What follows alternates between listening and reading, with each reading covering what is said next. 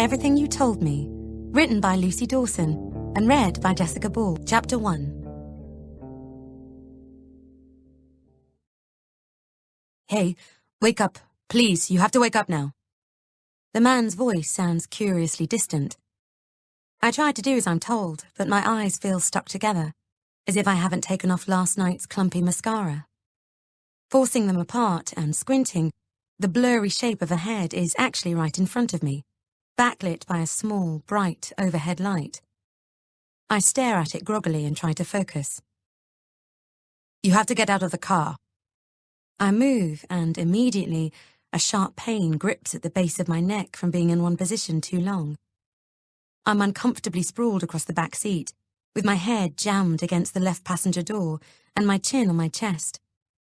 I attempt to sit up, but my hands only manage to grasp at the air, and I slip a little further, until I finally manage to grab the passenger seat in front with one hand, push down with the other, and haul myself up.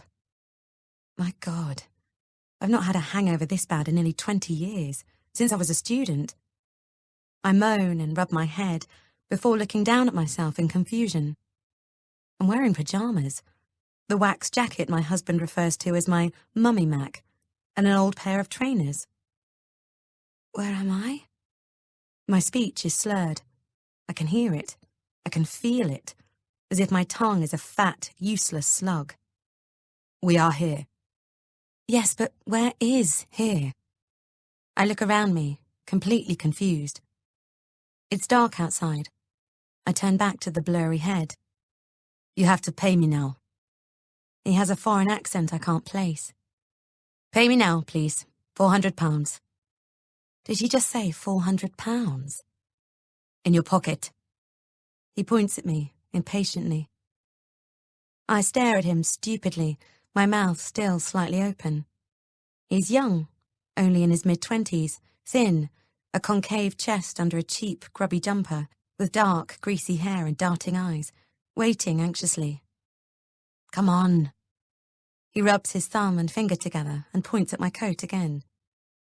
I reach slowly into one of the pockets and, to my surprise, withdraw a tight roll of notes that has an elastic band around the middle. Ah, he exclaims, with satisfaction. Obediently, I hold it out and he snatches it from me, pulling the band off and quickly shuffling through the notes, counting under his breath. £400 exactly, thank you. He reaches up and clicks the interior light off. For a moment, I'm blind. It's only as my eyes begin to adjust I can see that it's actually starting to turn light outside. The sky is an electric blue, blending down first into yellow and then orange hues almost too perfectly, as if it's been airbrushed. My gaze drops to the dark horizon line slicing through the orange, and a wide expanse of indigo and silvery sea. I gasp as I realize we are on a cliff, overlooking a bay. The tide is in, rolling relentlessly onto a small, exposed stretch of beach on my right. On the opposite side of the hills, it's a large hotel, the ground floor windows all lit up. Probably the staff are starting to prepare for the day ahead while the guests are still asleep. I know this place. I've been here before, many times. This is our place. We're in Cornwall, I say in disbelief.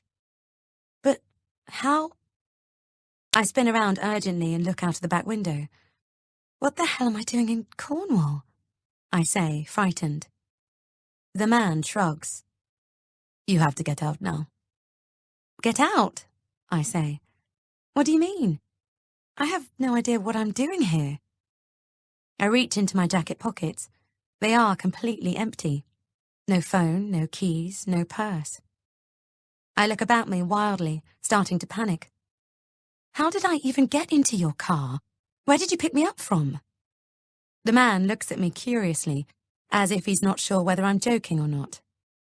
I was at my house in Kent, right? I question him frantically. I was at home, I know I was.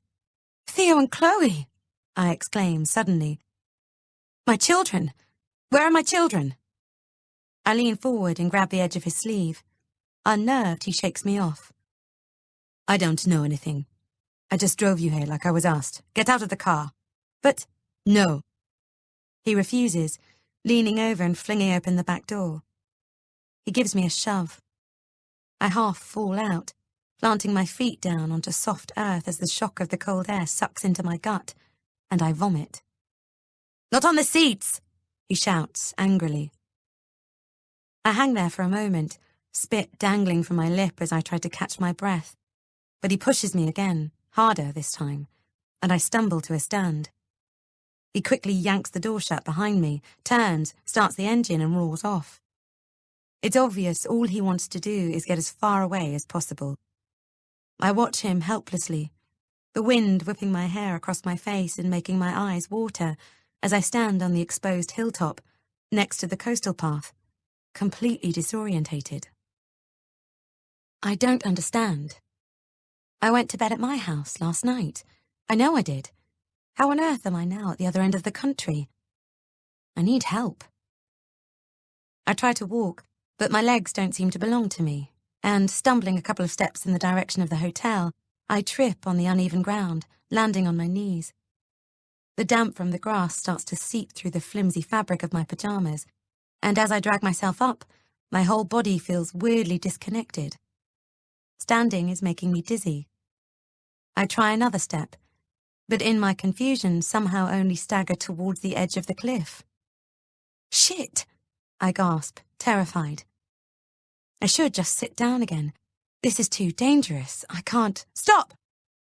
An urgent voice carries over the air, buffeting about my head, and I twist to look over my shoulder. A man is running fast towards me. There is a dog slightly ahead of him, ears flat to its head as it pelts in my direction. It's a collie, and when it reaches me, it begins to leap around, barking madly, its paws scrabbling painfully on my legs. I shriek instinctively and take a step back. No! Shouts the man, and in 3 strides he's there, grabbing my arms and knocking me bodily to the ground. I fall with such force, the back of my head smacks into the turf, and then there is silence. Hello? Can you hear me? What's your name? My eyes flicker open again. A woman, very close up, is staring down into my face in concern. She's conscious. What's your name? She waits, and I realize she's addressing me. Sally? My mouth is horribly dry, and speaking aloud makes me cough. Sally Hillman. Some man next to her, who I didn't know was there, appears in my eyeline, saying aloud, We've got an ID. I try to sit up, and several hands reach out to stop me. Try not to move, Sally, the woman says kindly. We're just checking you over if that's okay, making sure you haven't hurt yourself. Stay still just a moment longer for me. I'm nearly done. My name is Marie and this is Paul. We're paramedics. I don't actually have the strength to argue. I turn my head to the side, dully, and several pairs of feet about 5 yards away swim into focus. My gaze travels up the legs, and I see the dog man talking to 2 police officers. They are standing by a police car that has the blue light flashing, and an ambulance. She was kneeling down on the ground, praying. No, I wasn't. I'd fallen over. Then she stood up and started walking towards the edge, says the man eagerly, holding a rope lead tightly, on the end of which his dog is still leaping around excitedly. Why is he wearing full camouflage combats and top? He looks like a soldier reporting in to his next in command. I got closer and she was crying, really distressed. That's not right either. I wasn't crying. The wind was making my eyes water. No one says anything. They just carry on checking me. I did just say all of that out loud, didn't I? I knew something was wrong, and I called to her again to stop, the dog man says. I could see she was going to do it, so I, ran as fast as I could and pulled her to the ground. We've been trained to do that in the TA. She did bang her head a bit, but then she just sort of went to sleep. It was weird. Once I knew she wasn't faking it, I let go of her arms and called you. I checked her too, just in case she was carrying one of those EpiPens or wearing an I'm a diabetic bracelet. But she didn't have anything, just the note. My eyes widen. Note? What note? What the hell is he talking about? I need to get home, I plead, reaching out to put my hand on Marie's arm to get her attention. My children. Where are they, Sally? She asks. Are they with someone or on their own? Their father and my mother-in-law are with them. And where do you live, Sally? I tell her, and she replies soothingly. That's great. We'll sort everything out. It's all going to be okay. She seems physically fine. She looks away, talking to her male colleague. You don't understand, I whisper in distress, starting to cry. My son is only a baby. He'll be needing me. I knew it wasn't right because of the way she was acting, and people come here to jump all the time. The dog man is still talking. I've got a mate who knows the coroner, and he says body parts wash up loads, limbs and that, he says fervently. Jump? What's he talking about? I wasn't going to jump, I say to Marie, frightened. I nearly fell, but I wasn't doing it deliberately. It's all right, Sally. You don't have to talk now. But I wasn't. Get off me. I push her hands away and try to struggle up. Instantly, one of the policemen is alongside us. No one is going to hurt you. We're here to help. He speaks kindly. We're making sure your children are all right. Sally, I'm detaining you under Section 136 of the Mental Health Act. What? I say, terrified. I haven't done anything. The ambulance is going to bring you down to the police station for now. I'll come with you. It's not far from here. And we'll get everything sorted out, okay? Don't worry. It's all going to be fine. Anyway, here's a suicide note. I found it in an inside pocket of her coat, tucked well away. I think it's to her husband, see? The dog man points to something on a small scrap of paper the other policeman is now reading. She's definitely married, because she's wearing a ring. He looks very pleased with himself, and proud. Matthew, his name is. My mouth falls open. My husband's name is Matthew, I say to the other officer urgently. But I didn't write a suicide note, I swear. I went to bed last night at home in Kent. I was waiting for my husband to get home, and then I woke up in the back of a taxi, here. You don't remember anything that happened in between? Marie asks casually. Literally not a thing. No, I say, terrified, as I realize it aloud. I had a really bad day yesterday, and I argued with someone just before I went to bed, but I did get into bed. I'm certain of that, because I wasn't feeling too good. I'd had a couple of drinks, and because I'm not drinking much at the moment, it made me feel really queasy. I must have just fallen asleep. So how am I now here? I look around me in disbelief again. You don't remember how you got here, but you're certain you didn't come here to jump? Of course I am. At least, I think I am. I trail off, bewildered. Did I really have a note in my pocket? Can I see it? A small scrap of paper is held out in front of me. The policeman's hand is covering most of it, but I can see the first line. Dear Matthew, I don't want to do this anymore. My heart stops. It's my handwriting. I look around me in confusion. I went to bed last night in my house 300 miles away, and now I'm on a cliff top in Cornwall, holding a suicide note that I've written. What the hell has happened? How have I lost the last 10 hours of my life?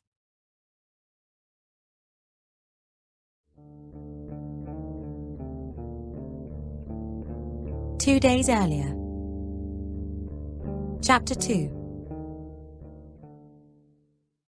Shh, I soothed wearily, jiggling the warm little body pressed to me as we stood underneath the extractor fan, whirring at full pelt.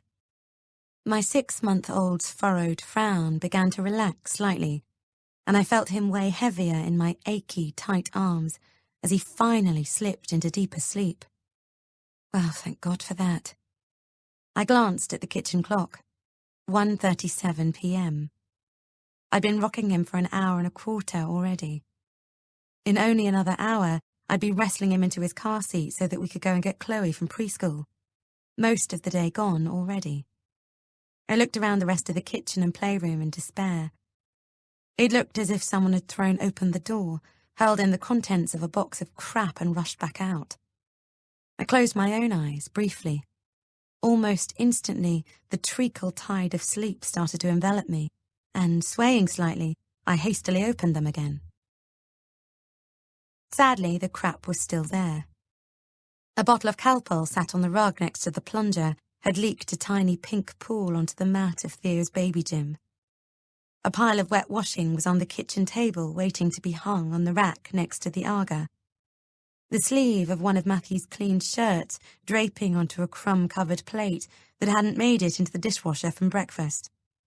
Unappetizingly, a pink Tupperware box of orangey spag bol was defrosting on the side for Chloe's tea, alongside 2 punnets of found, forgotten-in-the-fridge wizened blueberries, one of them organic, the other a replacement, no frills, as the first lot were so tart even I couldn't stomach them. Matthew came into the kitchen, taking a late lunch break, and looked dismayed to find me under the fan settling Theo. "Can't I make a sandwich?" he whispered. "I've got another call in 10 minutes. I sighed inwardly, but nodded, and began to move gingerly over to the playroom sofa. I held my breath and gently began to sit, but the second my bottom touched down, Theo shifted irritably and began to rub his eyes. I got up quickly and resumed my rocking while watching my husband gloomily begin to inspect the contents of the fridge. The full bin bag that had been propped up against the kitchen wall since before breakfast wobbled over, so he absently bent and rebalanced it. I'd already asked him twice to take it out. It was making the whole room smell rancidly fishy, but I sensed now was not the time to put in a third request. Matthew had been deeply stressed out over the last few days. A campaign his team had spent months working on was on the brink of being signed off by the client, but kept not happening at the last minute. I didn't need to ask if it had finally all gone through. I could tell from his grim expression that it hadn't. Instead, I looked down at my son and felt so deeply exhausted to my very bones that, momentarily, I had to close my eyes again. If only he would just sleep somewhere other than actually on me, or just sleep at all. "This too will pass," I began to chant inwardly for the 1,000th time. At least second time around, I knew that was actually true. When Chloe was born, I'd felt like the world had played a cruel trick on me. Everyone had known what it was going to be like, and hadn't told me that I was never going to sleep again. But oh dear God, I had no idea what it actually meant to have a baby that literally didn't sleep, until Theo. I took a deep breath and opened my eyes just in time to see Matthew about to cut up the remainder of the cheese. I hastened over.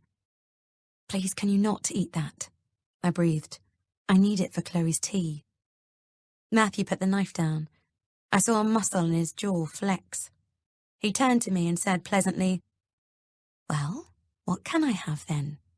There seems to only be some mustard and a courgette." "I know, sorry. The shop is coming tomorrow. There are beans in the cupboard." "I had that for lunch yesterday. Forget it." He turned to walk past me. "Before you go, please, could you put the rubbish out?" I whispered quickly, suddenly unable to bear the smell any longer. He gritted his teeth, but went back over and picked it up. This time, at the rustle of the plastic, Theo stirred in his sleep, flung a fist sideways, and then dragged his surprisingly sharp little nails across my cheek, before jerking and falling still once more. Matthew and I both froze and waited. But our son's eyelids fluttered. He blinked, looked around him in surprise, and both dark eyes alighted on me. "Oh, bugger fucking shit," I groaned. "Should we really be swearing like that in front of Theo?" Matthew said immediately. He was right, of course, but pointing it out wasn't exactly helpful. "I would have just left moving the rubbish until later," he added, equally unnecessarily. "Perhaps if you'd just done it at breakfast when I asked you." I bit the bait. "Right, it's my fault he's woken up. Of course it is. Sorry. What the hell is that?" Matthew peered tiredly down at the floor, then bent over and touched the gaffer tape that was holding the ripped lino together. Oh, lovely. The bags leaked everywhere. He straightened up. It's probably not the best idea to put the rubbish right on top of that dodgy bit. Have the flooring samples you were going to order arrived yet? I shot back. He looked at me meditatively for a moment. I think you know the answer to that. I haven't had time. I know you're exhausted, Sal. We're all exhausted, but, well, probably not quite as much as me. I was unable to help myself. I've offered to get up at night too. I know, but we agreed that was my responsibility, given you have to actually work during the day. His pending contract instantly loomed back into my mind. I remembered how worried he was, bit my tongue and rubbed my eyes tiredly. I don't mind, though. Honestly, I don't. Okay. Well, I've said I'll have him down here for a couple of hours each evening too, so you can get some rest. But you won't do that either. Only because I think it's easier for me to try and keep him settled upstairs. Plus, you really can't afford to be tired yourself at the moment, not with your job the way it is. When things calm down, I might take you up on that offer. I tried to smile, although it felt unnaturally tight. I didn't have the heart to say it, but Matthew was totally useless at getting Theo to sleep, hauling him around awkwardly like a sack of potatoes, which in turn made Theo cry, and meant I would lie upstairs getting more stressed at how unhappy he was, which sort of defeated the object. Matthew had been the same with Chloe too, not really coming into his own until she was about 2. It wasn't his fault, it was just the way it was. We have to face facts. Instead, Matthew began to bulldoze her off down a now well-worn conversational cul-de-sac, and my heart sank. We need more help. What about an au pair? A guy at work said it's revolutionized their lives. Theo began to grizzle and I jiggled him a little faster. I don't think I could cope with also being responsible for some 16-year-old French girl living in the spare room and coming home at God knows what hour. And where would your mum or my parents sleep when they come to stay? He shrugged. I don't know what else to suggest. Things aren't sustainable as they are. It's not easy for me either, you know, working from home when it's like this. And it's not like I don't wake up at night too when he cries. I do, all the time.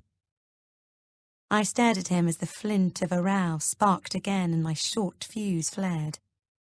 You find it hard to sleep while you're lying in bed in the spare room, and I'm pacing the floor for literally hours at a time in Theo's room, rocking him, you mean? Wow, I'm so sorry to hear that. It must be dreadful for you. And once I'm awake, it's really hard to get back to sleep. If he'd noticed the point I was making, he ignored it. You know, I said lightly, I had, in total, 3.5 hours sleep last night. He looked heavenward. Okay, never mind. He glanced back down at his watch. Well, that was a fun lunch break. He picked the bin bag up again and walked over to the door. I know it's dreadful at the moment, Matthew, believe me, I know, I said with sudden energy. I mean, just look at me. I nodded down at my sick-stained maternity trousers and the shapeless shirt straining slightly over my doughy tummy. Chloe had only that very morning prodded it and remarked, You've still got a bump, haven't you? Before adding darkly, There isn't another baby in there, is there? Matthew paused, but remained silent. I think that's the bit where you say, Don't be silly, you look great to me. I tried another smile. His work mobile buzzed in his pocket. He pulled it out and stared at the screen. Oh, just fuck off and leave me alone. He glanced up. Not you, them. You had a baby 6 months ago and you're getting 0 sleep. What do you expect? The rather ungallant response stung, but I tried to ignore it. I thought we weren't swearing in front of Theo. What I'm trying to say is, yes, it's rubbish, but we just have to hang on another month or so until he's old enough for me to do sleep training with him. Another month? He looked up bleakly. I don't know how we're going to make it to the end of the week, to be honest. Why is the Calpol out, by the way? Is he ill again? I hesitated. No, I admitted. I thought it was worth a go. We can't just drug him. Well, it didn't work anyway. I thought if... But Matthew had already lost interest in what I was saying and was wrinkling his nose. Jesus, this reeks. Right, I've really got to go and get on now. Don't forget I've got an 8 a.m. call tomorrow too. He called as he reached the front door. So you'll have to do both school runs. I know, I said in a small voice. I'm really looking forward to it. I have to, Sal. He reappeared. If I don't get this contract signed off and in by the end of the week, I'm actually going to lose my fucking mind. Seriously, can you please stop swearing? No one is trying to stop you working, Matthew, I promise. I'm trying to give you as much space as I can, believe it or not. Theo stepped his protests up a notch, probably picking up on the mounting tension, so I moved over to the kettle to start making up a bottle. It's all I do at the moment, work, Matthew continued. I just work and help you with the kids and go to the gym, that's it. I couldn't be bothered to respond to such a ridiculous statement. I hadn't had more than 5 minutes to myself for half a year. The flame in me died suddenly, and all I wanted to do was find a hole, climb into it, and sleep for 100 years. Matthew watched in silence as I soothed Theo, and then, without saying anything else, turned and left the room. I heard him pull his shoes on in the hall, then moments later a fiercely cold draught rushed in where he'd left the front door open. Shivering, I almost called out to ask him to shut it, but too defeated, closed my mouth again. Instead, a couple of fat tears splashed down onto Theo's downy head, making him look up at me in surprise. I wiped them away gently. Sorry, baby boy. I tried to smile. He regarded me for a moment, and then gave me a huge, gummy grin and waved his little fist at me again. I caught and kissed it, more tears blurrily flooding my eyes. Don't worry, Theo, I whispered. Mummy's just a bit knackered, that's all. He started sucking his fist, and I reached to my left so I could put the radio on. Silence wasn't good. It felt too big. When Chloe had been a similar age, the radio had helped massively with the daytime loneliness of being in the house so much. Although, of course, that was when we'd lived in our tiny but pristine flat in London. I looked despairingly at the disgusting frosted pink stripy wallpaper, upon which I'd hopefully daubed 3 different paint samples when we first moved in and I was pregnant, about 8 months ago. The blobs were still there, untouched. The kettle began to bubble as I jiggled Theo. Once his sleep was sorted, I'd put Project House back on the front line. I felt immediately cheered at the thought of new showers that pulsed rather than dribbled, wood flooring throughout, no more patterned carpets, all the Artex gone, a wood burner in the sitting room, a front door that wasn't entirely constructed of swirly glass, and that had a proper handle rather than a catch that skinned the thumbs and forefinger of the person trying to shut it. No more velvet pink curtains or brown kitchen tiles with orange baskets of fruit adorning them either. And definitely nothing held together with gaffer tape. That went for Matthew and me too. I wanted things back the way they'd been before Theo had arrived. I hated the constant niggling and bickering that came with this stage of having a baby. It wasn't us. I'd also woefully underestimated the increased workload of having 2 rather than 1 child, while additionally being under virtual house arrest while I tried desperately to get Theo into a daytime nap schedule. Life was a little bit like being part of a Milgram experiment. Who would crack first, me or Matthew? Perhaps we'd end up eating each other. I picked up my phone, the only thing still connecting me to the outside world, and absently Googled studies into the effects of small children on happy marriage. The top result to come back was, is divorce bad for children? Followed by the implications of divorce. Yeah, that'd be about right. I put my phone back down as the kettle clicked off and Roxette's It Must Have Been Love came on. Oh God, no. I groaned and hastened back over to the radio to find something more cheerful, but it was too late. As if I wasn't depressed enough, the song had already transported me back to being 18 again, bombing around the country lanes in bright sunshine with my long-term boyfriend from home, Joe. That particular summer had been full of carefree laughter, lots of driving too fast with the windows wide open, fish and chips on the beach as the sun went down, a lifetime ago. I hadn't known I was born. This too will pass. I closed my eyes. This too will pass. Poor old Chloe looked just as shattered as me when she got home from preschool, choosing to collapse quietly on the sofa so she could watch Sarah and Duck on the iPad as I made tea. "Who did you play with today?" I shouted over Theo's dinging as he tiredly sat in his bouncer, and I hurtled around trying to cook pasta. "Amy," said Chloe, not looking away from the screen. "And Harry. Ben hit Harry on the head with a bit of train track." "On purpose?" I tried to concentrate on not grating my fingers in addition to the cheese.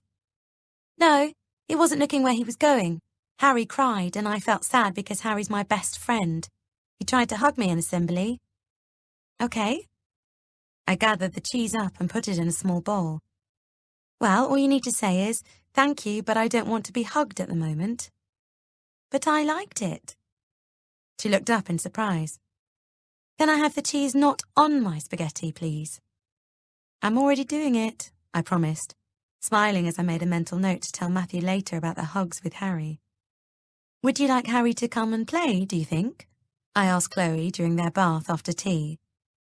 Theo was squirming around madly in the water as I clutched him tightly under his arm, while trying to rinse crusted sweet potato from between his fingers with my free hand. Chloe poured some water from a plastic pink teapot and said decisively, "Only if he doesn't play chase.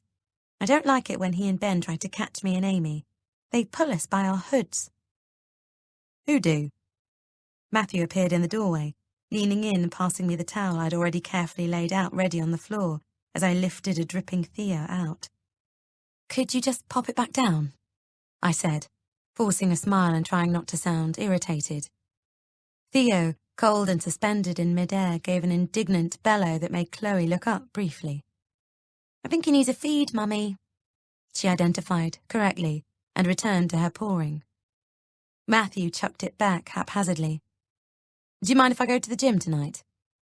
I placed Theo down and wrapped him as best I could. "I'll do Chloe's stories first, of course." "I want Mummy to do them," Chloe said quickly. "Mummy can't," Matthew said dismissively. "She's got to feed Theo." "So who pulled your hood?" "Harry. But it was part of a game. I want to get out now too." She stood up. "Mummy, I don't want to get married. I want to live here with you, Daddy and Theo." I looked up at her, concerned. She said the same thing 2 days ago. The diet of Disney DVDs that she'd been watching almost 24/7 since Theo's birth was obviously coming home to roost. "You don't have to get married, darling. Not if you don't want to." "You might want to get your own place, though," Matthew suggested. Chloe and I both stared at him. Chloe's bottom lip began to tremble as I said incredulously, "She's 4, Matthew. What Daddy means is..." I reached for her towel and turned back to Chloe. "Of course you can live with us, forever and ever." She climbed out, and as I wrapped her, she tried to lean on me. "Please, can you do stories, Mummy?" "I sure can," I beamed, as Theo rubbed his eyes furiously before letting out a sharp, cross and hungry wail. Matthew gestured helplessly. "I said I'd do them. She'll be fine." "No." Chloe's eyes began to fill with tired tears. "Just go to the gym," I said quickly, in an attempt to calm everything down. "I've got this." "Sally, you need to back me up when I say things," Matthew continued. "I said I was doing the stories. It doesn't help if you then steam in, take over and..." "Shall we discuss this later?" I said, with a bright, warning smile. Chloe looked between us uncertainly, and Matthew shook his head. "I'll be back later then." He turned and left, without kissing the kids goodnight. "Right, pajamas," I smiled cheerfully, and tried to move us on quickly. "Okay, Theo, I get the message. Bedtime." Once I'd finally read them both stories, sung to Chloe, fed Theo, held him in my arms for long enough so that I could sneak him into the cot without him waking, and crept back out to the safety of the hall, it was 8 p.m. I was starving. I wandered down to the kitchen and opened the fridge.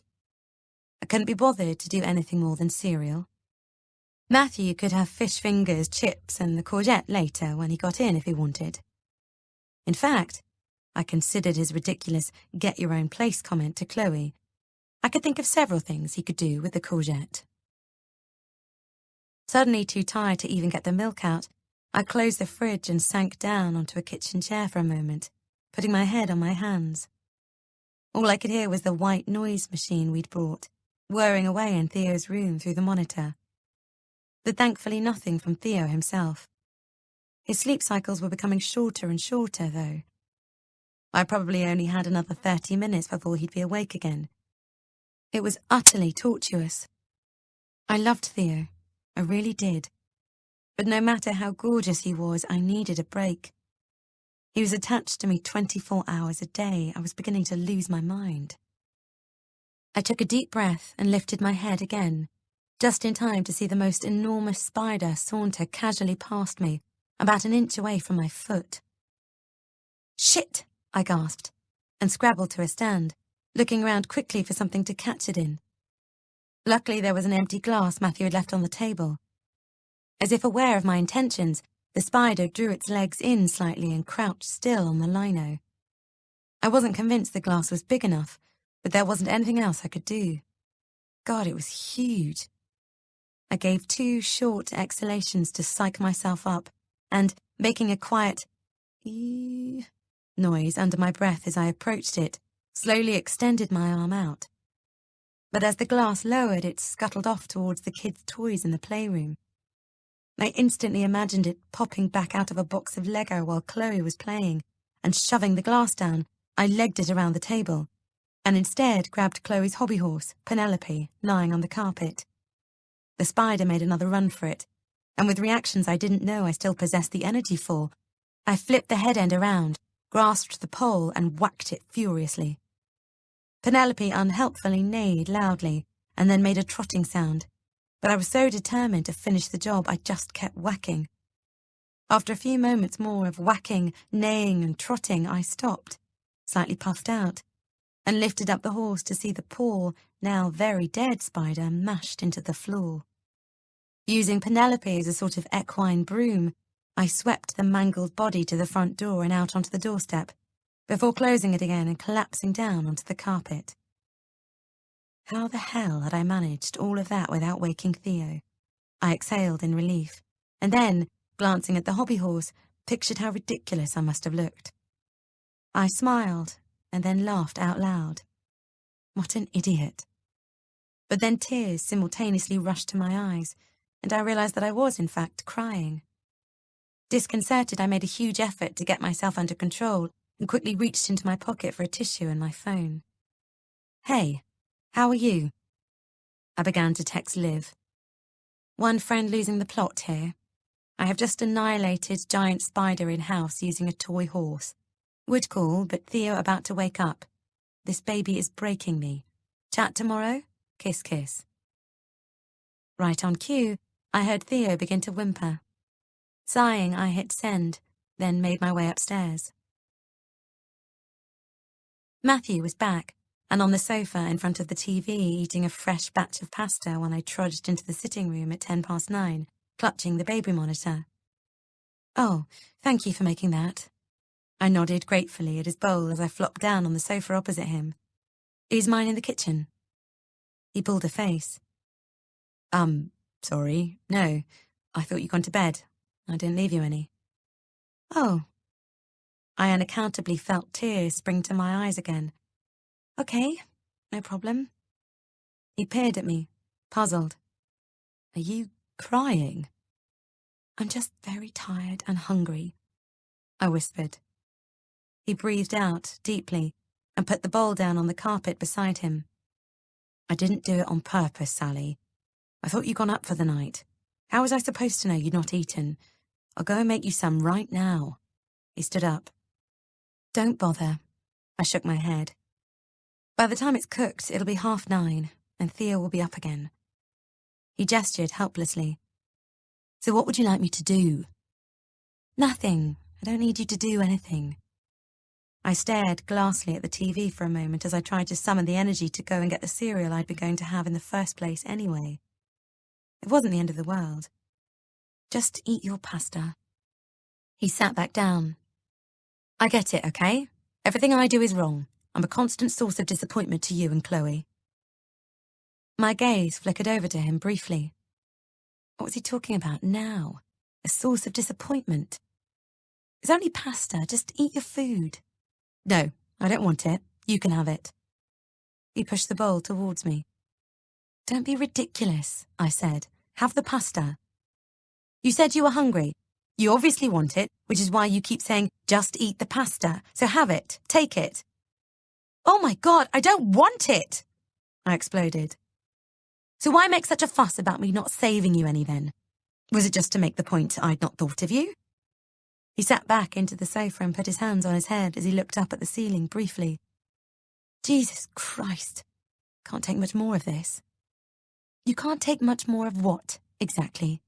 I said, dangerously, preparing to do the, I know you're under a lot of work stress at the moment, but it's not fair to take it out on me and the kids bit. This, he said, gesturing around him, presumably to encompass everything. I used to do things. I saw people. We went out with friends. We'd spend time together. I feel like a social recluse, and that my life is just ticking by. Soon, I'll be too old to do cycling, rock climbing, and...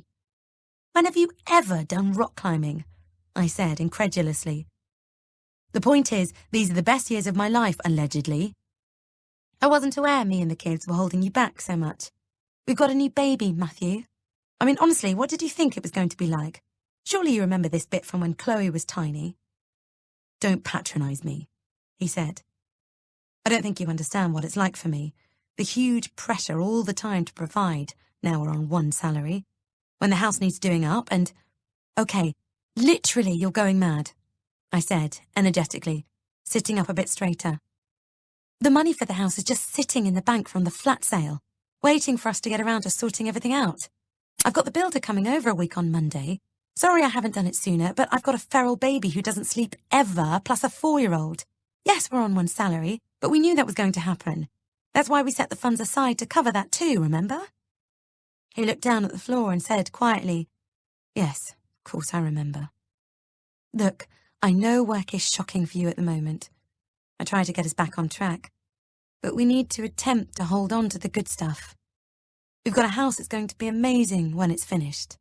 Yes, it's a 1970s nightmare at the moment, and it's a lot further out of town than we would have liked, but it's still going to be great. You've got 2 amazing kids. Thea will sleep eventually, believe me. We've just got to hang on in there and... You don't have to pep talk me, Sally, he interrupted rudely. I know all of this. I'm trying to... Well then, if that's really true, just stop whinging and man up. I lost my patience, simply too tired to prevent myself ripping off the kid gloves any longer, which I might have used to handle Matthew's not-so-good under-pressure nature carefully earlier in our marriage. Man up, he repeated slowly. Sally, do you even like me anymore? Oh, shut up, please. I collapsed back wearily. I do not have the energy for this. You need to tell me, he persisted, because we don't have sex, we don't hug, we don't... Oh my God! I put my head in my hands in frustration. We've got a bloody 6-month-old baby, of course we don't. But if your life is really so shit, Matthew, and you're that unhappy, then why don't you just leave? Pack your stuff and go.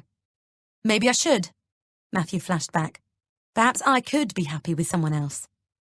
I gasped audibly, and everything stopped. We stared at each other, aware that the line had just been well and truly crossed. Out of nowhere, I thought suddenly about the poor spider, desperately running for cover. I shouldn't have said that, he said quickly. Of course I want to be with you and the children. I didn't reply. I couldn't. It was one thing to do a cross-right-move search on houses that I could afford to live in with just the kids after a row. I'd done that plenty of times, and quite often recently, when Matthew had been in a particularly arsey mood, and I decided I actually hated him. But I knew that was normal. This was in a different league altogether. Perhaps you could be happy with someone else, I repeated, stunned. We're seriously discussing divorce because of a bowl of pasta. No. He rubbed his temples. Of course we're not. Through the monitor came the familiar sound of Theo starting to cry, for once a welcome sound. I'd better go and see to him. I got up quickly and escaped. By the time I re-emerged to get changed into my nightie and remove what little makeup I was still wearing, all of the lights were off. Matthew had gone to bed in the spare room, as usual. He hated me keeping the baby monitor next to our bed, insisting it kept him awake all night, despite my assurances it was only short-term, while Theo and I got used to sleeping in different rooms. I checked on Chloe, covering her back up with the duvet and gently stroking the hot, damp little curls from her face. She smelt like a hamster. I crept into our bedroom and eased into bed quietly. I had no idea how things had managed to escalate so badly over nothing. But there was no question Matthew and I had unwittingly strayed into really dangerous territory. I reached for my phone and texted, "I'm sorry for what I said tonight. Kiss, kiss, kiss." And then I waited. Me too. That was it. And did he mean he was sorry too, or just that he was sorry for what I'd said as well? I threw the covers back and sat up. I should just go into the spare room so we could both apologize in person and sort it out properly. I stuck a leg out of bed and then hesitated. The thing was, he might then want to have sex. He would want to have sex, and I was just too shattered. It was all right for him. He'd be able to go to sleep afterwards. I, on the other hand, was going to be up with Theo all night. Feeling mean, I drew my leg back up, shrank under the covers, and quickly turned the light off. Less than a minute later, I heard the spare room door creak, the landing floorboards go, and then our door gently push open. "Sally?" he whispered. "Are you asleep?" I squeezed my eyes tightly shut and pretended I was. He gave a small, sad sigh of defeat, then whispered, "Okay, I really do love you. I promise. Good night," and retreated back off to the spare room. I hesitated for a moment, feeling like a complete cow for not going after him, but the house had finally, blissfully fallen silent. I couldn't resist it, and I fell instantly asleep. Chapter 3. "You should have come and got me," said Matthew, stirring sugar into his coffee. I was bent over trying to spoon baby rice into Theo, who was bobbing up and down in his bouncer, just to add the frisson of a moving target to my morning challenges. There wasn't any point. From about 3 a.m. he literally wouldn't settle unless I was holding him. "I don't actually know how I'm awake," I confessed, glancing at Chloe, who was singing Let It Go quietly to herself and fiddling with a pair of tiny plastic fairy wings. "No toys at the table, sweetheart. Can you eat your porridge or some of your banana? You'll be really hungry at school otherwise." I turned back to my own bowl and grabbed a mouthful before returning to Theo. "Do you think you'll be able to help me this weekend, Matthew?" "Yes." He got up to put his bowl in the dishwasher. "Keep eating, Chloe. It's time to go in 5 minutes." Chloe looked up. "Are you taking me, Mummy?" I glanced down briefly at the purple and flowered jersey button-front nightie Mum had brought me to wear in hospital when I'd gone in to have Theo. I had to stop wearing it, even when it was the only thing clean. I imagined myself arriving at the school gates wearing the fetching ensemble, no makeup, and my unbrushed hair scraped back into a ponytail, and smiled at Chloe. "No, darling, I'm not. Thankfully, Daddy's call got cancelled, so he's taking you. Theo and I will come and get you, though." "I finished," she said. "Thank you for my breakfast." "Go and get your toothbrush then. Good girl." I watched her clamber down and skip off out of the room. "She's happy," Matthew remarked through a mouthful of toast. There was silence for a moment, punctuated only by Theo beginning to babble as he sucked on his cloth bib. I hesitated, loath to bring up the row again and ruin the apparent peace. But I'd done some more thinking overnight while walking Theo around, and knew what I had to say was important. Matthew, about last night. I was about to tell him I was worried we'd become so used to operating at our limits and being pushed to the brink, we were in danger of letting it become our new normal, which wasn't good. I don't want to talk about it, he said brusquely, to my surprise. Picking up his mobile, he glanced at it, stood up, and slipped it into his back pocket. But we really need to go. It's 8:20 already. He made his way around the kitchen table. There's nothing to discuss anyway. It's all okay. Honestly, it is. He went out into the hall. Once I'd closed the front door on them, having helped Chloe find her missing school shoe, zip up her coat, and carefully put her hat on so it didn't mess up her hair clips, I was still feeling a sense of disquiet. While I didn't think for 1 minute he was seriously considering leaving me for someone else, I couldn't shake the feeling that something almost imperceptible had shifted. Something was wrong. I could feel it. I reached for my phone. Hey, Liv answered, sounding breathless. I'm just dropping Kate at preschool. What's up? Oh, I'm sorry. Of course you are. I didn't think. I've been up literally most of the night with Theo, and I had a row with Matthew too. I'm a bit all over the place this morning. Oh, bad luck. I'm sorry to hear that. Sorry I didn't text you back last night either. I was out. What was the row about? I hesitated. You and Jake have discussed divorce, haven't you? Of course, she said immediately. Anyone who's married with children has. If they say otherwise, they're liars. It is completely normal, isn't it? I said uncertainly. To say it, but not actually mean it, even if it feels like you do at the time. Very normal indeed. What happened? Oh, just one of those stupid things that blew up out of nowhere. I'll tell you later when you finish drop-off. Catch you in a bit. Will do. I put the phone back down on the table, momentarily reassured, only to get decisively to my feet again seconds later to fetch a piece of paper and pen from the hall drawer. My point still stood. This wasn't normal for us. Liv and Jake actually did argue a lot. They'd had a slight set-to at the very first NCT class we'd met at when we'd been pregnant with the girls, much to the astonishment and now amusement of the whole group. It was just their way. But the Jake and Liv model certainly wasn't how we operated. This cycle Matthew and I were apparently locked in needed breaking. If he didn't want to talk about it, that was fine. I'd write it instead. Dear Matthew, I don't want to do this anymore. I scribbled quickly. It doesn't matter how it stops, but enough is enough. I really am truthfully sorry. Kiss, kiss, kiss. There, an unequivocal apology. Carrying Theo upstairs, I carefully placed it on his desk where I knew he would see it, then headed off to get dressed. He arrived back 20 minutes later, but didn't come into the kitchen to say hello. I made a chicken casserole to sling in the slow oven for the kids' tea and waited for him to come down to give me a hug. But after almost another hour, he still hadn't appeared. I tried not to feel piqued. There was no point in my giving with one hand only to take away with the other. But as I got to my feet to take Theo up for his nap and go to see Matthew at the same time, the food shop arrived.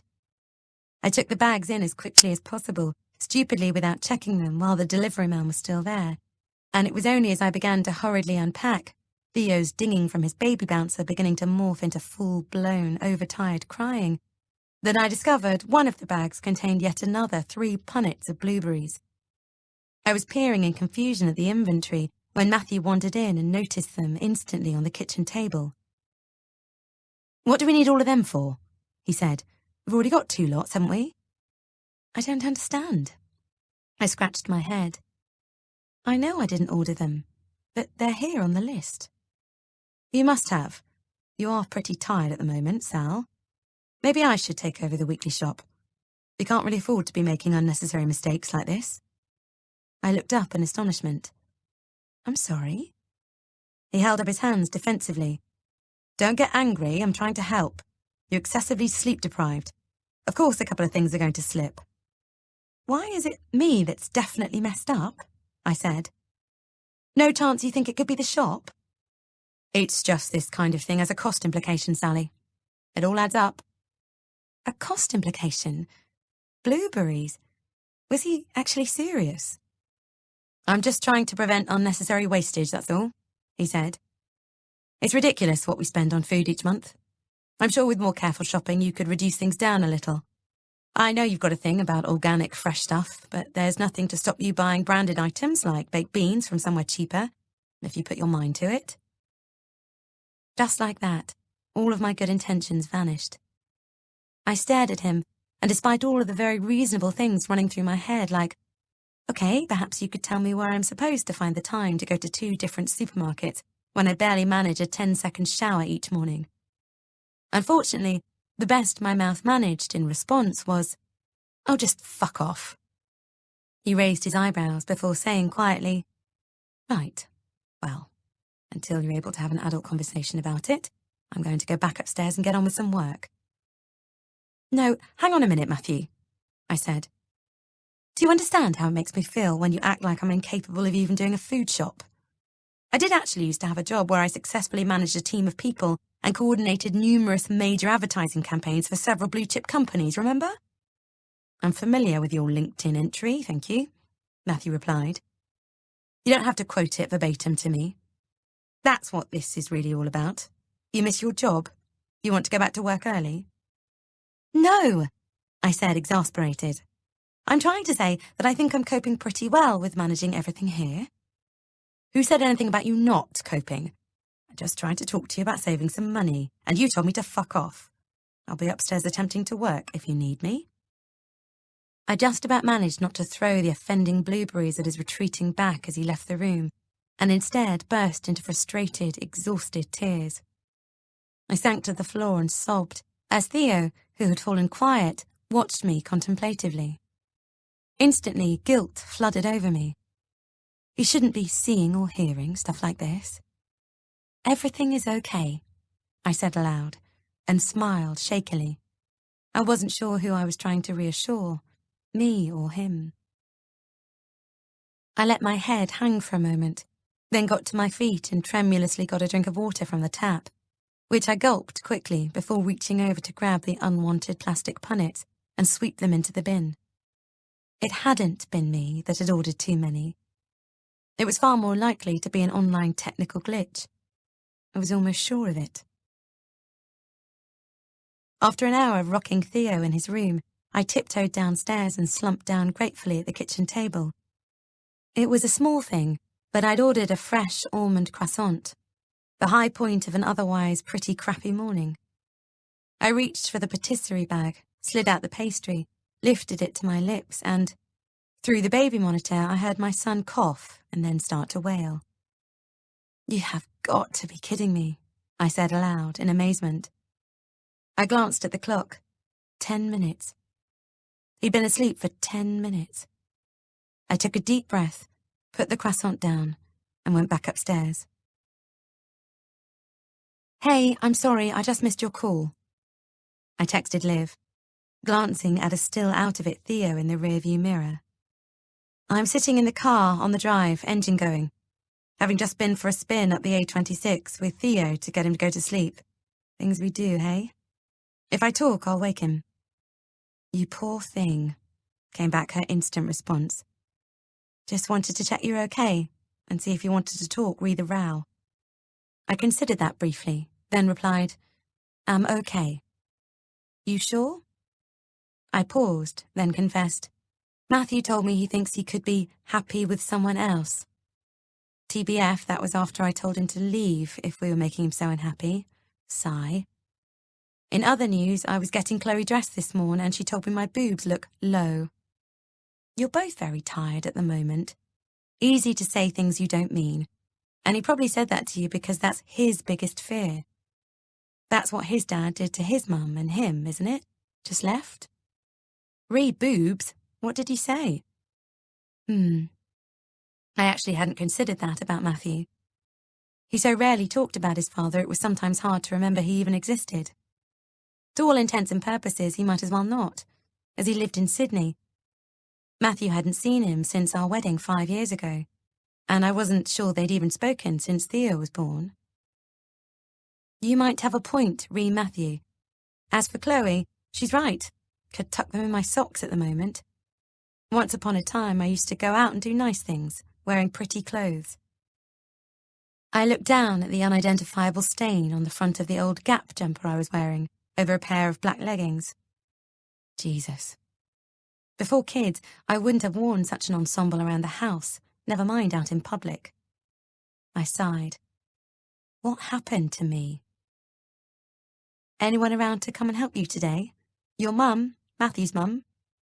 Could your brother come over after work? Em's mum at some psychiatry conference in Barcelona. My mum and dad 3.5 hours away, now we've moved. Too far for day trip and they're both working anyway. Could ask brother, but he would only bring the bloody girlfriend with him and can't face bitchy comments all evening. I hate my life. No, you don't. This bit won't last forever. Sorry I can't come over and give you a hand, but got a meeting this afternoon. Then Kate needs collecting from after school club. Would be a bit late by then. Busy weekend too. Got Jake's sister's birthday tomorrow and out for dinner with work girls tonight. Sorry, hang on in there. Lucky thing. I let the phone drop down onto my lap. I wanted to be going out on a Friday night and doing fun stuff. But then I glanced in the mirror at Theo, all snuggled into his car seat, still sleeping peacefully, and softened. Liv would kill to have Theo. She and Jake had been trying for a second baby for ages now, but it just didn't seem to be happening. I looked at Theo again. He was so beautiful. I shifted uncomfortably at the memory of being rushed down to theatre for my emergency C-section. It could have all been so different. I needed to get a serious grip. Liv was right. Things were going to improve. I glanced up at the front of the house. Yes, it was dated and needed a lot of work, but we were incredibly fortunate to have made enough money from selling our flat to do it up. It was going to be fun, and perhaps if I got organised, I'd be able to do bath time and bed on my own, so Matthew could go to the gym and de-stress a bit. He obviously needed to. Maybe there were other work problems he wasn't telling me about. Perhaps that was behind this sudden need to economise. I looked back at Theo again and jumped slightly to see that he was no longer asleep, but rather unnervingly looking steadily back at me. I smiled ruefully. Come on then. I unclipped my seatbelt. Let's go and find Daddy, shall we? After lunch, having wrestled the contents of a pouch optimistically labelled Moroccan chicken into Theo, I put him on his mat while I made myself a fresh tea to accompany my croissant. But Theo had other ideas and puked everywhere. Liv rang just as I was scrubbing the carpet. Hi. She sounded breathless and was apparently walking somewhere fast. Me again. I'm just about to go into my meeting, but I wanted to ring and say sorry for sounding all busy earlier, when I know you're stuck at home. I didn't mean to rub it in. I also didn't actually give you a chance to say if you and Matthew have sorted everything out now. I think so, and thanks for calling back again. That's really kind of you. I'm currently wiping some puke off the floor. With my tits, actually, I deadpanned. Seeing as they were already down there. She snorted. Yes, that was sweet of Chloe to make such a personal observation. Oh, God. I grabbed for a muslin. I'm going to have to go. Theo's just done it again. Sorry. No worries, she said. Nearly there. It's not long until it all gets much easier again, I promise. Mummy!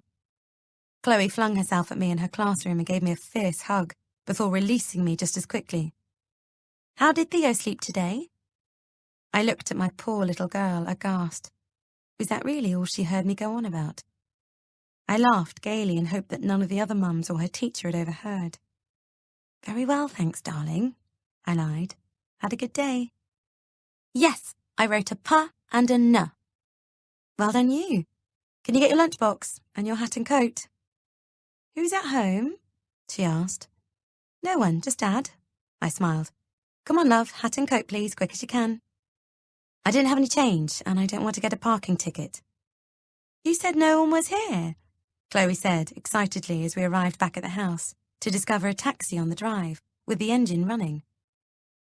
There wasn't, I said, confused.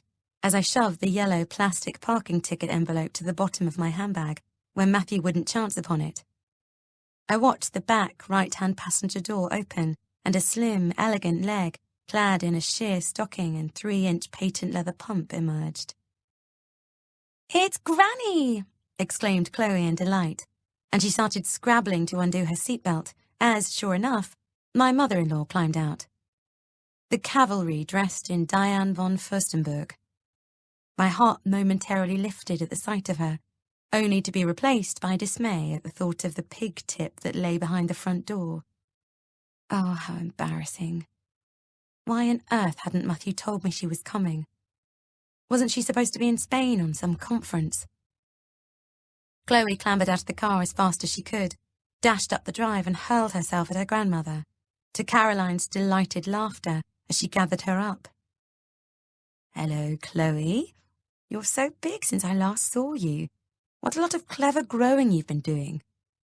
Chloe adoringly stroked Caroline's ash-blonde hair, then wriggled deeper into her arms as Caroline grabbed at her handbag to stop it slipping off her shoulder. "How many sleeps are you staying for, Granny?" "Tonight and maybe tomorrow night. We'll see," Caroline answered, looking up and beaming at me from over Chloe's head. "Chloe, sweetheart, hop down for a minute while I say hello to Mummy. Sally." She held me at arm's length for a moment and inspected me sympathetically. "What has that beastly grandson of mine been doing to you? Come here." She drew me into a warm hug. "Now, Matthew called me and said you were on your knees." She released me.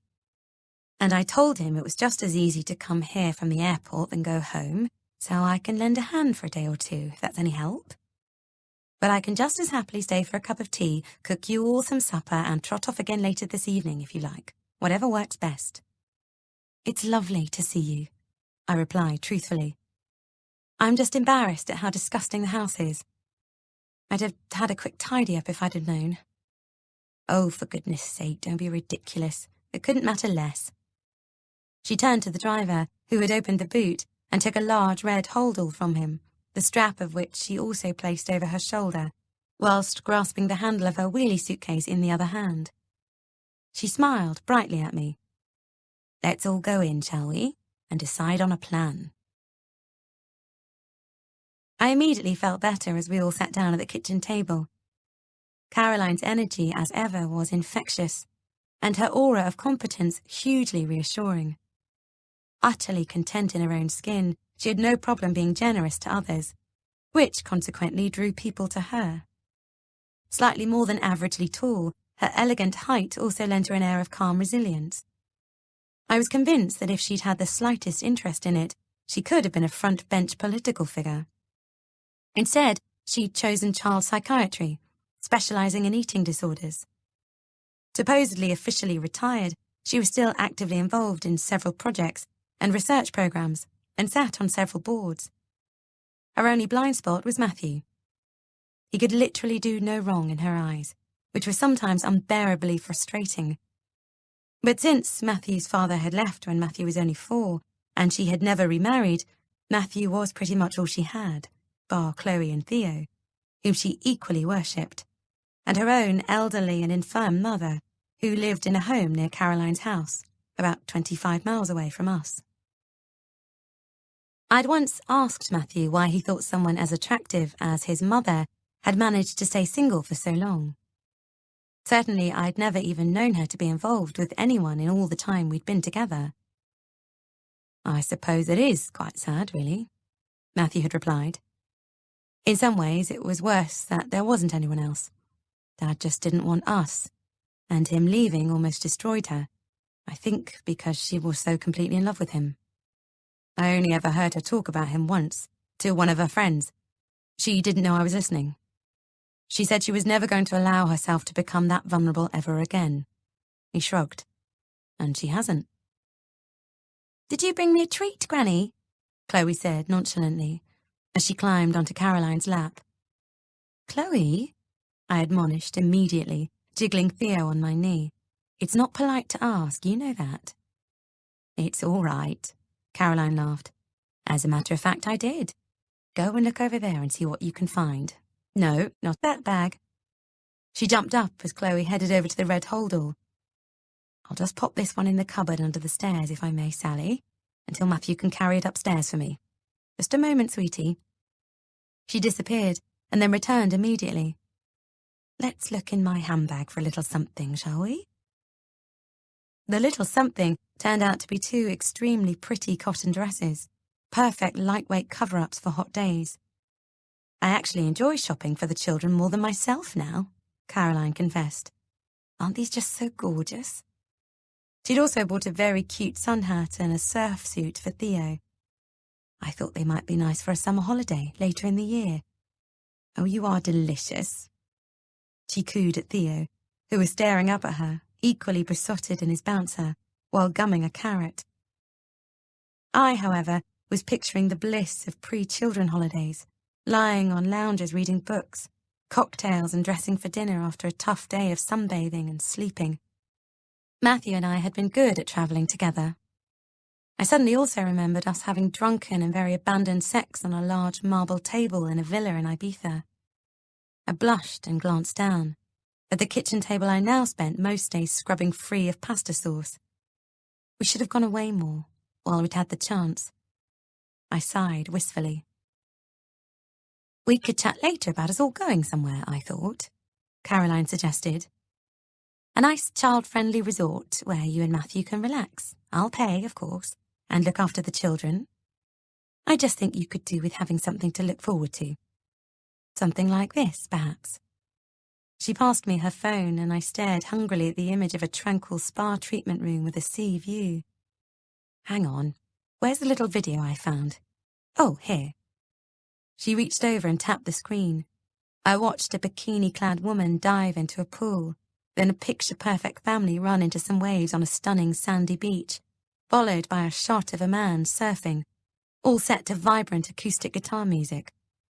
Another woman appeared with her small daughter, standing in shallow waves inspecting a shell. Both of them were wearing matching white broderie anglaise dresses, billowing in the sea breeze. The woman looked utterly gorgeous, all tousled sea salt hair and bare tanned skin. I was thinking maybe next month or early June so it's warm, but not too hot for Theo, Caroline suggested. Next month? I couldn't help it. My immediate first thought was me on a beach, wobbly, bright white blob stuffed into a bulging black one-piece.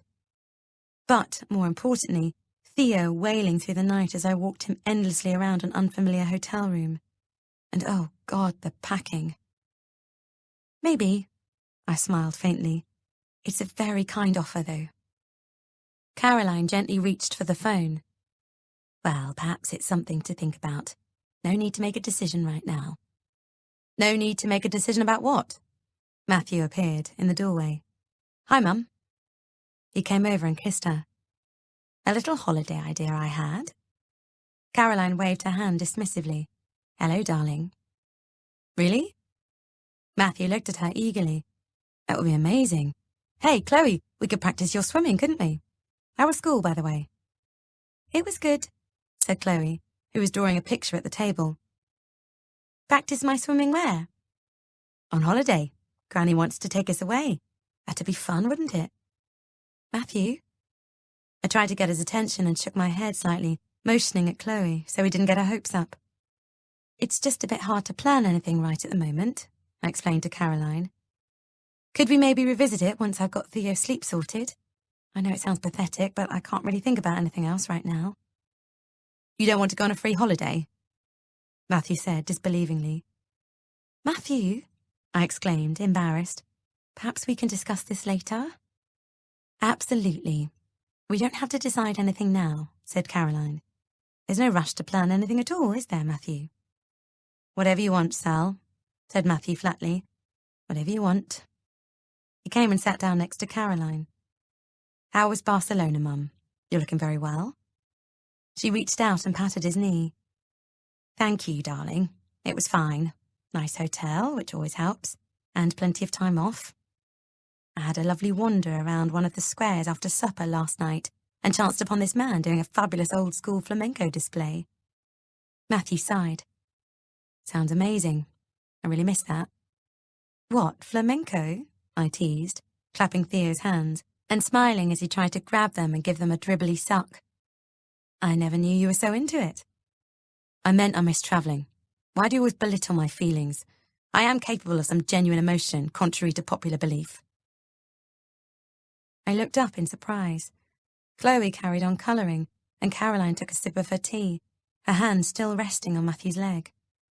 Matthew and I locked eyes for a brief moment before I glanced away first, confused and hurt. I'd only been joking. That was obvious, surely. Flamenco is very difficult to master, apparently, Caroline commented, moving smoothly on as she reached for her phone again.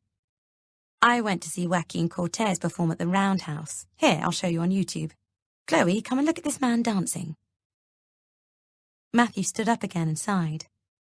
I'd better go and get on with some more work. I'll make sure I'm done in time to help with bath time. He threw to me over his shoulder as he reached the door, presumably for his mum's benefit.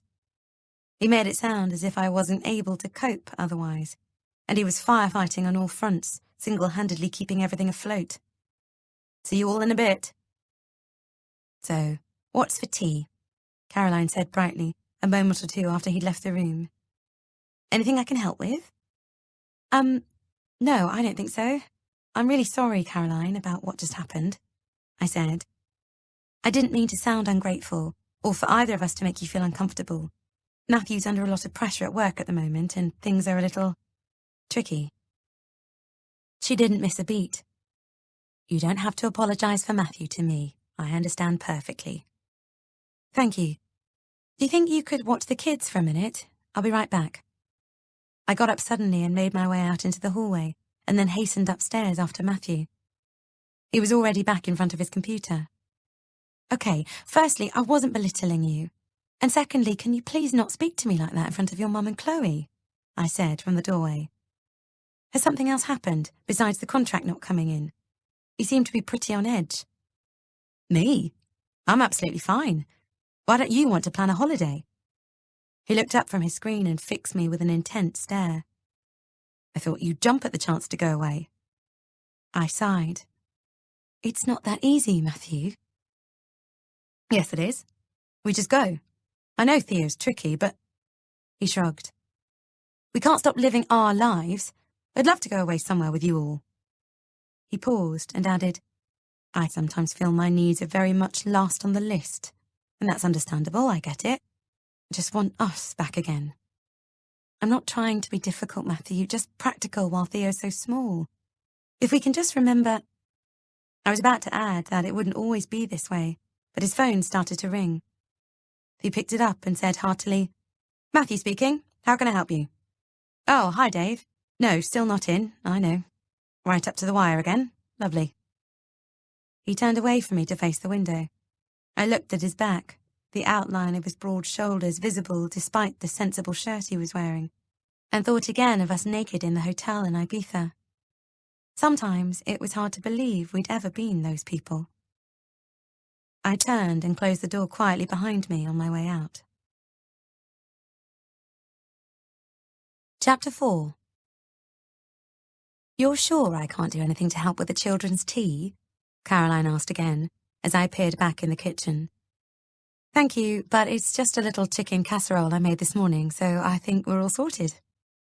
That's impressively organised. She raised her mug to me in compliment. I tried to smile, but failed. She regarded me for a moment, and I wondered if she was going to tackle everything head-on after all. But she seemed to change her mind, and then the subject, by looking out of the window and remarking, Oh, honestly, look at that. Raining again. Typical April showers. We need a bit of sun. I must admit it was beautiful in Barcelona. I'll bet, I said, relieved. I was saying to one of my friends the other day I'm seriously thinking about relocating us all to California. Oh, not all that again, Caroline laughed. You've only just moved here, for goodness sake. Or what again? I looked at my mother-in-law, confused. You had that job offer to move to America, didn't you? She took another sip of tea. When you and Matthew hadn't been together very long. You must remember, surely. Wow, you've got a good memory. That was years ago. It was New York, though, not California. I sat down opposite her. Do you know, I'd almost completely forgotten that. It so nearly happened, too. They'd sorted out an apartment, flights, everything. We both gave notice on our jobs. I wonder if we'd still be out there now if it hadn't all fallen through at the last minute. Living the American dream, imagine. Indeed. Matthew was amazing about it, I realised suddenly. We'd hardly been together any time at all, and yet he was prepared to just up and leave everything here for me. I shook my head in disbelief. How weird is it to think of Chloe with a little American accent? And Theo might have ended up being called, I don't know, Jaden or Ethan or something. Anyway, I paused and took another sip of tea. There you go. Funny how life works out, isn't it? There's no way we do something similar now. I'm very glad to hear it. I couldn't uproot Chloe, and my mum and dad would hate being that far away from the children, just as much as you would. How are your parents? Still working hard in the shop? I nodded regretfully. Afraid so. I can't see them retiring anytime soon. I worry about Dad in particular, not with him having the 2 heart bypass ops now, but... I shrugged. Mum keeps him on the straight and narrow. And what about your brother, Will? How's he? Very well, I think, thank you. I haven't seen him for ages. It's crazy, given, like you, he only lives about 25 minutes away, but he's been flat out with work. He's still with the same girlfriend, I gather, the famous one. Kelly? Yes, she's just finished her run on EastEnders. Caroline shrugged, nonplussed. I don't watch it, I'm afraid. Me neither, I said firmly. Oh dear, still not so keen on her then? Caroline sympathised. That's one way of putting it. I wish it wasn't that way, and we could get over it, but... I sighed. Have I not ever told you what happened the first day I met her? Caroline shook her head. Don't think so. Really? Well, Will asked me to come over to his flat for dinner to meet this new woman he'd started seeing. I was about 4 months pregnant with Theo, and when I arrived, there was a girl standing in the middle of the pavement, pretty much blocking it completely, on her mobile with her back to me. I didn't want to step into the road, but I was already pretty big, what with it being my second, so I went to squeeze around, but she moved at the last minute, and instead I kind of bumped into her. I apologised instantly, but she didn't even look at me. Instead she said, turning to make sure Chloe wasn't listening to us, I mouthed, "You fucking stupid bitch," over her shoulder as I walked past, and then carried on talking. Caroline raised an eyebrow. I went upstairs, and had only just got as far as taking my coat off when the bell went and his new girlfriend, Kelly, arrived, who was, as I'm sure you've guessed, the girl who had sworn at me downstairs. Caroline made a face. I know, I agreed. So I wait for her to look embarrassed and apologise, but she gives me this enormous fake smile and cries, "Oh, you're so beautiful. Look at that neat little bump." I was completely thrown by such a Jekyll and Hyde turnaround. My first thought was that maybe she wasn't aware I was the woman she'd just sworn at. I'd taken my coat off, and you couldn't ignore my bump, or she knew exactly who I was, and just brazened it out in front of Will. In which case it worked, because I was so stunned I didn't say anything. Said Caroline. It sounds like either way you saw a flash of some true colours there. People often reveal so much about themselves in the most seemingly unimportant moments. Exactly, I said. It was an awful first impression and a scary demonstration of her ability to turn on the charm when required. I shook my head. I wouldn't go as far as to say I took an instant dislike to her because of what I'd seen. I stopped. Actually, you know what? If I'm being honest, I did take an instant dislike to her. Anyway, it was obviously mutual because not long after our first meeting, she made it pretty clear she and I were never going to be the best of friends. We were all in our sitting room. She and Will had been seeing each other for about 2 months. Will and Matthew went into the kitchen, and to make conversation, I started to ask her how work was going. And she just said, "Look, Sally, it's obvious we don't like each other. Let's just leave it there, shall we? I've nothing more to say to you." Ouch, Caroline said. Yes, there's not much mistaking that, is there? No, there isn't. It's not improved. But the important thing is we managed to be polite for Will's sake. Do you think he's going to stay with her long term? I fidgeted on my chair. I hope not. They're very different. They're already living together, which I think happened too fast.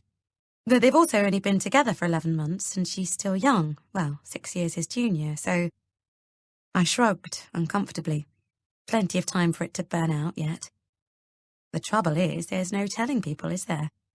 It's difficult, but you have to let them find out the hard way sometimes. True, I agreed. My phone buzzed on the table in front of us, and I stopped to see who the message was from. Well, how weird is that? I said, amazed. Talk of the devil. That's Will, asking if he can come over after work today. Please don't say no on my account, Caroline said immediately. I can easily pop out for a bit and leave you to it. No, you don't need to do that. I frowned at my phone. How funny. He's practically never around on a Friday night. Perhaps he's got something important to tell you, suggested Caroline. I paled and looked up at her, horrified. Oh my God, you're right. I stared at the message on my phone again. He's going to propose to her, isn't he? We sat in silence for a moment before Caroline got to her feet, gave my shoulder a sympathetic pat, and put her cup in the sink. Sorry, I shouldn't have said anything. If it is that, though, can I give you some advice? Smile and tell him you couldn't be happier. Because regardless of whatever you have to say about Kelly, he will go ahead anyway. I promise you that. My father hated Peter, loathed him, in fact. But it didn't stop me from marrying him. There are some things in life you can either make the best of or let them get the best of you. At least it's Will and not Chloe or Theo marrying someone you can't stand. It could be a lot worse. I shuddered. Don't. I couldn't bear that. But I think you're right. Will is going to marry Kelly. I trailed off as the horrible realization began to sink in. Kelly wasn't just going to disappear off over the horizon. She was about to become part of our family. Even if I didn't have to see her that often, every Christmas, birthday, any celebration at all, she'd be there. I felt sick.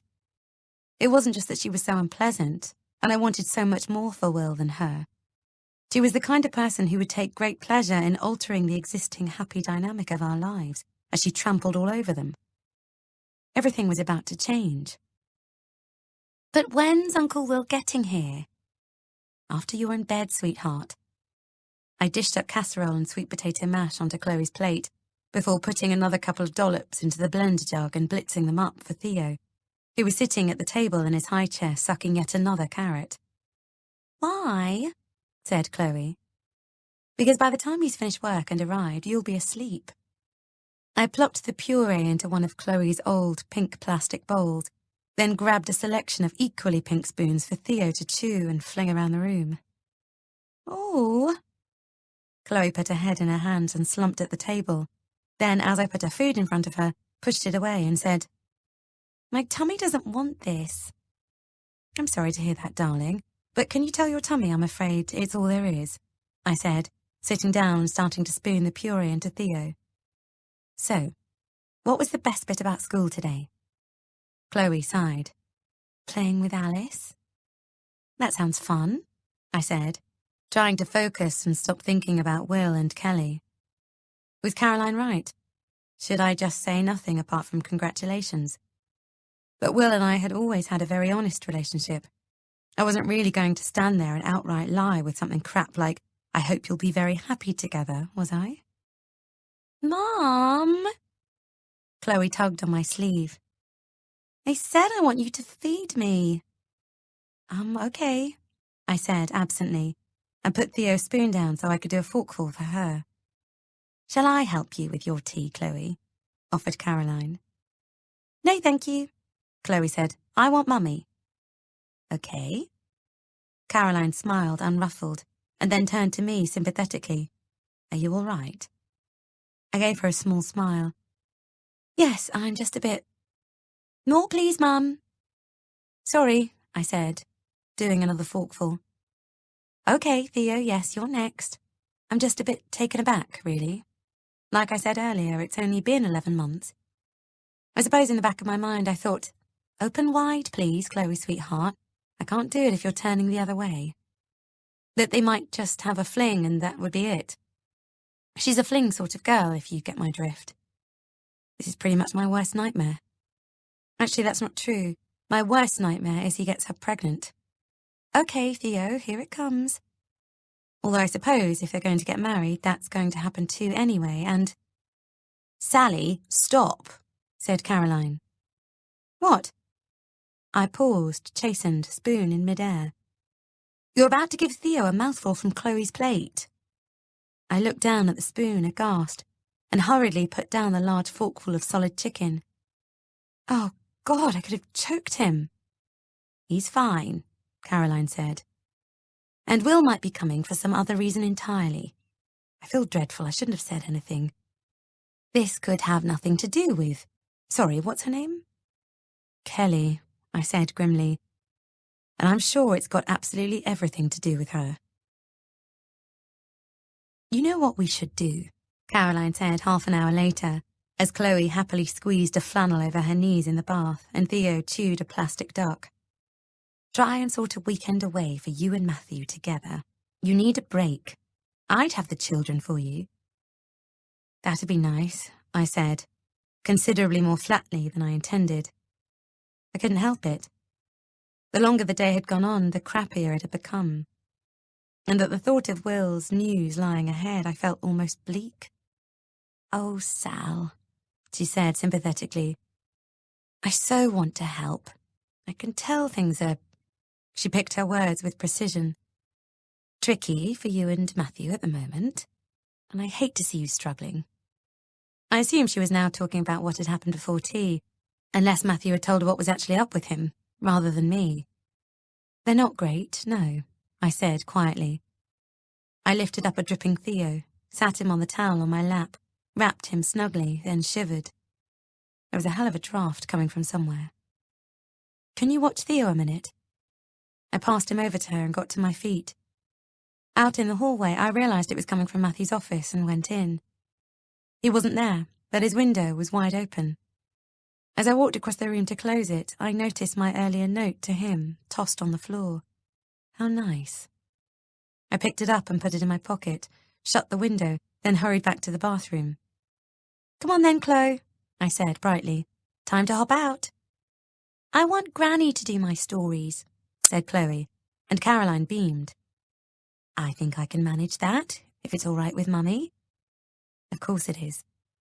Try not to worry about this evening, Sally, Caroline said gently. I know it's hard, but what will be will be. There's no point trying to fight it. Hi. Matthew looked up as I came into the sitting room to find him on the far sofa next to his mother. Kids asleep? I nodded. Thank God. I'm going to get a takeaway so you don't have to cook tonight. And I'm sorry. I shouldn't have spoken to you like that earlier. You're right. I glanced at Caroline, who was looking studiously down at her feet. She'd obviously had a word. Thank you, I said.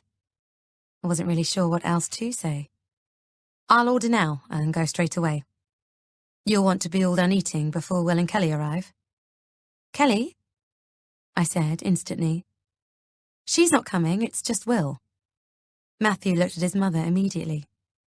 Oh, right, sorry, He's coming to talk to me about Kelly, I explained. I expect that's what you meant, wasn't it, Caroline? My mistake. It doesn't matter, Matthew said quickly. The thing is, the football lot are having a few drinks tonight, and I'd like to go. Mostly because my contract finally came in. But if you need me to be here... Congratulations. I don't mind if you go, but... I glanced awkwardly at Caroline. I couldn't blame him for not wanting to stay in, especially when he hadn't left the house all day. But my mum would be gutted if I went out as soon as she arrived for a visit. Oh, don't worry about me, Caroline said. I'll just take myself off to bed after we've eaten, if that's all right. Thanks, Mum, Matthew said absently, frowning down at his phone. I'm getting the usual, I take it. Bugger, my battery's about to die. I can't get the menu up. Can I borrow yours, Sal? I threw it across. The spare bed hasn't got clean sheets yet. I'm really sorry. I confessed to Caroline. I will do it, though. Don't be silly. She waved a hand. I can sort it out. It's no problem. I know where everything is. Sal, what's your code? Matthew looked up at me. It's locked. 2345, I said, and he rolled his eyes. I think, he began, then stopped suddenly, just staring at my screen. What? I said. He paused and then looked up at me, his face blank. Nothing. So, chicken pasanda, is it? My phone began to ring seconds after they'd both left to collect the food. I almost didn't pick up. I was so desperate for 5 minutes to myself. But it was Mum, and I knew she'd just keep calling until I answered. Hello, love, she said cheerily. I pictured her sitting in my parents' Dorset cottage, in our little seaside village, fire lit in the sitting room, washing up from tea all neatly put away in the kitchen, draining board dried with a tea towel. She'd have her knitting in her lap, and Dad would be in his chair watching TV, no doubt. Just for a moment, I wished I was there, being looked after by her too. How's your day been? Mum said. And how are those little dots? Your grandson has slept a grand total of about 3/4 of an hour today. I leant back on the sofa and closed my eyes, and I'm on my knees. Mum tutted. He's a little tinker. The only thing I could always rely on with you and your brother was that you both slept 2 hours a day, like clockwork. I don't know what I would have done without that. Felt like you were going completely mad, probably, I said. You're not going mad, Sally. Really? I don't know how much longer I can cope like this, that's for sure. I curled up miserably. He just doesn't sleep, Mum. Last night he didn't go down till 11, and then... I paused. That was right, wasn't it? Was it 11 or 12? I couldn't quite remember. Anyway, the point is I'm not sure I can hang on for another month until I can do sleep training with him. There was a moment's silence, and then Mum said, Well, I don't see what choice you have, really. I'd come down and help you, but there's no one who can mind the shop. That woman we took on, she's already left because her husband had a stroke. We're interviewing again next week. We've got to get someone trained up before the summer season starts. What about your brother and Kelly? Can't you ring them? They're only half an hour away. Will would love to come and help you. In fact, hasn't he rung you himself yet? Well, hold that thought for a second, but Caroline actually turned up out of the blue earlier. I think Matthew must have called her as she only arrived back from Spain today. Really? Oh, I am glad. That was very sensible of him. At least you're not totally on your own now. True, I admitted, although obviously I wish it was you and Dad here instead. We do too. The house felt so quiet after you all left last weekend. It was such a lovely Easter. She sighed. That beautiful little girl collecting her eggs for her basket. When we did that hunt in the garden. So why did you say hold that thought about Will? I took a deep breath. Well, I think you know why. He's asked if he can come over tonight, completely out of the blue. What's he coming to tell me then, Mum? Nothing, as far as I know. I frowned sceptically. Really? He's not coming to tell me he's getting married to Kelly? I haven't spoken to him, love. I've no idea. I hesitated. Will would have definitely told my parents if he'd proposed, and Mum would be beside herself if he actually was getting married. Oh, well, that's good, I said, feeling suddenly much more cheery. I must have got the wrong end of the stick. Mum, do you mind if I go now? I don't mean to be rude, but I could really use a moment to myself before Matthew and Caroline get back with the food. Or the kids wake up again, or Will arrives. Is that okay? Of course it is, she said generously. You and Dad are all right, though? I said quickly. We're absolutely fine. Good. And this is all going to get better with Theo, isn't it? I added, a little desperately. Yes, she said. It was exactly like this with Chloe too, don't you remember? Not really, I admitted. I think I must have blocked it out. Well, I can tell you it was, and you will survive. I do hope you have a better night with the little man tonight. Give them both a hug and kiss from me, won't you? Dad sends his love too. Once she'd gone, I happily remembered my croissant. I got to my feet and headed off to the kitchen.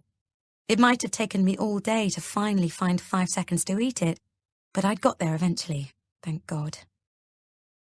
I found the empty, scrunched-up patisserie bag on the side, next to the hob, among a scatter of flaky pastry crumbs. Matthew hadn't even bothered to throw the bag in the bin. I stared at the debris.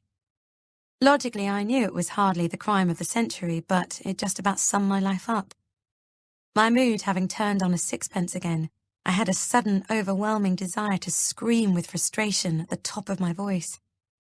The walls of the house began to shrink in on me in a rush, and I realized I was actually shaking with suppressed rage. Hands fumbling, I undid the back door quickly and escaped out into the side passage in the cold, crisp night. Fucking hell! I gasped aloud as the freezing air hit my skin. I stared up at the twinkling stars miles and miles above me, and, just as quickly, my anger began to dissipate, leaving me standing under the enormous night sky feeling utterly broken, tiny and alone. I can't do this anymore, I whispered in disbelief. There was no room for me. I was being swallowed alive by the constant demands of my family. I didn't want to do this anymore. And I hadn't even got to eat my croissant. I let my head hang, and then from inside the house I heard the determined shout of my baby. I looked up at the sky once more in desperation, then I turned and went back in. I came down from Theo's room to discover Matthew and his mum had come back with the food. Matthew was nowhere to be seen, however, and Caroline had already finished. Her empty plate was at her feet on the carpet as I went into the sitting room to find her watching TV. She got up instantly. "I'll get yours now, Sally. I've been keeping it warm for you." She hurried out to the kitchen and came back in with my meal on a tray, accompanied by a glass of water. "Thank you." I curled my legs up under me and took it gratefully. "You'd be able to do something like that in here," she remarked, pointing to grand designs. "On a smaller scale, of course. Or you could have bifold doors out onto the garden. That'd be lovely. It's so exciting to think about everything you can do to this place." I ate peacefully for 5 minutes before being interrupted by a sudden, loud rumbling on the drive. "What on earth is that?" I said, confused. I set my tray on the floor, jumped up and pulled back the curtain, only to find Matthew helpfully dragging the newly emptied wheelie bin noisily up the drive with him. I opened the window, leant out and pleaded in a desperate whisper. "Matthew, please stop. I've literally just put Theo down." He stared back at me. "Well, he's not going to hear me from upstairs, is he? I'm only putting the bin away, that's all." Please, can you not?" I begged. "I literally can't bear it if he wakes up again, and it's so bloody loud." Matthew gritted his teeth. "Sure, I'll just leave it here then, shall I?" He pointedly set the bin down right in the middle of the drive. "I think I'm just going to go out now, if that's okay." "I think that's probably best, yes," I said in relief, and closed the window. Caroline turned the volume up and diplomatically said nothing. "I know I probably seem obsessed with noise right now," I said a moment later, having started to eat again. I struggled and failed to articulate everything. "Things will just be a lot easier when Theo starts sleeping, that's all." "Of course they will. It's enormously hard, this stage," Caroline said generously. "So hard I could only do it once. Matthew was such a nightmare sleeper when he was little. I couldn't have gone through it again even if I'd had the choice." She leant back on the sofa. It was also very different when we were all having babies. I mean, I was only 22 when I had Matthew. I hadn't got an interesting career I had to leave, and my parents were around all the time because they'd retired. They looked after Matthew a lot. But your parents work. I still work, to all intents and purposes, although I am winding down this year. The point is, you certainly don't have the same support that we all enjoyed." She sighed. "And it must be very hard to have to leave a career midway through. It's such a great deal to give up. You've had to cope with an awful lot of demands on you, Sally, and you're under such strain in so many different ways right now. Never mind the effects of severe sleep deprivation. I think you're doing amazingly well." At her kind words, my eyes flooded with tears. "Thank you. I can't help but feel I should be coping better than this, though. It's the second time around, after all. Oh, Sal, don't cry. She went to get up, but Matthew came back in and I hurriedly wiped my face. Everything all right? He said, looking between the two of us. Absolutely fine, Caroline said smoothly. Listen, I think if you don't mind, I'm going to turn in. Barcelona was a bit full on, and I wouldn't say no to catching up on some rest. I'd offer to settle Theo back tonight if he wakes, but you won't want me to, will you? She turned to look at me. No, I confessed. Thank you for the thought, but I'll do it. Well, I'll rest up tonight so I can go on duty tomorrow during the day then. It won't be long before I come up myself. Hopefully my brother will be... But before I could finish saying arriving any time now, the doorbell rang. Caroline and Matthew exchanged a worried look, which was odd, and Caroline got up instantly. I'll just go and get my phone from the kitchen, then I'll come back and say goodnight. And I'm going to answer that door before Will rings again and wakes Theo. Matthew hurried out into the hall. I heard my little brother say a jolly, "Hello," and then loudly whisper, "Shit, sorry," presumably in response to Matthew urging him to be quiet. I put my plate down and got to my feet in anticipation. Sure enough, Will appeared around the corner, still wearing his overcoat and outdoor shoes, having apparently not been allowed to stop in the hallway. I opened my mouth to tell him how nice he looked, but then I realized why my husband and mother-in-law were so ill at ease. Because from out behind him, tiny and slim as ever, stepped Kelly. Chapter 5. She regarded me coolly through dark eyes and removed a stray lock of her long, glossy brown hair from her face. No ring, however, I noted with instant relief, as she flashed me one of her wide, impossibly white smiles. Hi, Sal. She was the only person I hated calling me that. She somehow made me sound like a yokel farmhand, but I managed not to say anything other than, "Hello, Kelly. You look very well."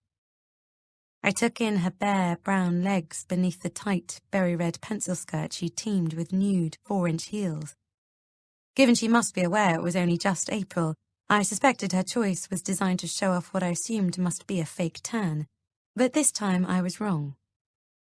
She raised an immaculately drawn-on eyebrow and said smoothly, "Thanks, I've just got back from Tenerife, shooting the campaign for my new swimwear range." How nice. Well, it was work, she shrugged. I did some filming for a new 6-part series while I was out there too. Great, I said, deliberately not asking her anything more about it as she obviously wanted me to.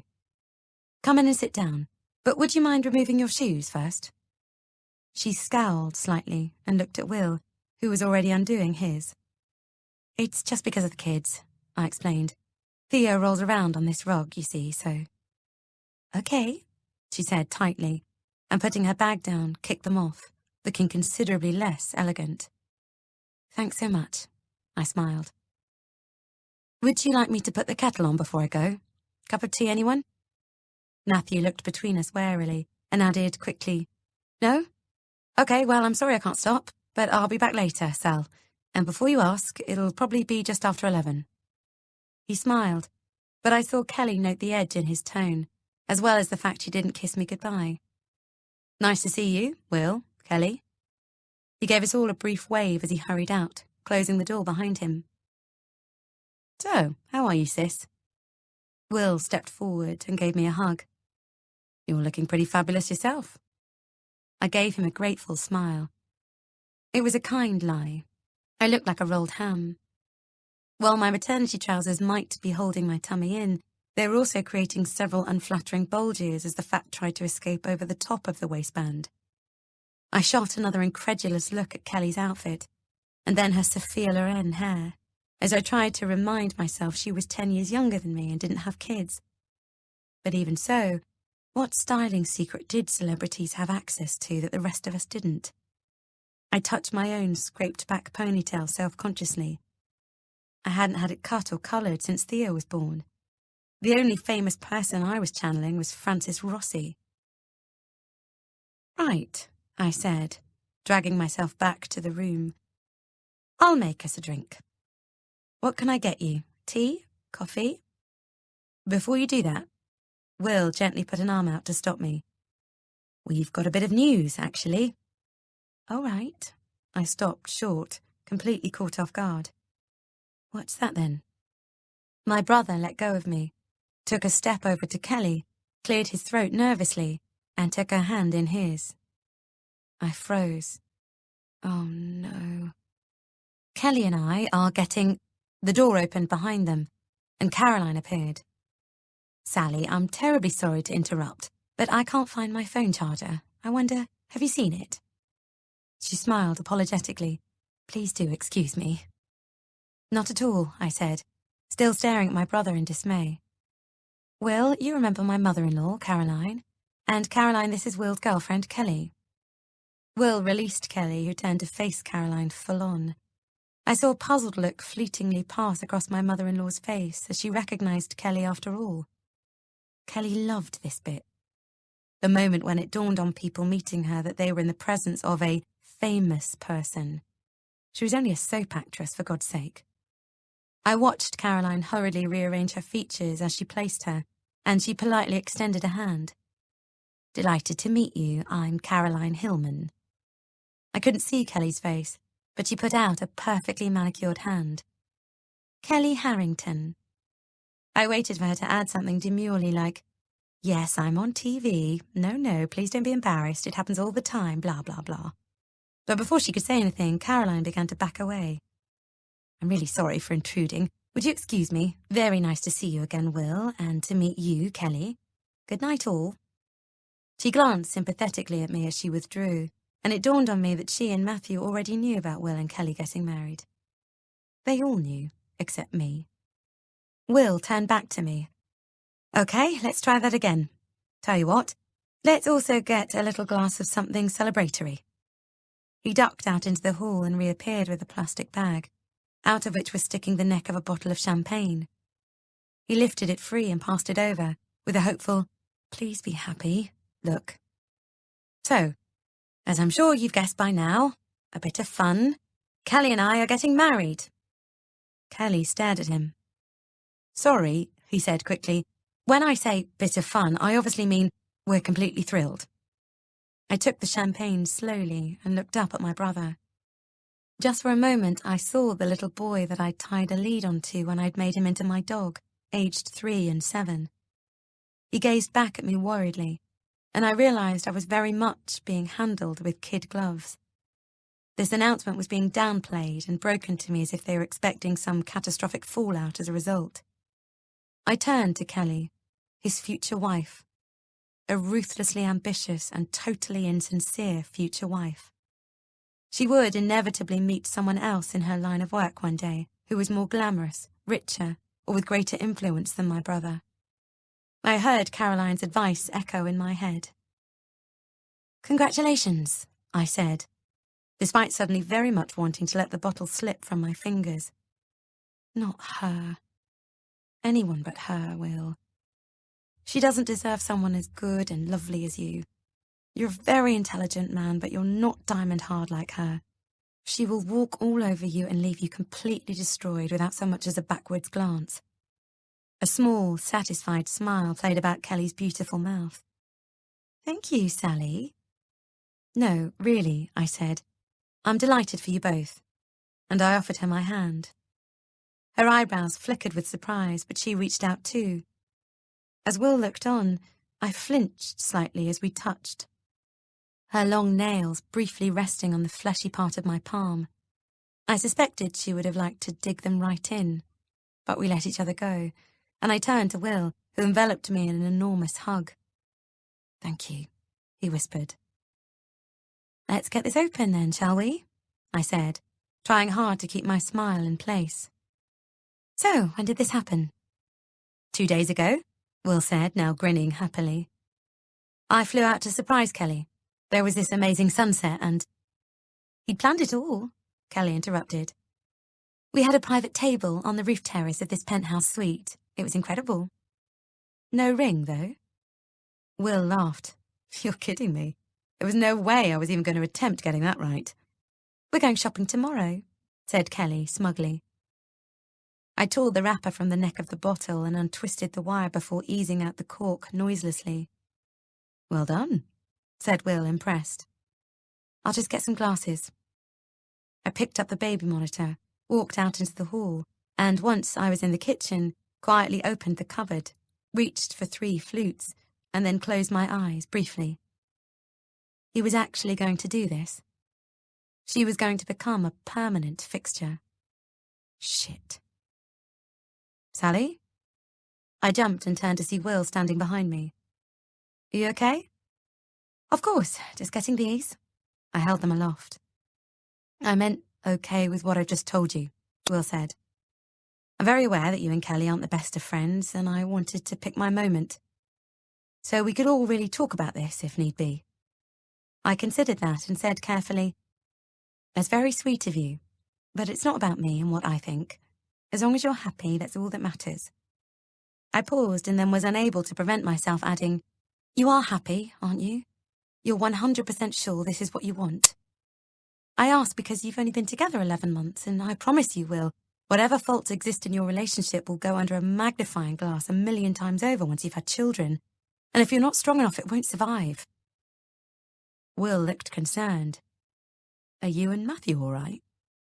"We're fine," I said quickly. "It's just Kelly is right behind you," said a voice, and I swung around guiltily. Kelly was holding her shoes in one hand, her bag in the other, and regarding me icily. "I just came out to put these by the front door." She lifted the bag and shoes up, and to ask if I could use the loo. "So, what was the end of that sentence? Just out of curiosity." "Kelly is..." She waited. "I was going to say, very career-driven," I lied. "And I don't think it's fair to expect you to just give that up. But equally, I know Will wouldn't want to put any children you have into nursery, would you, Will?" They both looked totally bewildered, as well they might. "Right," Kelly said, and shot a "what's she on about?" look at Will. "Well, thanks for that, Sal," Will said. "It's certainly the kind of thing we will, if and when we need to, discuss." "Great," I said. "Anyway, let's go back into the sitting room. Theo will wake up properly if we chat in here. We're right under him." "The loo is just out there, Kelly." "Thank you," she said, shooting me another quick glance of disbelief as she tiptoed past. Back in the sitting room, Will picked up his now full glass. "You sure you're all right?" "You mean because of what I just said about your kids going into nursery?" I rubbed my eyes. "Yes, it was a bit random. Sorry." "I'm shattered, that's all. I just didn't phrase it very well." "Okay," he said uncertainly. "Well, just for the record, and in answer to your question, I'm very happy. Happier than I think I've ever been." There was a moment's silence. "Well then, there's nothing more to say, is there?" "Give her a chance, Sal. You'll like her if you do, you really will. Could you try, for me? Maybe start again?" We both looked up as Kelly appeared back in the room. "Well, now, I'd just like to say I'm sorry," I said as I picked up my glass. "Because you're obviously nervous about telling me what is a huge deal for you, and I don't want it to be that way. This is happy news, not something you should have to subdue. I'd like to raise a toast to you both. The happy couple." They both lifted theirs, but I suddenly thought I heard Theo, and simultaneously remembered I'd left the monitor in the kitchen. "Sorry, excuse me a minute," I said, jumping up and putting my glass down. I stood at the bottom of the stairs for a moment, listening, when the door opened and Will appeared again. "Sally, seriously, are you all right?" "Absolutely," I whispered, putting my fingers to my lips. "I thought I heard Theo, that's all. Just let me grab the monitor and I'll be right back." When I returned, Kelly passed me my glass. "To the happy couple," I repeated, and we finally chinked glasses before drinking. Kelly cleared her throat. "I actually have something to say too. Sally, you are very important to Will and therefore important to me. I love Will very much and I want to make him happy. If you'll let me, I'd like to do my best to become a part of your life, as well as part of your family. I know it won't happen overnight and it will take time and effort on both our parts, but I'm willing to invest that time, and I hope you will be too. She exhaled, and Will reached for her hand, kissing it briefly. She smiled at him. Then she turned to me and looked me straight in the eye. If I hadn't known that she was an actress, or witnessed firsthand the kind of unpleasant, immature behaviour she was capable of, I would have believed every word she said. But as it was, we both stared at each other for a moment before I said, "Of course I will." There was a pause, and I added, "So, obviously Mum and Dad know about this, and I think Matthew does too." Will nodded. "You're the last to know, yes, but by no means the least. Like I said, I didn't want you to have to hear this alongside everyone else. It needed a better moment than that. We've already told my family as well, but obviously we wanted to tell you in person before releasing the details to the press," Kelly said seriously, and I suppressed a smile. "What?" she snapped, irritated. "There will be a great deal of interest, actually." "Kelly," murmured Will. I'm sorry," she said immediately. Perhaps I'd misjudged them. Will didn't seem to be letting her get away with much at all, if anything. We drank the champagne. I asked them if they'd set a date. They had. December the 10th. "I've wanted a Christmas wedding for as long as I can remember," said Kelly with childlike excitement. "A fur-trimmed cloak, candles and Christmas trees." They asked if Chloe would be their bridesmaid, and I said of course she could. She'd be thrilled. Will told me he was going to have 2 best men, both university friends of his, and then they asked me if I would consider doing a reading at the service. I politely said if it was what they wanted, I'd be happy to. They told me about venues they'd already considered, including, to my horror, the hotel in Cornwall that had long been mine and Matthew's secret bolt hole. "Will told me how much you two love it there, and we looked at it, only it was a bit too small," Kelly said crushingly, but to my relief. I didn't want it to be taken over by their memories. Instead, she showed me pictures on Will's phone of some vast, stately home they had already booked. It was no joke. This really was going to happen. I poured myself a second glass. "Please don't tell anyone where it's going to be, though, will you?" Kelly said. "Reporters will call you and try to find out, but the best thing to say all the time is no comment. We've got an exclusive deal with one of the magazines." Oh, how naff. I looked at Will in dismay. "And they won't want anything leaked." "We might be doing a deal," Will said firmly. "I'm still up for sneaking off and doing it on a beach somewhere, just the 2 of us." Just for a second, Kelly looked fed up, but then she sighed and said, "Okay, we might be doing a deal. Anyway, just don't say anything, Sal, if that's all right," she added quickly. "Of course. A bit more?" I offered the bottle to them. They exchanged a quick glance. "Sorry, yes, I have finished mine rather fast," I said instantly. "But hey, we're celebrating." Kelly shook her head primly. "I'm driving, thank you." "I'll join you," offered Will. But as I lifted the bottle to his glass, Theo woke up. By the time I got him back down, another half an hour had passed, and I came back downstairs to find Will and Kelly waiting in the sitting room, ready to make a move. "I'll just go and get my shoes," said Kelly, and disappeared. "We'd happily stay longer, but I can see you've got your hands full," Will said. "Yeah, sorry about that," I said tiredly. "Everything's a bit mental at the moment." "Hang on in there. I think you're doing an amazing job." "Thanks," I said, and to my huge annoyance, and out of nowhere my eyes filled with tears. "Oh, for goodness sake!" I wiped them away with my sleeve. "Ignore me, I'm just exceptionally sleep-deprived. This is not me being sad about your wedding, I promise." "I've got a problem. I'm going to have to borrow some of your shoes, Sally, because mine seem to have—" Kelly reappeared and then frowned at me. "Why are you crying?"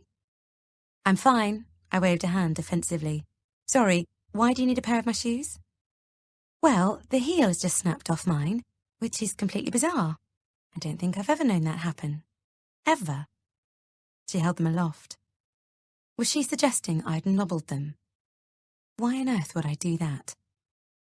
"There are some of my boots in the cupboard under the stairs." "You mean wellies?" Her eyes narrowed. "Yep, they're probably a bit big, but you can hang on to them as long as you like." She left the room to go and find them, and I felt pathetically pleased at the thought of her having to clump off home in them under her pencil skirt. Sure enough, she looked completely ridiculous as we all stood by the front door. Her earlier goodwill seemed to have vanished alongside her style. "So I won't tell Chloe about her being a bridesmaid yet?" I said politely. "What, in case something goes wrong and we call it off, you mean?" Kelly snapped. "I meant because you'll want to tell her yourself, won't you?" "Oh," she said, clutching her broken shoe to her body like a child. "I see. Sorry." "You tell her, Sal, it's fine," Will said quickly. "Listen, it's been lovely to see you, and I hope Theo stays down. We'll sort out a lunch soon or something." The second they'd gone, I rushed into the kitchen, grabbed my phone and called Mum. "I asked you outright if they were getting married, and you said you had no idea," I said, not even bothering with hello. "How could you not tell me?" She sighed. "Oh, love, he asked me to keep it to myself. It wasn't my news to tell in any case. I take it they've just left." "Yes, they have. So you also knew Kelly was coming too, just like Matthew and Caroline did. Why is everyone being so weird and tiptoeing around me like this? Okay, they're getting married, and yes, I don't like Kelly at all. And no, I wouldn't choose in a million years for Will to marry her. But what can I do about it? I just have to get on with it, don't I? So why are you all acting like I'm about to go off on one?" "No one's being weird, Sally. Your brother just wanted to be gentle with you about this, that's all. You're right, it's no secret that you two girls don't see eye to eye. Mostly, though, we all know you've been finding things very difficult recently, so—" "Mum, I haven't been finding things difficult," I interrupted. "They are difficult. My son doesn't sleep. My husband has been stressed out to hell and back, and, oh, for fuck's sake, Theo, give me a fucking break. Mum, I have to go. Theo's up again. I'll call you back later, okay?" Once Theo was finally back in his cot, I returned downstairs and collected up the glasses and the remainder of the bottle. I took them into the kitchen and reached for my phone, on which I was keeping a record of Theo sleeping, in a pointless attempt to spot some sort of pattern. All the list of times was actually proving was that I was up a lot, and that there was no pattern. Nonetheless, I dutifully entered, up 8:30, asleep 9:15. We all know you've been finding things difficult.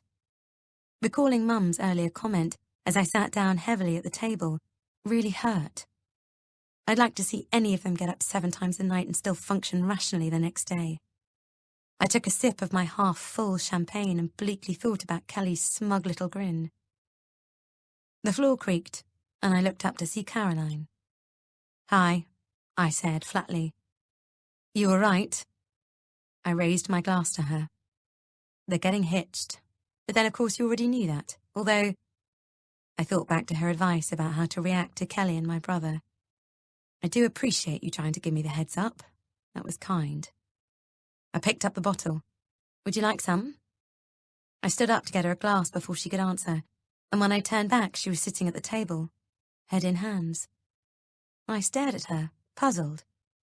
That was a slightly melodramatic reaction on my behalf. She breathed out audibly and let her hands fall away to the table. She had her eyes closed, screwing them up, as if she were in pain.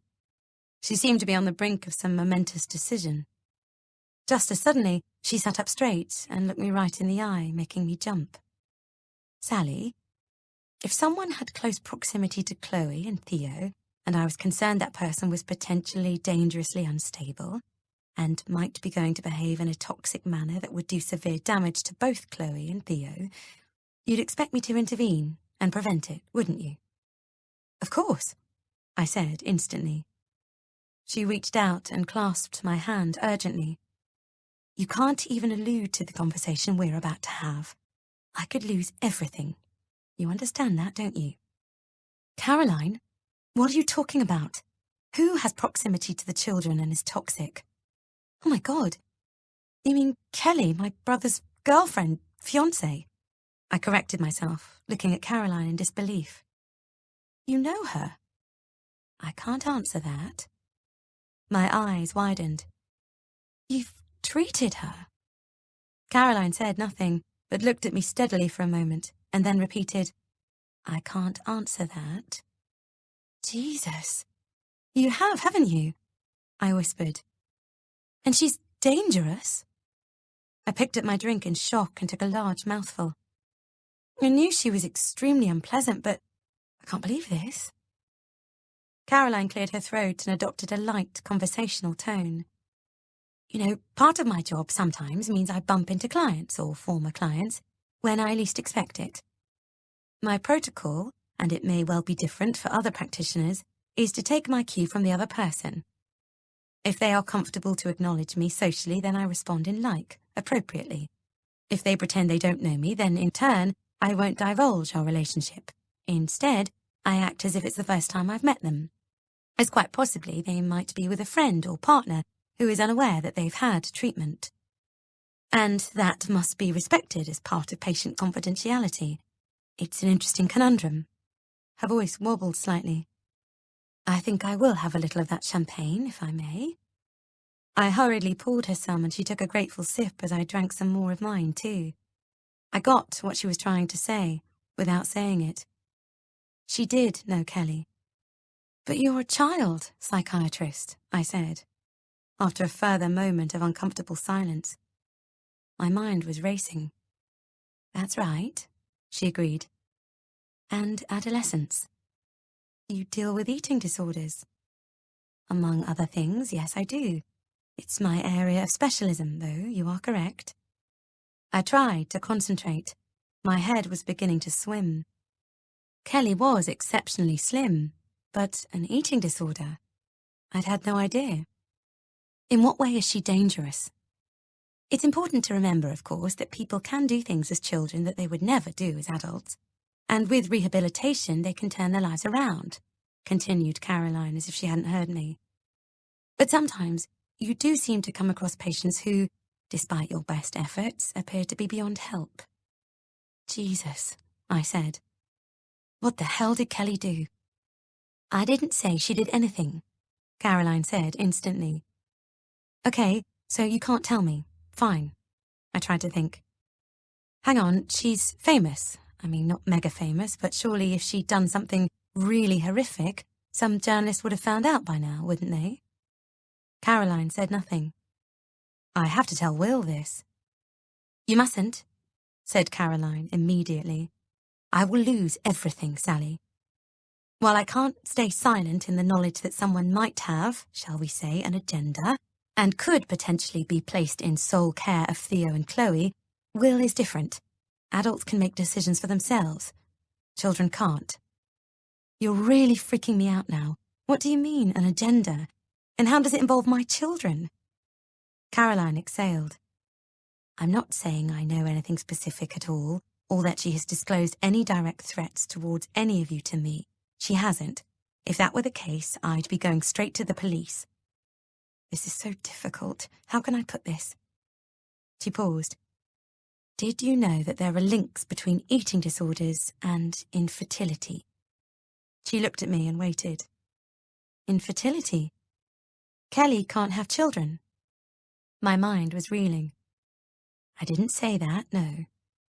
Right, I said slowly, but hypothetically, of course, someone who couldn't have their own children might be in danger of developing an unhealthy attachment to someone else's, perhaps. Incongruously, I yawned. I'm sorry, Caroline said. I'm really not saying I have proof of anything that might be a reality now. Look, I've kept you up later than you should be, and we don't need to do anything tonight. We'll talk more about it all in the morning, okay? Try not to panic. But I couldn't possibly go to bed now, I said, astonished. I need to know exactly what... Before I could continue, my phone lit up suddenly on the table in front of us, with a message. I picked it up and peered at the screen. It's Will. He's at home, but Kelly's on her way back over. She's left her phone here, apparently. Oh, God, do you think she's actually coming back to see you? Caroline looked anxious. Hell.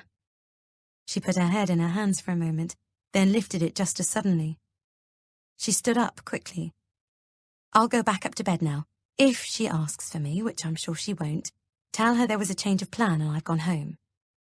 She hastened out into the hall and then came straight back in, holding an iPhone. This must be hers. It was on the side, next to your keys. Here, give it to me. I reached out, just in time to hear a car pulling into the drive.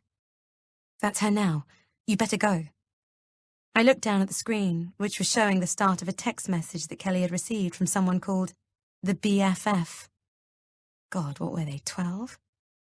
It read, "How did it go telling the mental bitch sister then? Did she—" But the rest remained frustratingly hidden, and the phone was locked.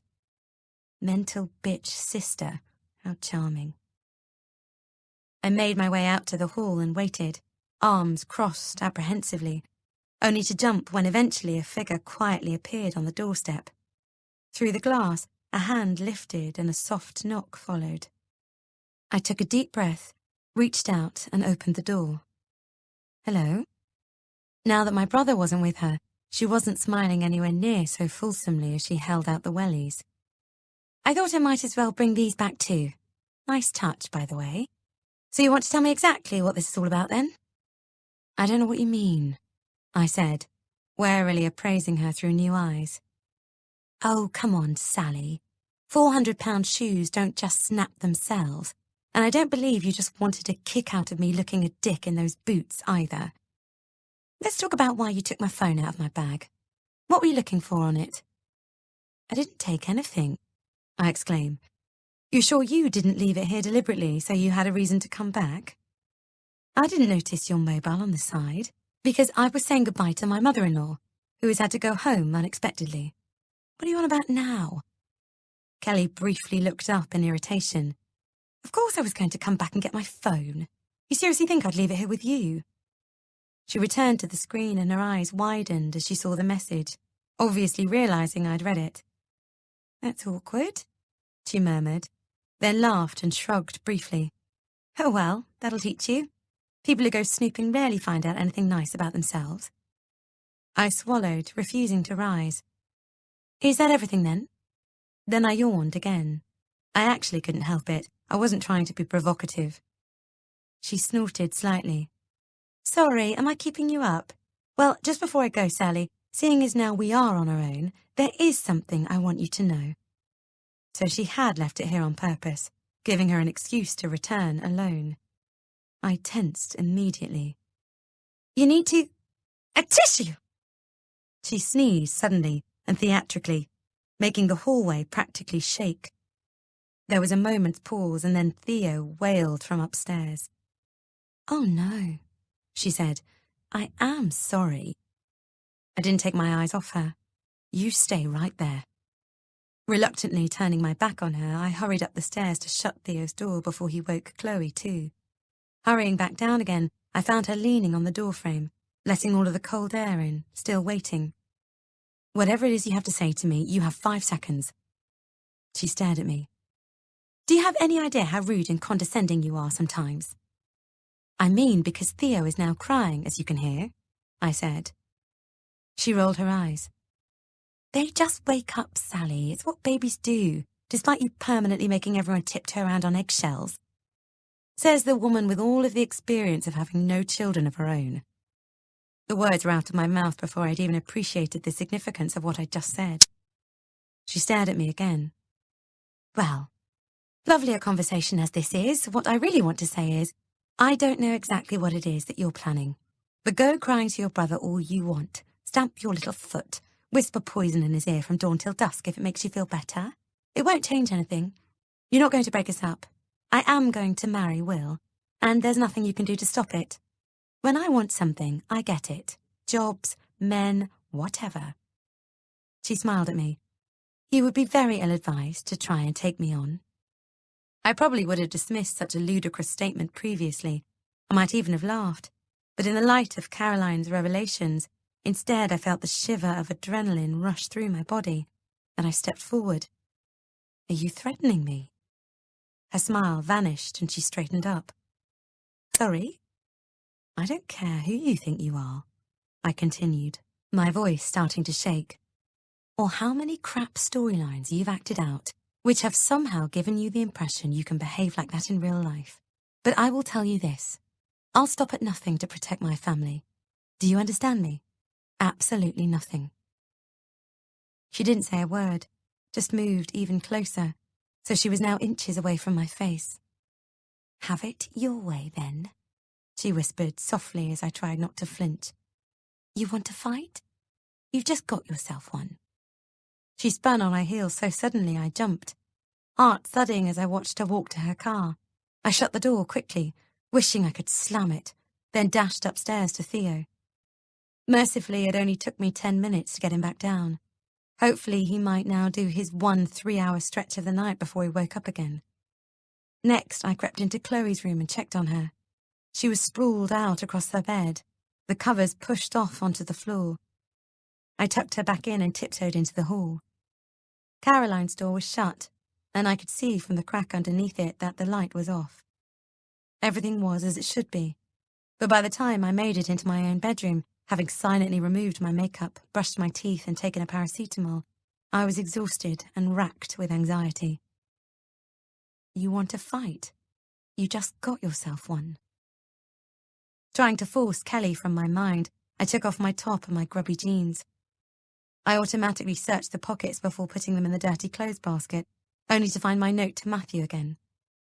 I tossed it on the bedside table, then climbed into bed, thudding my head heavily down onto the pillow. I was starting to feel dizzy and sick, too. I already hugely regretted drinking the champagne.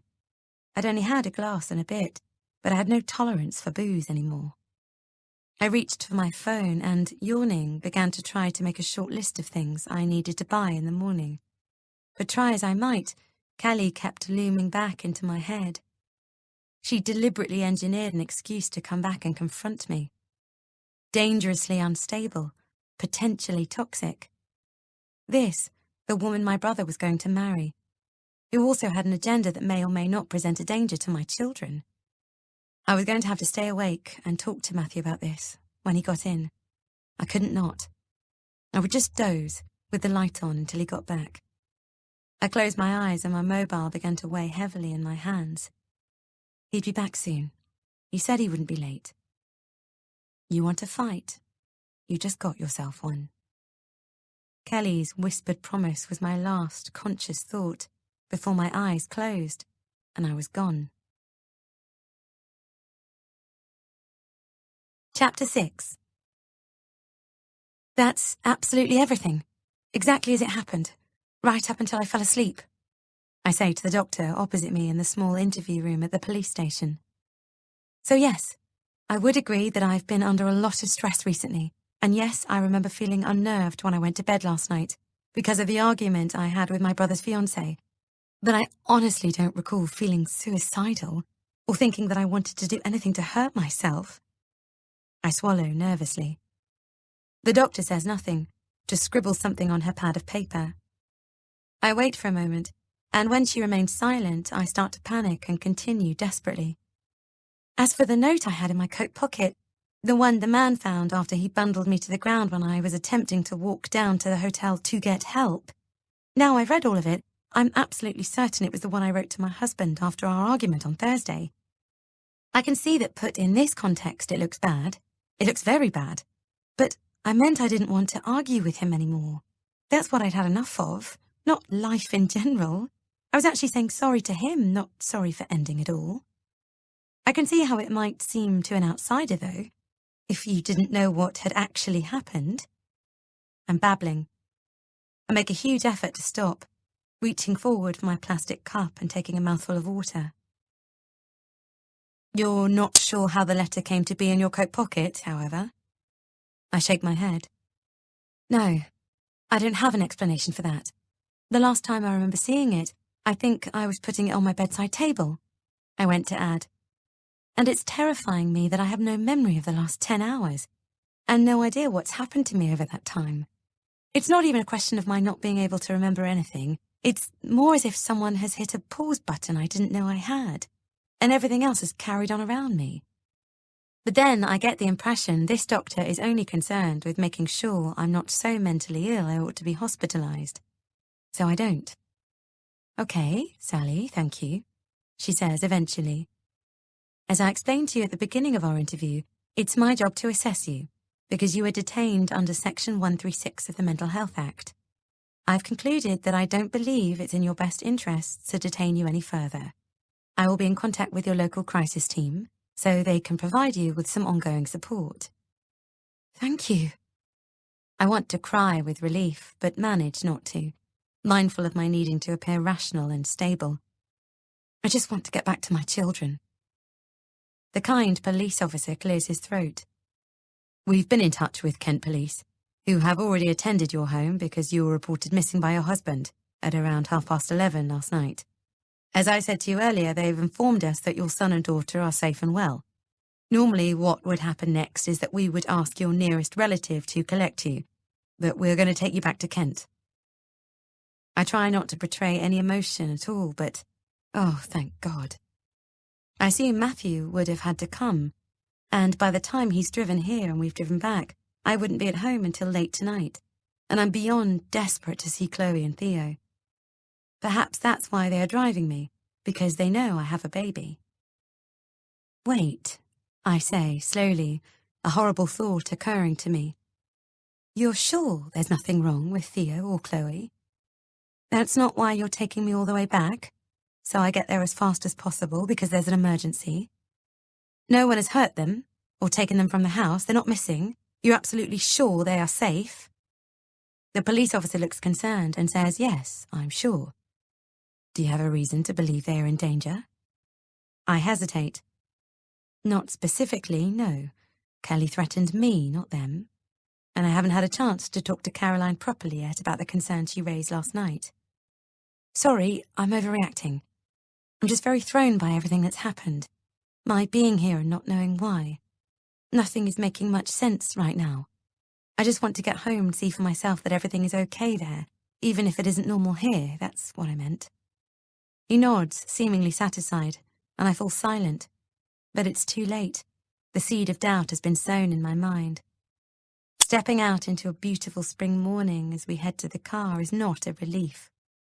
If someone had told me this time yesterday I'd be having several hours child-free, I might have wept with gratitude. But as I climb in, I'm unable to think of anything but Chloe and Theo. I feel sick with suppressed panic. Please, God, they are okay. If she has hurt them or done anything to them at all, I will kill her. I huddle on the back seat, staring at picture-perfect scenery flashing past in silence. How can I not remember being driven by a stranger in the opposite direction mere hours ago? There's not even a spark of recognition. It's terrifying. And what the hell was that note doing in my coat? How did it get there? My fingers curl around it, now in my pocket, as I think about the waves pounding relentlessly onto the beach and my staggering around on the cliff top above them. I nearly fell. Limbs wash up all the time, that man said. I shudder and draw my coat a little tighter around my shoulders, as out of nowhere the image of me plunging through the air, arms outstretched, appears in my head. I imagine the freezing water closing in over my head and have to shut my eyes to force the picture away. I couldn't possibly have gone there deliberately to throw myself off. It's beyond belief. I hate my life. I don't know how much longer I can cope like this. But they're just things you say, aren't they? You've been finding things very difficult. I'd remember planning something like this, though, surely. Who forgets deciding to kill themselves and remembers nothing about actually putting that plan into action? I snap my eyes open again. Are you all right, Sally? The kind officer asks, and I jolt suddenly because the open countryside dotted with cows has somehow become four-lane traffic and noise barriers. I blink and look around me, eyes wide with confusion. Where are we? The M25, he says, turning to look at me. You've slept most of the way. What? It's impossible. We only left Cornwall moments ago. I try to sit up, but slump again, the movement making me wince. My head feels as if someone had stamped on it. It's pulsing with pain and my eyes are sandpaper raw on the inside with fatigue. Instead, I glance weakly at the car clock. But he's right. It's now 2:45 p.m. My mind might have been racing with questions, unable to switch off, but my body had other ideas. The opportunity of a quiet car and the rumble of the road proving too much. We should be there in just under an hour. I attempt to focus. I might be back in time to do Chloe's tea. It'll have to be fish fingers. There won't be enough time to do the chicken I had planned to roast. I wonder if Matthew took her to ballet and swimming like normal. I really hope so. She'll have needed the diversion from my not being there. What will he have even told Chloe? Thank God Caroline was at ours. She will have helped him handle it properly, and more importantly than anything else, she will have made Chloe feel safe. Because she will be safe. She has to be. I dig my nails into the palm of my hand at the thought of my little girl, bewildered and frightened, asking where I am. Nearly there. Nearly home. We arrive back at 4:45. My parents' car is on the drive, parked at an uncharacteristically odd angle that betrays an emergency arrival, but our car is nowhere to be seen. I bite my lip anxiously and only just restrain myself from pushing past one of the policemen as he walks alongside me so that I can run ahead. He knocks on my own front door and we wait in the quiet of the sleepy close for someone to answer. The only noise being the nearby chugging of my neighbour Ron's lawnmower making the first cut of the year. Ordinarily, I would probably be inside cursing Ron and the diligence of his domestic maintenance activities while trying to get Theo to nap. A figure silently approaches behind the glass door, which opens to reveal Caroline. She looks strained and tired, but gives me a kind smile as she steps to one side and says, "Hello, Sally," in a totally normal voice, as if I've just popped back from the shops. She extends her hand to the police officer once we're in the hall. "Hello, I'm Dr. Caroline Hillman." She smiles again and pauses to let the doctor bit resonate. "I'm one of the board members of Abbey Oaks, a private provider of psychiatric support and therapy, not far from here. I'm also Sally's mother-in-law, so I'm rather wearing two hats today. Now, I'll just be a moment, then I'll come back to sign any paperwork you might have." She speaks politely but firmly, and without waiting for an answer, leads me away. She takes me into the sitting room, where I discover Mum and Dad sitting edgily on opposite sofas. Mum exclaims, "Oh," at the sight of me, before covering her mouth with her hand. Her face is all puffy from crying, and her eyes start to fill with tears again as she jumps to her feet and rushes across the room to pull me into her arms, stroking my hair and kissing me. "You're safe now.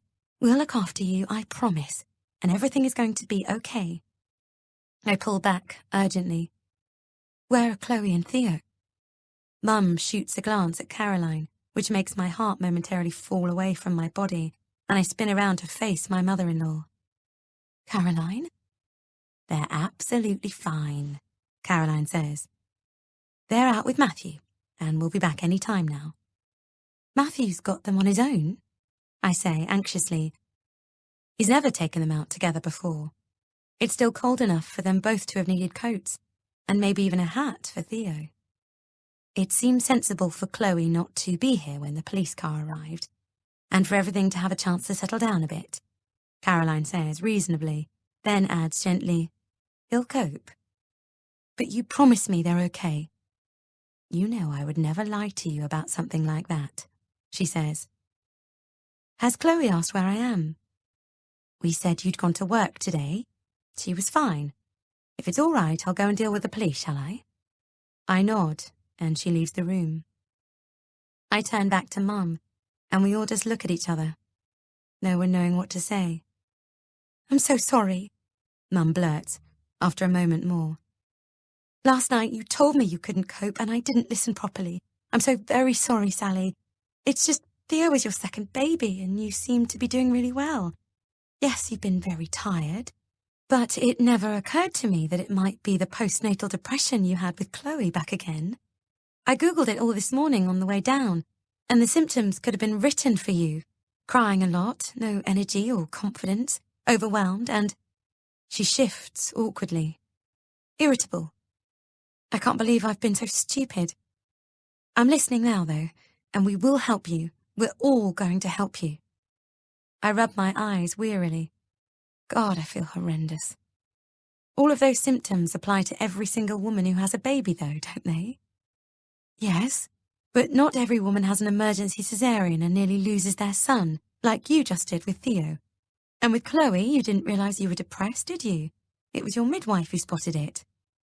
She thought I had postnatal depression. I never believed I did.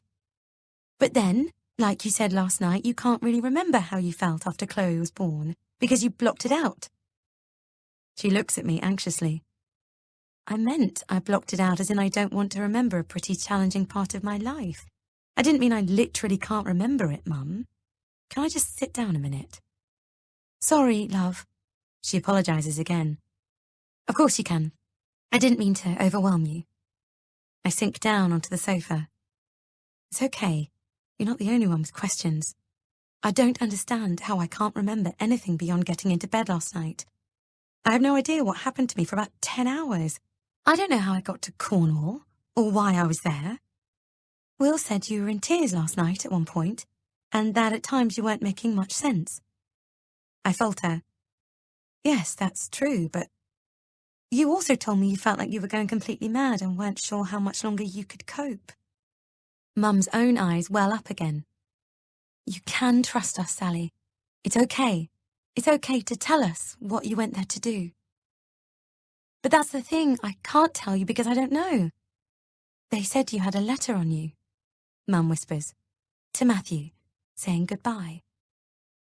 I shake my head. No, that really is wrong. And when Matthew gets home, I'll prove it to you. It was this. I reach into my pocket and pull out the now well-worn scrap of paper. Mum shrinks back from it as if it's cursed. It's just a note I left on his desk after a row last week. He'll tell you. I've no idea how it wound up in my coat. It doesn't make any sense. Caroline comes back into the room. The police have gone. She sits down on the sofa. You're going to get a call from the crisis team later today. They may visit in person. It depends how efficient the out-of-hours services are here.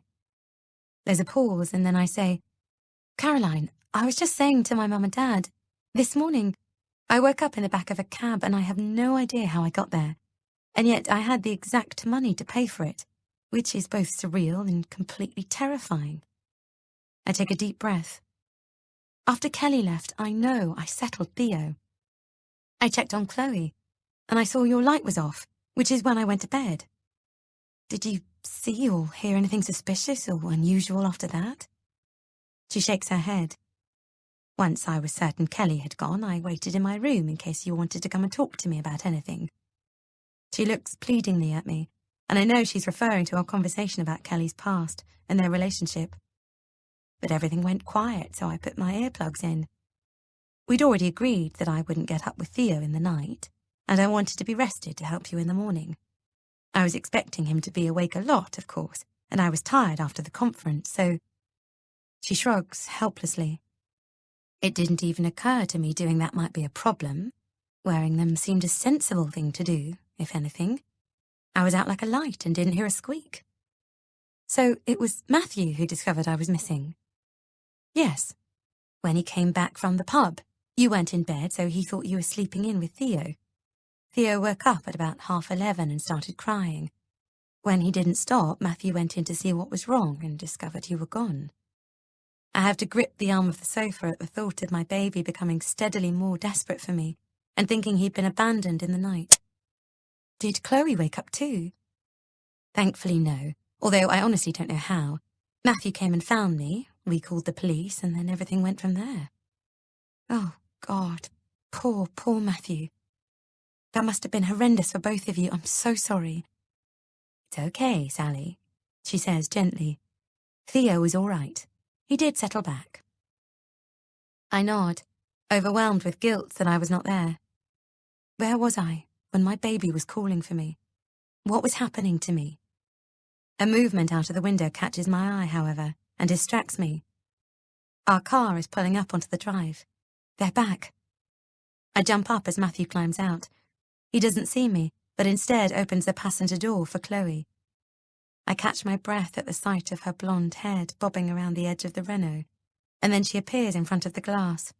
She peers in excitedly, and as she sees me, her face lights up, and I just about hear her shout, "Mummy!"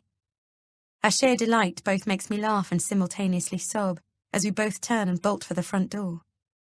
I get there first and throw it open in time to hear Matthew carefully lifting Theo out of his car seat, calling after her to slow down in case she trips. She breathlessly flings herself at me, almost knocking me off my feet. "Mummy, Mummy!" she repeats, hugging my legs fiercely. The relief of reunion seems almost more than she can cope with, because she suddenly gives a random little leap and meow. "Oh, what a sweet little cat," I manage to say, recognizing a well-played game she particularly likes, as I pick her up and clutch her to me, closing my eyes and just holding her tightly. "What's your name?" "Ella," she squeaks. I savor the familiar sweet smell of her hair as I picture myself staggering around on the cliff edge. It makes me feel physically sick. "I missed you," I say, trying not to let the emotion in my voice betray me, because Caroline's right. Chloe needs everything to get back to normal as soon as possible. Matthew appears on the doorstep, the change bag slung over his shoulder, and Theo snugly wrapped in his car seat. Theo is wearing both a coat and a hat. Matthew pauses, stares at me, eyes wide, and stumbles in over the steps slightly. I instinctively step forward, still holding Chloe, one hand out to brace Theo, but instead, lifting Theo's seat to the side so he doesn't get bashed, Matthew envelops us with his free arm, wrapping it tightly around me and Chloe, before resting his forehead down on my head and sighing shakily. "Bear hug," Chloe says, a little uncertainly, and wriggles free, forcing Matthew to release us. He sets Theo down gently on the carpet and, as Chloe starts to kick her shoes off, I reach to unclip Theo's straps. "Hello," I whisper, as Theo regards me solemnly. "Hello, baby boy." I smile at him, swallowing down the lump in my throat, and after a moment's pause, his face splits into a huge grin. I lift him out and into my arms and turn to see Matthew watching me. I can tell he is bursting to say something, and I look at him worriedly, hoping he'll wait until Chloe skips off into the sitting room. But he's clearly unable to contain it any longer. "I'm so sorry," he says. "It's all my fault." "No, it's not," I say, bewildered, hugging Theo's sturdy little body to me. "Yes, it is," he insists. "I should never have gone out. It was Will's news, wasn't it? That was the trigger. Or did something else happen?" I dart a look at Chloe and then put a finger to my lips before transferring Theo onto my hip to take his hat off and unzip him. "Did you have fun with Daddy and Theo, Chloe?" I ask. "Where have you all been?" "For a baby Chino," Chloe begins. "Daddy said I could have a—" "Sally." Matthew steps forward in desperation, interrupting her. "Please, talk to me. You need to—" "Hello, Chloe." Thankfully, Caroline appears in the sitting room doorway before he can continue. "Did I just hear you say you've been for a baby Chino? What fun. Come and tell me what you had with it. A cake, I bet, or was it a cookie? Shall I take Theo for a moment, too?" She glances between us, concerned, and holds out her arms. I don't want to let go of Theo for a second, but she's right. The kids shouldn't see any of this. Reluctantly, I let her take him. "Thank you, Caroline." I wait until they have all disappeared into the sitting room and close the door. Matthew and I stand opposite each other in the hallway. "I really am so sorry," he says again, and to my horror, his eyes begin to fill with tears. I have never seen Matthew cry before. "I've let you down so badly, Sally. I've behaved like a child. Yesterday, when you were gone, I've never been so frightened. I thought I was going to lose everything. I knew you'd been thinking about leaving me after what I saw on your phone, so when I discovered you were missing, I—" "Sorry? What did you see on my phone?" I'm completely bewildered.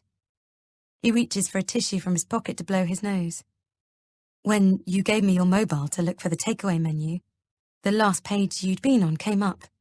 The one with all of the stuff about divorce on it. Is divorce bad for children?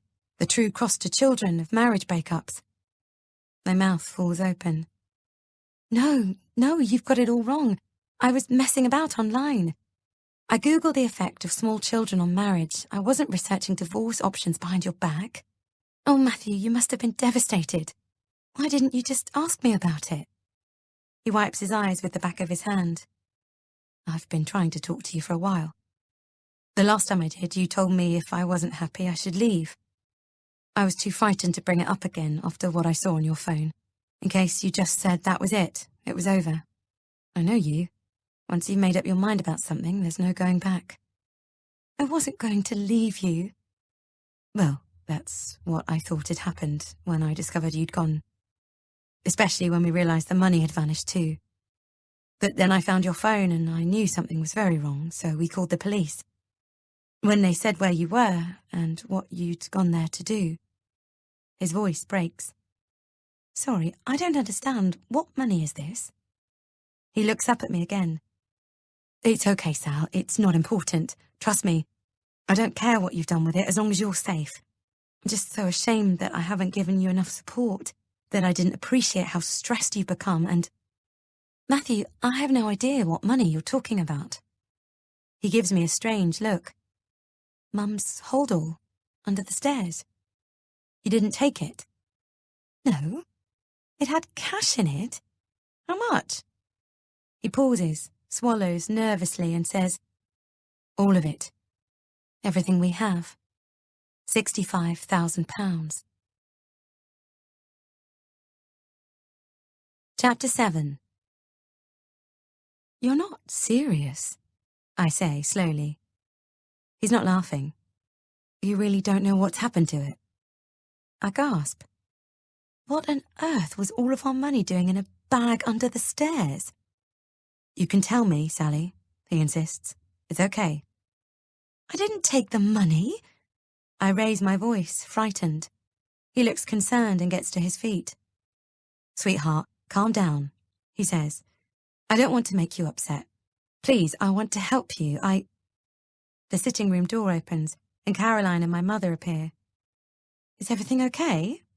Mum says anxiously. I've just told Sally about the bag going missing. Matthew looks at his mother.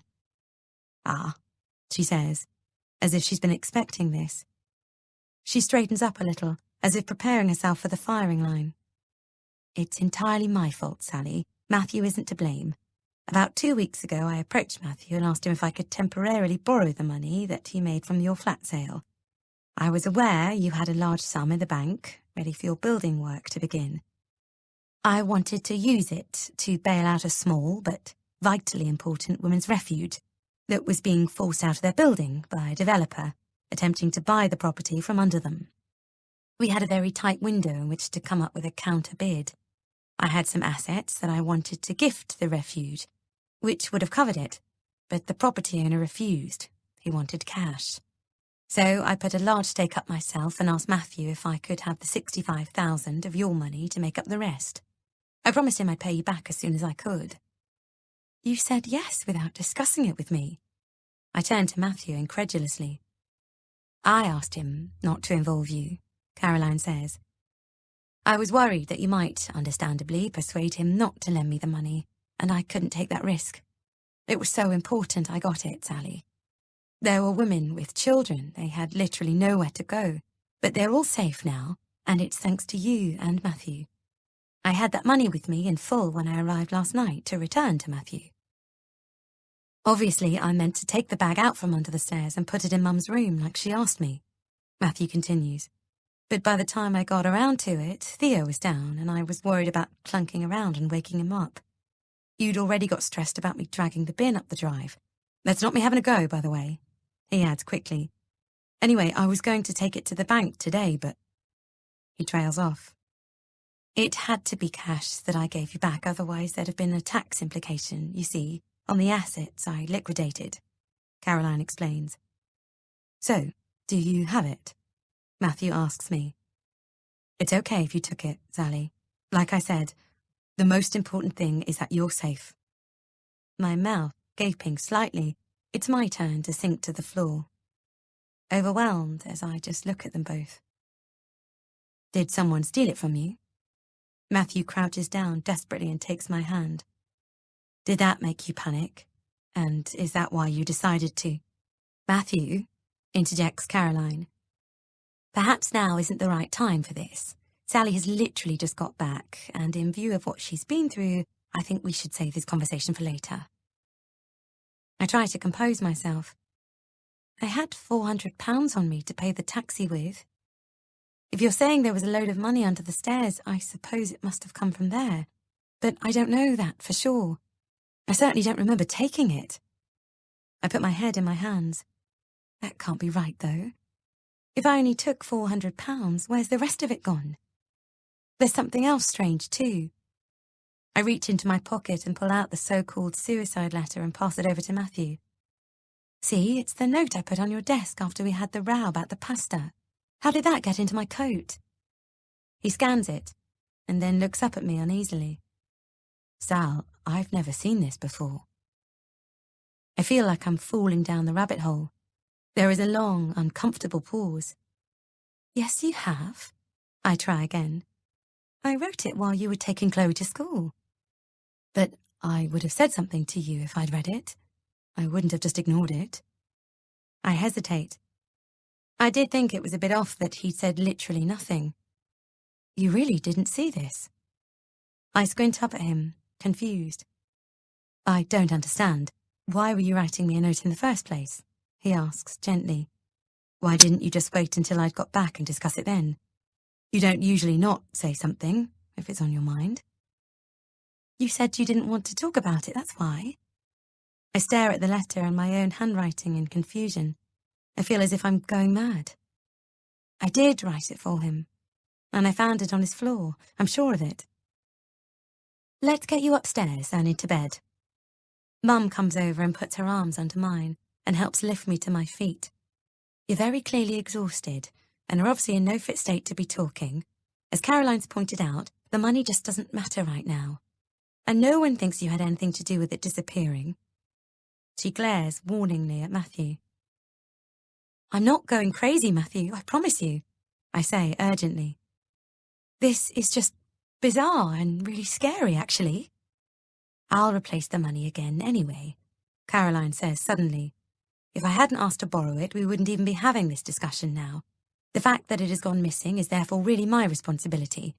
The money was, after all, lent to me in good faith. I was also very wrong to ask Matthew not to discuss it with you, Sally. You're his wife, and of course he should have talked to you. I was blinded by what I considered to be the importance of what I was going to do with the cash, but that doesn't make it acceptable. I'm very sorry indeed. This time there won't be any confusion at all. Once I've organised the funds, I'll transfer the money directly into your account. Any tax liability is my problem. Please don't give any of it a second thought. Your mother is right. It's far more important that we focus on you right now. Why don't you have a little rest for a bit? You look exhausted. I'm okay, thank you. I just want to go and be with the children. But isn't that part of the problem? Matthew says. You're with them all the time. You haven't had a break in God knows how long. Everyone's here. We can look after Chloe and Theo. Go and rest. That's kind of you, I say, but I really want to be with them. Don't get agitated, please, sweetheart, Mum pleads. No one's saying you can't go and sit with them. We're worried about you, that's all. Come on then, let's go through. I don't say anything, not trusting myself to speak, and we all head into the sitting room. If truth be told, I'm worried about me too. I sit with the kids while they have tea, just as I would normally, although I've let Mum do the cooking. Caroline respectfully defers to Mum, which I am grateful for, and takes herself off into the sitting room to watch some rugby on TV with Matthew and Dad. I feed Theo, and Mum busies about in a deft flurry of oven gloves and baking trays. Chloe is clearly delighted to have everyone here, chatting away happily about what she did in ballet, and the massive dive she did off the side at swimming. If it wasn't for the fact that this morning I woke up in the back of a car at the other end of the country in my pyjamas, to a stranger demanding £400, it would be a very nice Saturday afternoon. I smile at Theo as I spoon the mashed potato, pureed carrot and broccoli that Mum has effortlessly produced into his hungry baby bird mouth, while trying to hide my shaking hands. I'm making a huge effort to appear calm, but I feel ill with anxiety and confusion. There's an actual tight ball of tension in my stomach. Are they right? Did I really do all of this myself? You're doing very well, best little boy. I turn to Chloe, who is sitting next to me. And you're doing very well too, best little girl. Best big girl, she corrects me, while still looking pleased. Sorry. I plant a kiss on her head, before turning back to Theo and suppressing a yawn determinedly. I'm physically exhausted, but they must see me coping, being normal. I've noticed that they haven't left me alone with Chloe or Theo for a single minute since I've been back. Are they still worried that I'm a danger to myself? Who else knows about last night? I ask, trying to keep my voice casual. Mum stiffens. She's bent over the washing up bowl, scrubbing the big saucepan within an inch of its life. Well, your brother and Kelly, of course. Will is very upset. It was all I could do to stop him from coming over here to wait for you to get back. He's worried that he's responsible for what's happened because of what he told you last night. That really is crazy.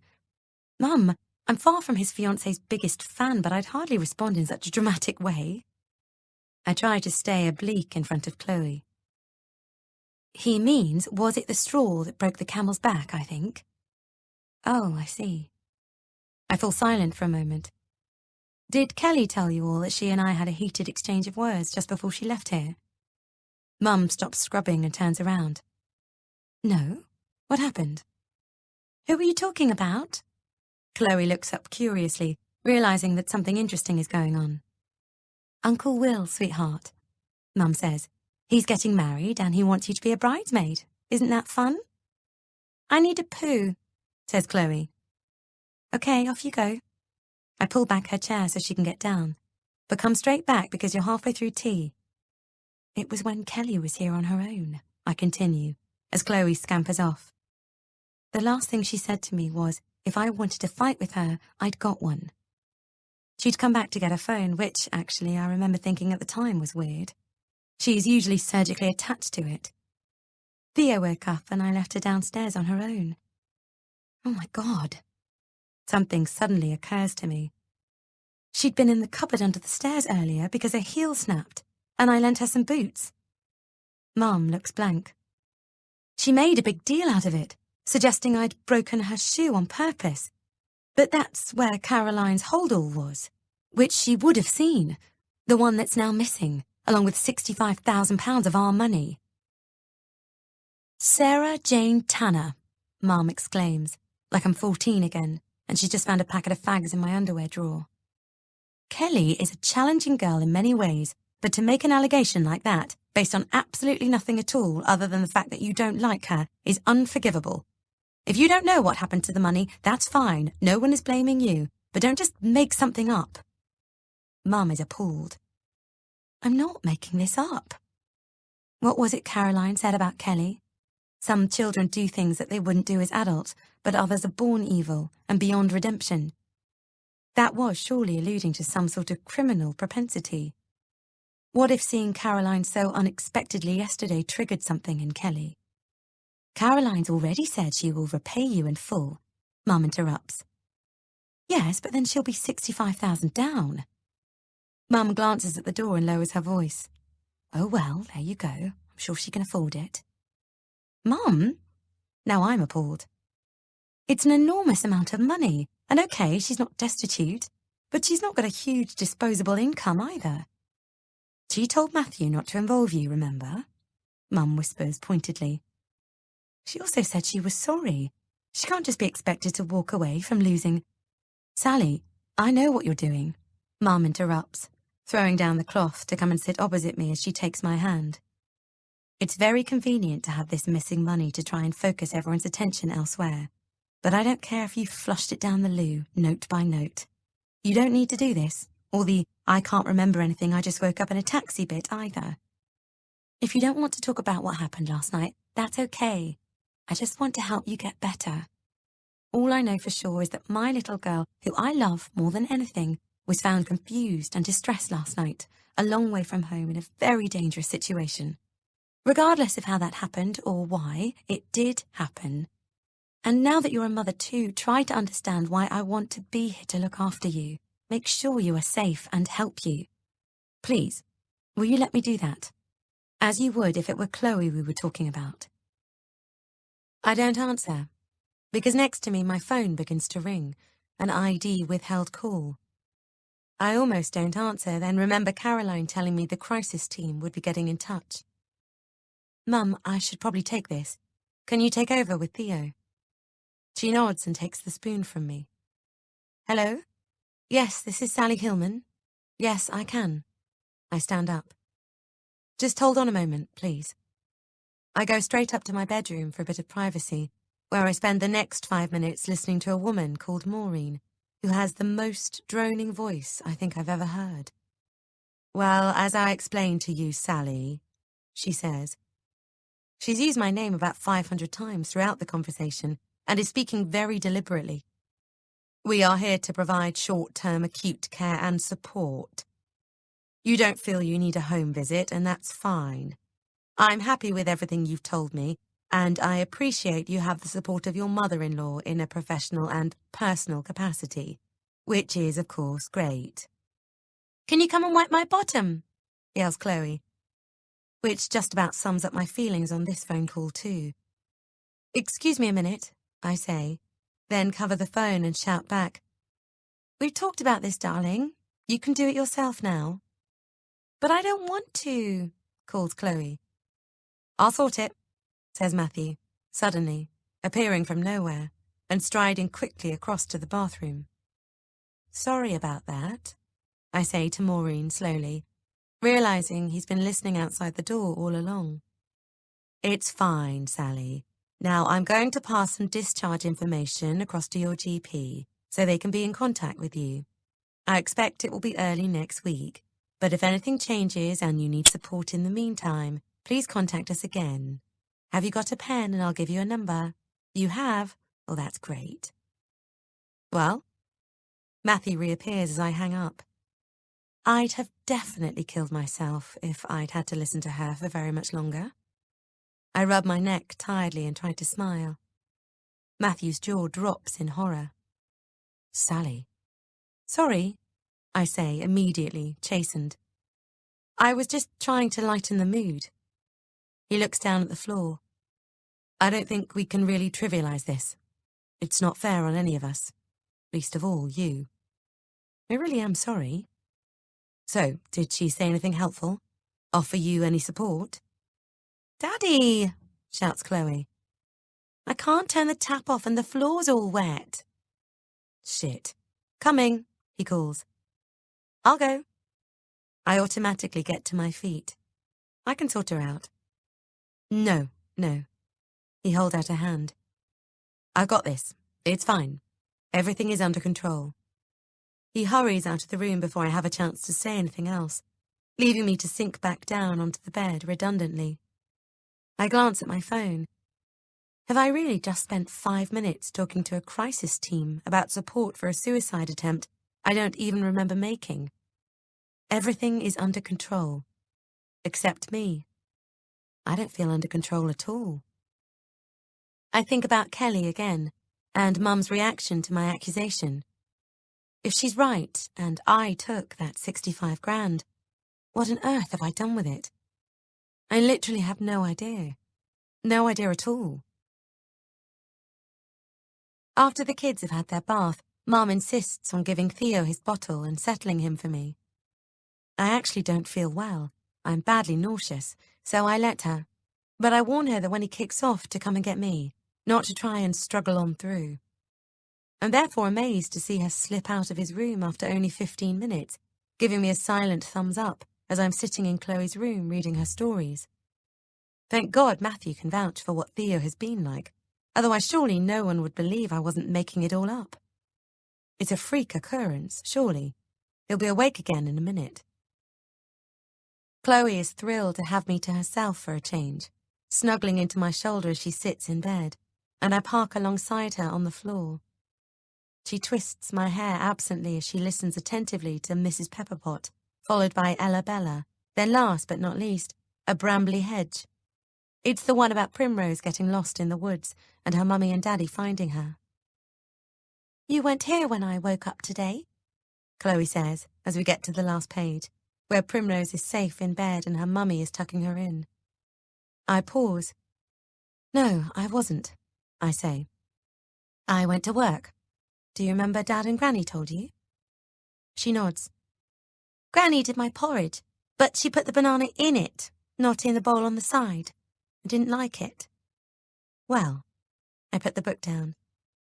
And as she lies back on her pillow, looking up at me with her bright blue eyes, I lean over and gently stroke her head. Granny just doesn't know how we do it, that's all. I'll put it in the bowl on the side tomorrow for you, okay? You don't have to go to work again. No, I shake my head. Not for a long, long time. Good, she says decisively. I love you so much, Chloe, I say, my voice breaking slightly. I love you too. She turns over, away from me. You can turn off the light for songs now, Mummy. I do as I'm told, and start to sing as she happily burrows down into her duvet, clutching Dog, who has accompanied her to bed since she was 10 months old, and is now shiny where once he was furry. I look around me in the soft, rosy glow of her nightlight at her cosy, pretty room. It's real-life Brambly Hedge. I want her always to feel this safe, to have me to love her and take care of her. As her blonde hair slips through my fingers and her small face begins to relax and soften at the sound of my voice, I imagine her life if something were to happen to me. Something that would mean I wasn't there for her anymore. It's been my biggest fear since the moment she was born, and I am suddenly hit so hard with complete clarity, I almost gasp aloud, winded, as I realize there is absolutely no way on God's green earth that I got in that taxi last night intending to kill myself. I am tired, suffering from exhaustion even, severely sleep-deprived and yes, at times depressed, but I am not even close to being as desperate as some poor person would have to be, knowing that a child or children they loved more than anything would be left behind, and yet still feel they had no choice but to end it all. Chloe and Thea make me want to live forever. I never, ever want to be parted from them. So what did happen last night? Continuing to stroke her head, I pick up my phone and click onto the notes icon, and my last log of Theo's sleeping. The last entry reads, up 8:30, asleep 9:15 p.m. Next, I tap the clock icon and go onto my stopwatch. It's still scrolling and is currently on 22 hours, 23 minutes. I was trying not to let Theo go longer than 4 hours between feeds up until the 10 o'clock evening one. Why would I have started a countdown I had no intention of completing? Or diligently make an entry to my pathetic sleep log? As I return back to the notes, I also spy a shopping list. The date next to it reads that it was composed yesterday, at 9:30 p.m. So, just before I left the house to take my own life, I made a list for the following day consisting of tuna, sweet potatoes and Babybel. I don't think so. Heart starting to beat a little faster with the excitement of proof, I open my call list. If everyone else is right, I should find an outgoing call to a cab company at around 9 p.m. The whole thing has been cleared. There is no list of any recent calls at all. I immediately stop stroking Chloe, who has already fallen asleep, and sit up straighter. I never clear the history on my phone. I have no reason, all the time, to. So if I didn't do that, who did? And what were they trying to hide? The identity of the cab company they called? I get to my feet uncomfortably, my legs having stiffened up, and as quietly as I can, creep out of Chloe's bedroom. I'm pulling the door gently to, when there's a whisper of, "Everything all right?" behind me, which makes me jump and spin around on the spot. It's Matthew. I was just folding some clean towels. He motions to our room behind him. She went down okay then? Considering this is the man who can't even put his socks in the dirty clothes basket when he's standing right next to it, to say nothing of my mother already having the entire house standing to attention, despite being in it less than a day, I am immediately suspicious of the towel-folding alibi. It must be his turn to be on watch. She's fine, I say in hushed tones. I think I might go and have a rest. Would you mind telling the others I'll be down in a bit? I walk around him to our room. I'll come with you, he whispers. Yep, definitely on watch, I'm not going to do anything, Matthew. I really am just going to lie down. Oh, absolutely, I know. I'm just tired too, and I thought it would be nice to be able to give you a hug. He shrugs awkwardly, and I sigh. Okay, come on then. We climb self-consciously onto the bed and lie still alongside one another for a moment before he reaches out and pulls me to him so that my head is resting on his chest and he has his arm around me. Neither of us speak. We just lie there. We haven't done this in a while, he says eventually. I should almost jump off a cliff more often. I feel him tense instantly. Sally, please, you've got to stop this. You have no idea how it felt last night, to be looking for you everywhere, Theo screaming the place down. Matthew, I wasn't going to kill myself. I twist slightly and look up at him. I'm sure of that now. So how did I get into that cab? And the note in my pocket? Who put it in there, intending it to be mistaken for a suicide letter? You're certain you didn't notice it on your desk yesterday? When I picked it up from the floor last night, it looked as if it had been dropped. Although the window was open, I'd gone in to shut it, I remember. Perhaps it had blown onto the floor earlier and you hadn't seen it. I definitely didn't see it. You really don't need to do this, Sal. Mum explained how low you were last night about Will and Kelly getting engaged. And I know there's been other stuff, too. You weren't even vaguely excited about Mum's holiday idea. A totally free holiday. You absolutely refused to commit to it at all. Because I'm about 2 stone heavier than usual right now, not for any other reason. Matthew, the call list on my phone has been erased. You said you found my mobile and that's what made you panic that something had happened to me. You must have looked at it to see who I'd rung, or to see if anyone had contacted me. He says quietly, Yes, I did. There was nothing on it at all. As you say, the whole thing had been deliberately cleared. All of your messages had gone too, like you'd shut the whole thing down and just signed off. There's a moment of silence. You think I did that? I say, amazed. Oh, Sal, he says, his voice breaking slightly. Please stop. I can't bear watching you act out this whole charade, trying to justify the letter you had on you, or insisting that it was odd you had £400 in cash when there was a bag stuffed full of money in the house that's now vanished, or why it was Cornwall you wound up in, when we've spent some of our happiest times there. People struggle. They find things difficult, impossible even. You've been looking after the children practically single-handedly for 6 months now. Anyone would be at breaking point. The trouble is, yes, you've been depressed at points, but overall you seem to be coping so well. I didn't appreciate how bad it had got. No. He stops abruptly, chastising himself. That's crap. I didn't take the notice I should have done, because I was so absorbed with my work. In fact, you ought to be furious with me for not supporting you enough. Everyone ought to be shoving this in my face and shouting, Look what you made your wife do, not trying to pretend it didn't happen. I don't know what made you change your mind, or if it really was that bloke who told the police he saved your life. But either way, thank God you're still here. He sits up, suddenly livid, and says energetically, Say it. Tell me I'm a worthless bastard. There is no shame in what you did. It's heartbreaking, and I'm a lucky, lucky man that this didn't end tragically. I could so easily be having to spend the rest of my life explaining to my 2 beautiful children why they don't have a mother. And it would be all my own fault. A tear slips down his cheek, and he wipes it away angrily. Mum said that people often do it because they think their families will be better off without them. Please, please don't ever think that. We, the kids, me, your mum and dad, everyone need you so, so much, Sally. It would devastate all of us if anything happened to you. You must promise me you won't ever, ever do this again. We'll get you help, all the help you need. Someone to talk to about how you feel, and some practical support too. Hey, you could go back to work. He looks at me eagerly. No one says you have to be a stay-at-home mum. I know we talked about it being the way we wanted to bring our kids up when they were really small, but plenty of women would rather work, and that's fine. I'm fine with that. Whatever you want, we'll make it happen. I just love you so much.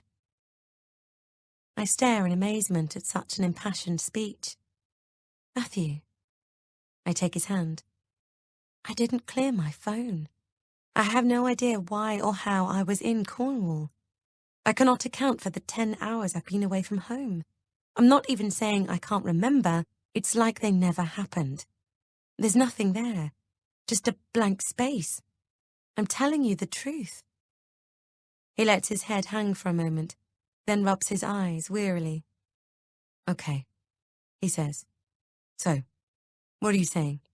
That you might have chosen to block it all out? No, I say, frustrated. Did my mum tell you I'd said that about the period after Chloe was born? I didn't mean it literally. You could ask my mum about it, I suppose, he suggests, ignoring me. I don't know if it's even possible to suppress memories, but she will. I'm about to ask him why he won't just take my word for it and trust me that I'm telling the truth, when the baby monitor crackles and the familiar sound of Theo waking shatters the standoff between us. I knew he wouldn't be down for long. I get up, but Matthew reaches for my arm. Just leave him for a minute. See if he sends himself back to sleep. He won't. He'll just wake up even more and be harder to settle. We're way past that stage, Matthew. It's like I've told you before, we've just got to wait until I can do proper sleep training with him. But it's only going to be another month at most. We've coped this far.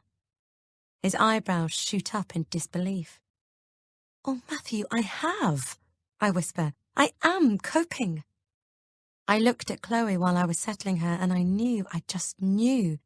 There's no way I was trying to kill myself last night.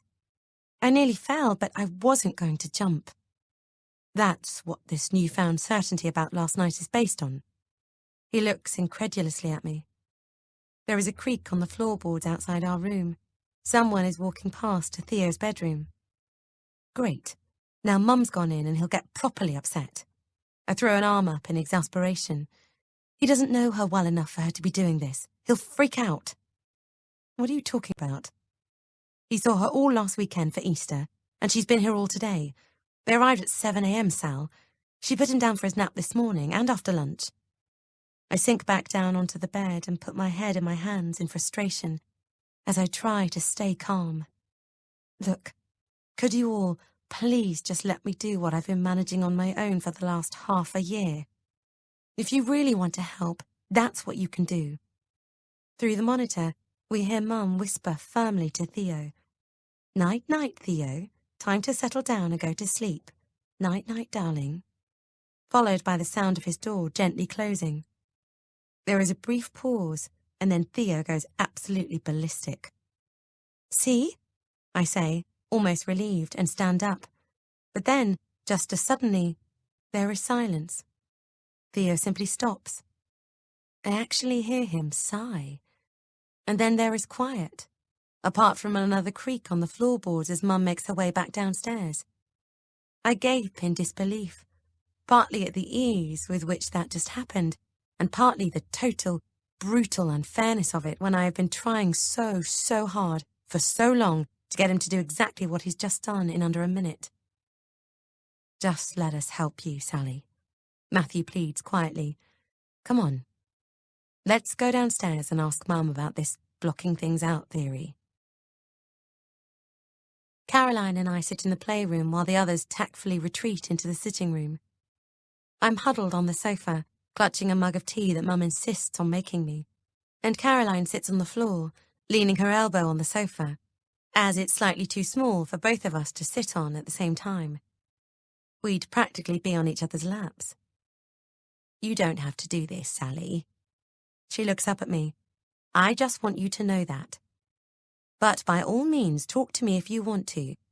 Goes without saying that I won't discuss anything with anyone else, unless, of course, I think you're a danger to yourself or somebody else. But I honestly think you'd be better talking to someone who is removed from your situation and has no connection to you at all. Your GP can arrange that, or I can recommend some colleagues, none of whom would discuss whatever you said with me, I hasten to add. I want to ask you more about Kelly. I lower my voice discreetly, and her smile fades. Has she tried to make any further contact with you? Caroline looks over her shoulder at the closed door, and then turns back to me. No, she hasn't. You didn't see her doing anything suspicious while she was here, did you? While I was upstairs with Theo? No, I didn't. She pauses. I heard her car pull off the drive, but I stayed in the bedroom like we agreed so she wouldn't see me.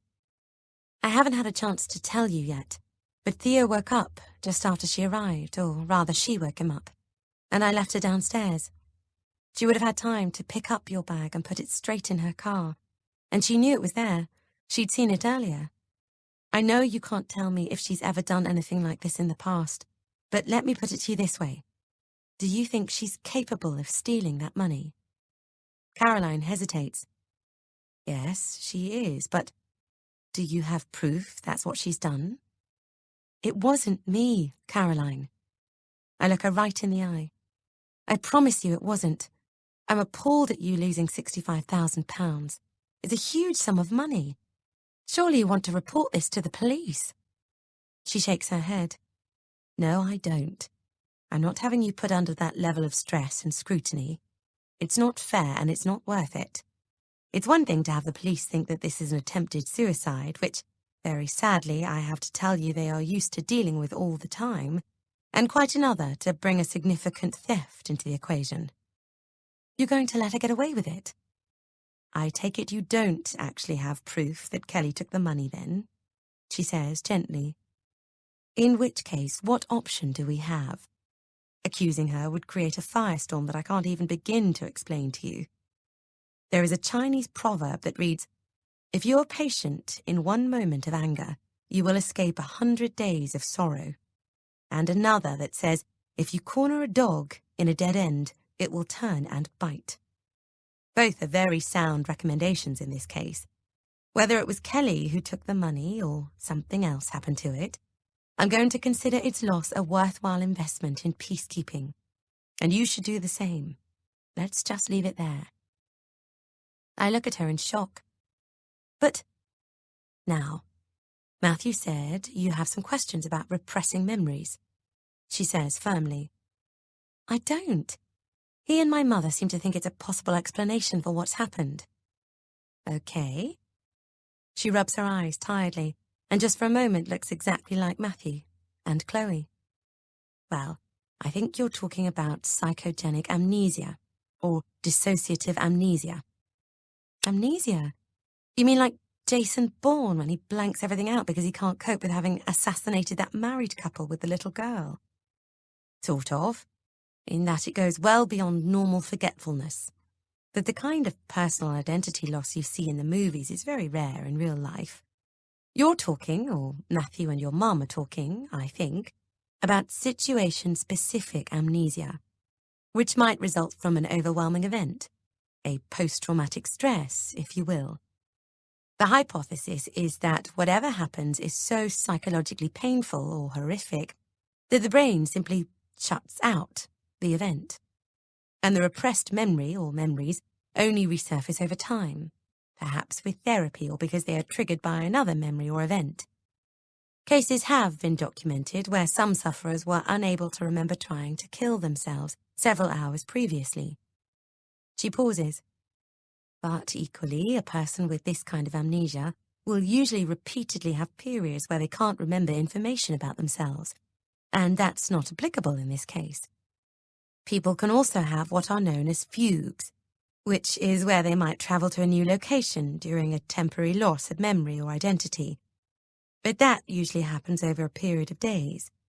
Neither of these conditions fit your scenario, Sally. Although I should stress I'm not making a formal diagnosis here, she warns. That would be totally inappropriate on numerous levels. But you don't think I blocked anything out deliberately? She doesn't say anything for a moment, but looks at me, contemplatively. I don't think you can repress something that never happened in the first place, no. But, like I said, this is not a formal diagnosis. She gets to her feet.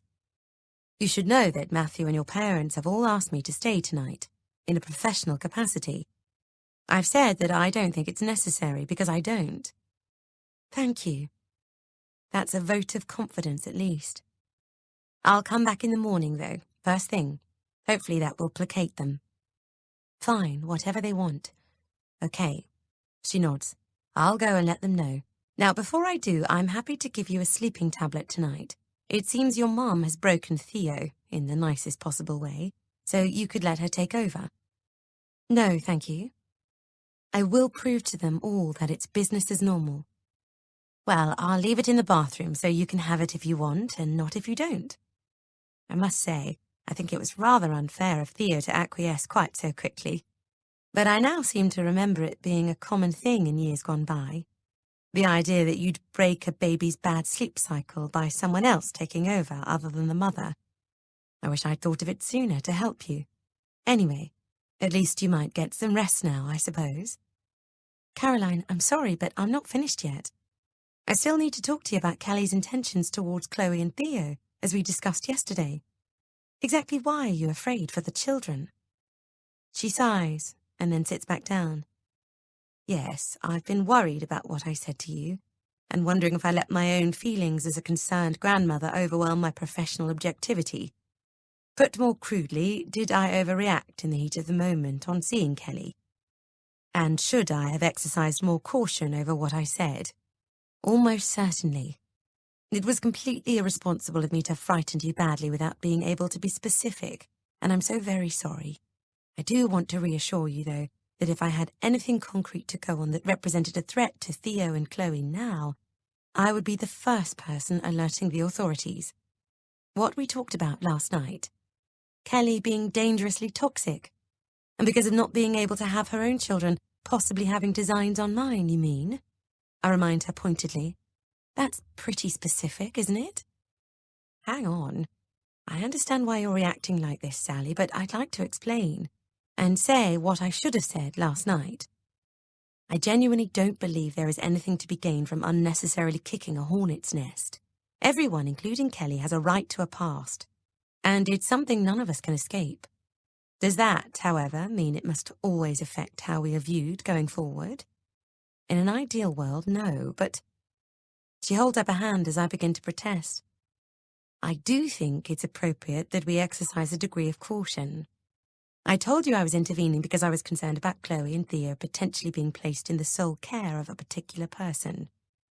Now I've brought it to your attention, I don't believe it will be an issue anymore, and I'm certainly confident that there are enough of us physically here at the moment and around the children that it's not something we need to worry about right now.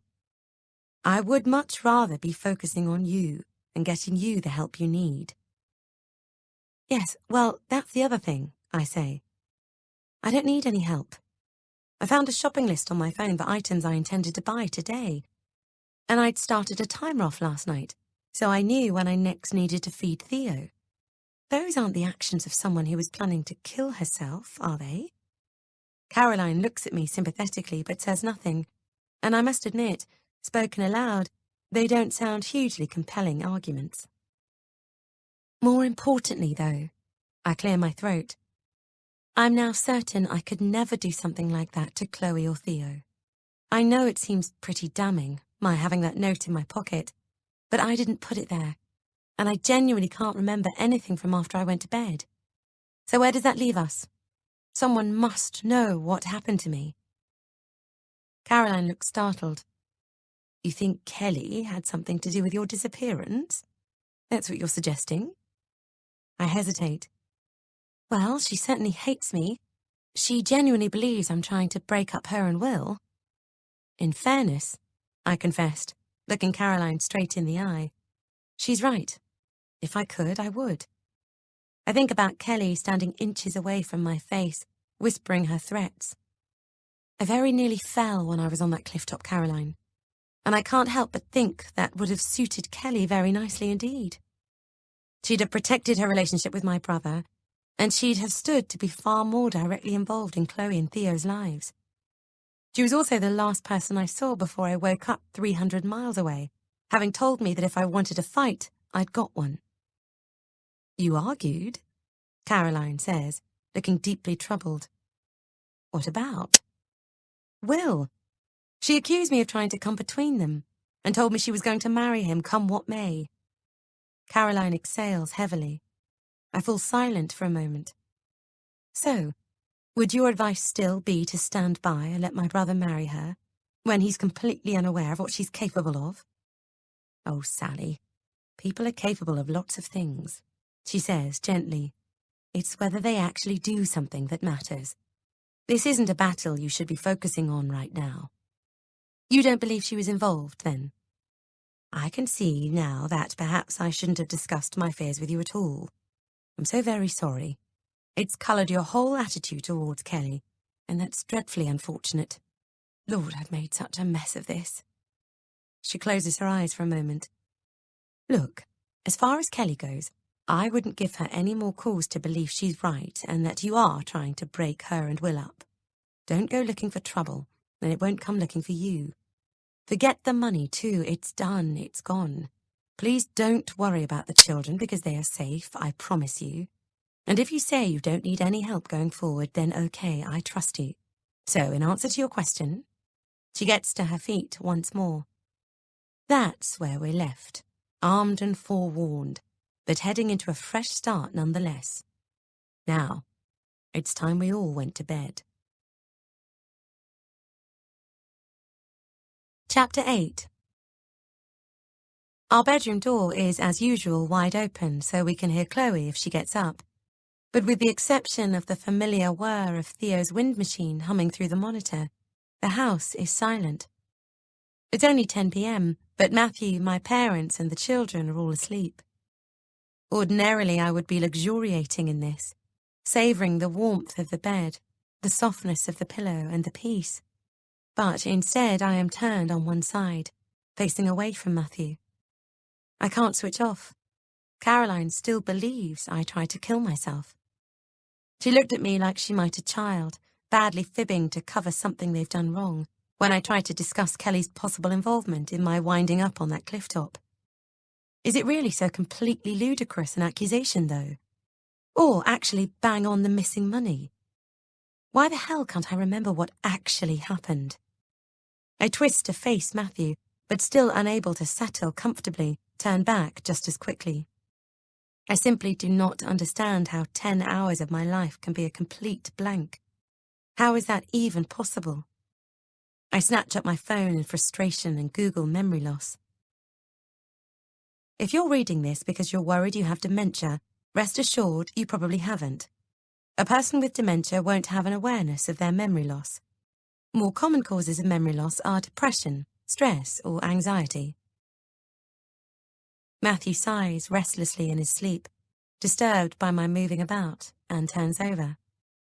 I momentarily freeze, then quickly place my phone face down on the mattress in case the lit screen wakes him properly. I'm so used to Matthew choosing to sleep in the spare room that having him lying next to me again feels really weird. I wait for a moment for him to resettle, then start again, clicking on depression first. Depression is about more than simply feeling unhappy or fed up for a few days. Depression affects people in different ways and can cause a wide variety of symptoms. At its mildest, you may just feel persistently low in spirit, while at its most severe, depression can make you feel suicidal and that life is not worth living. This is no good. It's just a definition of depression itself, nothing to do with memory loss at all. I sigh, exasperated, and am about to put my mobile down when I remember Matthew in tears earlier, having found that information about divorce on my phone.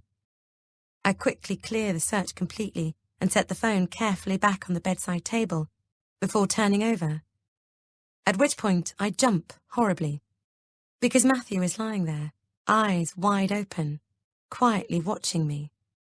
Jesus Christ, I gasp. What are you doing? Catching you clearing stuff off your phone about depression causing suicidal thoughts. I flush. I was looking up causes of memory loss, one of which is apparently depression. He doesn't say anything, just looks at me. Matthew, you didn't catch me doing anything, I swear. Last night, when you were missing. He ignores me. I phoned Liv from your phone, in case she knew where you were, but she didn't. Like all of us, she was beside herself. Once you'd been found safe this morning, I called her back to let her know. And when I told her the circumstances, she was horrified. Then she confessed you'd sent her text messages over the last couple of days that she hadn't taken seriously, saying things like, "This baby is breaking me," and "I hate my life." He pauses for a moment, and I agree, it does sound truly awful, spoken so baldly like that, completely out of context. "You must know I didn't mean it literally, though, surely," I say slowly. "Everyone does that sort of thing, all the time." "I don't," he says. "I don't tell my mates I hate my life." "Oh, come on, Matthew. I don't actually hate it. It's just a whingy thing you say when you're knackered, that's all." "She knew all about our row and told me you'd asked for some advice about divorce." "Hey, back up a bit." I move away from him urgently. I asked her if it was normal for couples to discuss divorce, and yet not mean it. Anyway, Matthew, it doesn't matter what Liv said. I'm telling you that wasn't how it was. And then she told me this isn't the first time you've tried to kill yourself. I freeze for 2, maybe 3 seconds, before the shock of his words implodes in my head, and I'm dragged backwards into a vacuum, where everything starts rushing past me, like falling through the inside of a kaleidoscope, brightly coloured shards of my life flashing by, until with a jolt, I arrive at my small room at university. I can see myself sitting, sobbing on my single bed. My knees are hugged up to my chest, as I rock backwards and forwards, because my heart is freshly ripped into pieces, and I can't sit still with the pain. Joe, at another university some 200 miles away, has just called on the halls of residence phone to tell me that he doesn't want a long-distance relationship after all. With impeccable timing, given Dad has had his second heart attack some 12 days earlier, he says he thinks we ought to take a break for a while. "I'll come up," I plead. "I'll get on the first train I can and we can sort this out." "No, don't do that," he insists. He's sorry, but he's made up his mind, and it's important to be honest with me. It's the first time I've experienced the perfect storm of rejection, heartbreak, grief, and fear all at once. And that night, I do something really stupid. My 2 best friends on my corridor get me some vodka from the on-campus Londis to drown my sorrows. One of them, in her first year of a drama degree and obsessed with pulp fiction, casts herself as a female Tarantino, and enjoying the way it sounds and how she imagines she looks saying it, strides into my room clutching the bottle and a packet of fags, waves them around and shouts, "Fuck him, drink some of this, smoke these, and in the morning start the rest of your fucking life better off without him." We down a lot of vodka, and then they stagger off to their rooms. I climb under my duvet, but much more than half cut, and through tears that I can't seem to stop, my pissed teenage mind is still desperately looking for a way to hold on to this first boy I've ever loved. I blurrily decide that if something awful were to happen to me, Joe would realise what I mean to him and come running back. So I get back out of bed and, picturing him sobbing by my bedside while I'm hooked up to a life support, like the one I saw Dad on less than 2 weeks earlier, I open a bottle of paracetamol. This being back in the day when it was still possible to buy more than 10 at a time over the counter, swallow the contents, and lurch back to bed. I wake up the next day feeling like I've slept amazingly well, but sober, I'm scared witless by my actions of the night before, particularly when I realise there are about 20 pills in the bottle. I have a lot of time to think about it over the next 48 hours that I spend vomiting. I could have killed myself. How did it not kill me? This is also in the days of no internet, so there's no immediate answer, and therefore, of course, no one that I can ask. In fact, I tell not a single soul about this sordid, deeply private moment of my life until some 16 years later, when, while becoming closer friends, Liv and I, heavily pregnant and watching a movie while eating cake balanced on our bumps, have one of those intense disclosure bonding sessions about the boys and men we have loved and lost. "I honestly don't know how you're not dead," Liv said in amazement. "Some people can tolerate drugs better than others, I guess. You were so lucky." It never occurred to me that I might actually die. I only got as far as imagining him doing some mad dash to the hospital to rescue me. The classic teenage cry for help. Liv shook her head in disbelief. No, it really wasn't, I corrected her. I think I was partly still reeling because of what had happened to my dad, and was just very pissed and very stupid. I reached out and grabbed Matthew's arm. Did you hear me? I said I was very pissed and an idiot. I was also only 19. I don't know what impression Liv has given you, but you swallowed 20 paracetamol. Matthew is looking frightened and bewildered, almost as if he barely knows me. 6 years we've been married, and you never thought to mention this. It was private, I say, and it has no bearing on my life now whatsoever. Really? He interrupts. You don't think this might have been relevant when you were struggling after Chloe was born, too? That I had a right to know? No, I don't. To both questions. Look, you and I both know it wasn't easy after Chloe, but Christ, Matthew. Tell me a single person who doesn't find it hard having their first baby. I don't think I was any more depressed than any other new mum. And I'm not depressed now. In fact, I'm coping better than I did first time around because I know that it's going to get better. What happened at university was really dumb and a very long time ago. Liv had absolutely no business telling you about it. She didn't feel she had a choice. She was worried not saying anything might put you at more risk if we didn't have the full picture. Oh my God. I look up at the ceiling and try very hard to stay calm. This is why none of you believe me about last night, isn't it? Because of what Liv has told you all.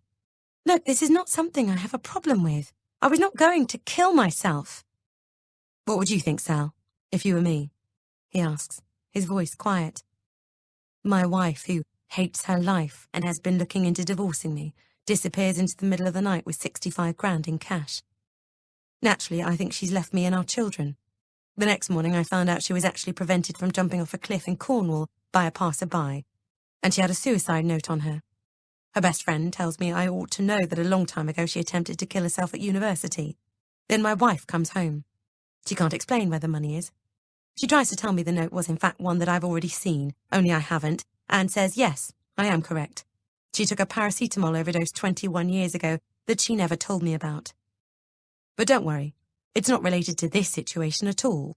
And can I please not just trust her when she says that actually she has no idea what happened last night? That's it. That is her explanation. Would you believe you, Sal? Yes, I would, because it's true. Oh, Sally, don't treat me like this. Please, it's insulting. I'm not saying it doesn't look bad, but... He laughs incredulously. Oh, okay, that's good. At least we agree on that. Matthew, stop, I say on the brink of tears. Please, I'm your wife. I'm telling you that I had no idea how I wound up on those cliffs, and I'm frightened, Matthew. I went to bed and woke up 300 miles away. Forget what Liv told you. Trust me. Help me. I let go of his arm and take his hand imploringly. I love Chloe and Theo so much. I would never, ever do that to them. There has to be another explanation for what happened last night. His eyes well up again, too, and he hesitates. Go on, then. He whispers. What is the reason? What really happened? Tell me. There is a long pause. I want to tell him my suspicions about Kelly, as well as everything Caroline has disclosed to me about her, but not wanting to reveal how his mother has already betrayed Kelly's patient confidentiality, I stay silent. I can't, I confess eventually, and Matthew sighs heavily. Theo begins to cry down the monitor, and I start to get up. No, Matthew says, you need to rest. He throws back the duvet and climbs out of bed. I listen to him walk down the hall and wait for Theo to begin crying when Matthew picks him up. But instead, my husband gently and successfully starts to soothe our baby back to sleep, in a way I didn't even know either of them were capable of. What the hell has happened to my world overnight? My phone buzzes in my hand. I glance down at the screen. It's a message from Liv. How are you? I don't even think about it. My fingers flash over the tiny keyboard angrily. You told him? WTF? The 3 dots scroll as she starts to type back. I had to. You have 2 kids, Sally. You don't have the right to make selfish choices now. I gasp in amazement. Well, I guess it's a good job I haven't just tried to top myself. At some pep talk, Liv, You're angry with me, I message. 3 dots. Yes, I am. Very. Wow. All I can do is sit and stare at the screen for a second, in shock. But then the 3 dots start furiously scrolling again. So many people love you. You have so much in your life. Oh, okay. I think I get it now. I hesitate, then type, is this more about your stuff than my stuff? I promise I know how lucky I am to have 2 kids. Would never, ever hurt them. I don't remember what happened to me last night. A pause, and then the dots begin to ripple. I wait, but then they stop rolling and vanish. Let's discuss tomorrow, I request. It delivers instantly, but I'm still holding the phone, having had no response. She usually acknowledges texts with a kiss. When Matthew comes back into the room. Sal, you need to get some rest, he says, climbing into bed next to me. Put your phone down. I do as he asks, and he rolls away to the other side of the bed. But I can't sleep. Of course I can't. Once I'm certain Matthew is definitely drifted off, I reach for my phone again, this time doing a search on Kelly Harrington. The latest news item flashes up. It's a link to the Mail Online. The picture that I see when I click on it makes me exclaim so loudly, I don't know how I don't wake the whole house up. My future sister-in-law is beaming like the Cheshire Cat on steroids as she holds her left hand up in what appears to be an Instagram selfie. It's true, I'm so happy. Proud Kelly Harrington confirms engagement and shares first pictures of a very bling ring, gushes the headline. Kelly Harrington shares her happiness after her boyfriend proposes during a romantic holiday in Tenerife. I thought she said she was out there working. Another shot of Kelly in a swimsuit cut up to her armpits, draped over some sun-drenched rock like a lad's mag Andromeda, sits alongside the text. The beautiful 27-year-old actress, thought she was 30, tweeted, "It's true. I'm so lucky and so happy." After a source, Kelly herself then, told Mail Online that her partner of just under a year, TV exec Will Tanner, had gone down on one knee at sunset. It seems he went all out with his ring choice too, opting for a stunning solitaire for his celebrity beauty, which reportedly cost a whopping £70,000. £70,000. My mouth falls open. Will doesn't have that kind of cash. Even if he did, he wouldn't spend it on a ring. That's obscene. I scroll down and peer closely at the square-cut rock squatting on her slim finger. And then it's as if her fist smashes right through the screen and punches me full in the face with the realization. Okay, Caroline. Now I know exactly what happened to your money. Chapter 9. You're wrong, Sally, and you've got to stop this. Mum bangs around my kitchen in her dressing gown, getting knives and forks out of the drawers for the cooked breakfast sizzling on the Aga. Of course that's not how much the ring cost. I spoke to Will last night, after they went shopping yesterday afternoon, and he warned me that the figure Kelly's representative was going to feed the press was very exaggerated. She's in the public eye. It's almost expected that she have the perfect clothes, nails, hair and jewellery. People want their stars to be glamorous and removed from reality, don't they? You want to see them getting off yachts in Cannes, not pushing shopping trolleys around Aldi. I stare at my mother. She's not Elizabeth Taylor, Mum. And Will's not Richard Burton either. Even if it's worth half what the papers say, we both know we couldn't afford to pay that either. So how was it financed? Mum whips around and points a fish slice at me. I mean it. Stop it. We discussed this last night. She didn't take Caroline's money. It's the perfect out. Got some cash you need to lose fast. Buy a rock that no one knows the exact cost of and stick it on your finger. Oh, Sally, can you even hear yourself? I never heard anything so improbable. Mum flips the bacon in the pan and pushes it down aggressively. Well, I woke up in Cornwall yesterday with no idea how I got there. That happened. I don't see how this is any more impossible to believe. Does Will actually know that our money is missing? Please don't say anything, Mum begged suddenly. He's already so worried about you. Even though I've told him you're home safe with us, all he wanted to do was come and be here for you yesterday. They both did. She didn't want to be here for me at all, Mum. Kelly and I argued, remember? That was then. Everything's changed now because of what's happened. She wants to support you, just like the rest of your family. No, she doesn't, I exclaim. I'm desperate to tell Mum what I've learned about her future daughter-in-law. If you had any idea what... You didn't take Caroline's money, did you? Mum asks suddenly, lowering her voice. Her unexpected question draws me up short. What? No, of course not. I think I might have been tempted to if I were you, even if it was just to hide it for a bit and teach Caroline a lesson.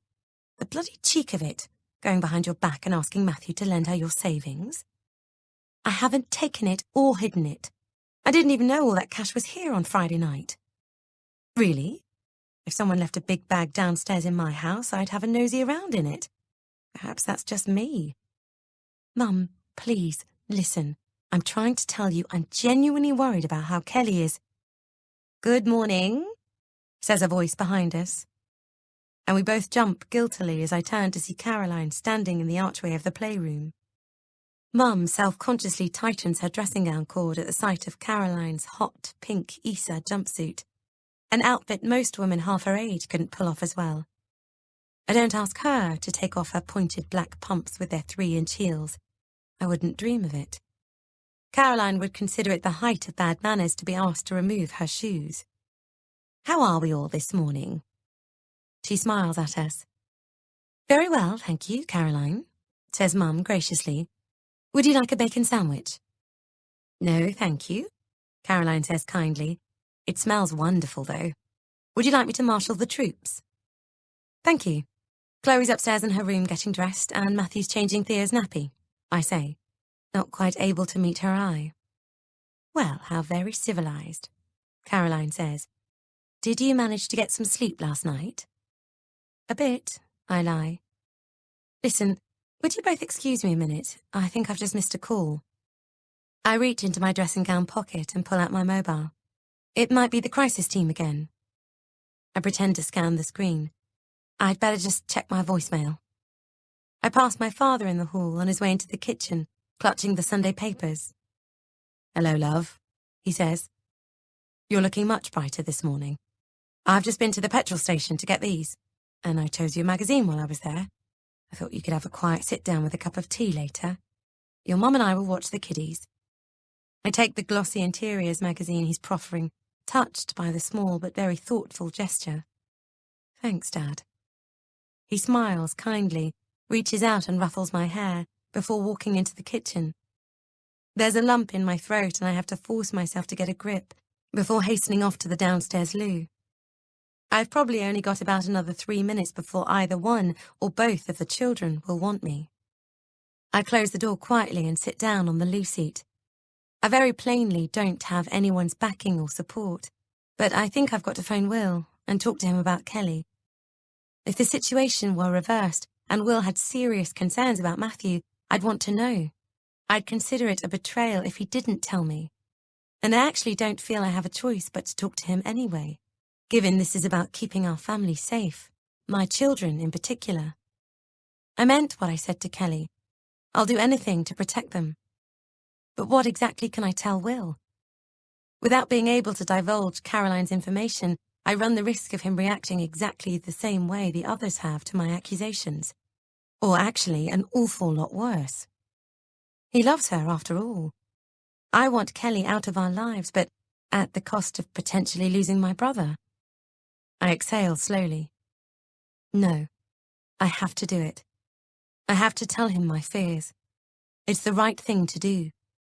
The phone rings to the point that I'm expecting his answer phone, but at the last moment he picks up with a sleepy, "Hey, Sal, are you all right?" "Oh, I'm so sorry," I say immediately. "I've woken you up." I forget no one except people with small children in the house are ever up before 9 on a Sunday. It's fine. I've been by my phone in case you wanted to talk. I hesitate, but just manage to say, "Thanks, that's kind of you." "Listen, Will, can I discuss something privately with you for a moment? Would you mind going somewhere where we can't be overheard?" "Of course." He sounds worried. and there's a pause before he returns back to me. I'm in the spare room now. Go for it. I take a deep breath. So, tell me about your shopping trip yesterday. He pauses again before saying slowly, "Oh, okay. To buy the ring, you mean?" "No, to Sainsbury's," I try to joke. "Yes, of course, the ring. We went to this place Kelly knows. Well, she knows the daughter of the owner. We both liked the same one pretty much straight away, and we bought it. There's not much else to tell, really." There's another silence before he says, "It didn't cost anywhere near what the papers are saying, if that's what you're worried about." Okay, here we go. I am a bit concerned, yes, I say. I just don't want you overstretching yourself to keep up with a lifestyle you're not necessarily needing to be a part of. But then, for all I know, Kelly contributed to the cost. I wince at such a completely crass way of trying to find out if she pulled out a huge wad of cash at the till. "Sally," he interrupts gently. "Kelly's honestly not like that. She had no expectations at all. I'll tell you in confidence, it cost me $7,000, which is still a lot of money, but her friend's dad gave us a really good deal." There's absolutely no way the ring in that picture was only $7,000. I immediately lose all attempts at subtlety. "You paid then, not her?" "Of course I paid," he laughs. "Geez, you're not telling me that Matthew made you cough up for your ring. How have I never known this?" "We actually didn't buy one at all, if you remember," I say absently. "Mine is a family heirloom from his grandmother." "Oh, right. Nice. The best kind." "I suppose so. Although I think—" Kelly was so excited. He cuts across me. "It was really nice. In fact, she was so busy gazing at her finger, we got back to the car and she realised she'd left her handbag in the jeweller's. Daft moo. I had to drop her off and go around the block so she could race back in and get it." I stop instantly. She forgot her handbag. Given all of the bags I've ever seen her with, a designer and extremely expensive, I find that very hard to believe. Yeah, luckily her mate's dad had put it in the back, but her pal had also arrived in the interim. 8 times I did that bloody loop while they were in there, probably just shrieking at each other. He laughs. "You know us girls," I say slowly. "Tell me, what's the ring like? Is it platinum or white gold? What cut is the stone?" "Oh, God, Sal, I don't know," he exclaims. "It's sort of square and platinum, I think." "Platinum, you think?" I repeat in disbelief.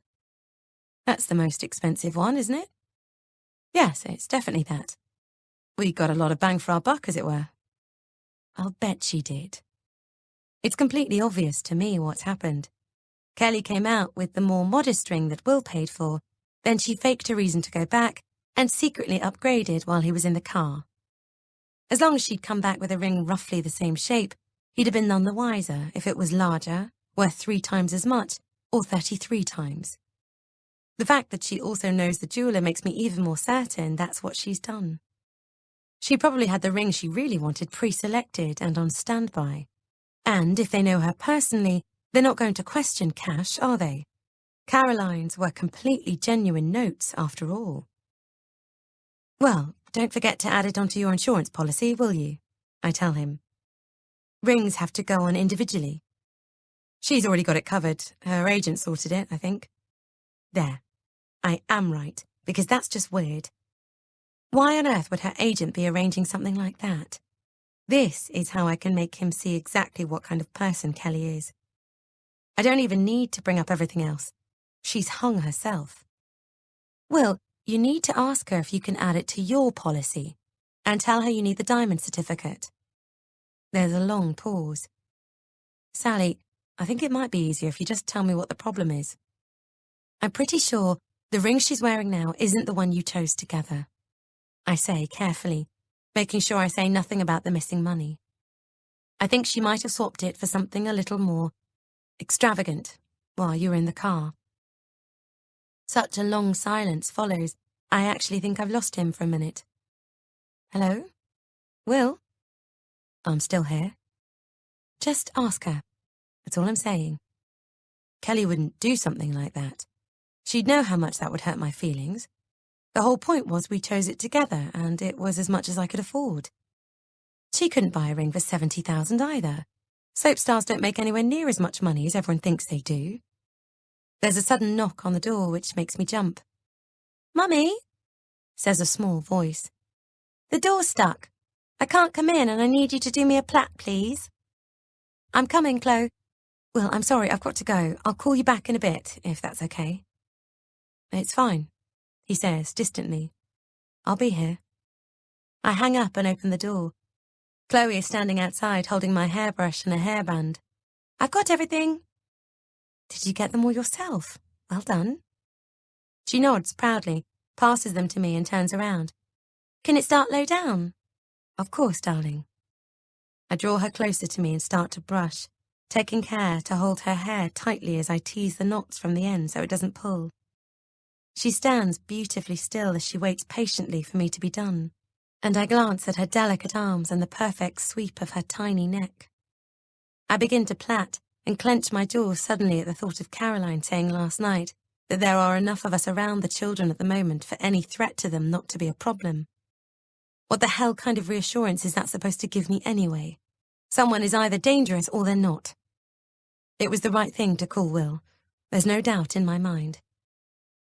"Have you finished, Mummy? I'm hungry." "Yep, all done." I twist the band into place. Dangerous and devious. I don't want that woman near any of us. Come on, let's get you some food. We go back into the kitchen to find everyone, bar Caroline, who is sitting on the sofa clutching a cup of tea, eating breakfast. "Here's yours, love." Mum gets up hurriedly and passes me a plate heaped with eggs, bacon, mushrooms and tomato. "And yours, Chloe." "Thank you, Granny Sue," she says politely and sits up. "Can you push me in, Mummy?" I get up and do as she's asked, then sit back down opposite Matthew. "Do you want me to do that?" I nod at the bowl of baby porridge, which he's very slowly and carefully spooning into our son. "No, thank you. I need to get better at this, and I'm enjoying it." He smiles at Theo. "Yes, I am, aren't I? Daddy's enjoying it." "Everything all right with the crisis team?" he asks, ultra-casually. I glance at Chloe, who is tucking into her food. Good little girl. "Yes, thank you. Would you come to the park with me later, Chloe?" Her little face lights up and she nods happily. "I'm going to show you how I can go down the slide backwards." "No, I don't believe it. You can't do that." I pretend to be amazed. She grins and says, "I can." "You don't think you ought to stay in and rest today?" Matthew says. "I can take Chloe to the park. Sue, you wouldn't mind putting Theo down this morning, would you? So Sal can go back to bed." "Of course I wouldn't," Mum says. "Matthew's right. You should take advantage of us being here." "But I start to protest, only for Caroline to interrupt with a gentle, "I think the park is a great idea, Sally." I look at her gratefully, and she adds firmly, "You and Chloe should go, just the two of you." "We used to call that a kitten adventure," Chloe says suddenly. "If it was just me and Mummy, just me and Daddy was a mousy adventure, and if it was me, Mummy and Daddy, it was a puppy adventure."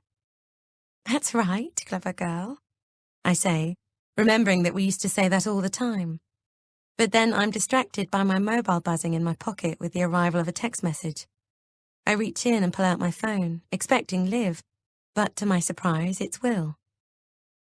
"Just had it out with Kelly. You were right. She swapped ring."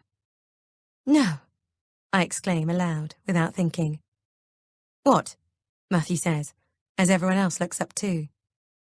"Had massive row. She was hysterical. Apparently she didn't want to hurt me, but my offering was not quite up to scratch, so she thought she'd top it up herself. Don't tell anyone else, please. Not sure how I want to play this yet. Might pop over and see you all later, depending on everything here. Thanks for heads up. Kiss." "It's nothing," I say immediately. Will's not sure how he wants to play this. What does that mean? He's considering calling it all off? They are questions that remain frustratingly unanswered for the rest of the day. I tried to text him again later, while we were at the park, and then later still to see if he wants to join all of us for a roast that Mum is making, but he doesn't respond. It's only once Caroline has just left to go home at 7 p.m. that there's a loud knock at the front door. My parents look up from Country File, and Matthew jumps to his feet. Mum must have forgotten something. She's going to wake Theo. He rushes out of the room, only to return apprehensively a few moments later. Sally, door for you. Confused, I get up, and pulling my bobbly but comfy and favourite cardigan tightly around me, I make my way out into the hall. I'm expecting Liv, who I haven't heard from all day, or maybe even will. But the person I actually discover standing on the doorstep, incongruously holding a huge bunch of flowers, some chocolates and a magazine, while looking absolutely furious, is Kelly. In contrast to the glossy girl from the Instagram picture I saw last night, her eyes are slightly red from crying. She's got no makeup on, and her hair is tied back in a ponytail. She's wearing a simple long-sleeve black top over dark, skinny jeans and some battered old Converse, but she actually looks amazing, almost a completely different person. As she glares at me, I can see we're about to have a conversation stripped back of any pretense, too. "It was you, wasn't it?" she says. "You call, and out of the blue, Will is suddenly asking me for diamond certificates and insurance documents. You really hate me this much? You're that jealous? Will would have been none the wiser if you hadn't stuck your nose in.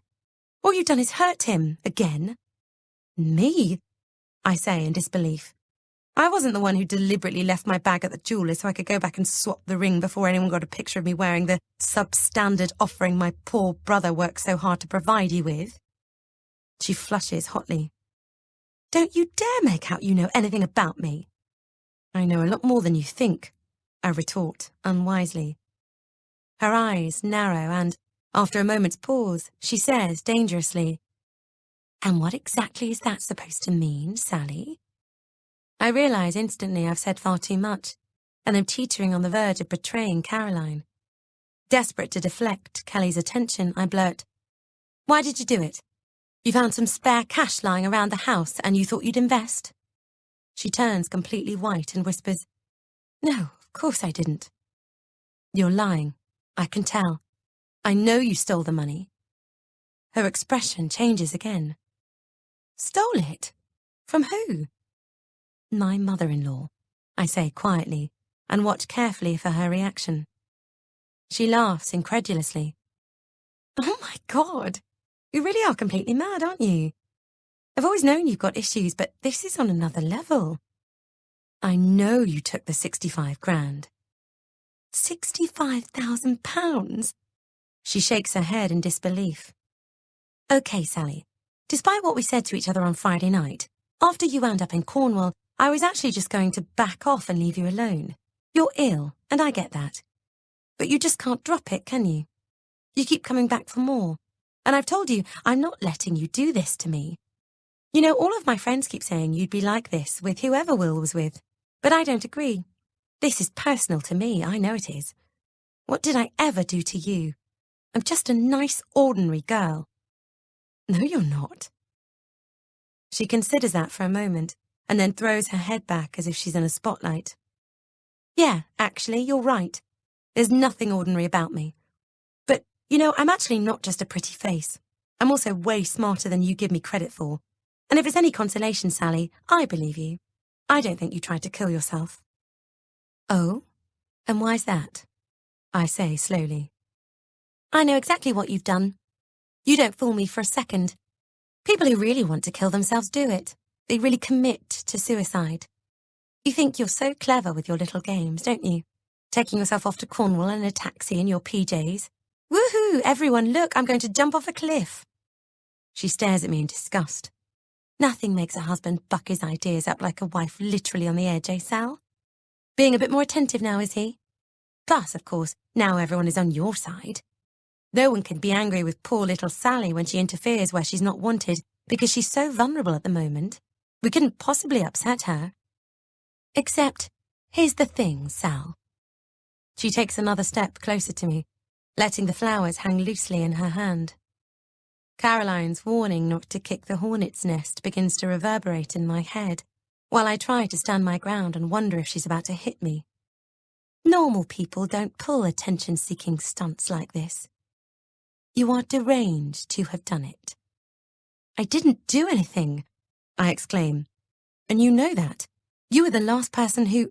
Oh, just shut up. I've not stolen a penny from you. And for the record, the ring cost nowhere near that amount. You need to learn not everything you read in the papers is true. But most importantly, from one actress to another, here's some professional advice. You don't want to overplay this, otherwise everyone might think you're really unstable, and that's a different game altogether, trust me. Have you got the door open out here, Sally? There's a wicked draft coming through. Kelly! Mum appears alongside me, beaming, but then looks concerned. Are you all right, love? Where's Will? At home. Everything's fine. I just wanted to pop over with these for Sal, Kelly says earnestly, absolutely all trace of anger having flicked off like a switch, as she holds out the flowers, chocolates, and magazines. I know they're not much, but I wanted Sal to know I was thinking about her. Isn't that nice? Mum says. You came all that way. She looks at me pointedly. Thank you, Kelly, I say dutifully. You're very welcome. You've been through so much, Sally, but please don't forget where we are. Just call again, and I'll be there. I'm not going anywhere, I promise you. Chapter 10. By 7:15, the house is warming up nicely for Monday morning chaos. Theo has been babbling in his cot for half an hour, having already been fed when he woke up at 6 and put back in his cot. I haven't got him out yet, not just because I'm clinging to my one sacrosanct rule that the kids don't get properly up before 7 o'clock, but because I'm lying in bed thinking about Kelly. Turning up on the doorstep last night out of the blue. She is completely determined to stay in Will's life. She left me in no doubt about that. Matthew begins to crash around in the shower, and Theo instantly changes tack as he realizes someone else is awake, and starts clamoring noisily to be rescued. I reluctantly drag myself up and go through first to check on Chloe, who is sitting in bed flicking through some books. Morning, darling. How are you? Sleep well? I give her a business-as-usual smile. What do you fancy for breakfast? Boiled egg, please. Is it a school day today? She asks. Yep. Granny Sue and Grandpa have asked if they can take you. That's fun, isn't it? I'm just going to change Theo's nappy, then we'll get you dressed, shall we? Can I come and get Theo up too? She scrambles out of bed and dashes past me. Pausing to grab her uniform and the hairbrush, I also stop en route outside the bathroom and knock on the door. Matthew, don't forget Mum and Dad have to get through the shower too, will you? I'll go and start Chloe's packed lunch, but can you come down to sit with Theo as soon as you're dressed? Will do, he shouts back, unusually equably. Normally he hates being chivied. I'm nearly done. I go through to find Chloe has climbed on the side of Theo's cot and is squeaking, "Good morning," repeatedly to him, at an ear-piercingly high pitch. Theo has pushed himself up onto his tummy in his grow bag and is craning to look at her. I arrive in time to see him pulling his knees up to his chest in very credible preparation for crawling. Let's stop that, shall we? I pick him up hastily and wrestle him onto the change mat, while Chloe continues to jump around and screech. Sweetheart, can you not make that noise, please? I ask her, smiling despite it being a really horrible sound. Everything all right in here? Matthew suddenly appears around the edge of the door, clad in a towel, hair damp, and looking, I'm surprised to find myself thinking, very attractive. Do you need me to change him? No, thank you. I self-consciously pull my gross nightie down so it covers my legs and bottom a little better. You sure? He says, concerned. I don't mind, if you feel like you need a moment. You sound stressed. I'm really fine, I assure him, and he nods, then disappears. I sounded stressed. I didn't really think I did. Everyone might think you're really unstable, and that's a different game altogether. Trust me. Disquieted, I push Kelly's voice from my mind as I bend to gather Theo up and get to my feet. I need to try not to let her into my head. It's exactly what she wants. I should never have said I knew more about her than she realized, though. That was insane. She's going to put two and two together and deduce Caroline's the source, surely. I basically did exactly what Caroline warned me not to do. Should I give Caroline a heads up? I probably ought to. There was no need for me to accuse Kelly of stealing the missing cash either. Will is going to pursue where Kelly got that kind of money from in any case. It would have come out anyway, without my needing to take a wrecking ball to it. I just need to go and see him and have this one out with him properly. I wonder when he's working from home next. That would be the best solution. We need to sit down and discuss things calmly, without anyone else interrupting. Mom! Chloe tugs on my sleeve, bringing me back to the room. I said I want bunches today. Okay, I say quickly. Sorry, Chloe. Bunches it is. Let's go downstairs and do them, so I can put Theo on his mat with some toys. As we pass the spare room, Mum calls out, Sally, is that you? Opening the door, I put my head around to see Mum sitting up in bed brightly, holding a mug of tea in one hand and a Maeve Binchy in the other. Dad is sitting on the armchair in the corner, already dressed in trousers, a shirt and tie, and a neatly pressed jumper. His coat and shoes are also laid out next to him. He's obviously been ready for some time. Morning, love, he says, not looking up from A Guide to Britain's Beaches. Now, Dad showered and I've already done Chloe's packed lunch, Mum says briskly. And breakfast is all laid out too. Once Matthew is out of the bathroom, she continues apace as my brain struggles to keep up with this extra information. I'll just zip through quickly and wash, shall I? What time do we have to go? 8:15. Granny Sue, Mummy's going to do me a boiled egg, interrupts Chloe. Lovely, Mum smiles. So that's settled then? What is? Oh, Sally, do concentrate. She rolls her eyes patiently. I'll go through next, then you. I'll be 5 seconds. Bathroom's free, yells Matthew. There. Mum sets her cup down, throws back the covers, and, voluminous nighty billowing, leaps up and grabs her towel and wash bag. I'll be quick as quick. She whisks around the door like the White Rabbit. I wish I had her energy. Maybe I would if I'd slept better. Theo seems to be creeping back to his old ways. Still, I've no time to dwell on that now. Come on, Chloe. Let's go and get you dressed. Ow. I wince as Theo grabs a fistful of my unbrushed hair and yanks it. Let's not do that, darling. Dad, do you want an egg for breakfast? He looks up amiably from his book. I'd better wait and see what your mother says. I think she had toast and cereal planned. It's just an egg, I say gently. Have one if you want one. It won't make you late. Well, that would be very nice then, thank you, he says. Matthew's already put Chloe's car seat in for me, and I've programmed the sat-nav, so we're all set. I'll come down in a minute then, shall I? Mum, you have to say, I bet you can't get to the kitchen before I do, Chloe says eagerly, sneaking past me as we leave the room. I bet you can't get into the kitchen before I do, I repeat, obediently. I really worry sometimes about what will happen to Dad if, by some hideous irony, Mum dies first, and he's left to think for himself. I'm not sure he knows how to anymore. I don't even really remember the time before he was ill when Mum didn't do everything. Chloe, don't rush on the stairs. I don't want you to trip. I won't, she calls back. See, I won. She beams as I appear in the kitchen seconds after her. Can I watch something on the iPad? Yes, darling, you can, I say, as I spot her lunch, which Mum has left out on the side. I put down the uniform and hairbrush and pick up the 4 cling-filmed within an inch of their life bread rolls, which are sitting alongside an apple and, completely inexplicably, a hard-boiled egg.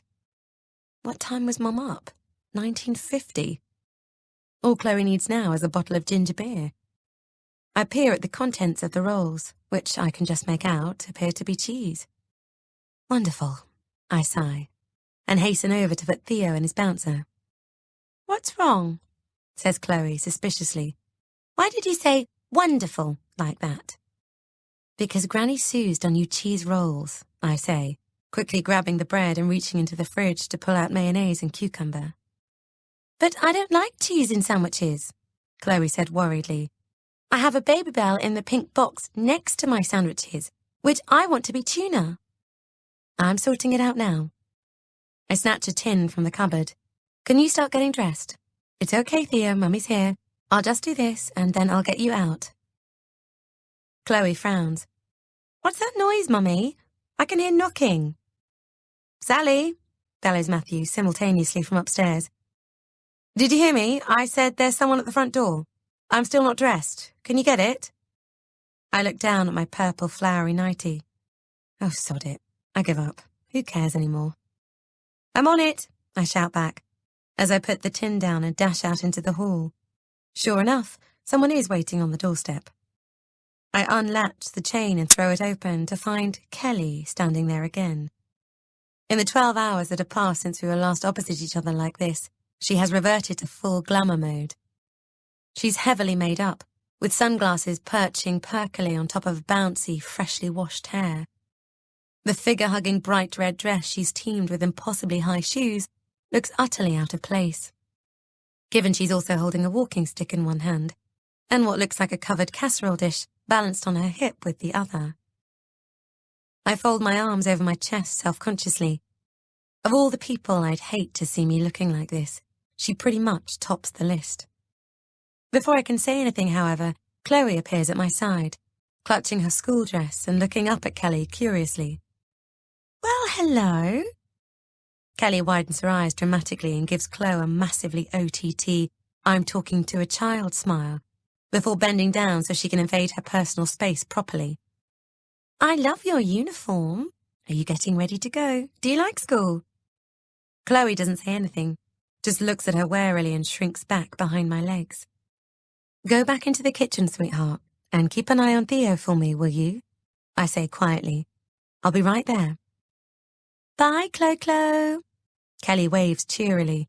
Then, once my daughter has gone, she turns to me. What are you doing here again? I stare at her. You need to stop this, Kelly. It's becoming weird. She takes a deep breath and forces a smile. Oh, have a word with yourself, will you? You know exactly why I came over last night. I was beside myself. But I'm here now because I shouldn't have said some of what I did. You're obviously going through a very tough time, and I ought to have been more sympathetic. I know I could have just phoned, but I wanted to come over and apologize in person. You know it's barely 7:30 in the morning, right? I say slowly. Of course I do. She snaps defensively, but then seems to catch herself and smiles again. I mean, yes, I do, thank you, Sally. I'm filming all day today, and I wouldn't have been able to come over at all otherwise. But I really wanted you to see how serious I was about this. Here, I've made you something. She tries to hold out the casserole dish, but struggles slightly. Sorry, can you just take this stick for a second? I get labyrinthitis from time to time. It's an ear and balance thing, and I'm a bit wobbly today. I resist the temptation to say perhaps she'd be better off in considerably more sensible shoes in that case, and reach out to take the stick as she takes the dish in both hands, then holds it out to me too. I stare down at it, then take it, not sure what to say. This is completely bizarre. What is she trying to pull now? It's chicken, she offers, taking back the stick. Thanks. There's an uncomfortable pause for a moment, and then she says, Fine. Well, I'd better go then. Before I do, though, I wanted to say, I didn't steal any money from you. I would never do that. I did swap the ring, but I genuinely didn't think I was doing anyone any harm. That certainly wasn't my intention. I just wanted you to know.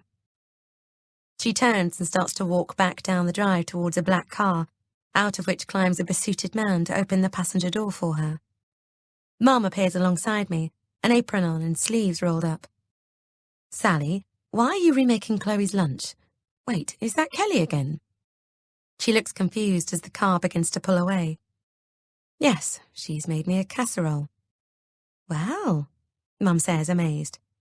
First coming all that way last night with those lovely gifts to cheer you up, and now this? You see, she is trying. I told you. Mum, I just want to get back inside. I'm in my nightie, I say, noticing Ron staring at me from across the way, while busily vacuuming the inside of his car as if that's a normal thing to be doing at 7:30 in the morning. "Hi, Ron," I called tersely, and he half waves back, forced into acknowledging he's looking right at us. "Well, here then, I'll take that stew." "No, you're not touching it. None of you are." I turn around and head back into the kitchen, yanking the lid off and then stamping my foot down on the pedal of the bin before turning the whole pot upside down. The contents plop into the bottom of the bin bag like someone being violently sick. "What on earth are you doing?" Mum says, her mouth falling open. "I don't want any of you eating that, especially not the kids." "Right," Mum says slowly. "Is that why you're remaking Chloe's lunch too? Have I done something to upset you as well? I'm so sorry if I have." No, I shake my head, exasperated. "It's nothing like that. Look, I don't want to go into why I don't trust Kelly. I just want to be careful, that's all." "Careful of what, love?" "Like I said, I'm not going into it now." I nod down at Chloe, who appears to be playing, but I can see she is listening to every word. "Mum, I'm not going mad. Please don't look at me like that. None of this is a big deal, I promise. Chloe doesn't like cheese, so I'm making her tuna for lunch, and I don't want her eating Kelly's food. That's it, okay?" "Okay," Mum says, and gives me a big smile. "That's absolutely fine." "Great," I say flatly. "Thanks so much, Kelly." Now Mum obviously thinks I'm having another moment. "Come on, Chloe, let's sit up. It's nearly time to go." At precisely 8:15 a.m., Theo and I, now both dressed, are watching my parents strap Chloe into her car seat when, to my surprise, Caroline's Mercedes pulls around the corner and up onto the drive. "Morning all," she smiles, looking immaculate as she climbs out, wearing a sharply tailored blazer over a pair of wide-leg crop trousers with heeled pumps. She must be stopping off on her way to something work-related. "I'll take Chloe to school if you like, Sue. Save you a trip." No, it's fine, thank you, Caroline." Mum smiles. "Bob's programmed the sat-nav now, so it's no bother. We'll stick to the plan, shall we? You go in and have a cup of tea with Sally and Theo." She motions pointedly at me and widens her eyes in an exaggerated fashion. I wonder if MI5 realize what an asset they missed in my mother. She beams at us again and climbs into the car, firmly shutting the door before giving a little wave. "Please tell me they haven't dragged you over here just to sit with me while they take Chloe to school," I ask, as Caroline arrives alongside Theo and I, and we watch them reverse carefully down the drive, my father's parking sensors dutifully bleeping. Even if Matthew wasn't working at home today, I'd be perfectly safe. "Oh, look at that dear little girl. She's so gorgeous." Caroline sighs as they disappear out of sight, then turns to us. "And good morning to you too, handsome." She takes Theo's hand in hers and gives it a gentle shake before bending slightly to kiss it. "I'm here because they all want me to persuade you to ring the GP so you can get an appointment today. Matthew, in particular, is very worried about what your friend Liv told him, and he thinks you need some support as soon as possible." I stiffen slightly. "So, did he share my moment of teenage madness with all of you then?" I thought he had. She gestures helplessly with her arms. "I don't think he should have done either, Sal. It was private to you, and I said that to him." It's my turn to sigh. "Let's go and make that tea." Does this happen to you every time someone you know on a personal level has a crisis or a breakdown of some kind? People just expect you to sort everything out because of what you do for a living? "Pretty much," she agrees, as we go back into the house. I don't mind, really. It goes with the territory, and I'm careful not to take responsibility for more than I feel comfortable with. It's different with you, anyway. You're my daughter-in-law. Of course I want to help. Not that I've had either a breakdown or a crisis, I say quickly, putting Theo down on his mat and handing him his singing octopus. Although I hesitate anxiously, really not wanting to have to confess that I've messed up. Something slightly unfortunate did happen last night. "Oh?" she says, getting 2 cups out of the cupboard. "Tea or coffee?" "Tea, please." I sit down next to Theo, avoiding having to look her in the eye. Kelly came over and I said something stupid to her. Caroline has her back to me as she's filling the kettle, and at first I don't think she's heard me. She sets it back down on its base, flicks it on, and slips her jacket off to reveal a crisp navy tunic top, before placing the blazer over the back of one of the kitchen chairs. She looks down at me expectantly. So, what happened? I saw a picture of Kelly wearing her new engagement ring on the Mail Online, with a report saying it cost £70,000. I can't go into details, but my brother confirms she did something devious on Saturday, and suffice to say, that's where your money has gone. Caroline's eyebrows shoot up in surprise. You know this for certain? She denied it, of course, but pretty much, yes. You actually confronted her? Caroline cuts across me. I accused her of stealing the money, yes. I take a deep breath. I also told her I knew more about her than she realized. There's a pause. Ah, Caroline says. I see. I know, I say miserably. I'm so sorry. I don't know what I was thinking. I backtracked very quickly, and neither of us made any direct reference to you at all, but she reacted badly regardless. That was last night, but she was back here at 7:30 this morning too. Caroline says nothing, just waits for me to continue. This time she was very apologetic and brought me a casserole she'd made. It was utterly surreal. Was she like that when you treated her? Completely Jekyll and Hyde? I've not told anyone else about my accusing her of stealing the money, by the way, I add. I think I'd probably keep it that way. Caroline considers carefully. Listen, Sally. While I can see this is all really bothering you, and I promise we'll come back to Kelly, I don't think we should completely lose sight of what else happened this weekend. In fact, what time is it? She turns and glances at the kitchen clock. Coming up to 8:30. That's when your doctor's phone lines open for same-day appointments, I think. As I said, Matthew and your parents are very keen for you to get some support from your GP. I don't say anything for a moment, just pull the string on the octopus for Theo again, who grabs it as soon as the music starts to sound. And do you agree? I'm not sure that they really understand what is going to happen at that first appointment, let's put it that way, she says. I thought it might be helpful instead if you and I ran through it briefly. Your GP is going to have a 10-minute slot for you, and quite simply, there won't be time to cover any psychological challenges you may or may not be experiencing. Once he or she has established you're not actively suicidal, which you're evidently not, what they will do, however, is take your history, examine you, and discuss any physical symptoms you might have had or have. Now, the thing is, she takes a deep breath. Yours is such an odd story. It's not going to cleanly fit a diagnosis. At first, they're going to wonder if it's amnesia of some kind, but as we've already discussed, amnesia doesn't present like this. So at that point, your GP is going to start wondering if you're telling the truth, or if perhaps there is something else psychological going on. I look up at her immediately. This time the pause is much longer, broken only by Theo starting to clatter some stacking cups that he's found. We've already been here. I am telling the truth, Caroline. Okay, she says slowly. Then that's going to leave them with no option but to start having to consider some of the much rarer possibilities. I don't understand. I'm confused. Rarer possibilities like what? The kettle boils, but she ignores it.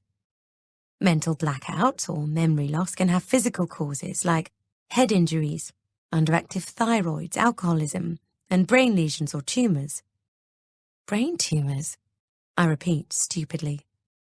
Theo, happily waving around the white cup, looks up at me and smiles. Yes, they are going to have to consider testing you for all of those things. Are you absolutely sure you want or need to put Matthew and your parents through the very real worry of all that? Caroline, I swear to you, I'm telling the truth, I say urgently. I can see you think it's an odd story, but I promise you, I've not made it up. I swallow. When you say these causes are rare, just how rare are we talking? Very unlikely indeed. She closes her eyes briefly and rubs her hand tiredly across her face, as if she's trying to think of another way to approach this. It's just that this is going to scare everyone so badly particularly as most GPs are lamentably inept at handling this sort of thing, and blunder in there with no thought, just announcing they're sending you for CT scans without so much as a by your leave. Then there will be the agonizing wait for the results, only for them to come back negative, and... But what if they don't come back negative? I whisper. I can feel my pulse starting to flutter faster with fear. Caroline stops short suddenly. You haven't already been diagnosed with something, and you just haven't said anything to anyone, have you? No, I say, now completely bewildered. Of course not. Well then, they will come back negative, Sal, because they are all really rare. That's entirely my point. Then she adds gently, are you quite sure that you don't remember a single thing between going to bed on Friday night and waking up on Saturday morning in Cornwall? Literally nothing. Yes, I'm sure, Caroline. My tone must be terse because she adds quickly, I'm not saying you know what happened, or you're trying to be dishonest about it, Sally. I'm really not. I'm simply asking you if you remember anything. I am making no judgment whatsoever, so please don't be alarmed. You're quite safe and everything is okay. I look down at the floor, starting to feel sick. Why is she talking to me like that? As if I'm a patient? Well then, in answer to your question, no, I don't remember anything at all. I repeat for the 100th time, as calmly as I can, before reaching for Theo and getting to my feet shakily. Could you hold him for a minute? I just need a moment. I take a couple of steps over to the table and hold him out to her. Of course, she says, concerned, taking him. Where are you going? Only to the downstairs loo, I say, that's all. You're sure you're okay? I'm fine, I lie. I'll literally be 5 minutes. Closing the door behind me, I sit down on the loo lid and, pulling out my phone, I type, brain lesions and tumours. Brain lesions, lesions on the brain, refers to any type of abnormal tissue in or on the brain. Reads the first article, running alongside a deeply incongruous sidebar advert for the perfect floral skirt. Major types of brain lesions are traumatic, infectious, malignant, benign, vascular, genetic, immune, plaques, brain cell death or malfunction, and ionizing radiation. Well, that all sounds really shit. I swallow anxiously and read on. Question. What are the symptoms of a brain lesion? Answer. Headaches, vomiting, vision changes, changes in mood, behavior and concentration, memory loss or confusion. Jesus Christ. So pretty much exactly how I felt when I woke up in that taxi. I tried to stay calm. What did Caroline say the other physical causes of memory loss were? I pull up the main NHS site. Memory loss can be a sign of something serious and should be checked by a GP. But if you're reading this because you're worried you have dementia, rest assured you probably haven't. A person with dementia won't have an awareness of their memory loss. Didn't I already read this last night?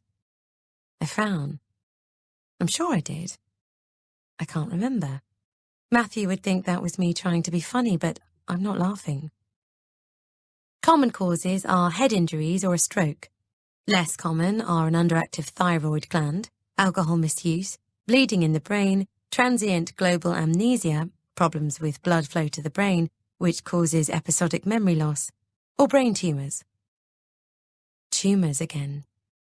Theo begins to cry in the kitchen, but I stare at the words on the screen, finding myself unable to move. I can't have a tumour. I just can't. Theo's crying becomes louder. I get to my feet automatically and unlock the door. My baby is rubbing his eyes crossly when I reappear in the room, and as he sees me, he begins to whimper again and hold out his arms to be taken. Tired already, I'm afraid, Caroline says. I'll put him down for you if you like. It's okay, I'll do it. I reach out for him, desperate suddenly to hold his reassuringly solid and wriggly little body. But I just need to make that appointment first.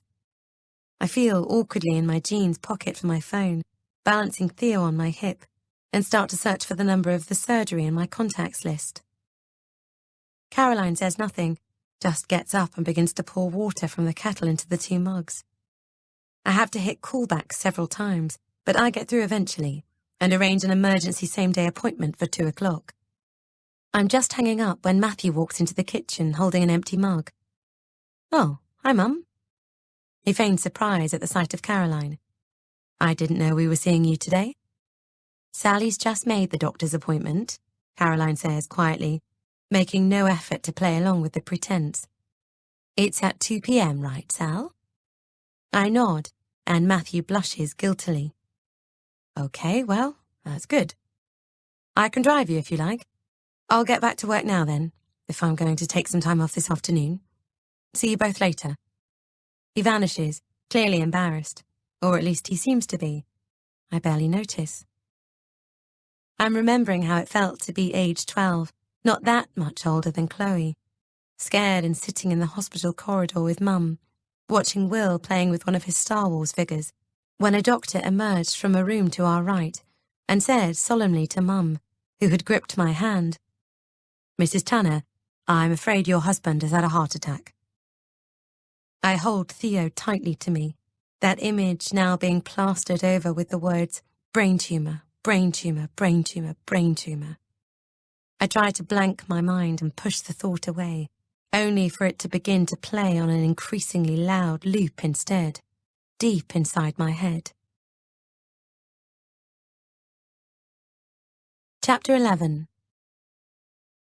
In the car on the way to the doctor, both Matthew and I are quiet as he drives. Thank God he isn't able to read my mind. He'd crash immediately. I cannot believe Caroline asked me if I've already been diagnosed with something. She obviously believes it could be an explanation for what happened on Friday. So she thinks I went to kill myself to spare everyone the pain of losing me slowly to a serious illness or life-threatening condition. Well, first off, if I'd been told I had something like that, I'd have definitely told Matthew. I'd also cling to any chance at all to stay with Chloe and Theo for as long as I possibly could. What parent wouldn't? I'd want to help prepare them for losing me, particularly Chloe, so that she felt safe about it and understood what was happening. I'd want to explain that I was going to heaven, that it was a very long way away and I wouldn't be coming back, that no one really knows what heaven is like, and we only go there once we die, because sometimes, not often, people get ill, and the doctors can't make them better. I'd want her to have a chance to say goodbye. My eyes fill with tears, and I have to look out of the window so Matthew can't see. Until this morning, it hadn't occurred to me that there might be something physically wrong with me. I tried to swallow down my distress and stay calm. I know Caroline says it's all very rare, but rare isn't impossible. And suppose... Jesus. Another horrific thought slips into my mind, unbidden. Suppose I have already been diagnosed with something like a brain tumour, only I can't remember it. No, that really is lunacy. And surely that's not even possible. Who could forget something as hideous as that? And it's not as if I've experienced any other memory loss. It's just those 10 missing hours on Friday night. I take a deep breath. I have to try to relax. The GP will know. I'd have gone to him or her in the first place with any worrying symptoms, and as Caroline pointed out, they'd have referred me onto a specialist.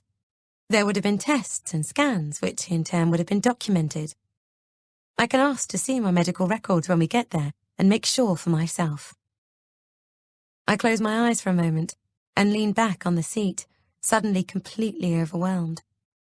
Everything is jostling for space in my mind. Memory disorders, tumours, Kelly, missing money, Matthew crying, Liv, bottles of paracetamol, suicide notes, taxis, Chloe looking up at me with those big blue eyes saying, "You weren't there when I woke up, Mummy." It's all a tangled, frighteningly confused knot, which feels like it's getting bigger and bigger. You realise this is the first time we've been out on our own since before Theo was born. Matthew's voice cuts through the confusion. Then he adds carefully, "When everything has calmed down a bit, I'd really like to take you somewhere. At least we know Theo can go to sleep for other people now. We could go for dinner or something. That would be nice." He glances across at me. "How are you feeling about this?" What, the doctor's appointment? I look out of the window. I'm pretty scared. He frowns, hesitates, then reaches out and takes my hand in his. I'll be there, and I'm not going to let anything happen to you. This is about you being supported, not caught out. She can't just make an arbitrary decision about your future, Sal. You do know that, don't you? He thinks I'm scared of being sectioned again. I can see Caroline's right. Matthew very clearly has no idea of what's actually to come. I don't correct him, but think instead about the first time he took my hand like this, 8 years ago now, and how desperate I was for him to touch me. I'd attended several work meetings with Matt LeBonc, slightly unoriginal moniker given we were an ad firm, after all of which I told myself and several trusted colleagues that it was totally inappropriate to have personal relationships with clients. But, oh my God, he looked good in a suit. In spite of everything, I smiled briefly at the memory of me trying to concentrate on discussing tedious campaign details in various dull boardrooms, Matthew nodding with careful consideration and taking copious notes. Both of us, as it turned out, trying not to imagine ourselves in bed with the other. What's funny? Matthew asks, putting the indicator on and turning left onto the street where the surgery is. I look across and almost tell him, but oddly I feel shy and awkward. We're so out of practice at this. Oh, nothing. I turn back to the window again, picturing the client launch event on a preposterously glamorous hotel rooftop overlooking London, where everything changed. The evening was a huge success. We'd had a little too much to drink, which led to walking through Hyde Park, him taking my hand, then us kissing. Dinner out, a cinema date, dinner at mine, dinner at his, sex, sex, sex. Several weekends spent almost completely in bed. Introducing him to my friends, introducing him as my boyfriend. A first weekend away, learning to surf in Cornwall. Me trying to prove I could be sporty and outdoorsy. A luxury weekend in Paris. Me giving up on the pretense and admitting I preferred galleries and cocktails. Meeting families. Disastrous weekend in Scotland. First huge row. Beach holidays. Skiing holidays. Moving in together. Promotions. Buying the flat. Buying furniture. Proposal in Cornwall at the hotel where we had the first weekend away. Wedding venues. Wedding dress. Wedding food. Wedding everything. All about the bloody wedding. Sick of wedding. Never want to see another invitation or band playlist ever again. Hen weekend. Lovely, incredibly fast wedding. Immediately want to repeat it. Honeymoon spent mostly asleep and dimly aware of probably never looking that good in a bikini again. Pregnancy test. Panic buying whole of John Lewis baby department. Exhaustedly and bewilderingly watching Matthew hold Chloe for the first time. Lots of daytime property shows. Routinely arriving for the last 10 minutes of numerous expensive baby classes. Holiday in Cornwall, returning after 2 days with ill baby. Mind-numbing toddler groups, return to work, crying a lot. Miss Chloe horribly.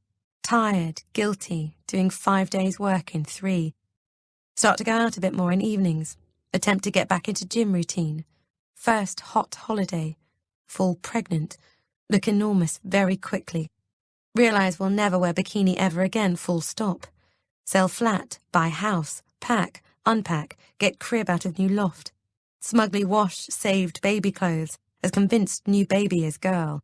Shock as midwife holding my hand the right side of the screen tells me I have a boy. Watching Matthew finally introduce a shy Chloe to a tiny Theo lying in a plastic cot, while thinking I have never felt so lucky and happy. Okay, maybe a lifetime already spent together, but it's not enough.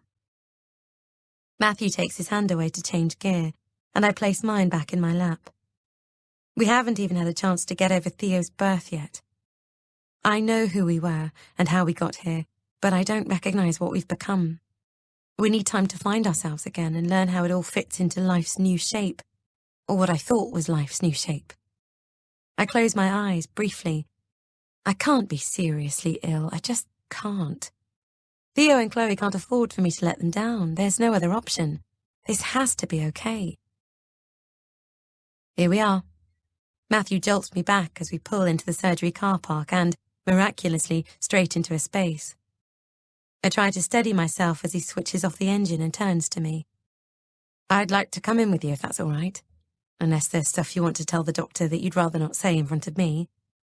You know, your night at university, that sort of thing. I hesitate. Should I tell him he has to wait outside and protect him from everything until I know for sure what diagnosis I'm dealing with? But he already looks so worried. It's not fair to keep him completely in the dark, even if I'm trying to do it to be kind. It's okay to come in, I say. If the shoe were on the other foot, I'd want to be told immediately, even if there was a chance he might be seriously ill. This is something we ought to face together. But can we just talk about what they might be going to tell us quickly? He looks at his watch. I don't want us to be late. Matthew, no doctor ever runs on time. Well, it'll be sod's law they do today if we're sitting out here. Come on, you can talk to me once we're in there. He climbs out and closes the door firmly. We're in the waiting room, listening to several old people with hacking coughs, and watching a 3-year-old happily empty several holders of leaflets about giving up smoking and signs of strokes, when he turns to me and says, "So, what did you want to say about this?" I shake my head. It's okay, don't worry. I can hardly talk to him about it now, and in any case, I'm actually starting to feel very nervous indeed. Matthew takes my hand again and squeezes it. "This is going to be okay, Sal," he whispers, then leans over and drops a kiss on my forehead. "Try and relax. You're allowed to feel anxious, but everything is going to be all right, I promise you." Oh, Matthew, please, God, you're right. I tried to take my mind elsewhere. I hope Mum's going to be okay with getting Theo down for his afternoon nap. She'll be fine. He actually slept better over the weekend, didn't he?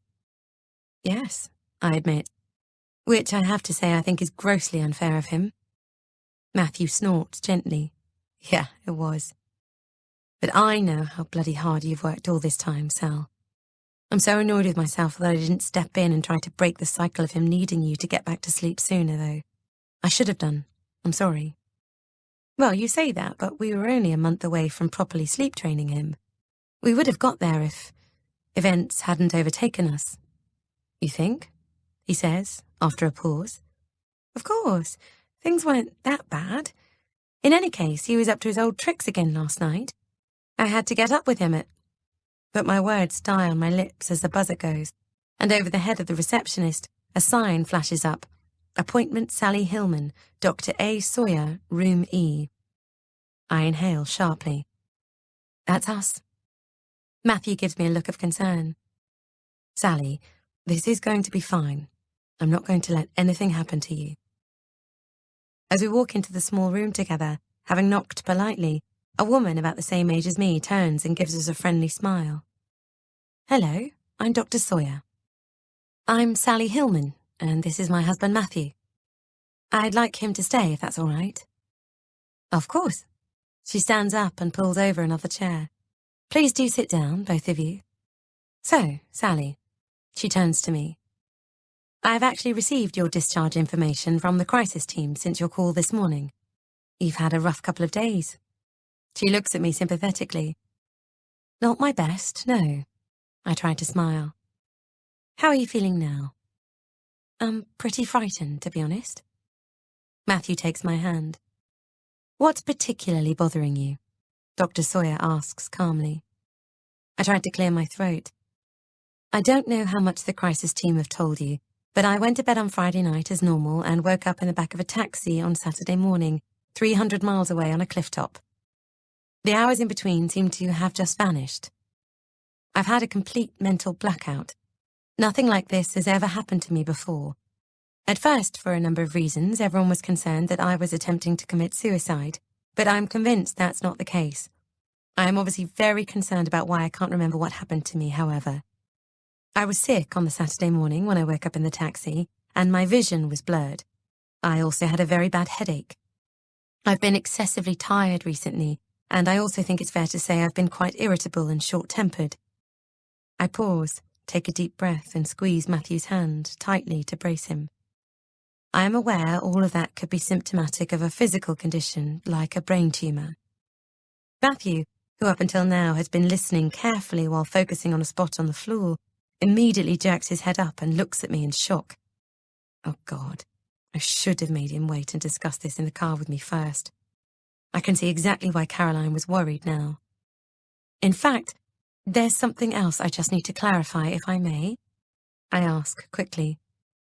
There isn't anything in my medical records at the moment to indicate I've already been diagnosed with something, is there?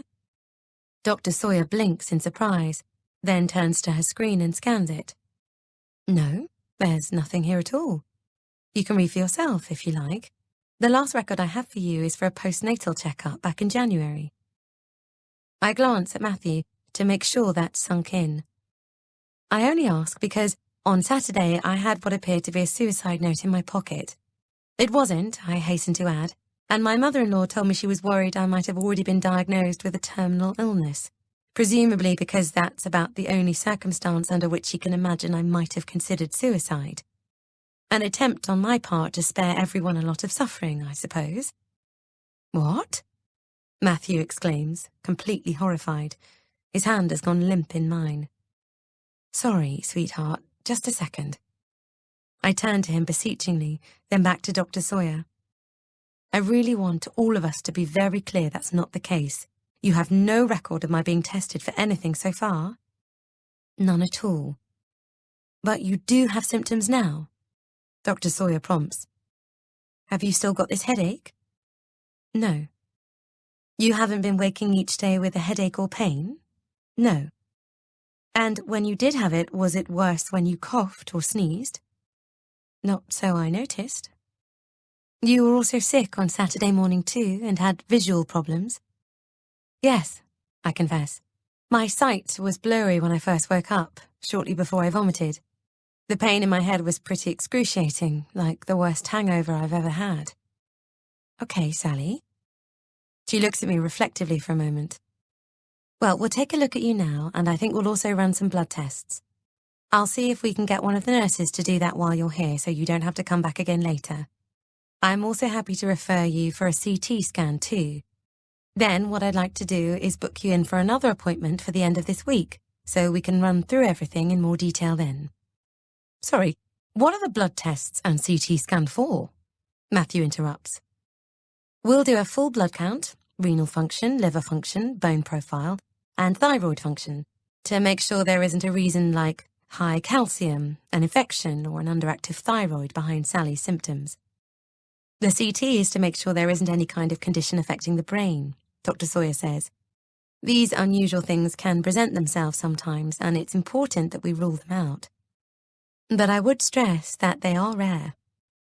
You don't think this sounds like amnesia of any kind, though, do you? I say.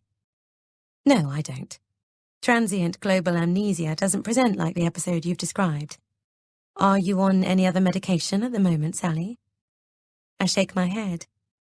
I had a glass or two of champagne on the Friday night, and I've not been drinking alcohol at all recently. But that wouldn't account for blacking out like that, surely. My mother-in-law did offer me a sleeping pill, but... No, wait. I stop suddenly. That was last night. Anyway, sorry. I'm getting confused. Like I said, I'm very tired. Whoa. Sorry, can we just stop here for a minute? Matthew cuts in, looking very frightened indeed. Sally, you don't have a brain tumour. That's not possible. This is dreadful, but I had no choice but to be honest with the GP about everything. It's too important. I squeeze his hand again. Even if I do have something, we'll deal with it, okay? No, no, no. He shakes his head vehemently.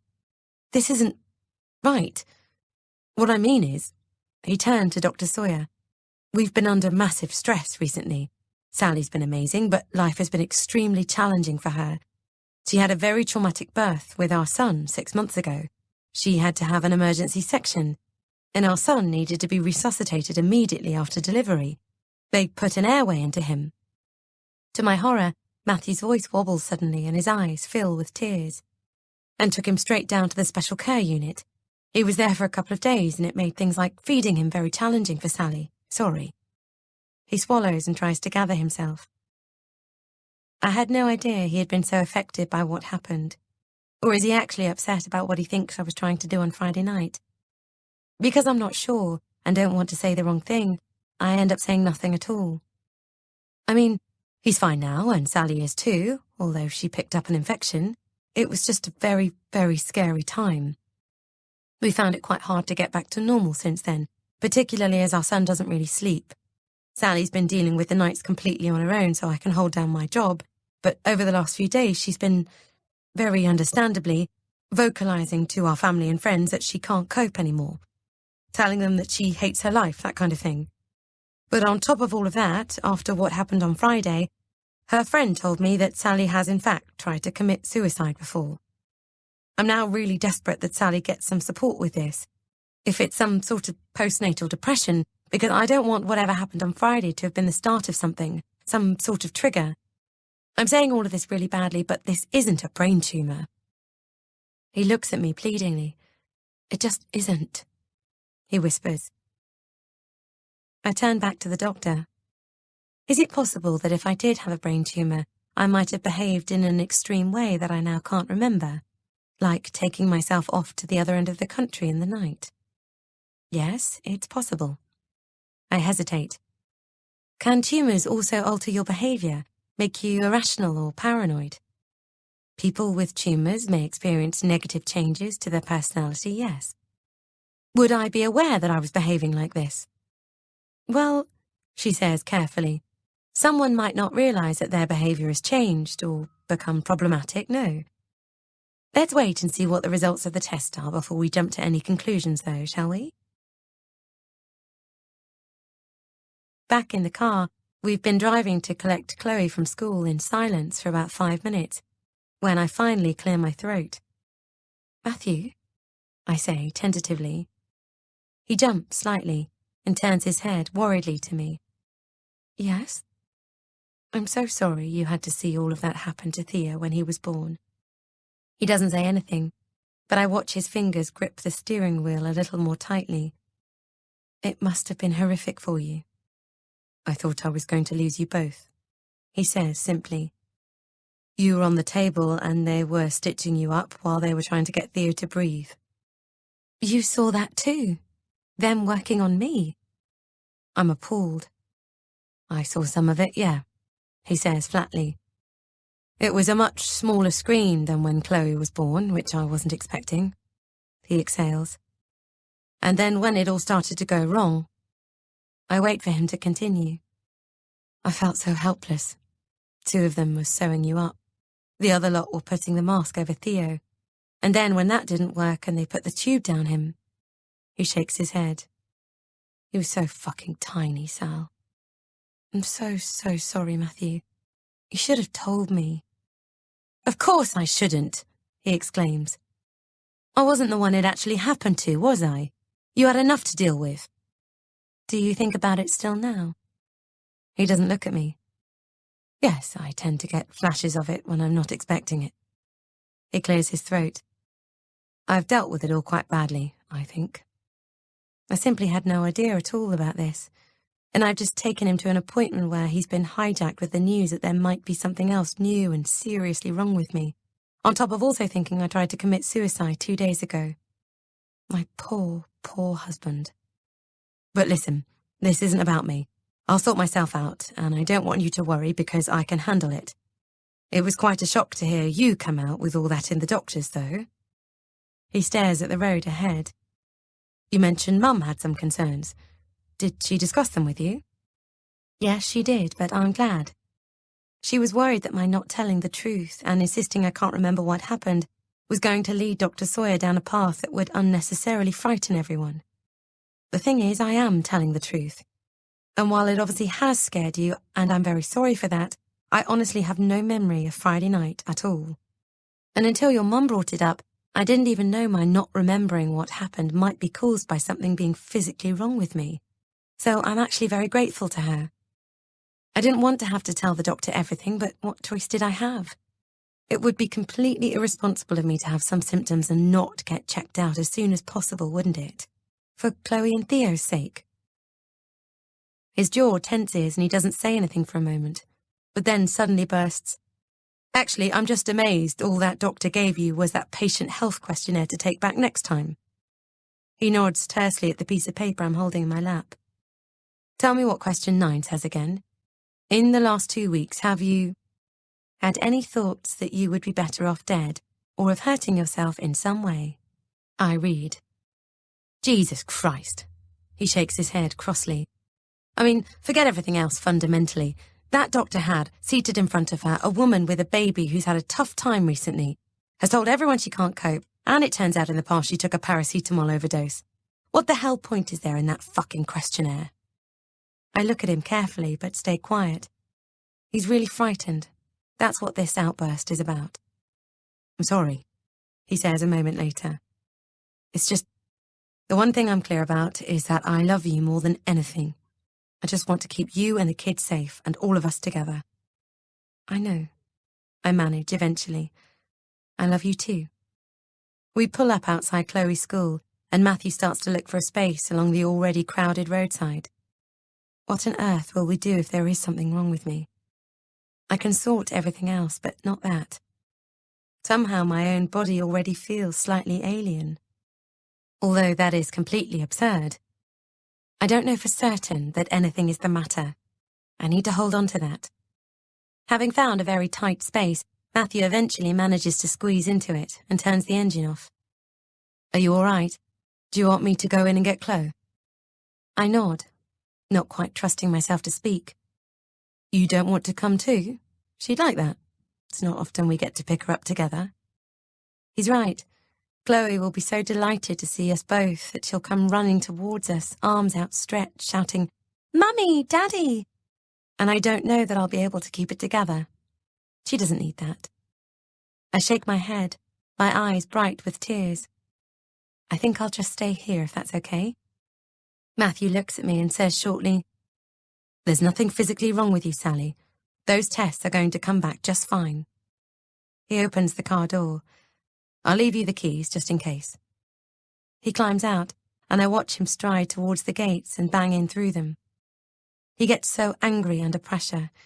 I know that's just how he copes, but I wish he wouldn't. It doesn't make it any the easier. In fact, it just adds to the stress. It occurs to me suddenly that even if Caroline is wrong and I'm not okay, I still won't be able to explain why I put the note in my pocket, or why I cleared my phone down. But then, I suppose that's the whole point about irrational behaviour. You can't explain it, only what causes it.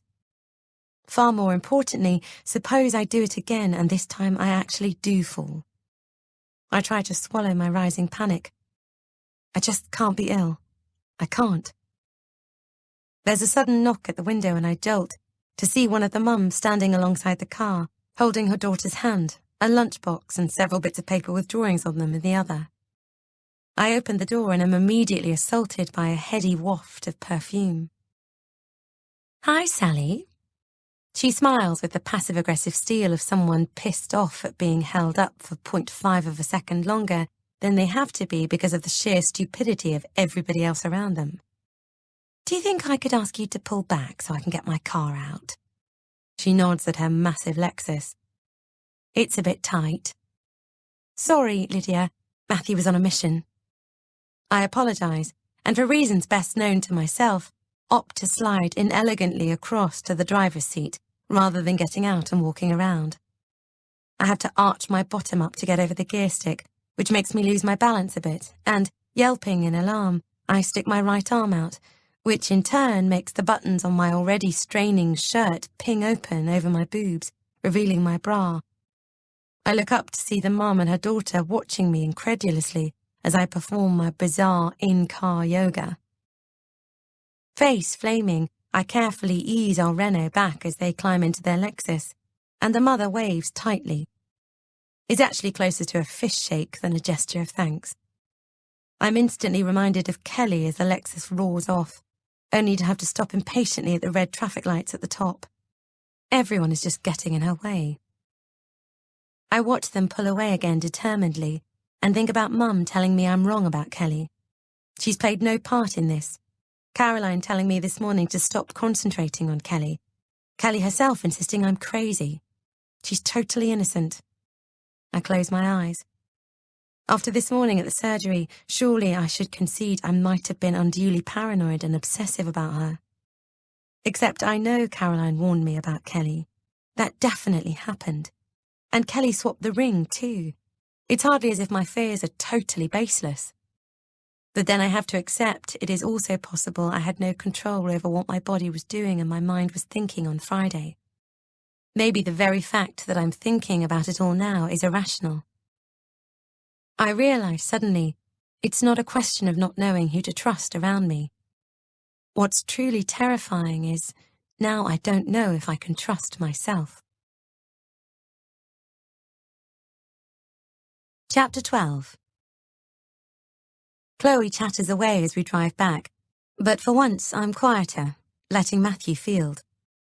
I open the window as we head down one of the more open stretches of road and feel the cool air chill my skin, closing my eyes and letting the sound of Chloe and Matthew's voices wash over me. My head is spinning with questions and fears that I have no answers for. I can't make any sense of anything. I feel as if I'm trying to grasp at the finest of silvery threads, but they disappear like smoke as my fingers curl around them. All I am able to hold on to for certain is that I would not ever knowingly hurt myself. But it feels nowhere near enough to anchor myself to. Sal? Matthew taps me. Chloe's cold. Oh, sweetheart, I'm so sorry. I lean forward instantly and do the window up again. Is that better? Are you okay? I spin around to look at her fretfully. Hey, it's okay. She's fine, aren't you, Chloe? Our daughter nods, busily watching videos on my phone of herself when she was about 2. Matthew reaches out and takes my hand in his, holding it gently, until he has to change gear and is forced to let me go again. We eventually pull up onto the drive, and I reluctantly undo my seatbelt as Matthew switches the engine off. Mum is going to have 20 questions for me, and she's going to be scared out of her mind when I tell her I've got to go for a CT scan. But as we approach the front door, there are more immediate problems to hand. I can hear Theo crying before we've even managed to make it into the house. What on earth? Matthew says in alarm, and fumbles with the key in the lock in his haste, before the door swings open to reveal my poor mother, desperately rocking and shushing an absolutely scarlet and completely wet-faced Theo, alongside an equally harassed-looking Caroline, who is helplessly watching on. Both women's relief to see us is palpable. Theo has clearly been crying for some time. Hey, I exclaim, and hurry over, gathering my little boy into my arms. His sobs immediately begin to subside, and I feel him start to relax. What's wrong? I have absolutely no idea, Mum says. He was fine. We were having a lovely time. I read him some stories and put him down for a nap, and that's when it all started. He was crying and couldn't settle, so I went in, picked him up, and then he just wouldn't stop. There. I rubbed Theo's back. There weren't any sudden noises. No one else has been here. It's just been the 3 of you in the house. Oh, for God's sake, Sally! Mum explodes suddenly. Please don't start all that again. My nerves won't take it. Of course no one else has been in the house. I stare at her in surprise. I just meant he didn't hear a strange voice, or someone delivering something that might have freaked him out. He's not normally like this. I inspect Theo with concern. Hey, it's all right, I'm here. Chloe looks on in interest, kicking off her school shoes before coming over to Theo and stroking his foot, crooning helpfully. Oh, poor baby boy, as she's heard me say before. He just wanted Mummy, she says simply, and then wanders off into the sitting room. I think that's about the size of it, to be honest, Caroline admits. He honestly wasn't at it for more than 20 minutes, though, just to reassure you, although it felt a hell of a lot longer than that, didn't it, Sue? Yes, says Mum, it did. Your mother has done sterling work. I think I'll go and put the kettle on, shall I? She escapes off to the kitchen, and Mum turns to me. I'm sorry, I didn't mean to get all snippy. Do you mind if I just go and have a sit down in the other room for a moment? Of course not. I might see if I can get Theo to nap now, even if it's just for 10 minutes. Maybe he's just overtired. I assume he's not actually slept at all. You assume correctly. Mum looks at Theo in amazement.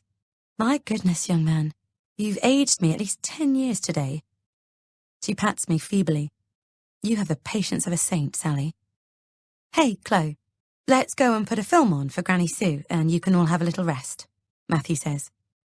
Do you want a tea too? He looks at me. I shake my head. Thanks, but I'm not sure how long I'll be upstairs for.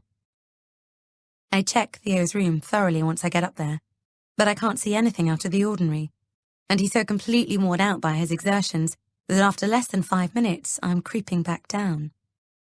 I stick my head around the sitting room door to see Chloe happily snuggled up in the crook of my dad's arm, both of them intently watching the Tinker Bell movie, and Mum with her eyes closed, leaning back in the armchair.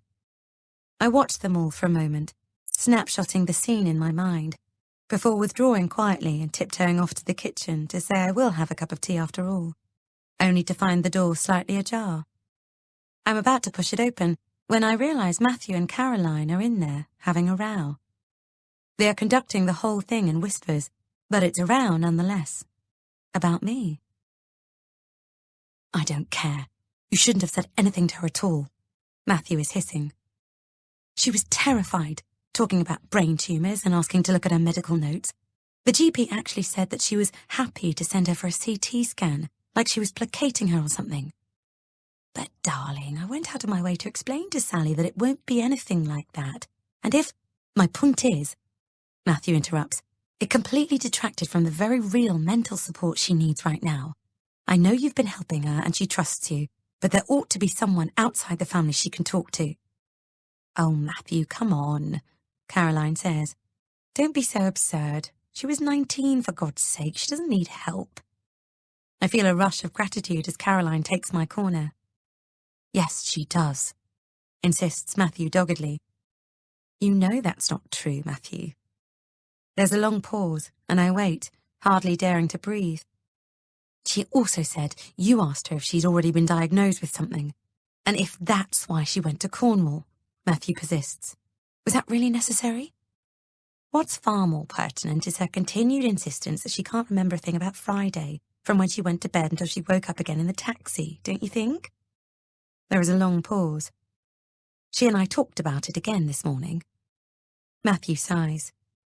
She said the same thing in the car on the way home too, and that she felt she had no choice but to tell the doctor the truth. There is another long silence.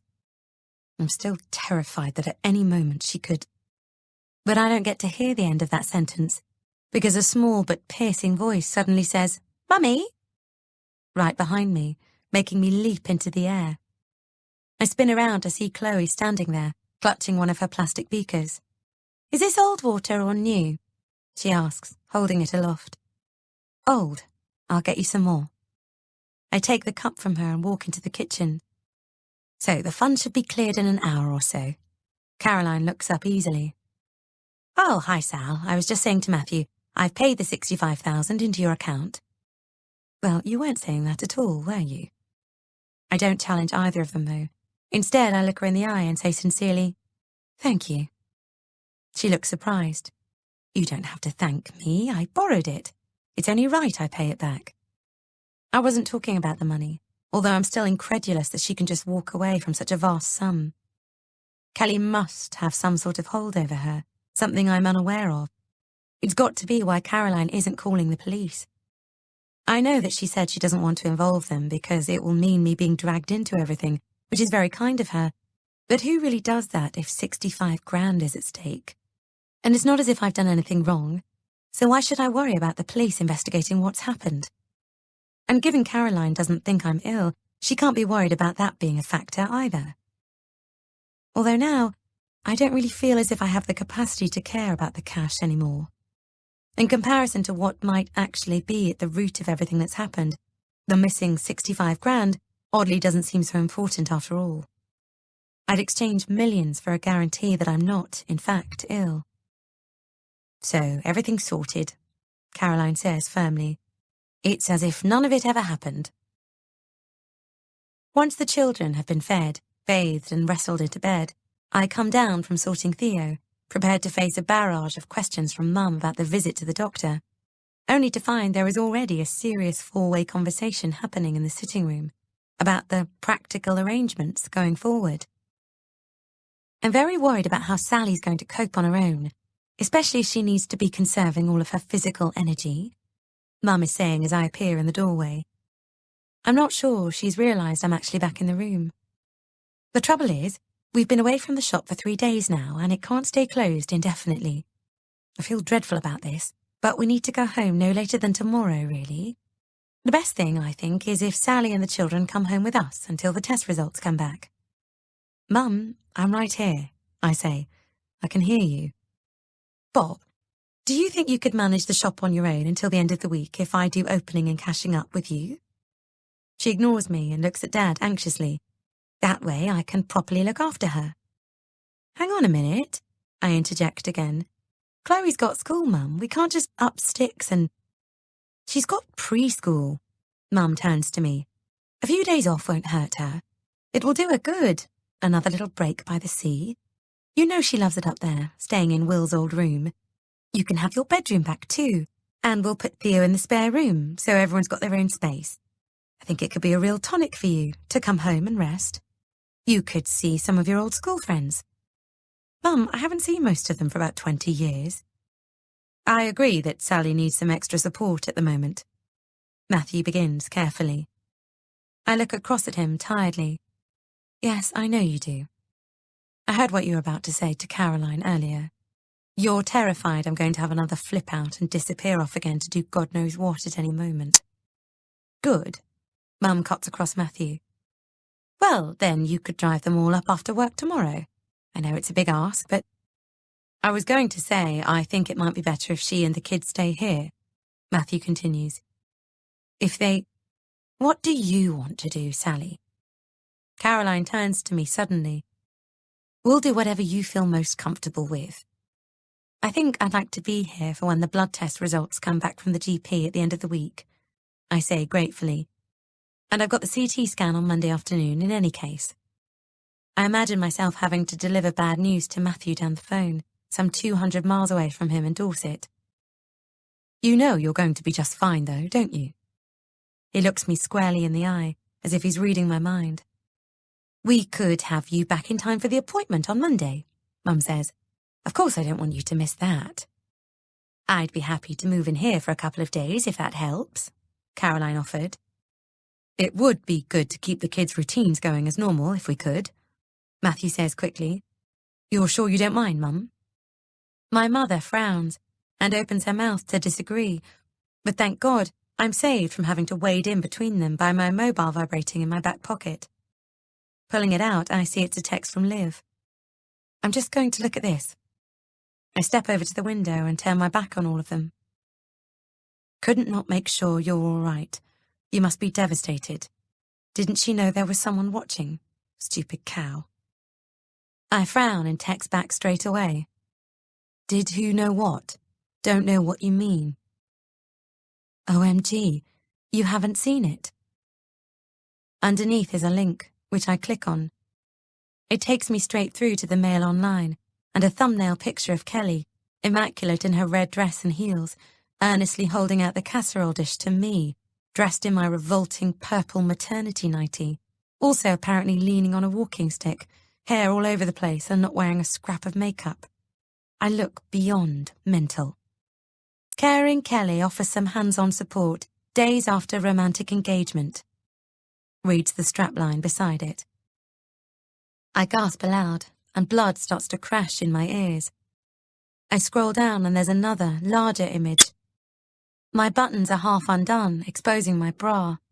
Oh dear God, you can also see the line of my granny knickers under the nightie. The huge ones that I bought so I wouldn't rub my C-section scar straight after Theo was born, but that I've carried on wearing out of habit and because they're actually really comfortable. What's wrong? Matthew says immediately, looking up. He gets to his feet as I hold out my phone, my hands shaking. He looks at the picture and his mouth falls open. Shit, he says, appalled, and then passes the phone straight to his mother before turning to me and putting steadying hands on my arms. Look at me, he says. It's just a picture. Not a good one, but just a picture. It doesn't mean anything. Oh, Sally, I hear Caroline exclaim behind me. This is outrageous. Everyone I know is going to see this. I swallow as my husband looks back at me. All of our friends, people I was at school with, everyone from work, my clients, the mums at Chloe's school, everyone, Matthew. My voice begins to waver as hot tears of humiliation flood my eyes. I feel as if I'm in the dream where you're on the loo in a crowded place and everyone's pointing and laughing at you. Only this is actually happening. I can't believe this. Can I see it again, please? My mum is now holding the phone, and she looks across worriedly at my father. Mum, please, I beg. Can you just give it back to me? She gets stiffly to her feet and hands me the phone. I quickly start to scan the text underneath the image. Former EastEnders star Kelly Harrington took a break from her more glamorous day job to give a little something back when she visited a local charity based near the London home she shares with her new fiancé, TV executive Will Tanner. Down-to-earth Kelly proves she's a hit in the kitchen as well as on screen, taking with her some home cooking for the residents to enjoy. It's very important to me that the mental health services in this country, who are facing cuts to their services like never before, are given the support they need to continue the vital work they are doing, said Harrington. Mental health issues are nothing to be ashamed of, and sufferers need our help and understanding. Mental health issues. Residents. In perplexity, I scan through the other 4 pictures of Kelly and me that run under the piece. In all of them, I'm holding the walking stick, like I'm completely infirm, and a bit confused, as, frankly, I was, given it was barely 7 a.m. I put one hand on my head in shock and just hold it there, staring at the pictures that are now everywhere and which I can do nothing about. Give the phone here. Matthew takes it from me, reads the article, then drops the mobile dismissively on the sofa. No one you know is going to think any of that is about you. It's plainly a mismatch of text and images. The story is meaningless, and the photos aren't great, but it's not that bad. Not that bad? I look at him incredulously. We've both pushed images for a living for years. A picture paints 1,000 words, remember? The camera never lies. She was visiting a mental health charity. I whisper aloud in shock. Oh my God. My phone begins to ring. It's Will, love. Should I answer it? Mum asks, picking the phone off the sofa and looking at me anxiously. I don't say anything. Mum hesitates and then answers anyway. Hi, sweetheart. Yes, it's me. Yes, she has, just now. They've only just gone on then. I knew Kelly was up to something when she just appeared this morning and performed that complete about-face. And all that shit about having labyrinthitis. It was just so she could pass me the walking stick and I'd get snapped with it. She must have phoned a photographer and tipped him off the second she got back from threatening me last night. Something like this requires premeditated thought and planning. Why is she doing all of this to me? I turn to Matthew, wide-eyed with fear. Why is who doing what? Kelly, I whisper. I'm not being paranoid. I know I'm not. She did this on purpose. She's done all of it deliberately, but why? I don't think now is the best time to talk to her, love. Mum is looking at me anxiously. She's very shaken up. Yes, I can. I will. Okay, bye then. She looks up at me. He says Kelly is absolutely devastated. I exclaim aloud, in disbelief. She's devastated. Everything's been completely confused, apparently. She visited a charity this afternoon in Hackney. She's agreed to be their patron, and they'd set up a publicity event where lots of photos were taken. Her people then did a press release and sent it out. Only Will says some journalist mixed up the pictures with some shots a paparazzo took of you and Kelly earlier this morning. Rubbish, I say immediately. Is that what she meant when she said I needed to learn not to believe everything I read in the papers? She was going to teach me the lesson. She has deliberately made me look completely unstable. I really don't think she would go there, Sal. Not given what she knows you did on Friday night. Matthew begins. I wasn't going to fucking kill myself, I shout, before he can finish. There is an ugly and uncomfortable silence as they all stare at me. Will said Kelly is putting a retraction up on her website now and tweeting it. Mum ventures after a moment more. She's going to do whatever she can to make sure people realise the mistake. A retraction? I swing around to look at Mum. No, tell her to stop. She mustn't. Give me the phone, quick. I scrabble to her website, but it's too late. There is already an uploaded selfie of Kelly, with photogenic tears sparkling on her cheeks, looking stricken. Beyond heartbroken, she's written beneath it. This morning I went to visit someone who's been having a tough time. This private moment was captured by a photographer. The one that you told to be there, you mean? When you work in my industry, you accept your fair game, but my family and friends are not, and I cannot condone this gross intrusion into my personal life. To make matters worse, the pictures were incorrectly used to illustrate a story about my visiting a mental health charity today, which I fitted in during a break in filming for my new 6-part series for ITV, Beyond Suspicion, which will air this autumn. I simply don't believe this. She's actually plugging her new TV show while supposedly apologising for publicly humiliating me. Not only has the charity concerned lost a much-needed opportunity to publicise their work, as the photos showing their new logo were not used, the person in the photograph, my future sister-in-law, Sally Hillman, is understandably mortified. Not, I'm sure, because she believes anyone's mental health issues are something that need to be hidden away, but because she was just going about her business, trying to lead a normal life. Not cool, newspaper people, not cool. On their behalf, I'd like to say a massive, sorry, Sally, and chin up, babe. Kelly, kiss, kiss, kiss, kiss. I actually shriek and fling the phone away from me. Sal, what's wrong now? Mum asks, coming over to me. Kelly's only trying to make good what... She's named me! I put my hands on the side of my head. Don't you understand how this all works? She's actually printed my name. So now every time someone does a Google search on me, this is the picture that will come up. And you think Kelly doesn't know that? Sal, calm down, please. Matthew pleads. You're going to wake up the kids. Calm down! I turn to face them all, looking at me apprehensively. This woman is wrecking my life. She needs to be stopped. Why can't any of you see what she's doing to me? I look at Caroline, silently imploring her to back me up, but she lowers her gaze and says nothing at all. Chapter 13. Mum's phone bleeps as she's finishing tucking me into bed. Sorry, she says immediately. It's just a text message. I'll put it back on silent. She pulls it out of her pocket and inspects the screen. Her mouth falls open, and completely uncharacteristically she whispers, Bitch, before hurriedly shoving it away again. Who is that? Penny Blakewell, you know. I stare at her blankly. She always does the cricket tease, won't let anyone else get involved, keeps the urn locked in her shed. She's asking if the pictures are you, if you're all right, and if there's anything she can do to help. Mum flushes. I never liked that woman. This is just the start. I told you people would see it. Yes, well, Penny Blakewell certainly doesn't let much get by her. Mum hesitates. Why were you holding a walking stick, though? Because Kelly asked me to. All right, Mum says. It won't do you any good to get het up again and have all of that adrenaline flooding your system.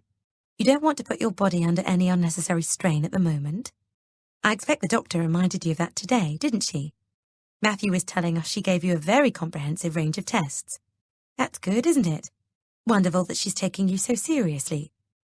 Mum tries to give me an encouraging smile, but I can see the strain in her eyes, and it makes me hate Kelly all the more for putting her through this. Shall I bring you a cup of tea in a minute? I don't want you to give these tests a second thought, Mum, especially the CT one. I reach out for her hand. I'm sure they're going to come back completely negative. You don't have to try and protect me, Sally, she says. We'll deal with everything if we have to. Now, are you sure I can't get you anything before you go to sleep? Knock, knock. My door opens gently and Caroline appears. Can I come in? She tiptoes over and sinks down onto the edge of the bed.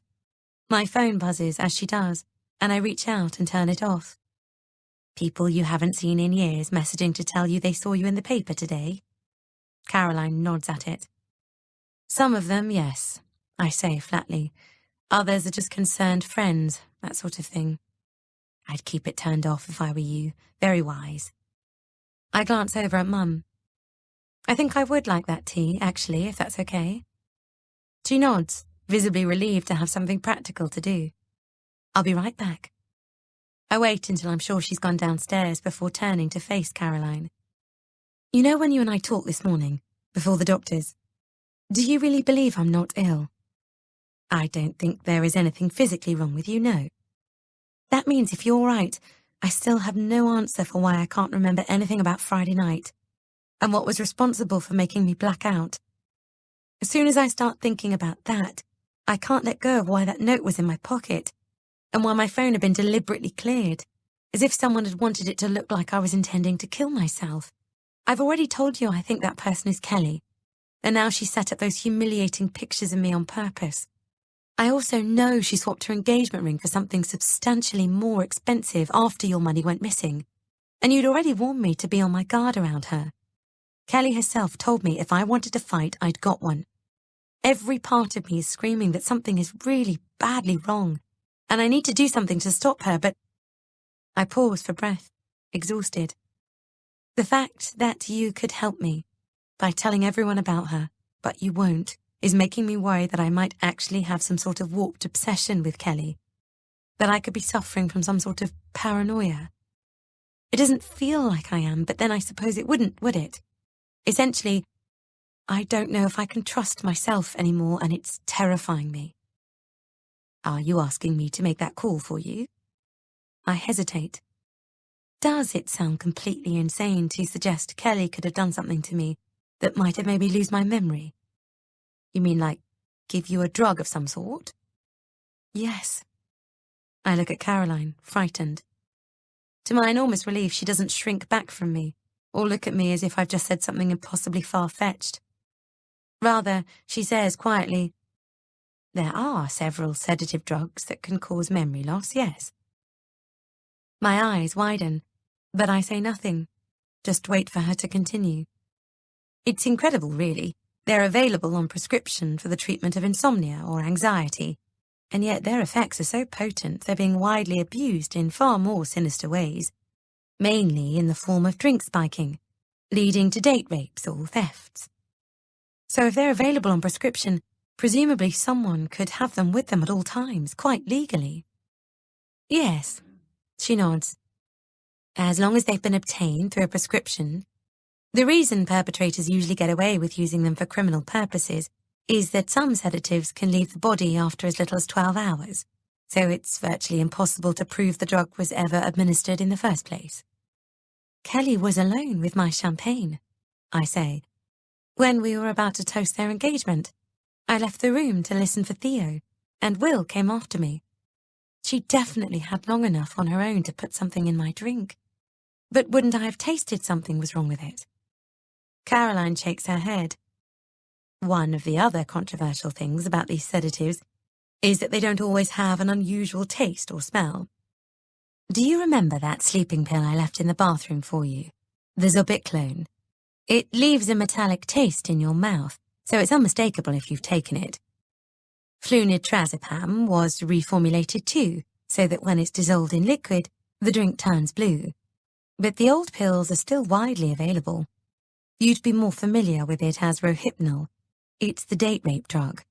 That's usually only prescribed by psychiatrists, though, because it's not on something called a formulary, which is a list of stipulations like cost or a need for specialist guidance, which govern what GPs can prescribe. So, if Kelly was still seeing a psychiatrist, she might be on it. What's it used for? It's used medically as a sleeping pill. It's about 7 times stronger than Valium, and, in fact, it's usually prescribed in situations where Valium has ceased to have an effect on the patient, because they've developed a tolerance to it, perhaps as a result of addiction. If you accessed her medical records, would you be able to see if she was taking it? Caroline says carefully, I know that is, of course, a hypothetical question and not a request. If I had access to her records, yes. That sort of detail would be documented. However, there's no national database of records. The government has just wasted billions of pounds trying to implement one, and it doesn't work. So I'd have to be employed at the practice treating her to have access to that information. Even if I was, it would be highly unethical to do something like that. I'm not saying it doesn't ever happen, but it's something most healthcare professionals wouldn't dream of doing. She pauses and then says urgently, I can't even tell you how much I regret our conversation on Friday night, Sally. I should have kept my fears to myself. But please, please try to remember that I would never let anything happen to Chloe and Theo. Equally, all patients have a right to rehabilitation, and we have no proof that Kelly did anything to you on Friday night. Well, couldn't you at least just tell the others what you told me about her, so they have the opportunity to make their minds up for themselves? And then they also won't just think this is about me going mad. But my darling girl, we've been over this already too. I only discussed anything with you at all in the context of protecting the children because they can't protect themselves. Adults can, and there is no need for anyone to be told anything. Breaching patient confidentiality in that matter would mean the end of my career. But you know, I'd actually do it in a heartbeat if I thought there was any real risk to the children, only I don't. So, in fact, sacrificing myself wouldn't achieve anything anyway. If a patient tells me himself, during a session, something like he intends to stab someone, then yes, of course I can tell the police. I'm supposed to tell them. But that's not what has happened here. I actually only have your word for all of this, with no evidence of Kelly's alleged wrongdoing whatsoever.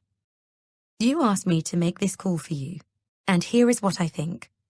Stop pursuing Kelly now, because you have nothing to gain from going down this road and everything to lose. I draw back from her slightly. What do you mean? What will I lose?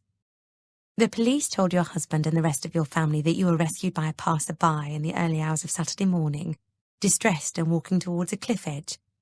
Your best friend then told Matthew this was not your first suicide attempt. There is no reason for everyone not to believe these separate, credible sources. Sometimes what appears to have happened can be just as powerful as something actually happening. Your predicament is a perfect example of the whole being greater than the sum of its parts. It's all about perception. Your parents and Matthew are already terrified you are unstable, and even believe you might be physically ill. How is it going to appear to them if you announce boldly that Kelly, who they are all aware you dislike immensely, drugged you and stole a significant sum of money from your house? Do you think they or your brother will believe you? Or will they think these are the protestations of an increasingly paranoid and mentally ill young woman, who perhaps ought not to be left in charge of her children anymore, as she doesn't appear to be safe around them? Not when she doesn't have a shred of evidence to support her wild claims, because you don't, Sally. She reminds me gently, you really don't, and that's the insurmountable problem here. Can you really not see where your behaviour is leading, if you keep this up? So back me up, I exclaim, scared. They'll believe me if you tell them everything you know about Kelly. Sal, we're just going around in circles here. Caroline closes her eyes as if she's trying to muster strength. For the last time, you're asking me to make a gross breach of my duty of reasonable care. I'd be reported to the General Medical Council and probably struck off. And that's just the professional rather than personal recriminations. I've already compromised myself enough by making such a huge mistake on Friday.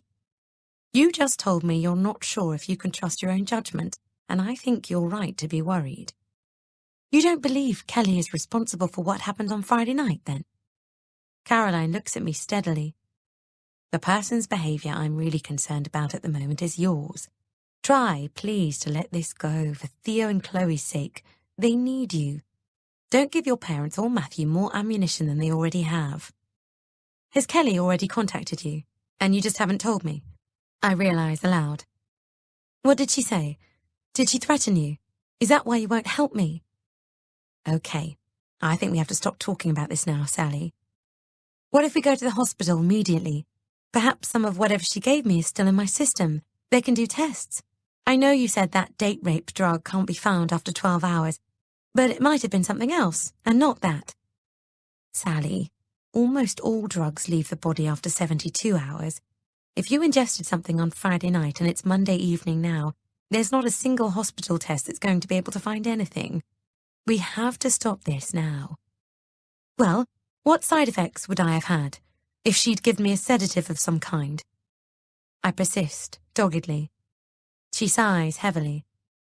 There are numerous side effects: nausea, paranoia, a loss of balance, hallucinations, visual problems, but that's almost exactly how I felt when I woke up in the taxi. I'm not saying it wasn't, but she shrugs helplessly. The taxi driver didn't give you a receipt or a card that would mean he could be traced? No, he couldn't get me out of the car fast enough. All he wanted was his money. I was completely disorientated. It never occurred to me to get the number plate. It wasn't a marked car either, just a minicab, and he sounded foreign. And the man who rescued you, he didn't see the taxi? I shake my head. He arrived after the cab had gone. So, you have no proof at all. You cannot force your family to accept Kelly did this to you. You have to move on from this, Sally, for your own sake. Even if I believe I was abducted from my own home, I'm supposed to just watch the person responsible marry my brother, knowing that he could then be at risk, never mind letting him think it's okay to have children with her. And do I then also have to distance myself completely from him to be sure I'm still protecting Theo and Chloe? Or do I keep Will and Kelly as part of our lives, but permanently walk on eggshells in case I enrage her again? Only you can decide how best to go forward from this, Caroline says quietly. I'm so sorry for you, Sally. As I said to you on Friday night before all of this unfolded, there is no greater threat to the happiness of a family unit than when an outsider is brought into the mix. Over the course of my career, I have seen families who would never have believed for a second that they would find themselves not talking to each other collapse completely, all because someone's new partner has altered the dynamic. It's not always the fault of the interloper either. She shifts position. A colleague of mine, a woman who should have known far better, made the life of her future son-in-law absolute hell. He was a lovely boy, but it wouldn't have mattered if he'd been the Archangel Gabriel. She'd have found something wrong with him. No one was good enough for her daughter. That's what she said. Caroline shakes her head. But here, of course, that's not the case. I understand how this news about Will marrying Kelly has made you feel, but Kelly isn't going anywhere, and in actuality, I do think it would perhaps be beneficial if you distanced yourself from Will a little, at least temporarily. I fall back onto the pillows miserably. I wish some stranger in a car would just take Kelly away, somewhere where she'd never be able to bother any of us again. Caroline hesitates. I know you don't mean that, Sally. Yes, I do. I lifted my exhausted eyes and look at her. I'd do anything to have her out of our lives. I'm going to say it again. I don't believe you mean that. She says deliberately. You wouldn't, for example, want to cause Kelly actual harm, would you? I'd like to be certain that you understand the difference between a verbal threat and actually presenting a clear danger to Kelly. You don't feel you want to get her back for what she's done to you tonight, for example. Earlier on, you said she needed to be stopped. What exactly did you mean by that? I was asking for your help. I wanted you to stop her by telling everyone what you told me. But I understand now why that can't happen. Don't worry, Caroline, I'm not going to hurt Kelly. I think I'd like to try and get some sleep now. I whisper. Would you tell my mum I don't want that tea after all? Of course. She looks relieved and gets up. I hope you managed to get some rest, and that the path you're going to choose to go down seems clearer in the morning. She reaches out, squeezes my hand and makes her way out, quietly closing the door after her. I reach for my phone, switch it back on, and call up the pictures again. There I am with my nightie gaping over my saggy boobs and bulging tummy, holding the stick. I shut my eyes. They are out there now, being seen by everyone that matters to me, and some that shouldn't, but do, to say nothing of being idle fodder for the prying eyes of complete strangers. I look mad. I gather the duvet around me miserably. Of course Kelly did this deliberately. I don't understand how I am the only person that can see it. But if no one else is going to help me, I have no choice but to address this myself. Will must understand what kind of woman his future wife is, before it's too late and she's in our lives, my children's lives forever. I simply can't stand back and let it happen. I know I'm right about Kelly, and tomorrow I'm going to put a stop to all of this, once and for all. Chapter 14. Chloe went off to school very happily this morning, Mum remarks, cuddling Theo to her, as I take a mouthful of coffee while we sit at the kitchen table. You've done so well to keep things completely normal for her, Sally, Dad says, wiping down the draining board before hanging the tea towel carefully over the oven door. You should be very proud of yourself. Thanks, Dad. So, Mum continues brightly, have you decided what you're doing yet? Are you coming back with us, or is Caroline going to stay here? I'm coming back with you, if that's okay. I drain my mug and set it down. Oh, I am pleased, Mum exclaims. But I haven't told Matthew yet, so can you keep it under your hat? You weren't going to leave until after lunch anyway, were you? We can do whatever's easiest, Mum says instantly, starting to bounce Theo on her knee and then clap his hands, much to his delight. Okay, well, I was thinking that if you leave about 2ish, you could maybe set up the kids' bedrooms. So then if Matthew drives us up after tea, when we get there, I can just put them straight to bed. Of course. In fact, their rooms are already set up, Mum admits. I did them quickly before we left on Saturday, in case... She trails off, and I don't think any of us really want to pursue whatever the end of that sentence was. Well, that's perfect then, I say quickly. Matthew can work at yours tomorrow and drive back here after supper, then come back and get us on Sunday or something. We'll work it all out. Mum waves a hand. Do you want me to help you pack? I shake my head. No, thanks, but I do need to ask you a pretty big favour. I clear my throat. Would you look after Theo for me this morning? I want to pop out. Oh, yes, Mum says easily, not missing a beat. Pop out to where, love? I want to go and see Liv. We've had a bit of a falling out since Friday. Why's that then? She's really angry with me because of what she thought I was trying to do. She's desperate for another baby, and she can't wrap her head around how I could have been planning to leave Chloe and Theo. I want to sort everything out with her properly before I come up to yours.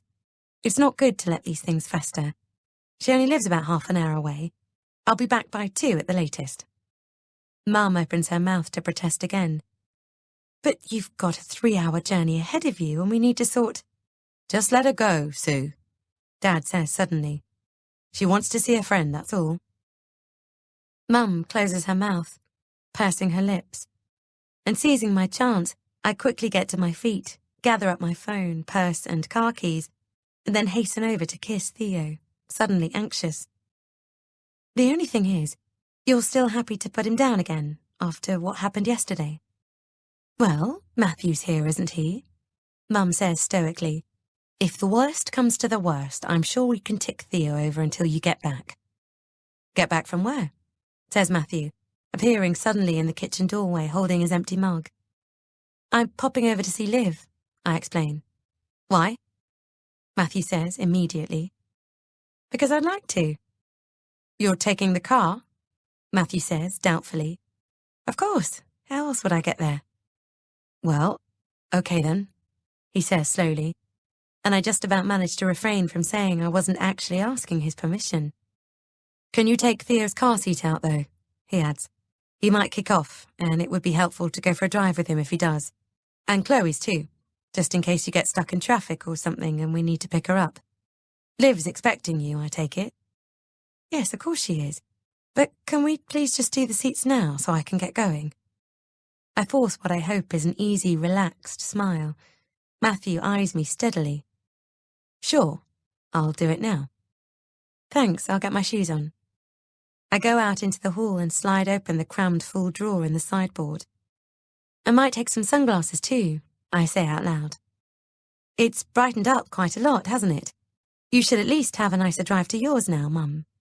I rummage around in among the used batteries, screwdrivers, loose change, unopened post, and pull out some old glasses. Then I spy the glint of what I'm really looking for, the spare keys to Will's flat, which he gave me when he first moved in ages ago, in case of emergencies. I remove them silently and slip them into my pocket, before turning around and holding the glasses aloft. Got them, I smile. Right then, I'll see you all later. My phone beeps yet again on the passenger seat as I turn into Will's Road. I pick it up in case it's Mum or Matthew with a problem about Theo. But glancing at the screen quickly, I see this time it's an ex-work colleague, who I haven't heard from since Chloe was born. I fling the phone back down and pull sharply into an unexpectedly free space, a stone's throw from Will's flat. I know what the text will say, the same thing as all of the others. Hey, Sally, saw you in the mail. Are you okay? Kiss, kiss, kiss. Yeah, I'm great, thanks. Beyond humiliated that everyone thinks I've gone mad and live in a secure facility where we're only allowed to dress in fat pants and nightwear. Thanks for your consideration/nosiness. Delete as appropriate. What have you been up to for the last 5 years? I turn the engine off and pick up my phone again. Maybe this is the reality of what it takes to get some actual human contact from people these days. If you want to prize people's attention from their screens, it's going to take a pretty big bang, like being handed a food parcel by a minor celebrity in little more than your underwear. I sigh and text back, Long time no speak. How have you been? Her response is immediate.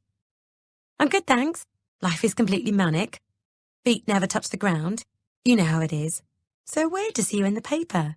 Didn't know you knew Kelly Harrington. No, this is weird. And yes, I can see you're flat out busy. I don't bother responding this time. Instead, I call Will. Sal. He picks up straight away. You all right? I'm fine. Are you at work at the moment? Can you talk? I'm at work, yes, but it's fine. I've got a meeting in about 10 minutes, so now's a good time.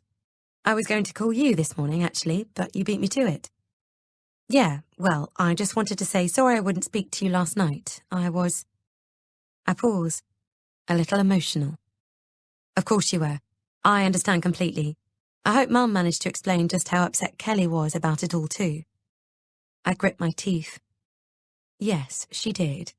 I don't want Kelly to think I'm still angry with her, though, because I'm not. Perhaps I should call in and see her or something. Well, that would be nice. I'm sure she'd love that, Will says carefully. But she's not at home. She's filming today. Oh, I didn't mean now, I said quickly. I'm just on my way to a friend's house, and then me and the kids are off to Mum's for a few days. I meant when we're back, maybe. That'd be great. We'll work something out. Sounds good. So you two sorted everything else then, after the ring incident? Will hesitates. Yes, we did. But like I said on Saturday, thanks for having my back. I appreciate it. No problem. Well, I'd better go. I've arrived at my friend's now. Okay, have fun. And safe trip to Mum's later. Thanks. Lots of love. I hang up. Good. As suspected, they're both out. Clutching my phone, keys and purse, I climb out of the car. Bleeping it shut, I look both ways and quickly cross the busy road before arriving at the front door. Just for a moment, I waver, but then I remember exactly why I'm here and how important it is. I press the buzzer for Will's flat, just to double-check, but it's exactly as he's already told me. No one is home. There is no response through the intercom, and, after a moment, I lift the first of the 2 keys and open the communal front door. Letting myself into the large entrance hall, I make my way over to the shallow stairs and begin to pad up them, ready to smile easily in case I pass one of their neighbours. But everything is silent. The doors to the other flats stay closed. My phone starts to ring, making me jump guiltily. And even though it's Liv, I don't pick up. I need to concentrate. I'll call her back later. When I reach Will's front door, my heart gives an extra thud, despite my knowing there is no one there. I just have to be quick, that's all, in and out. I take a deep breath, slide the key into the lock, and swing the door open. I actually haven't been around to the flat since Kelly moved in, and things have certainly changed. The first thing that hits me is the sickly, heady smell of stargazer lilies, coming from a vast vase in the fireplace. Looking around me, the only piece of furniture I still recognise is Will's battered old leather chair, over in the corner. Other than that, everything is different. The walls are now a soft dove colour. Will's sofa, our old one, has gone and been replaced by a very expensive-looking corner unit arrangement in grey velvet. There's a large, deep pile rug where his much smaller one used to be, which now covers practically all of the exposed wooden floorboards, making it feel much cozier and almost cocoon-like. There are strategic lamps everywhere, a pile of glossy magazines in a neat fan arrangement on a bleached wooden coffee table, and some large black and white shots of New York hanging on the walls. It's within a whisker of being wag-tastic, but in spite of myself, I absolutely love it. It's a sumptuous, touchy-feely room for grown-ups. I want to climb onto the velvet sofa, curl up like a cat, and go to sleep. I walk over to the sideboard and put down my purse and the keys, before briefly picking up a picture of Kelly and Will. It looks like it was taken in a restaurant. He has his arm around her, and she's laughing. I have to admit, they look extremely happy. But then she's also an actress, so who knows what her real motivation was. I look at Will again. Whenever I think of my brother, he is smiling. In fact, he's pretty much permanently fixed in my mind as a chubby, red-cheeked 3-year-old, lying on his back, shrieking with hysterical laughter as I tickle him. I know he's a grown man now, but I will always associate him with that sound of innocent joy. No matter how old he gets, and whatever happens, I don't want to have to distance myself from my little brother. I love him too much. So I have no choice but to do what I've come here for. I put the photo down, take a deep breath, and head off in the direction of the bathroom. I might as well start there. If I had a prescription of heavy-duty sleeping pills, is that where I would keep them?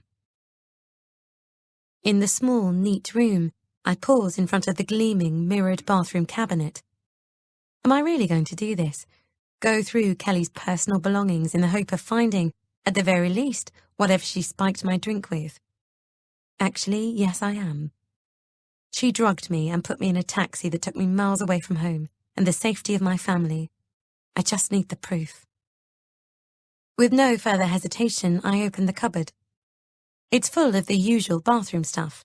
Nail clippers, spare toothbrush heads, a new tube of toothpaste, Nivea, plasters, some razors, mouthwash. But my eyes are light on a prescription packet. I pick it up and examine it. Ms. K. Harrington is typed neatly on the label of what is a popular brand of contraceptive pill. I grimace and put it back. I quickly start to rifle through the other boxes and packets, but it's all paracetamol and ibuprofen. Bending down, I pull open the cupboard under the sink. Spare loo rolls, refill pads for the loo brush, Tampax, bleach, nothing else. Maybe her makeup bag. I walk smartly down the corridor into their bedroom. It's a nice room, very calm. She's painted it pale blue, and it's got lots of white photo frames on the walls. This time the pictures are all of the two of them in various exotic locations. They've certainly packed a lot into their 11 months. I glance quickly at their bed. Her side is obviously on the right. Surprisingly, there are a couple of historical fiction books on the bedside table that I've read and enjoyed. And on the shelf below, her makeup bag and another toiletries bag. The first is chock full of expensive brands. I've never seen so many powders, bronzers, lipsticks and eye pencils away from a beauty counter. I zip it back up, quickly. There's nothing I'm after. The toiletries bag seems, at first, much more promising, but it's just more paracetamol packets, mostly empty this time. Various nail varnishes and remover, a pumice stone, some eye drops, a Barbara Cartland-esque mask, and some sort of anti-aging serum. No sleeping pills. Exasperated, I zip it back up. They've got to be here somewhere. My eyes are light on a chest of drawers. Underwear drawer. That's where everyone puts secret things. I hurry over to it and yank it open. It too is absolutely full of distressingly tiny bits of lace and chiffon. Christ, people actually still wear thongs. Feeling very uncomfortable, I rifle through, unearthing a jewellery box, which is empty apart from one small blue box. Within that is a nondescript wedding band, a dull gold pair of rather cheap-looking heart earrings, and a long, plain link necklace. I close it all back up and push past a saved Valentine's Day card. Still nothing. I slam the drawer shut and try the next one down, this time full of nightwear. There's nothing in there either, except 2 unopened packs of Kleenex and a framed picture of a small blonde girl, a little younger than Chloe, 3 perhaps, crouching in a field of buttercups, smiling impishly, outstretched hand full of golden yellow blooms, next to a happily smiling woman dressed in a 70s maxi dress. But then, behind that, yes, a small bottle. My fingers close around it and I pull it out triumphantly.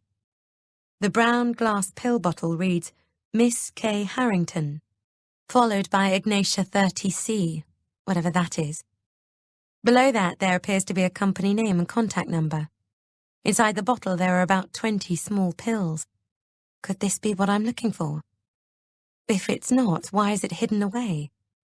Still holding my phone, I hold it aloft and take a picture of the bottle, making sure her name is in clear view, before emailing it to myself. Then pull the drawer wider so I can hide the pills away again. That's when I see another photo frame, the back facing up.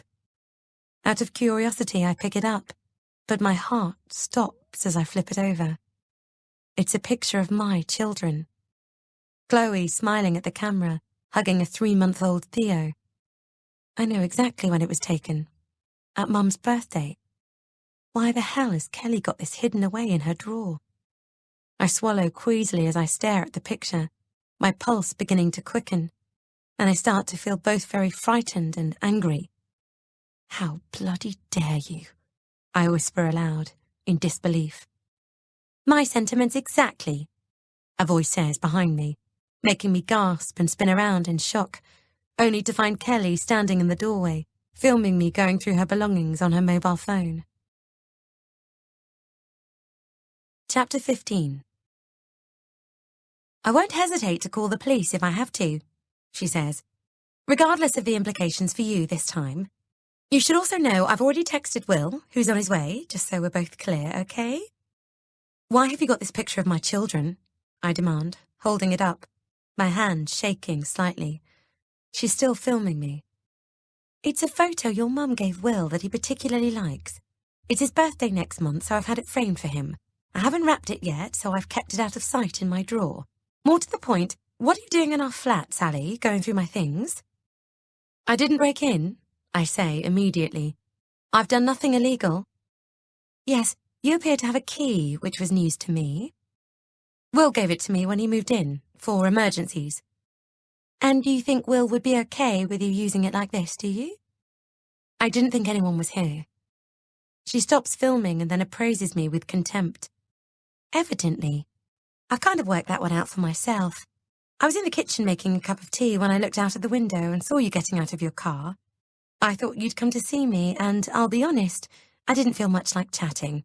So when the intercom rang, I didn't answer it. When I looked out again, your car was still there, though, so I assumed someone must have let you in downstairs after all. Annoying, but it happens. I stayed in the kitchen and waited for you to knock on the front door, and then go away when there was no answer. Imagine my surprise, Sally, when instead, I hear a key in the door, and then you let yourself in like you own the place, which of course you fucking don't. Now there are no witnesses, she makes no effort to hide her anger, and spits the words out. You can't seriously be looking for the 65 grand, because we both know I didn't steal that from you, so why are you here? You're correct. I'm not looking for the money, because it's sitting on your hand right now. I nod at the ridiculous diamond brick catching the light on her 3rd finger. She briefly looks heavenward. Oh my God, give it up. It didn't work, okay? Your sad little plot failed and you know it. Stop trying to flog this very dead horse. I'm going to ask you again, why are you here? You already know why, Kelly. You've hated me from the moment you met me, when you called me a fucking bitch in the street. You can't stand sharing Will with his family, and I know I make you particularly angry. The thing is, I've been warned about you. I know what kind of person you are, what you're capable of, and it doesn't matter what you try to do to make it appear to everyone as if I've lost my mind. I'm not going to let you damage me or my family anymore. That's why I'm here. She continues to stare at me. I have never sworn at you in the street, ever. It was right outside this flat, I interrupt. I was pregnant, and I accidentally bumped into you while you were on the phone, which was when you called me a bitch. It didn't occur to you I might be saying it to the person I was actually talking to, not you. Or maybe I thought it was just what happens to me all the time. People deliberately shove into me because I'm famous, particularly girls, because they weirdly get off on it. I've had people try to trip me up, drinks spilt over me on purpose. I probably thought that was what you were doing. I'm used to women not liking me because of the way I look and the job I do. But at the very least, aren't you supposed to be older and wiser than this? Oh, come on, I say. You're seriously asking me to believe you're totally innocent, when just last night you set up those pictures of me. Okay, yeah, I did those. She shrugs unrepentantly and crosses her arms. I told you not to believe everything you see in the papers. Hopefully you know that now. But that's not all you've done, is it? I persist, and I take a deep breath. The pills you drugged me with on Friday night, are they the ones I've now got a picture of on my phone? Her expression stays impassive, but she doesn't take her eyes from me. What did you just say? I've got a picture of your pills, which I've emailed myself. I repeat. No, the bit about me drugging you. You're not actually serious. Yes, I am. Are the pills you used the ones in your drawer? She starts to laugh in disbelief and pushes past me, yanking the drawer open. You mean these? She pulled out the small bottle. These are a homeopathic remedy. I keep them in my drawer because they're light-sensitive and meant to be stored in a cool place. How stupid are you? She begins, but then trails off. Actually, that can't be right because I know you're not that stupid. Anyone who's devious enough to see her husband slipping away from her and so engineers an entirely fictitious scenario designed to scare the shit out of him and make him realise how much he really loves and needs her isn't stupid at all. You used to be in advertising too, I think. So you're even used to making up crap professionally. That's what I thought this was all about. She stops again for a moment and regards me warily. I had you down as just another head-fucked middle-aged housewife married to someone you shouldn't be married to anymore, playing selfish games with no thought to those caught up in the crossfire. Oh, Kelly, please, I say. Must you always say everything like you're imagining yourself on screen? It's not only melodramatic and insincere, it's exceptionally annoying. Okay then, she says simply. I feel like I want to tell you how your nasty little stunt had your brother in tears at the weekend, and that you have no idea what this is going to cost you in the future. One day, Chloe and Theo will find out what you did on Friday night, and about the overdose, she makes air quotes with her fingers, you took when you were 19. And because of what you've done, they will never ever be the same again. You'll never be the same to them. Her voice begins to shake with energy. You will never be a mum they can rely on completely. I think suddenly about the ring, chain and small heart earrings tucked away at the back of her drawer, and the picture of the smiling little girl with the woman in the maxi dress. Kelly, you seem to have some very strong and intensely personal feelings about all of this, I interrupt. And I wonder if there's some stuff going on with you that you might be transferring onto me. Just shut up, she says, much more quietly this time. You don't mean that concern for a second. And even if you did, you're really arrogant enough to assume that you have any of the answers, when you don't even know what the questions are. I worked out my intensely personal stuff a long time ago, with people far more skilled than you could ever hope to be, thanks very much. She means Caroline. Is she finally about to bring up her relationship with my mother-in-law? I hold my breath, but she falls unnervingly quiet once more and just stares at me. I'm on the verge of filling the unbearable silence when she says suddenly, You're lying again, aren't you? You don't really think I've drugged you, any more than I believe you're suicidal. You're not even close to being in that place. You never have been. There's more to this. Something that... Oh my God. Her mouth falls open suddenly. You absolute bitch. Where have you hidden it? Where have I hidden what? I stare at her in confusion. That's why you're here. You said you just needed proof, and you emailed a picture to yourself. What have you planted in my flat to look like they're mine? She turns and starts to pull the clothes from the drawer, rifling through it. I'll find it, and he won't believe you, whatever you've done, and whatever you've faked. You won't make him leave me. God, you nasty, nasty piece of work. Then, just as suddenly, She swings around wildly. You think you're so clever, but it's your word against mine, Sally. And you're right. Everyone already thinks you've lost your mind. Confused, I watch her hit a button on her phone and hold it up to her ear. I hear a female voice answer, "Hello?" And at the sound, Kelly resets her features into a face of panic and, putting on a terrified voice, she says tremulously, "Hello, Sue?" My mouth falls open. She just called my mother. "It's Kelly." She gulps, making it sound as if she's in tears. "Sally's here and Will's on his way, but she's angry and distressed, and I'm not sure what I should do. She's very confused. Yes, I know. No, she isn't. No, I haven't. I didn't want to. But I will if you think I should." My heart stops as I realize what she's doing. Oh, no, no, no.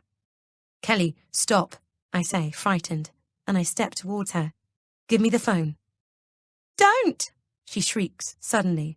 "Don't come near me, Sally." "I haven't touched you," I exclaim, as she dodges past me, runs into the bathroom and slams the door shut.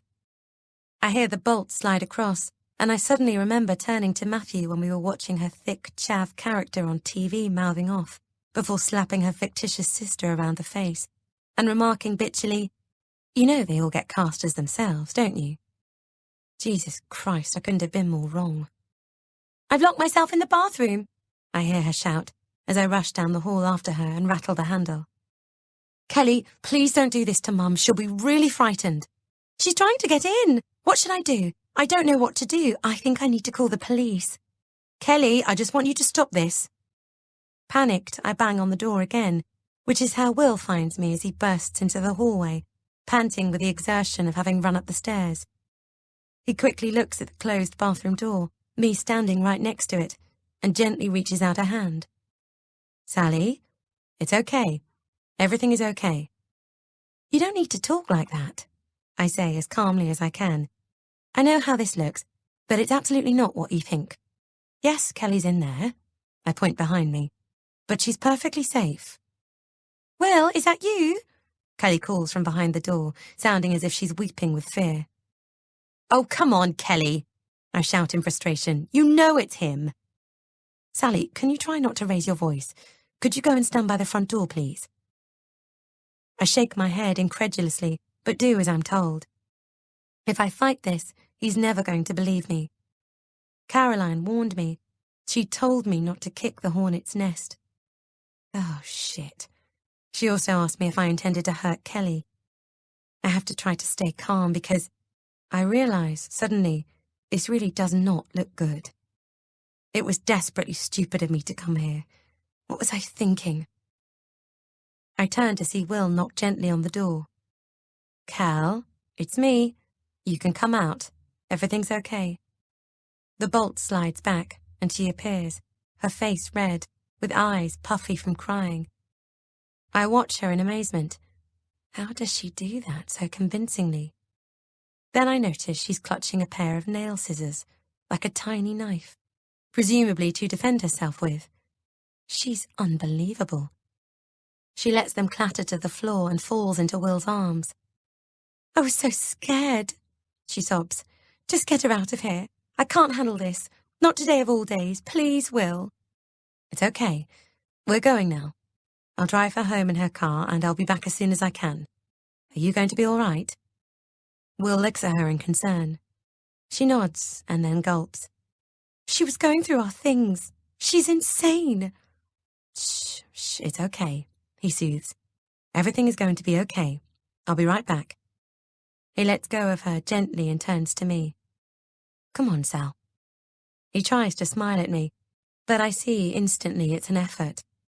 Because he's my brother, and I know him almost as well as I know myself. He believes her. He believes her 100%. I don't say a thing, just glance back at her bleakly as he ushers me out of the door, but she refuses to meet my eye, simply turns, and without saying another word to me, walks into their bedroom and closes the door. Chapter 16. "You didn't need to do this. I could have just driven myself home." "It's fine," Will says. I'd rather know for sure you get back safely. Kelly was in no danger whatsoever. I look at him staring at the road ahead. I didn't go there to hurt her. I called to check neither of you were at home, remember? You told me you were both out. That's because I knew Kelly wouldn't want to see you today. I said she was filming because it was easier than having to explain why you couldn't go around. It's the anniversary of her mother's death. Although that's actually irrelevant. You shouldn't have been in the flat full stop, Sal. And while I get that you did call me, you also told me you were going to a friend's house, which was a complete lie. I'm sorry to hear about Kelly. And yes, you're right, I say quietly. I shouldn't have done what I did. I know what you're thinking. You're worried that I'm ill, mentally if not physically. But I need you to trust me when I say that I'm neither. And like I just said, confronting Kelly wasn't the reason I was in your flat. He doesn't say anything for a moment, then, still without looking at me, asks, I assume you were there looking for your missing 65 grand. I raise my eyebrows in surprise. Had it not been for Kelly just phoning Mum and making out that I was attacking her, I would tell him the truth about what I was actually looking for. But there's no way I can do that now. They'd have me sectioned again by the end of the day. You know about the stolen money? Will nods. Kelly told me you accused her of taking it. She didn't steal it though, Sal. I see why you might have come to that conclusion, given that you know she swapped the ring for one a lot more valuable the day after the money disappeared. But that's honestly just a horrible coincidence. Hang on. He's talking as if he almost understands why I was in their flat. And he's certainly nowhere near as angry as I thought he'd be. Neither is he speaking to me as if he thinks I'm treading a very thin line between madness and sanity. My heart thuds. I might actually get away with this if I'm very, very careful. You haven't told anyone about Kelly exchanging the ring, have you? Will asks, anxiously. No, I promised you I wouldn't, and I haven't. He looks relieved. Thank you. The trouble is, she did pay for the ring upgrade in cash, which looks dodgy as hell, obviously, and although I know where the money came from, I know what your reaction, and most people's reaction, would be if I told you. Why don't you try me? I say, slowly. He takes a deep breath. When Kelly's dad died, she discovered he had all of this money they didn't know about. They'd lived in this really modest 3-bedroom place, which they kept after their dad died. Kelly's brother had been living there with his girlfriend, but they all decided to sell it last year. When they were clearing out the loft, they found £500,000 in cash. It was stuffed in Sainsbury's bags in a box. He looks across at me nervously. I pause. You're joking, obviously. No, I'm not. It's true. They didn't tell anyone because of the tax implications. Kelly and her brother and sister just went on a really amazing holiday together and bought new cars, stuff for their houses, that kind of thing. Kelly still got quite a bit of her share left, or at least she did until she bought the ring, and the rest is going on the wedding itself. In a way, it's nice that she can do this with it, I suppose. It's like her dad is still involved somehow. And when exactly did Kelly tell you about her dad's money? On Sunday night? Right. You don't think that it's at all odd that my mother-in-law put £65,000 in our cupboard under the stairs, which she's also withdrawn for tax reasons, on Friday night, that then goes missing? I say. And the very next day, your fiancé buys a very expensive item of jewellery with a pot of cash her dad had hidden in carrier bags, also for tax reasons. I think it would help if everyone started using banks like normal people, yes. He tries to laugh. But like I said, I also think it's a coincidence. But what he's describing isn't like unexpectedly bumping into someone you know on holiday. This is the kind of coincidence that is so extreme and so surreal that it can mean only one thing.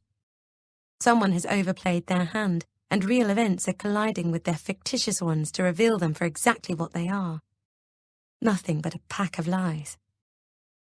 Did Kelly tell you she deliberately set up those photos of me? I ask, after a moment's silence. She admitted it outright at the flat.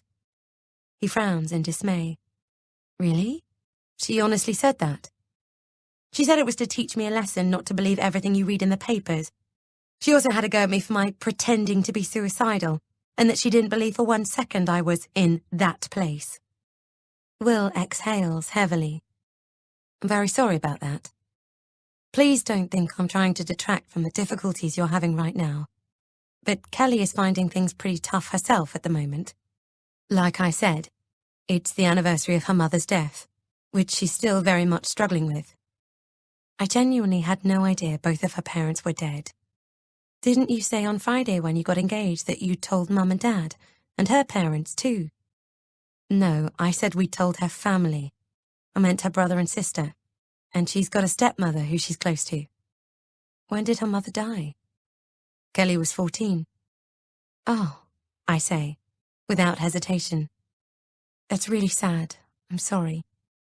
Will glances sideways at me. They told Kelly she'd had a brain hemorrhage. Then her father died 3 years later from cancer. That's dreadful, I say instinctively. If I tell you something else, do you promise I can trust you?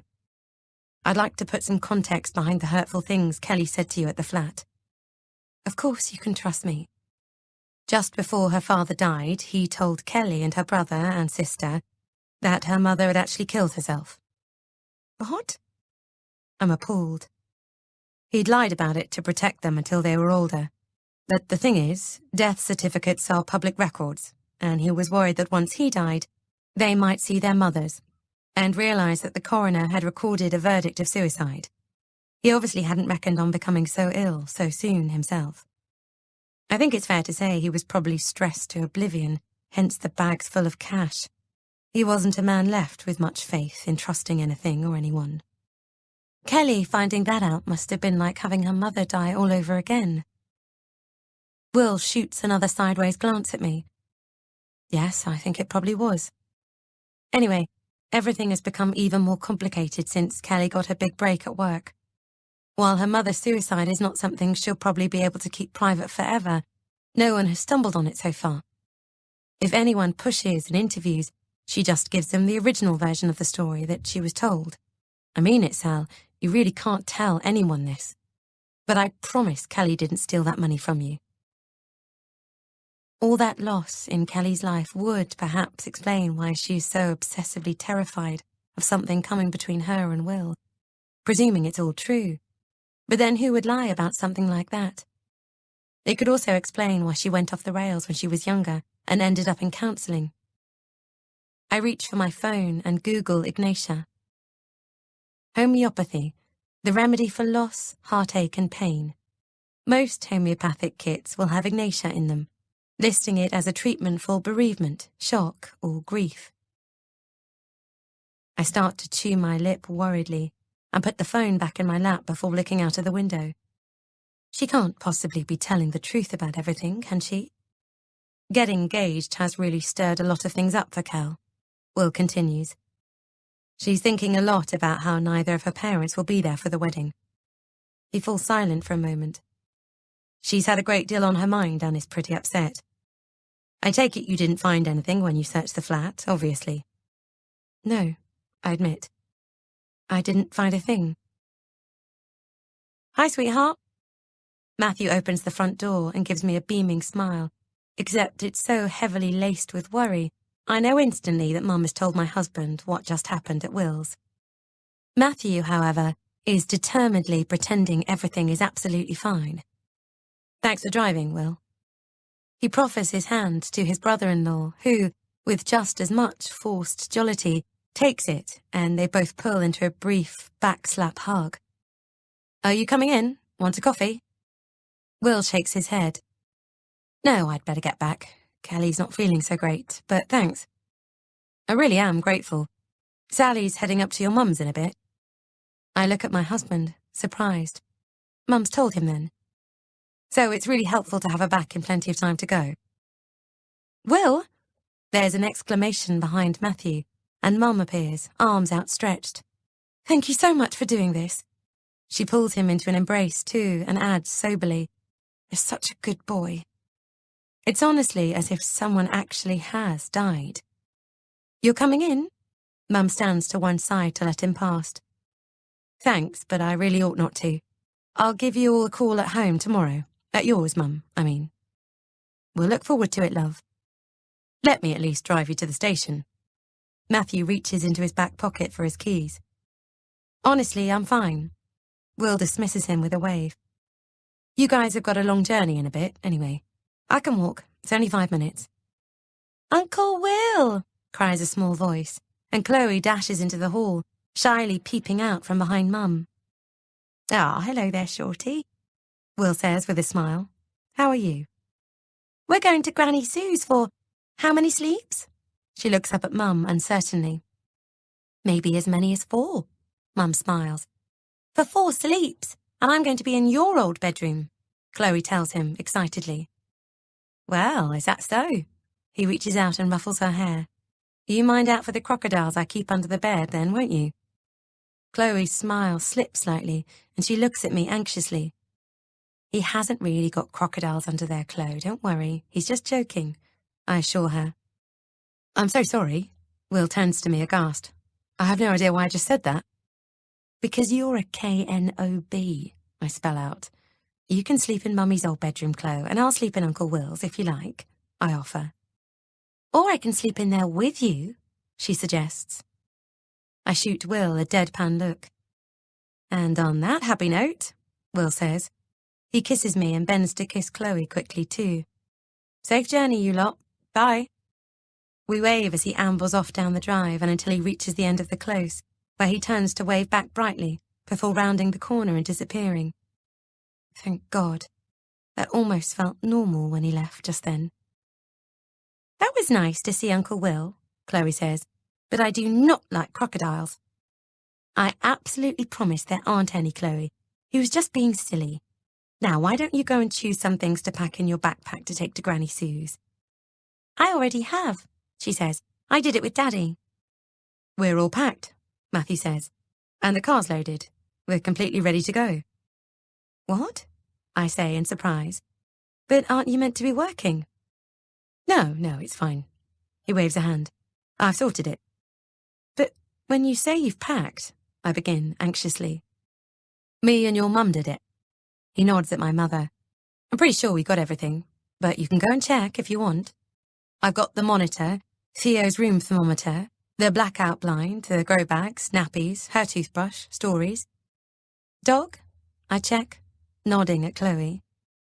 I put him in, Mummy, Chloe says confidently. We've got the lot, Sally, Mum says. So let's go. Matthew reaches into his other pocket and checks for his mobile. I'll get Theo. Guys, please, hang on a minute, I implore. We actually can't leave now, otherwise we'll be on the road when Chloe and Theo need tea. What's the big rush for, anyway? I've packed us some sandwiches, Mum says. You're going to have a car picnic, aren't you, Chloe? Chloe nods gleefully. It won't hurt just this once if she doesn't have a proper evening meal, Mum adds firmly. I'll make sure we feed her up again tomorrow. Theo's got one of his pouches, and I've made up his bottle. Do you want to pop to the loo then, darling? It's a long journey. Thankfully, she actually does address Chloe with the last question, although I wouldn't be surprised if she meant me.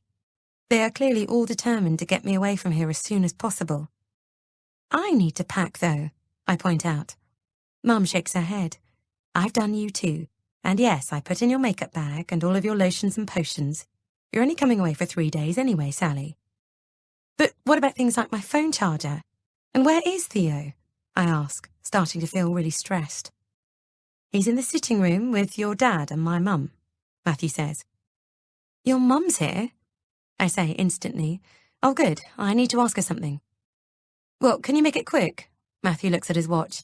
It really would be helpful if we could go sooner rather than later. It's just that way I won't be back again too late. You're coming straight back here tonight, I say, astonished. But that's a 6-hour round trip. I've got to work tomorrow, so I don't have any choice. I'll be fine though, don't worry. Hello, Sally. Caroline appears in the hallway too, holding Theo. I'm going to stay here until you get back at the weekend, if that's all right. So you can relax without worrying it's all going to hell in a handcart and that you're coming back to chaos. She nods at Matthew. Thanks, Mum. Matthew rolls his eyes, albeit good-naturedly.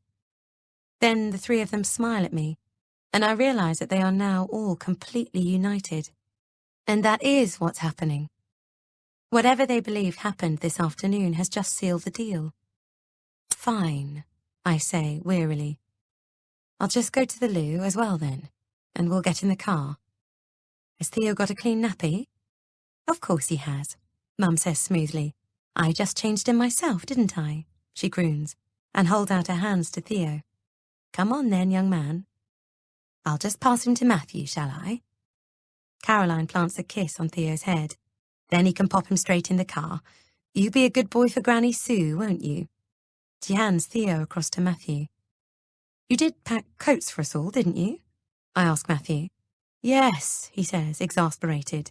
I'm going to get in the car now. See you later, Mum. I'll be back about 11ish, but don't wait up. He waves with his free hand and heads resolutely out of the door. Bob, Mum calls. We're off now. Are you ready? Dad instantly appears in the sitting room doorway, wearing his lightweight anorak and holding a thermos. Maybe I'll quickly try, says Chloe, slipping off her backpack and dashing to the loo. You get going, Mum. I'll wait for Chloe, I say, determined at the very least to talk with Caroline before we go. All right, love. Now, we're not following you, we're just going to make our own way back. Matthew thought that would be easier, in case you need to stop somewhere. If you get back before us, you know the spare key is under the brick on the patio. Yes, Mum. Good. Bye then, Caroline. Thanks so much for everything. Mum leans over and air kisses Caroline, then adds meaningfully, We'll stay in touch. I manage to refrain from making any comment about that. Dad kisses Caroline politely too, and I stumble slightly as I step back to let him pass, leaving just the two of us in the hallway. You poor thing. Caroline makes a sympathetic face. You're exhausted, aren't you? Will you try and get some sleep on the journey? I didn't know Kelly was going to be there, Caroline, I say earnestly. I promise I didn't go to confront her. Everything's taken a really bizarre turn, though. She did set up those pictures, so we were right about that. And she had a photo of Theo and Chloe hidden away in her drawer, which really freaked me out. She said that it was for... Caroline shakes her head firmly. No, Sally, it's not proving helpful for us to keep having these kinds of discussions. She motions to the door. Why don't you get in the car? I'll wait for Chloe. Wait, please, I need to ask you something. When you counselled Kelly about her mother's death, which obviously you would have done, I imagine she expressed a lot of confusion and anger about her father keeping her mother's suicide from her until just before he died. Caroline's face is absolutely impassive. She registers no surprise or confusion whatsoever. So it is true. Will told me everything this afternoon, I continue. I assume it's what triggered Kelly's issues and made her become the person you felt you needed to warn me about. But then Will also told me this very implausible tale Kelly had spun about her father leaving her some cash. I feel so confused, I don't... Caroline holds up a hand. I'm not going to discuss Kelly with you anymore, Sally. While I don't think that you meant for everything to escalate as badly as I understand it did this afternoon, your parents and Matthew were badly frightened by Kelly's earlier call to your mother. And you can see, I'm sure, that this situation, at the very least, isn't constructive. I think a day or two away, just a change of scene, might be very helpful in rebalancing some perspectives. Sorry, what do you mean rebalancing? I say slowly. You went through Kelly's personal belongings and accused her of drugging you with a harmless homeopathic remedy. All the blood rushes to my face. How do you know that? Your mother called Kelly again while you and Will were on your way back here. I arrived just in time to find them doing a FaceTime with Matthew. Kelly was very distressed. Did she see you? No, I waited in the kitchen until they'd finished. Do Matthew and my mum believe her?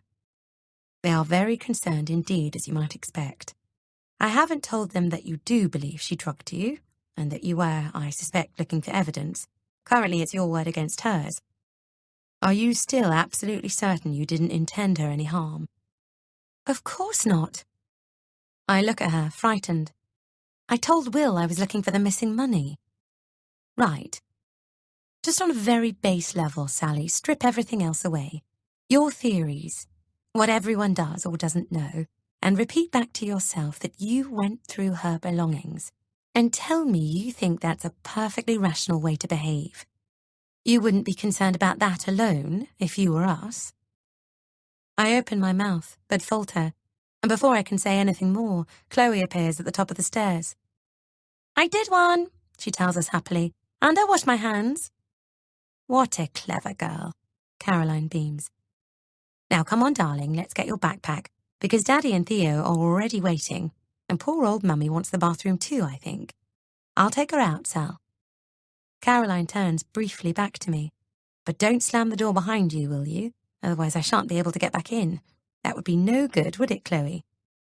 I hear her carry on chattering to Chloe as they trot out together, leaving me standing in the now silent hallway, completely alone. Are you still getting loads of messages about the photos in the paper?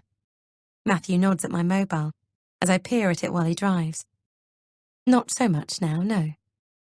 Why don't you put your phone down for a minute, Sal? He suggests gently.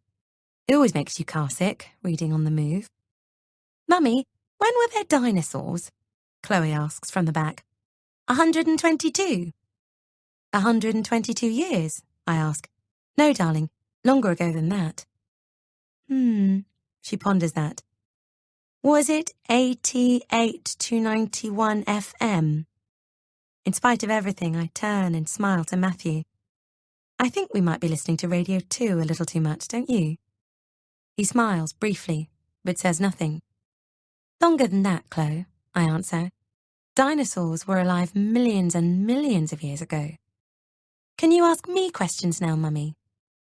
I think Mummy's just going to have a peaceful few minutes, Matthew interjects, flicking the indicator on and moving into the fast lane. Okay, Chloe? Chloe sighs heavily. Tell you what, just give me 2 more seconds and I'll ask you some in a moment, okay? I promise, hitting go on my Google search for Kelly Harrington mother.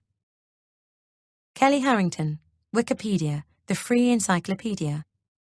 Harrington's mother, Denise Harrington, was a dance teacher who Harrington has said inspired her to...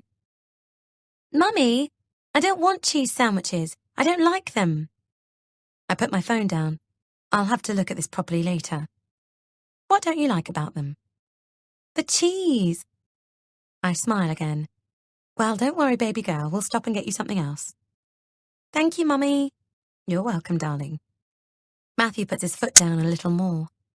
I'd rather not stop, actually. Can't we just keep going? But Theo's going to need us to stop too. Matthew looks at his sleeping baby boy in the rear mirror. Really? He looks flat out to me. He won't be for much longer. He's definitely going to need us to stop so he can have something to eat. So am I, says Chloe. Something that isn't cheese. Okay, guys. Matthew holds up a hand.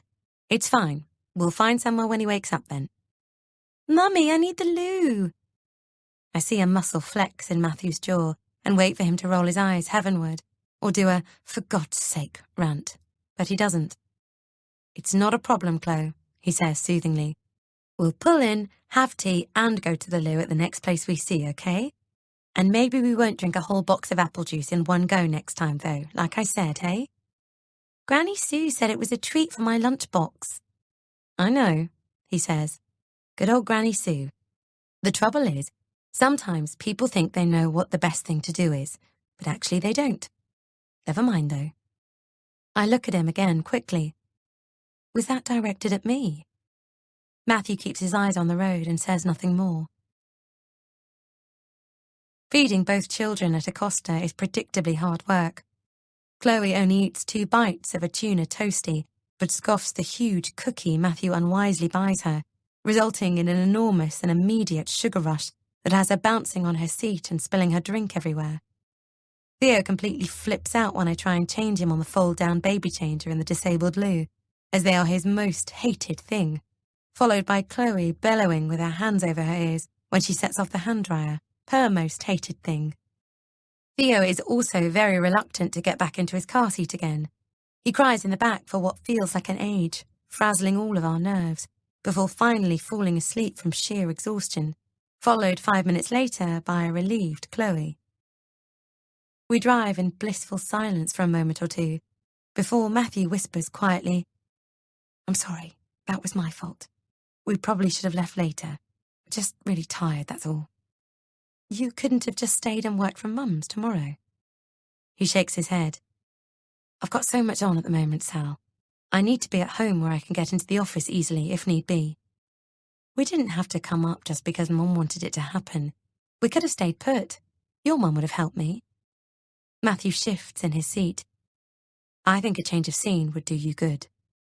I open my mouth to respond to that, but just before I can, he says quickly, So, has there been any more fallout from the photos in the paper then? Are people still trying to contact you? A few today. Some old work people, couple of the NCT lot, 2 of the school mums texted. I didn't actually speak to any of them though. It was all a bit overwhelming, to be honest. You didn't actually go to Liv's today or speak to her in the end then? That was just a cover for going to Will's, I assume. Yes, I confess. Liv is actually still pretty angry with me because of what she thinks I was going to do in Cornwall. Matthew hesitates. I think perhaps it's a hard subject for people to understand, because they try to put themselves in that position and can't imagine how someone might make a choice like that, when the desperately sad reality is it's a situation the person concerned has no control over. I glance at him, questioningly. I've been chatting with Mum about it a bit this week, he explains. Not in relation to you, he adds quickly, just about the subject in general. I see. I fall silent as I try to imagine Caroline also counselling a devastated and grieving Kelly and saying the exact same thing to her that Matthew has just said to me. But somehow I can't picture Kelly as a teenager. I can only see her the way she is now. I gather you all had a FaceTime call with Kelly today, where she told you I accused her of drugging me on Friday night. I say quietly. He tenses. Yes, we did. She was pretty upset. Is it true? That's what you said to her? I hesitate for a moment before admitting, yes. Matthew inhales sharply. I thought I'd find proof, I say. I could lie and tell you I was looking for the missing money, but I think it's important I'm honest with you of all people. I trail off. I was convinced she was to blame for everything that's happened. Only you're not now. He concentrates on the road ahead. I hesitate. I don't know, I say truthfully. I found out some things I wasn't aware of, about her mother's death, which actually makes sense of some of her actions. And she did deliberately have those horrendous pictures of me put in the paper. It wasn't a mistake. But then she's also flat out denied having anything to do with the money going missing, or my winding up in that taxi. She seemed almost believable. I rest my head back on the seat.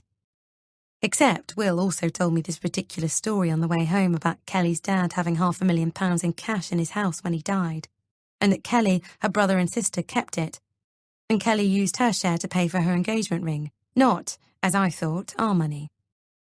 You thought she bought her engagement ring with our missing money? I can tell Matthew is keeping his tone deliberately casual. Yes, Will's asked me not to tell anyone this, so please don't say anything. But Kelly secretly upgraded the ring Will bought her for something a lot more valuable, in cash, the day after our money went missing. I know that for a fact, and I just can't help but think the stuff about her dad's money is just too ridiculous a story, and too much of a coincidence to be true. Matthew raises his eyebrows but says nothing. Encouraged, I continue. I don't know if you still think I'm trying to cover up what I was actually planning to do on Friday night, but I truthfully have no memory of it. I mean, obviously, something extraordinary happened. People don't just wake up at the other end of the country in the back of a taxi. On the other hand, knowing Kelly published those photos of me makes me think anyone capable of doing something that devious would also be capable of stealing our money and drugging me to create a diversion. I pause to catch my breath, but then I hear myself saying it out loud like that and it sounds so ludicrous. I also don't have any proof that she's done anything, except she's got form and she hates me. Matthew puts a steadying hand on my leg. Sally, just stop. You need to calm down.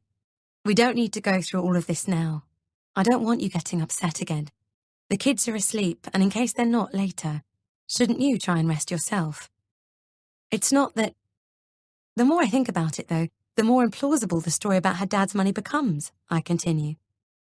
How come she's never told Will about it before? I'd tell you if I found out Mum and Dad had that much cash shoved in the loft. I pause. But then, I guess we've been married for 6 years. They've hardly been together for the blink of an eye. Oh my God, I'm going round in circles, Matthew. I lean my head back, exhaustedly. So just stop thinking about it all, please. I ignore him.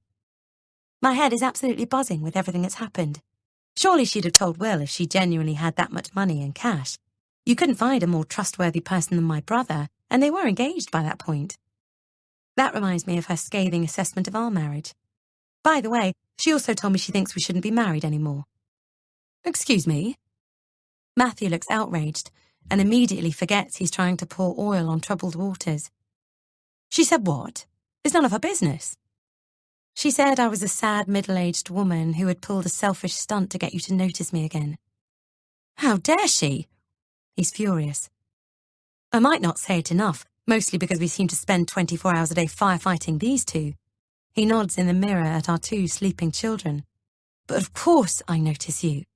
I notice you all the time, working your arse off for us. And she couldn't be more wrong. Being with the 3 of you is the most important thing in the world to me. When I've had a shit day at work, and believe me, there have been plenty of them recently, I come into the kitchen and you're doing tea, Chloe is colouring at her little table, and Theo is in his bouncer, and I know I have achieved something. He pauses. I would be lost without you. It's as simple as that. And things are only going to get better. I don't know how yet, but we will move past all of this, and it will all be okay. Kelly can go to hell. I look at my poor, exhausted husband in concern. I certainly wouldn't have chosen for it to happen like this, or because of this. But neither am I going to pretend Matthew hasn't been supportive and isn't trying his hardest, because I can see that he's giving it his all. Bizarrely, though, she's got a point in that we've talked properly more in the last couple of days than we have in months. He takes a deep breath. She isn't right, is she? This wasn't a much more elaborate version of what you did at university to get your boyfriend back. Of course not, I exclaim in disbelief. Maybe not on a conscious level, but... He trails off. I'm horrified. Not on an unconscious or conscious level. I was completely disorientated and terrified when I was on top of that cliff, alone and with no idea how I got there. You think I did that for attention? You're right, I'm sorry, he says quickly. I'm really sorry, I shouldn't have even asked. I really do want you to try not to even think about Kelly over the next couple of days, and give your brain a complete break. Regardless of your motivation, or otherwise, you can't go around letting yourself into other people's homes. It's just not normal. I was desperate to find proof of what happened to me. You don't understand that at all. You wouldn't have done the same in my shoes. No, I wouldn't. Even to protect Chloe and Theo. What? Now he looks really scared. What are you talking about? Your mum used to treat Kelly as a patient. I'm not supposed to tell anyone. She shouldn't have told me. She could get struck off for it, apparently. But she warned me Kelly is potentially dangerous. That's really someone you want around our children for the next God knows how many years. I can't believe Mum would have said that to you, he says carefully. I think, at the very least, you must have misunderstood what she meant. No, I didn't, I say with energy. Ask her. Ask her yourself. Okay, easy, Sal. I'll talk to her, okay? You promise? I promise. Once we've arrived, he's helped me settle the kids, unpacked the car and had a coffee. It's time for him to go. And we stand opposite each other on my parents' doorstep in the dark, breathing in the cold, clean air. I'm shivering slightly and have my arms wrapped around myself. Could you please send me a text when you get back so I don't worry? But it'll be really late. I don't want to wake you or Theo. Please? I squint up at him, worriedly. Okay. Now please go in and go to bed. You look shattered. You're probably right, you know. I'm sure I will benefit from some distance. That's all this is, he assures me. Some breathing space for you. A chance to clear your head a little bit. Try not to overthink things. Will you do something else for me? Don't contact Kelly, okay? I have no intention of going anywhere near her. Good, He sounds relieved. I'll come and get you at the weekend. Sooner, if you need me. Just call. I nod again, gratefully. Thank you. But you will talk to your mum about what I said, won't you? She's going to be upset that I've told you, but I can't do anything about that. You had to know. You're sure you're going to be okay? Yes. I love you, Sally. I love you too. He leans in and kisses me softly. It isn't the hurried brush of lips we usually barely manage. I can't remember the last time we kissed like this, and my tummy flips over. I'll see you on Saturday. Okay. I try to smile, suddenly feeling unaccountably teary. Hey, don't cry, he says. Everything is going to be all right, I promise. He hugs me, then kisses me again, this time more briefly, and turns to walk to the car.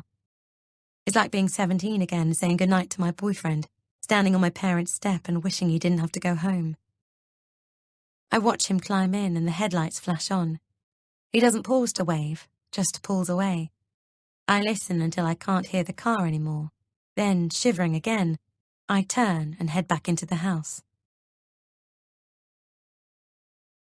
Chapter 17. Oh, Theo, don't, sweetie, please, I beg, as Theo bats away his spoon, knocking it out of my hand and sending yet another glob of his breakfast splatting onto the pram. I jump up hastily, grabbing the damp cloth again, and try to sponge it off. I must say, it is a nuisance that we forgot the high chair, Mum says, watching me. I'm sure I told Matthew to put it in. It's okay. I scrub at the stain. I should have told you all to just wait so I could check everything. I don't know what I was thinking. I rub my eyes tiredly and pick up Theo's spoon to rinse under the tap. Apart from anything else, this is just too big to have inside the house. Whole travel systems like this were very popular when we had Chloe. They're much lighter and more user-friendly now. Oh, it's a super pram, Mum says, surprised. It's very clever the way it converts from lying down flat to sitting up now Theo's that bit older. Don't get rid of it, will you? What, in case Will and Kelly want it? Let's not even go there, Mum. So, Mum says brightly, changing the subject. Clearly she doesn't intend to either. What would we all like to do today? I glance out of the window at the fat raindrops sliding down the window pane.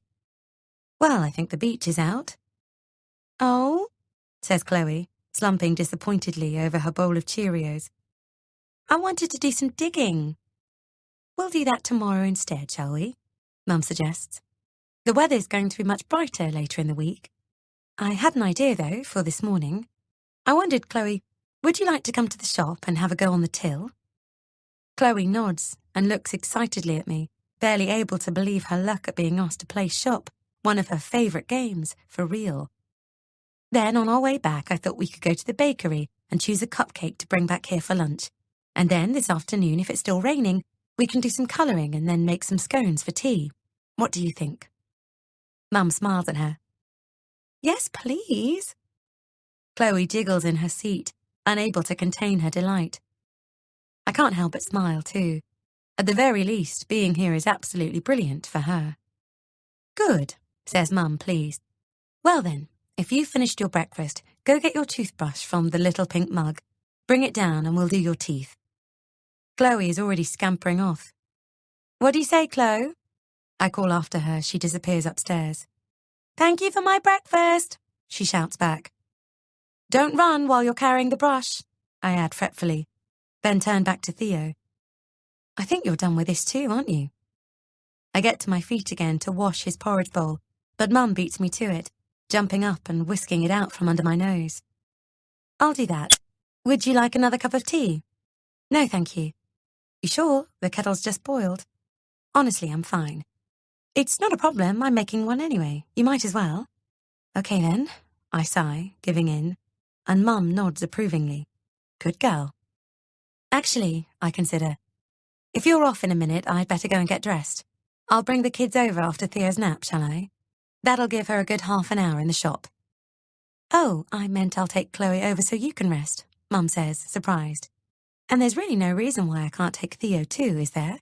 Couldn't he have his nap in the pram? Although, she says suddenly, thinking about it, perhaps it would be better if I dropped Chloe off with Dad. and then I pop back here. Then I can just go back again to get her for lunch. Yes, we'll do that. But that's a lot of faffing about for you, Mum. I can just bring them myself once... I trail off. Hang on. You're not suggesting all that so I won't be on my own with the kids, are you? Mum colours hotly. Of course not. Or left on my own completely. I'm not going to do anything, Mum, I say slowly. You know that, don't you? She busies herself with getting fresh tea bags out. Mum? Well, look then, why don't I take Chloe, you stay here with Theo and put him down, and we'll come back for lunch all together, she suggests. There, everyone's happy. But I do want you to rest while we're out. And I mean actually rest. Sleep if you can. Or at the very least read a book or watch some TV. Dad's lit the wood burner in the sitting room. But no going on your phone. Chloe's got her little umbrella and wellies, so we're all set. And the fresh air will do her good. We'll definitely be back at lunchtime, though. And no, not because I'm worried about you being on your own, she adds firmly. Which means that's exactly what she's worried about. Now, if you're going to go and get dressed, why don't you have a nice bath and a hair wash too, while I look after Theo and clean the breakfast things up? Are you sure? I'll be quick. You can be as long as you like, she says. Take your time and enjoy it. Here, you can take your tea with you. Thank you. And I promise you've got nothing to worry about this morning, Mum. We'll be perfectly safe. Of course you will, she says, with her back to me as she wipes up a spilt splash of milk. Now, go on, up you go. It is pretty wonderful to have a proper shower that actually has some pressure and, unlike our rubbish one at home that's hardly better than standing in a mist of light rain, actually gets all of the shampoo out of my hair. The room is lovely and clean. The towel is fresh and fluffy. But best of all, I don't have a small person eyeing me beadily from his bouncer, like a tiny time trial judge, as I leap around hurriedly lathering and rinsing before my 2 minutes are up. I don't feel quite so cheery as I go through the bag of things Mum has packed for me, however, discovering that she has somehow managed to select the frumpiest clothes I own. Some of them I've not even seen for a couple of years. I have no idea where she's found them. There's a fat-face shirt and cardigan that Matthew very sweetly bought me for my birthday and that I absolutely loathe. The shirt is checked gingham and the cardigan dove grey with a waterfall front. I actually thought I'd smuggled them to Oxfam. The jumper I discover next is too small because I shrunk it while testing the dry clean only theory. There's a white company black jersey top with bell sleeves and a very low-cut front. It's okay, but looks horribly 80s given all she's selected trouser-wise are some blue jeans. Unless I go for the M&S burgundy cords, pointedly included because she bought them for me. Or some black leggings. I scratch my head as I look at them all. It's like having individual pieces from lots of different jigsaws. Nothing goes together. Well, I guess I won't be leaving the house for the next 3 days. I've not got my hairdryer either, which is far more of a disaster. Just use mine, Mum says in surprise, when I appear in the kitchen to ask politely which bag she put it into, to discover Chloe happily making a macaroni necklace, and Theo starting to whinge slightly on the countdown to needing his nap. I have a go with her dryer, but it's so tiny it does absolutely nothing, so I give up and decide to let my hair dry naturally for once, as Theo begins to kick off downstairs. He does at least go down surprisingly well, and by 10 o'clock I'm back in the quiet kitchen, clutching the monitor, the only other sounds being the familiar tick-tock of the cuckoo clock on the wall, and the light pattering of rain on the window pane. Mum and Chloe have already left. I sink down onto one of the kitchen chairs and reach for my phone, only hesitating at the last moment as I remember my promise to Mum. That reminds me that the wood burner has been lit. I make a cup of tea and make my way through into the sitting room. The neat room is warm and cosy, the curtains tied back to reveal my parents' pretty cottage garden. The beds are full of glistening clouds of forget-me-nots and damp lily of the valley.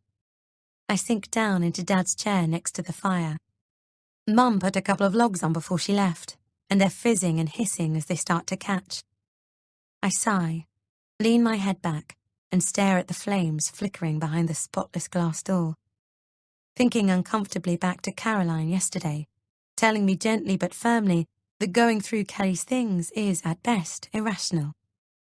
How the hell has everything changed so quickly in just 5 days?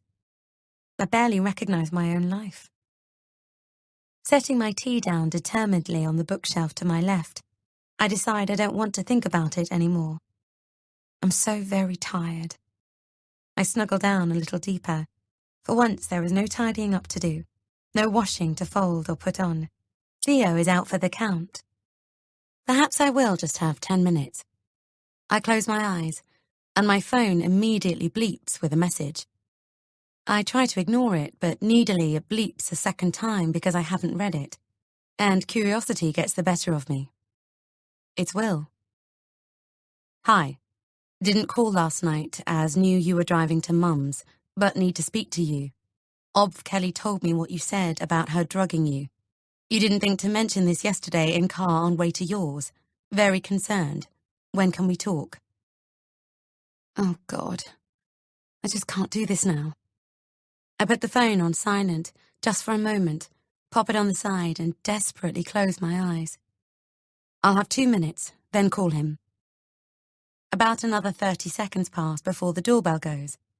It's a shrill, old-fashioned ring, like a bell in the servants' quarter, and I snap alert, jumping immediately to my feet.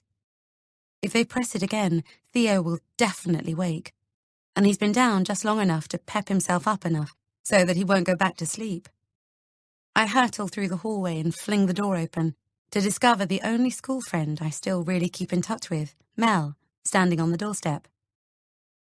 Ed said he saw your car outside last night, she exclaims, delighted. I smile weakly and hold the door wider as she hurries in out of the rain. It's so lovely to see you, she hugs me. What a treat to have you back home again so quickly. I was going to call you this morning, I lie guiltily. We only got here late. Do you want a cup of tea? I won't, thanks. I'm not stopping. I've got to get to the chemist to pick something up for Nan. Where is everyone? She looks around, surprised. Matthew's gone home as he's working. Mum's taken Chloe to the shop and Theo's asleep. House to yourself. Nice.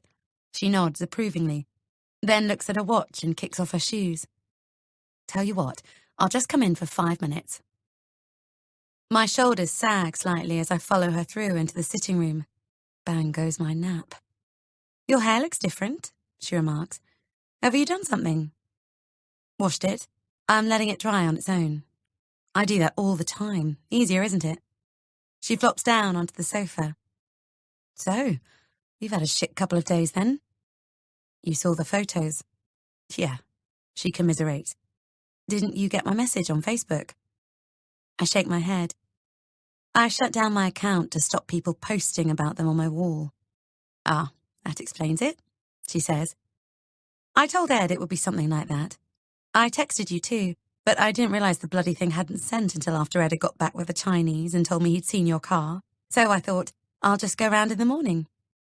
She folds her legs up under her. So, what was all that guff they said about you having mental problems? I know we don't speak all the time, but I said to Hayley yesterday, I think she would have told me if there was something like that going on. She was all right at Easter. Hayley from school, Hayley? I ask, weakly. Yeah, it's shocking, isn't it? The way they just print lies like that. Kelly must be fuming. I can't believe she and Will are actually getting married, by the way. How do you feel about it? Do you still hate her? Are they going to do hello? I so would if I were them. I don't know, really, Mel. We haven't discussed it yet. No, I don't suppose you have, given what's happened. On the plus side, love, at least all your bits and pieces were covered. I'd have been hanging out all over the shop. So, is Chloe going to be a bridesmaid? That'll be so cute. Yes, she is. Ah, grand. She looks delighted. I know what I was going to ask you. It obviously all happened first thing in the morning because you hadn't got your face on, and I said to Ed, she doesn't leave the house without at least her mascara. But why were you holding a stick in the pictures? I was holding it for Kelly. She was having some balance issues. Oh, really? She looks interested. What, like an ear infection or labyrinthitis? I get that sometimes. Mel, is everyone talking about the photos? What, from here, you mean? Everyone from home? Yes. I wait, hopefully. Maybe it's already old news. Yeah, they are, she says regretfully. I can't lie. You know what it's like here, Sal. There's bugger all else going on. Mostly people have been asking if you're all right, like, she taps the side of her head, up here in that. But don't worry, she adds hastily, catching sight of my expression. It's because they're just gutted for you and worried, that's all. It's not about everyone being nosy and gossiping. So, everyone thinks I've gone mad. She wrinkles her nose. Not mad, no, just a bit fucked up. Everyone knows you've got a new baby and how hard that is. They care, that's all. People want to help. I did hear one funny thing, though. Hannah Davies said Christine Newley told her you did a bunk to Cornwall, and the police picked you up in your underwear on a cliff top and had to take you home. She giggles. It was my pyjamas, and I hadn't done a bunk. Mel's jaw drops. It's true. Who told Christine? Do you know? She's staring at me, momentarily lost for words. It'll be my mother somehow, won't it? I shake my head, telling someone she thinks she can trust. What were you doing on a cliff in Cornwall in your pyjamas? Mel asks, confused. I take a deep breath as I prepare to explain for the umpteenth time. I woke up in the back of a taxi on the cliff top. I don't know how or why I got there. She frowns. Were you pissed? No. Did someone spike your drink? That happened to Ed's sister's friend in a club in Newcastle. She was chatting to this bloke, and next minute she woke up back at her house. She literally had no idea how she got home. You believe me? I exclaim in surprise. Of course. She looks thrown. Why wouldn't I? Because nobody else does. Not even Matthew. Everyone thinks I was going to commit suicide. What? She laughs. Then her face falls as she realizes I'm serious. That's crazy. You'd never do a thing like that. Ever since I've known you, you've wanted the husband, kids, good job, nice house. You've got it all. Why would you throw it away? I mean, I know some people get depressed anyway, and that sort of stuff stops mattering to them. But I only saw you 2 weeks ago. You were fine. Knackered, but fine. You were just the same as always. It's so reassuring to hear someone talk about me, and to me so normally, that I discover I'm near to tears. Thanks, Mel. Hey, she says, noticing instantly. Don't cry, pet. She slips off the sofa, comes and kneels on the carpet next to me, and takes my hand. I don't understand, she continues, genuinely puzzled. Why doesn't anyone believe you? Hasn't Matthew ever seen the news? Women get their drinks spiked all the time. You can't leave them unattended anywhere, not even for a second. The thing is, I wasn't out when this happened, Mel. I was wearing pyjamas, remember? I went to bed at home, just like I always do. Then I woke up in Cornwall the next morning. There's a long pause. Okay, yeah, that is a bit weird, she admits. In fact, that's really weird. I falter. I'm desperate to trust her, to tell her everything. She's known me forever, and perhaps some advice from someone outside the situation is just what I need. Mel likes a bit of gossip as much as the next person. In fact, most of my local news comes via her rather than Mum. But once she understands how serious this is... I know you only have a few minutes, I say desperately. But can I ask your opinion on something? Of course, she says immediately and sits down properly. I'm all ears. Go for it. So, do you believe Kelly had nothing to do with what happened to me, or do you think she's lying? I conclude, some 5 minutes later. Bloody hell. Mel exhales slowly, gets up from the carpet and sits back on the sofa, stunned. Well, I can see why you're stressed now. She pauses. On the one hand, that's tragic about Kelly's mum. And I can see why her thinking you were pulling some sort of attention-seeking stunt would have big-time pushed buttons for her. And she was pissed about the whole ring thing too. But does that also make her guilty of everything else? I just don't know. On the other hand, she's a professional actress. And she seems to be going out of her way to deliberately warp your own family's perception of you while behaving really deviously. Setting up those photos of you was just plain unnecessary. Plus, of course, Caroline has already warned you not to get on her bad side.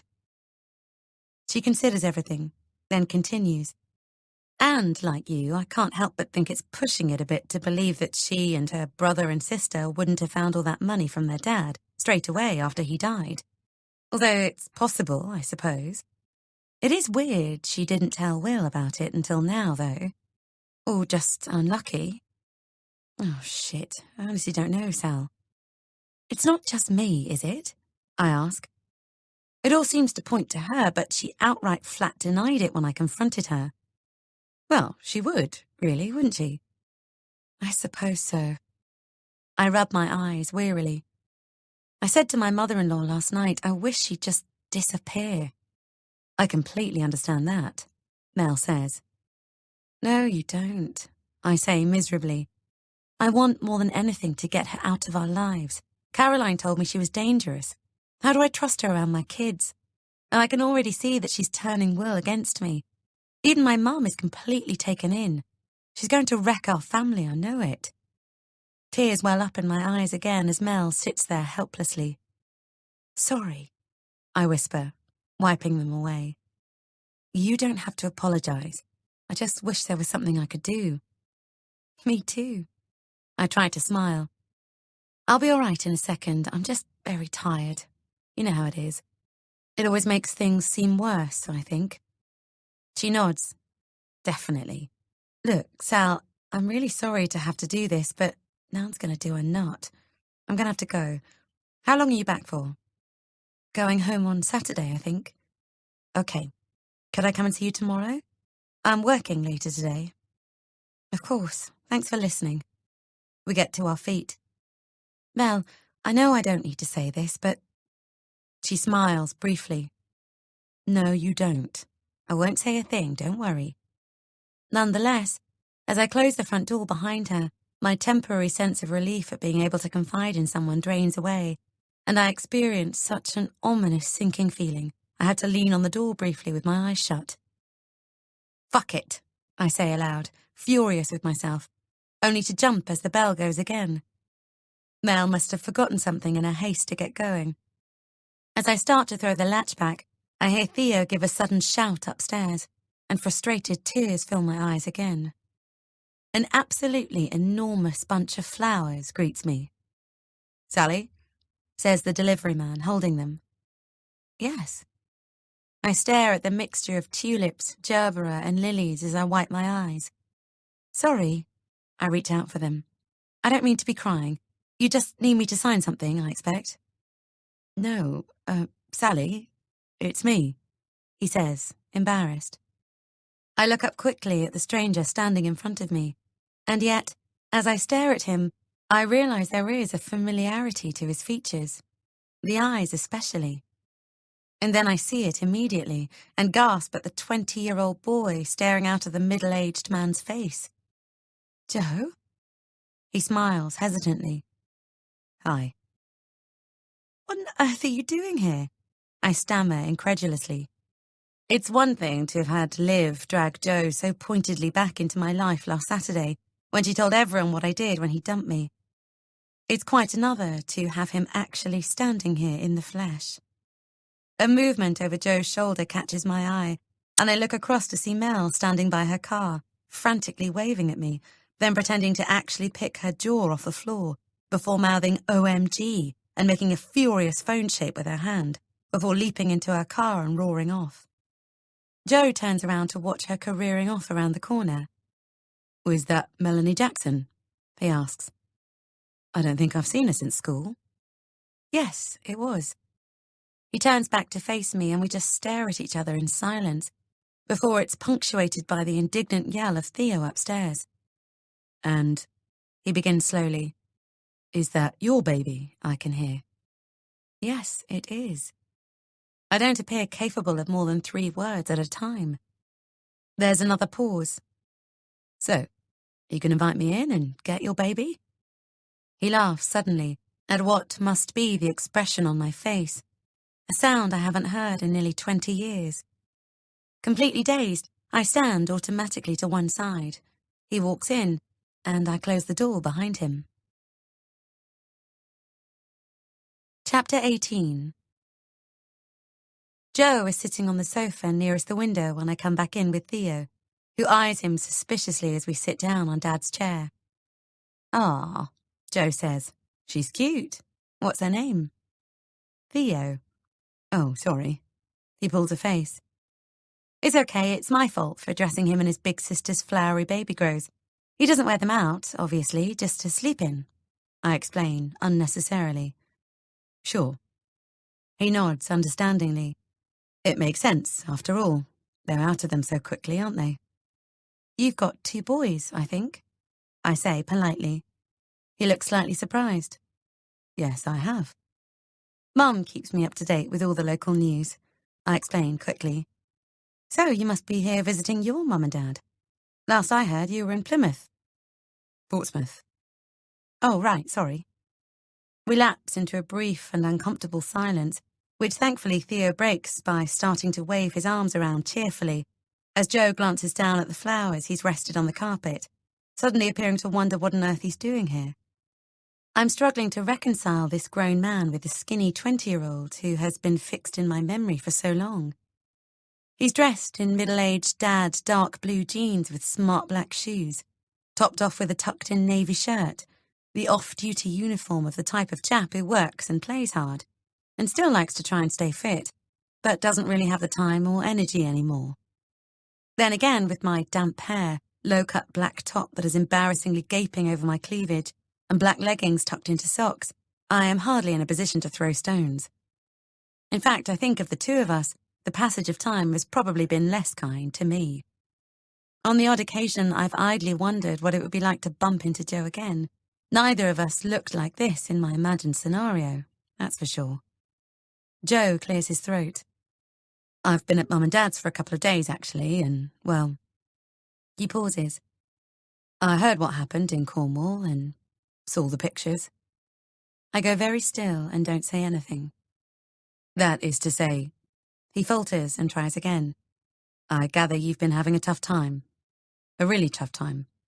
And I wanted to come and see if you're all right. And to let you know I was thinking of you, that's all. Mum told me you were back." He looks up at me earnestly. "But now I'm actually here, I can see I'm intruding. You've got things you need to be doing." He gestures helplessly at Theo, "And I'm probably the last person you want to talk to." He frowns suddenly.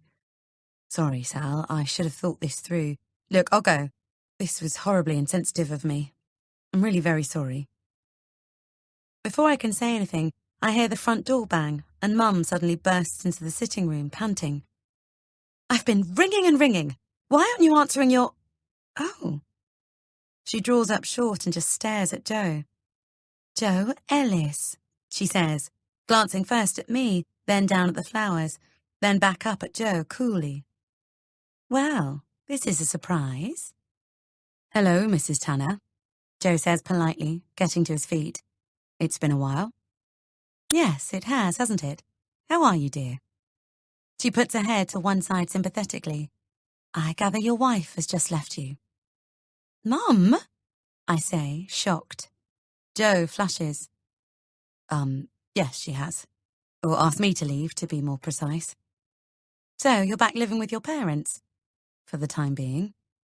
"Ah, well, that'll be nice for your mother, I'm sure. It hasn't affected your job then, being all the way across here?" "No," Joe says.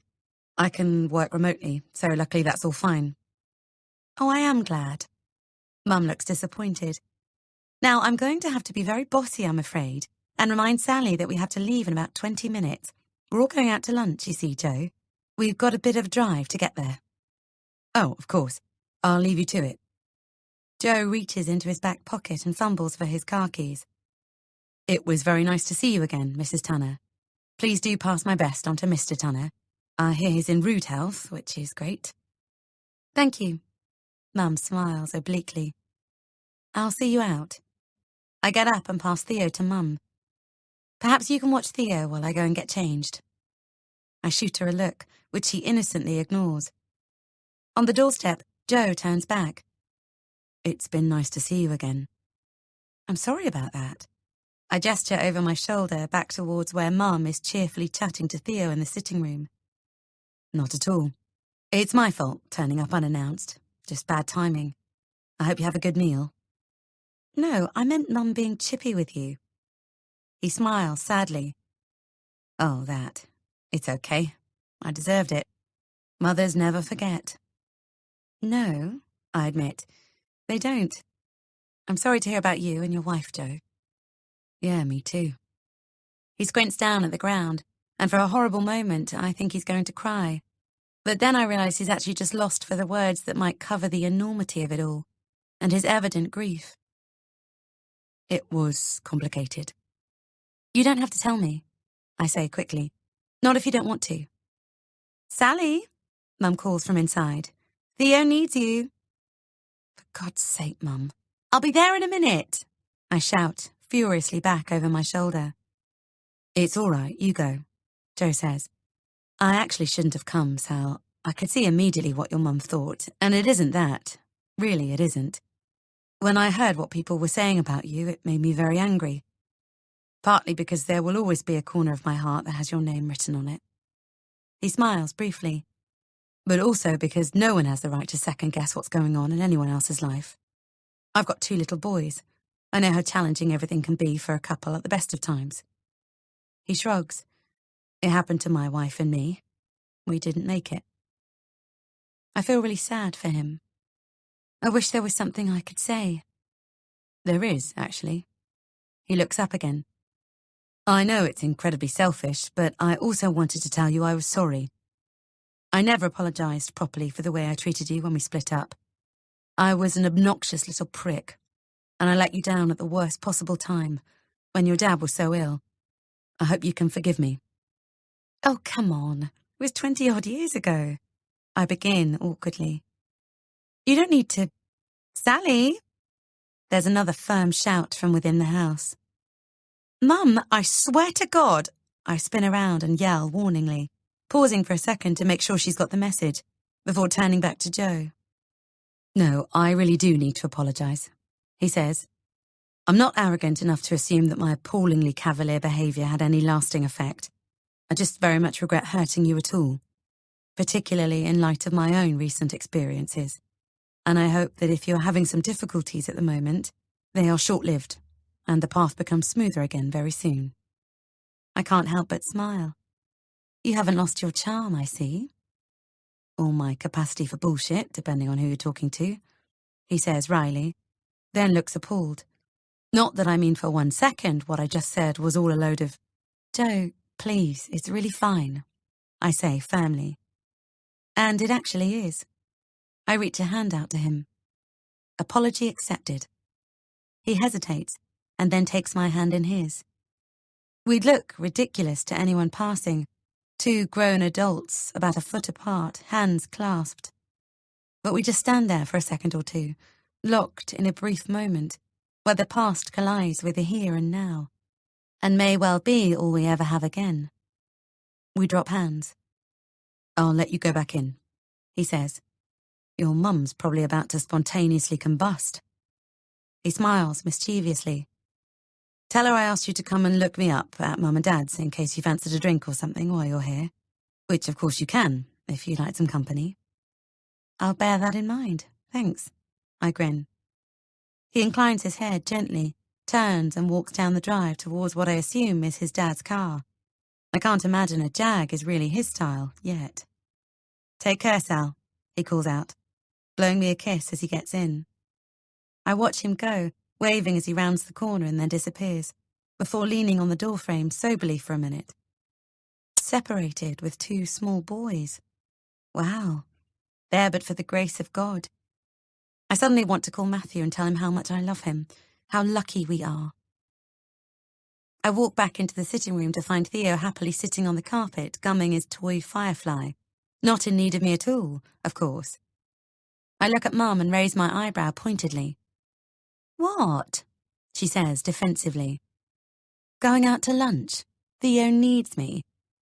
Well, I'm sorry, Sally, but if he thinks he can arrive at the party after the band's packed up and demand an encore, he's got another thing coming. He just split up from his wife. Exactly. And thanks, by the way, for the heads up on that piece of information. You didn't think to mention it to me. Mum stays mutinously quiet.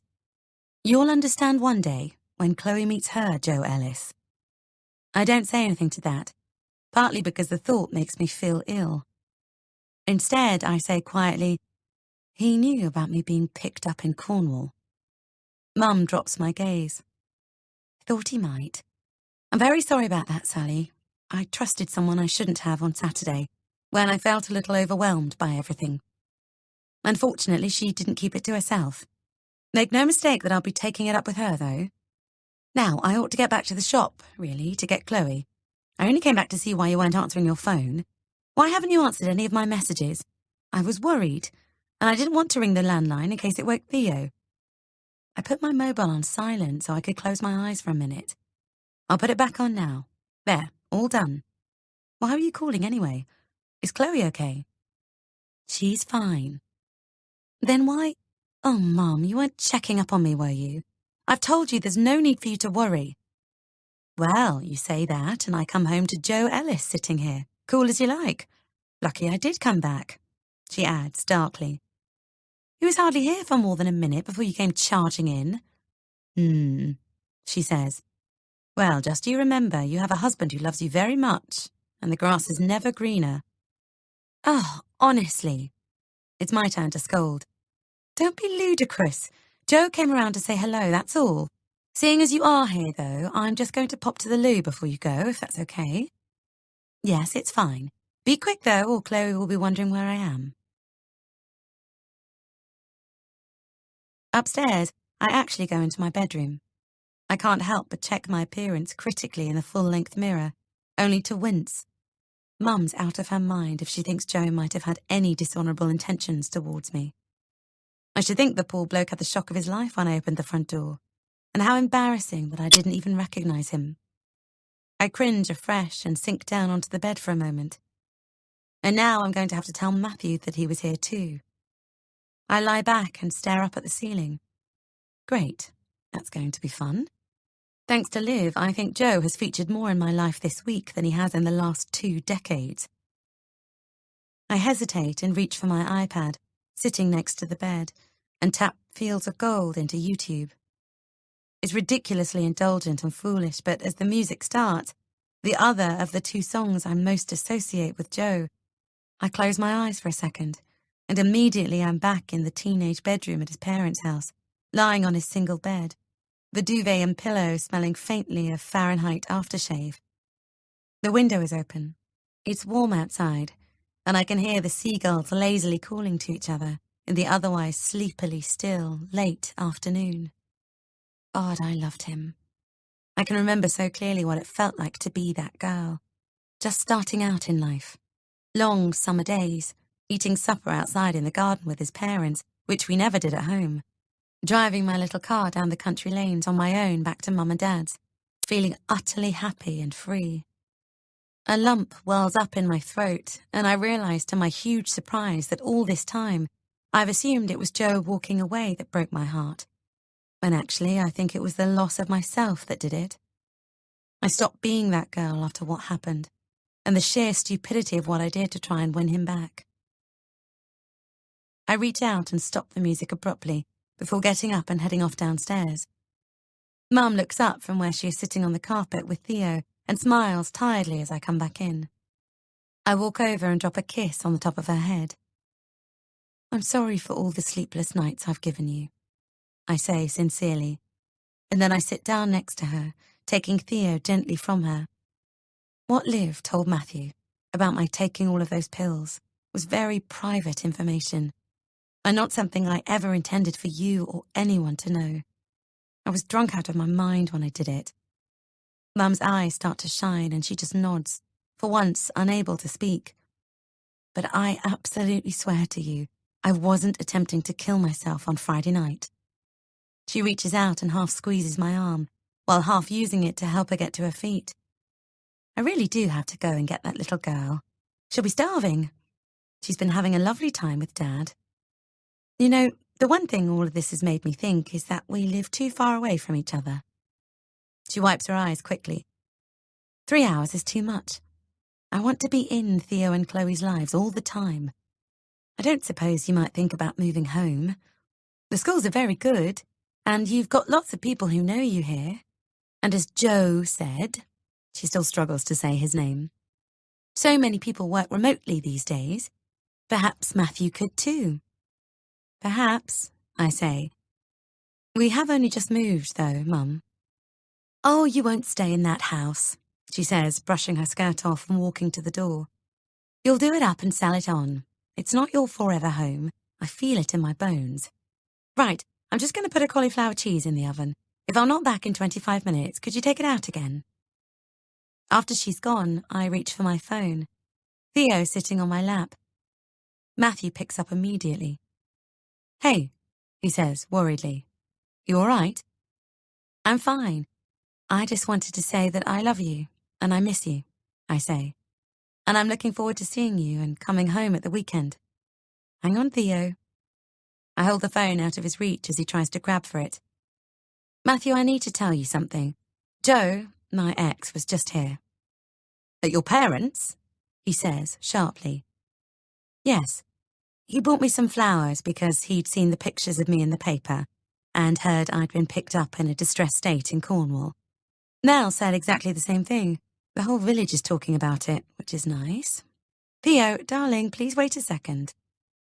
I put them both right, but the reason I'm telling you about Joe is because I don't want it to seem like it was a secret meeting, which it wasn't. He just brought you flowers. He didn't want anything else.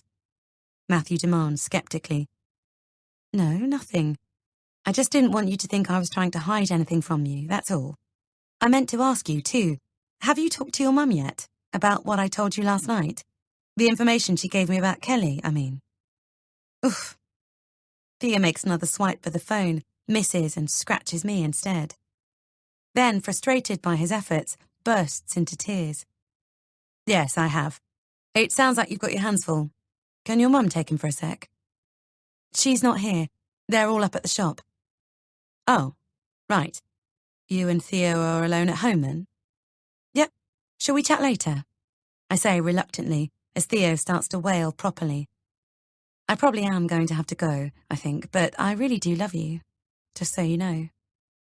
I love you too. Just quickly. When you say you put Mel and Joe right about what really happened in Cornwall, what did you tell them? Oh, I explained I haven't gone mad, and I don't have any mental issues. I didn't offer them an alternative explanation. I couldn't. I don't have one, do I? He pauses. I'm really sorry everyone is talking about you, Sal. That must be very hard. It's okay. Mum's packed me such dire wardrobe choices, I'm not actually going to be able to leave the house in any case. So it's not like anyone's going to have the opportunity to point fingers and inspect me for themselves. Okay, darling, Mummy's nearly finished. I'm going to have to go, Matthew. Sure. I would like to talk to you about what happened in Cornwall, though.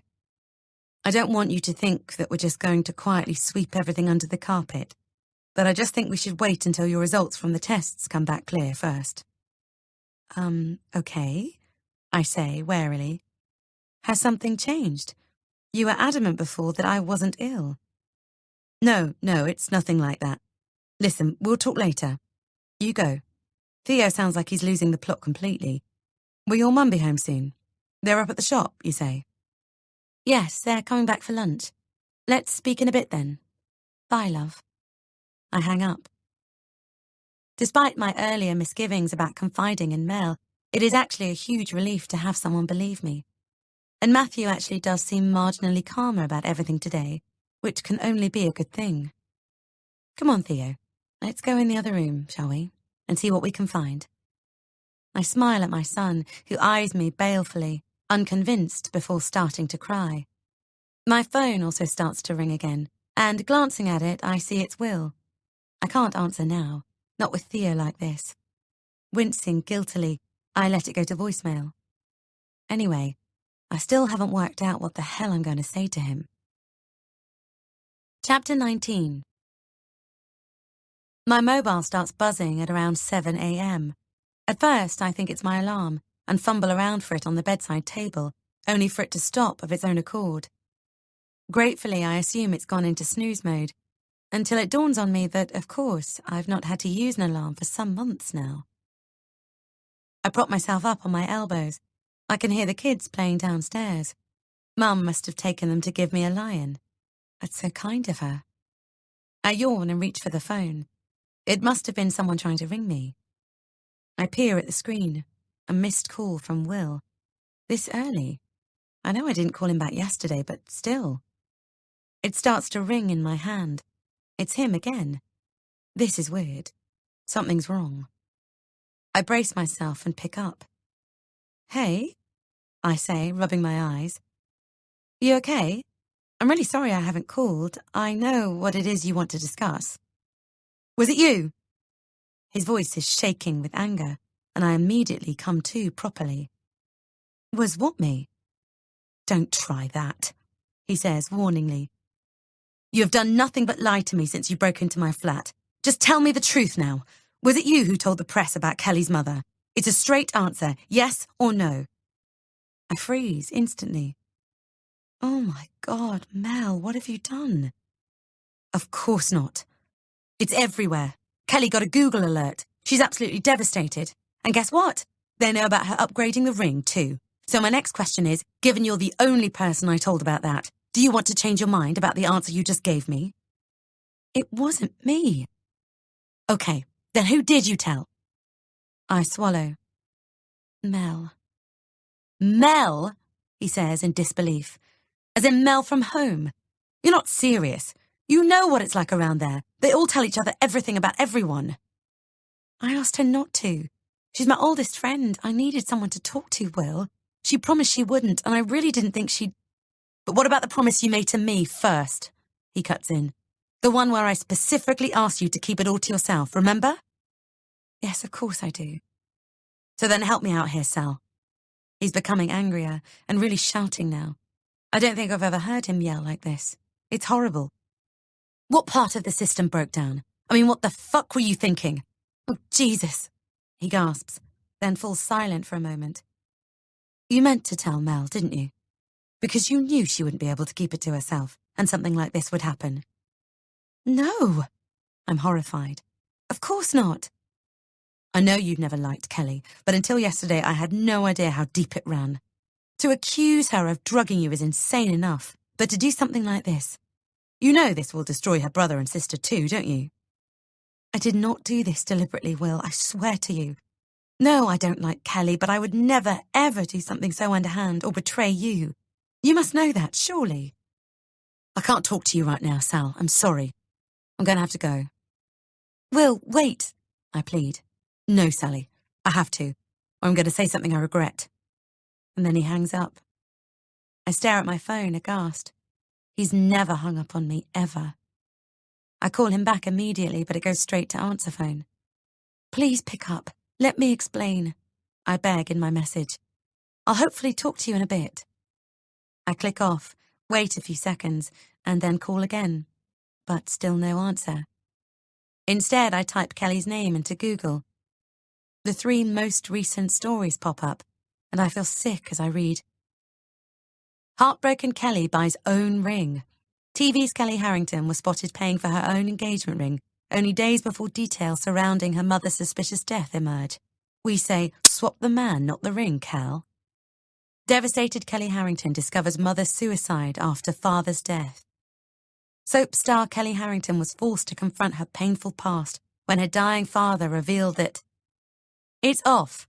Has Kelly Harrington changed her mind already? The TV beauty was seen returning her engagement ring at the weekend. The star who tragically discovered that her mother, a dancer, took her own life when... Oh, God, this is horrific. I text Mel instantly. Will is absolutely devastated at everything in the papers today. What have you done? As I wait for a response, I look at the message I've just sent and shift position uncomfortably. It's like reading a message addressed to myself. Will's right. I shouldn't have told Mel. Of course I shouldn't. I close my eyes. She didn't do this because of what I said about wishing there was something I could do to get rid of Kelly, surely. I wait a moment more, but nothing comes back from her. A guilty silence. Sally? Mum calls sharply from downstairs. Will you come here, please? Will's just told her then. I take a deep breath and go downstairs to face the music. Right, that's Will's car now. Mum drops the curtain edge. Come on, Chloe, darling, we need to go if we're going to get that ice cream. Can't I stay and say hello to Uncle Will? Chloe says reasonably. We'll see him when we come back, Mum says firmly. He's staying tonight, so there'll be plenty of time then. She turns to me. Try and make him see that you didn't mean it to happen. That's the bit that's hurting him the most, I think. It's 11:30 now. We'll be back in half an hour for lunch. Theo will be up by then, won't he? I nod. Mum pats my arm briefly, then reaches for Chloe's hand. I wait in the sitting room and watch through the curtain as they both appear on the drive, talking briefly to Will, who nods stonily at something Mum says, overnight bag slung over his shoulder, but smiles down at Chloe as she tugs on his trouser leg, and then rests his hand on her head for a moment.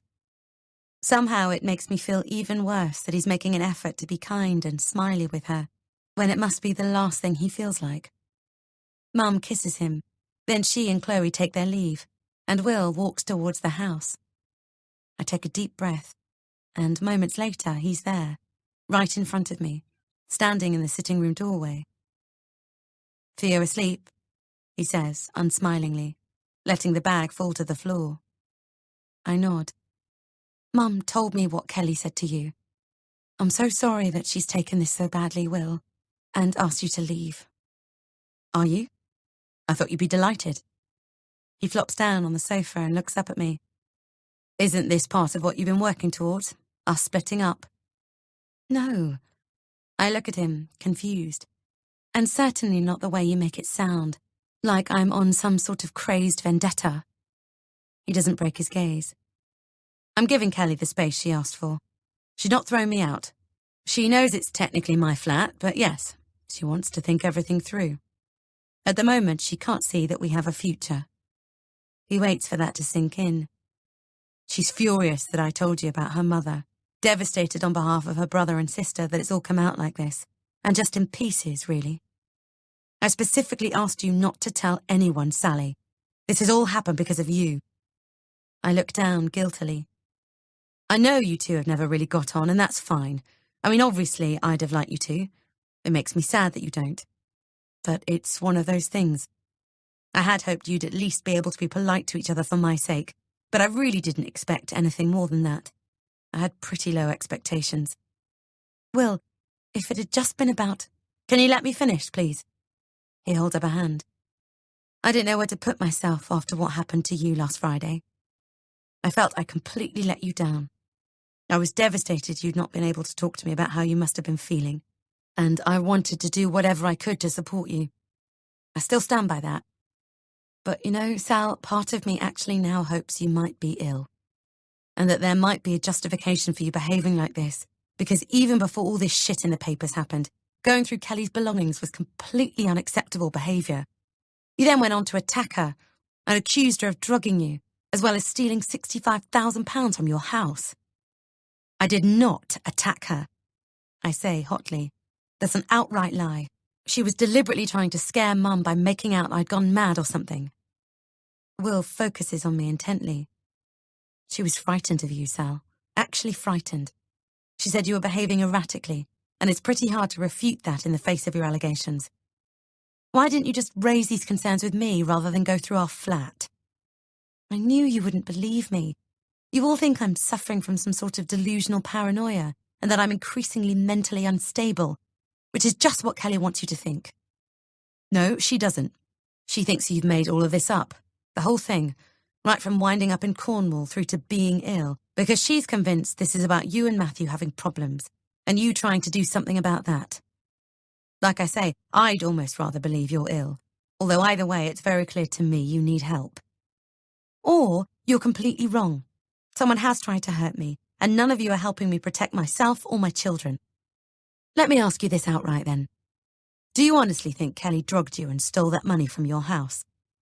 I hesitate. Yes, I do. A strange look passes over his face, a mixture of disbelief, anger, pity, and fear. And so here I am, back at square one, I say. You all think I've lost the plot. Or, he mimics me, you know exactly what you're doing. Surely you can see, though, that implicating other people that you don't like, to make it appear that in fact they are. Will, don't tell me you actually believe her crap story about her dad hiding £500,000 in shopping bags in the loft, I interrupt. Kelly knew 65 grand was in the hold all under the stairs at mine. She saw it when she went looking for the spare pair of shoes after hers broke, remember? I don't understand why you, and Mum for that matter, have such a problem believing that she might be capable of drugging me so she could steal our money, when she's devious enough to swap her engagement ring behind your back and set up those horrible pictures of me. The morning after the money vanished, she spent a huge amount of cash on that ring. You don't think that's odd? And how much do you really know for sure about Kelly and her past? You've been together for 11 months. That's nothing. So, now you're suggesting she's made this stuff up about her mother? Will looks at me in alarm. No, I admit. I'm not. I know that's true, and I'm very sorry for her. But I think it also might have been what made her do things that perhaps you don't know about. She's very far from being a totally innocent victim in all of this.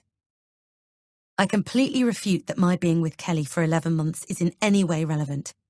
Someone you've known for 11 years is just as capable of turning out to be completely untrustworthy.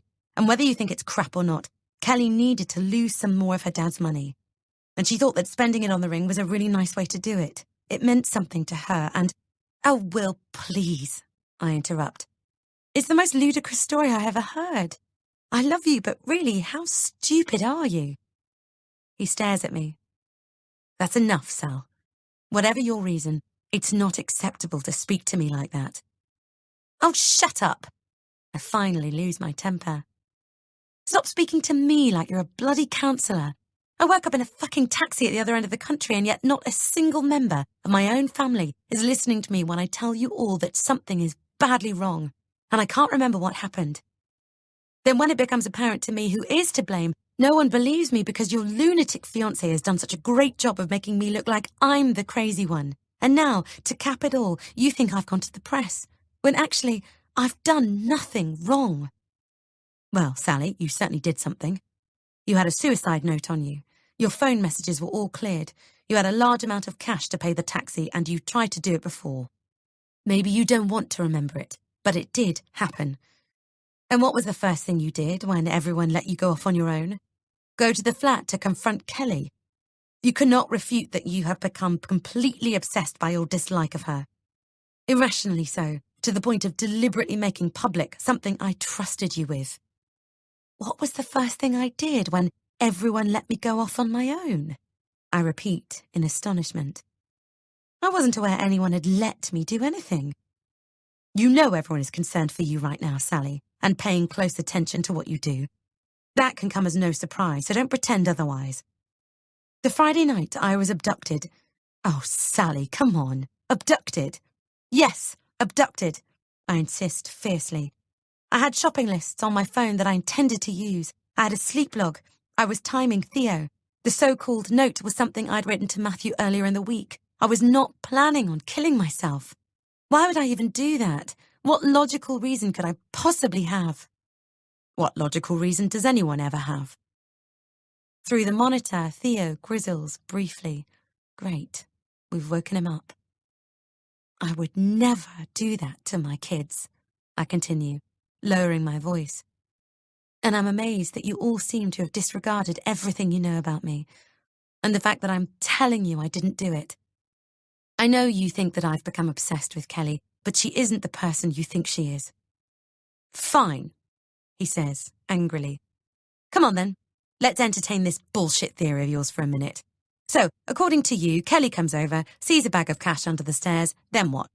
Drugs you while we're having our champagne together, presumably? I meet his gaze squarely. She was on her own with the drinks for long enough to put something in them. That's what I was looking for in your flat. I think she's on really strong prescription-only sleeping pills. If she'd have put one of them in my drink, I'd have been out of it within about half an hour to an hour. Then what?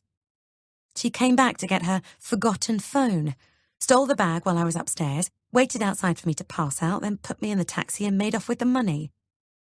And you think her dad leaving some cash in his loft is implausible? He shakes his head in disbelief. This is farcical. What about the fact your mother-in-law was in the house? I'm sorry, you're suggesting Caroline did this? I gaze at him incredulously. I actually meant you don't think Kelly would have been concerned about Caroline hearing you being dragged down the stairs, but yeah, Caroline was there too. Why can't we point the finger at her?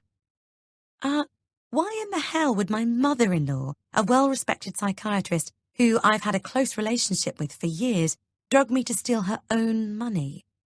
I stare at him. I don't know. You tell me, Sally. You seem to have developed a pretty fertile imagination over the last few days. I take a deep breath and try to calm down. In answer to your point about Kelly worrying Caroline might hear something, I told Kelly that Caroline had gone home. As far as she knew, I was there on my own with the kids. You'd already both seen Matthew leave, and Caroline wouldn't actually have heard a thing. She had earplugs in to block out Theo's crying. Will laughs harshly. Of course she did. Silly me. Anyway, let's carry on. How did Kelly get into the house once you were allegedly upstairs sparko? When she came back to get her mobile, she deliberately woke Theo up. I remember because I was really pissed off with her. I left her downstairs on her own while I ran up to close Theo's door so he didn't wake Chloe. Kelly would have had plenty of time to pick my keys up from the side. I wouldn't have noticed they were gone when I came back down. I just wanted to get rid of her. She could have just let herself in once she saw my bedroom light go off. What about the note you had on you then? How do you explain that? It was an apology I'd written to Matthew about a row we had. It was on my bedside table. Kelly got lucky with that. She must have been delighted to find it. She got lucky, he repeats slowly.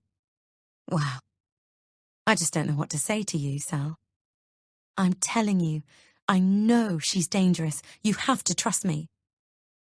I refuse to implicate Caroline now, as it seems Kelly is about to end it with Will anyway. I have to trust you, and yet you can't tell me what it is that you apparently know. No, I can't. I'm sorry. How convenient. He closes his eyes briefly and looks as if he's trying to plan what he's about to say next very carefully. I really don't think you understand the implications of what's happened, Sally. Given everything that appeared in the papers this morning, Kelly's told me that if she stays with me, it's on the understanding she never has to see you or have you in our house. Try and understand the position that puts me in when I love you both. No, she's talking about ending it with you because she's got her cash, so now she's off. Will just stares at me. What even started this? Is it to do with her being famous or something? It's completely taken you over. I stand my ground. You know what, Will? I can live with you thinking this is all my fault and that I've gone completely insane. I'd still rather you thought that, and Kelly is out of our lives than do nothing, and she stays in them. The only thing I care about is protecting all of you. There is a moment of silence, and then Theo starts to cry properly upstairs. I have nothing more to say to you. Will gets to his feet, picks up his bag, and quietly leaves the room. Sally, I've asked Matthew to come and get you and take you home after tea. I'm so sorry, love, but I honestly think it's for the best. Mum looks at me with concern as we're both sitting on the bed in my old bedroom. I feel completely torn, but the truth of the matter is, Will's got nowhere else to go. He's got his own flat. He should be there. If Kelly wants to leave him, she should do exactly that and just go. She is. She's moving her stuff out tomorrow. She told him an hour ago. What? I'm flabbergasted.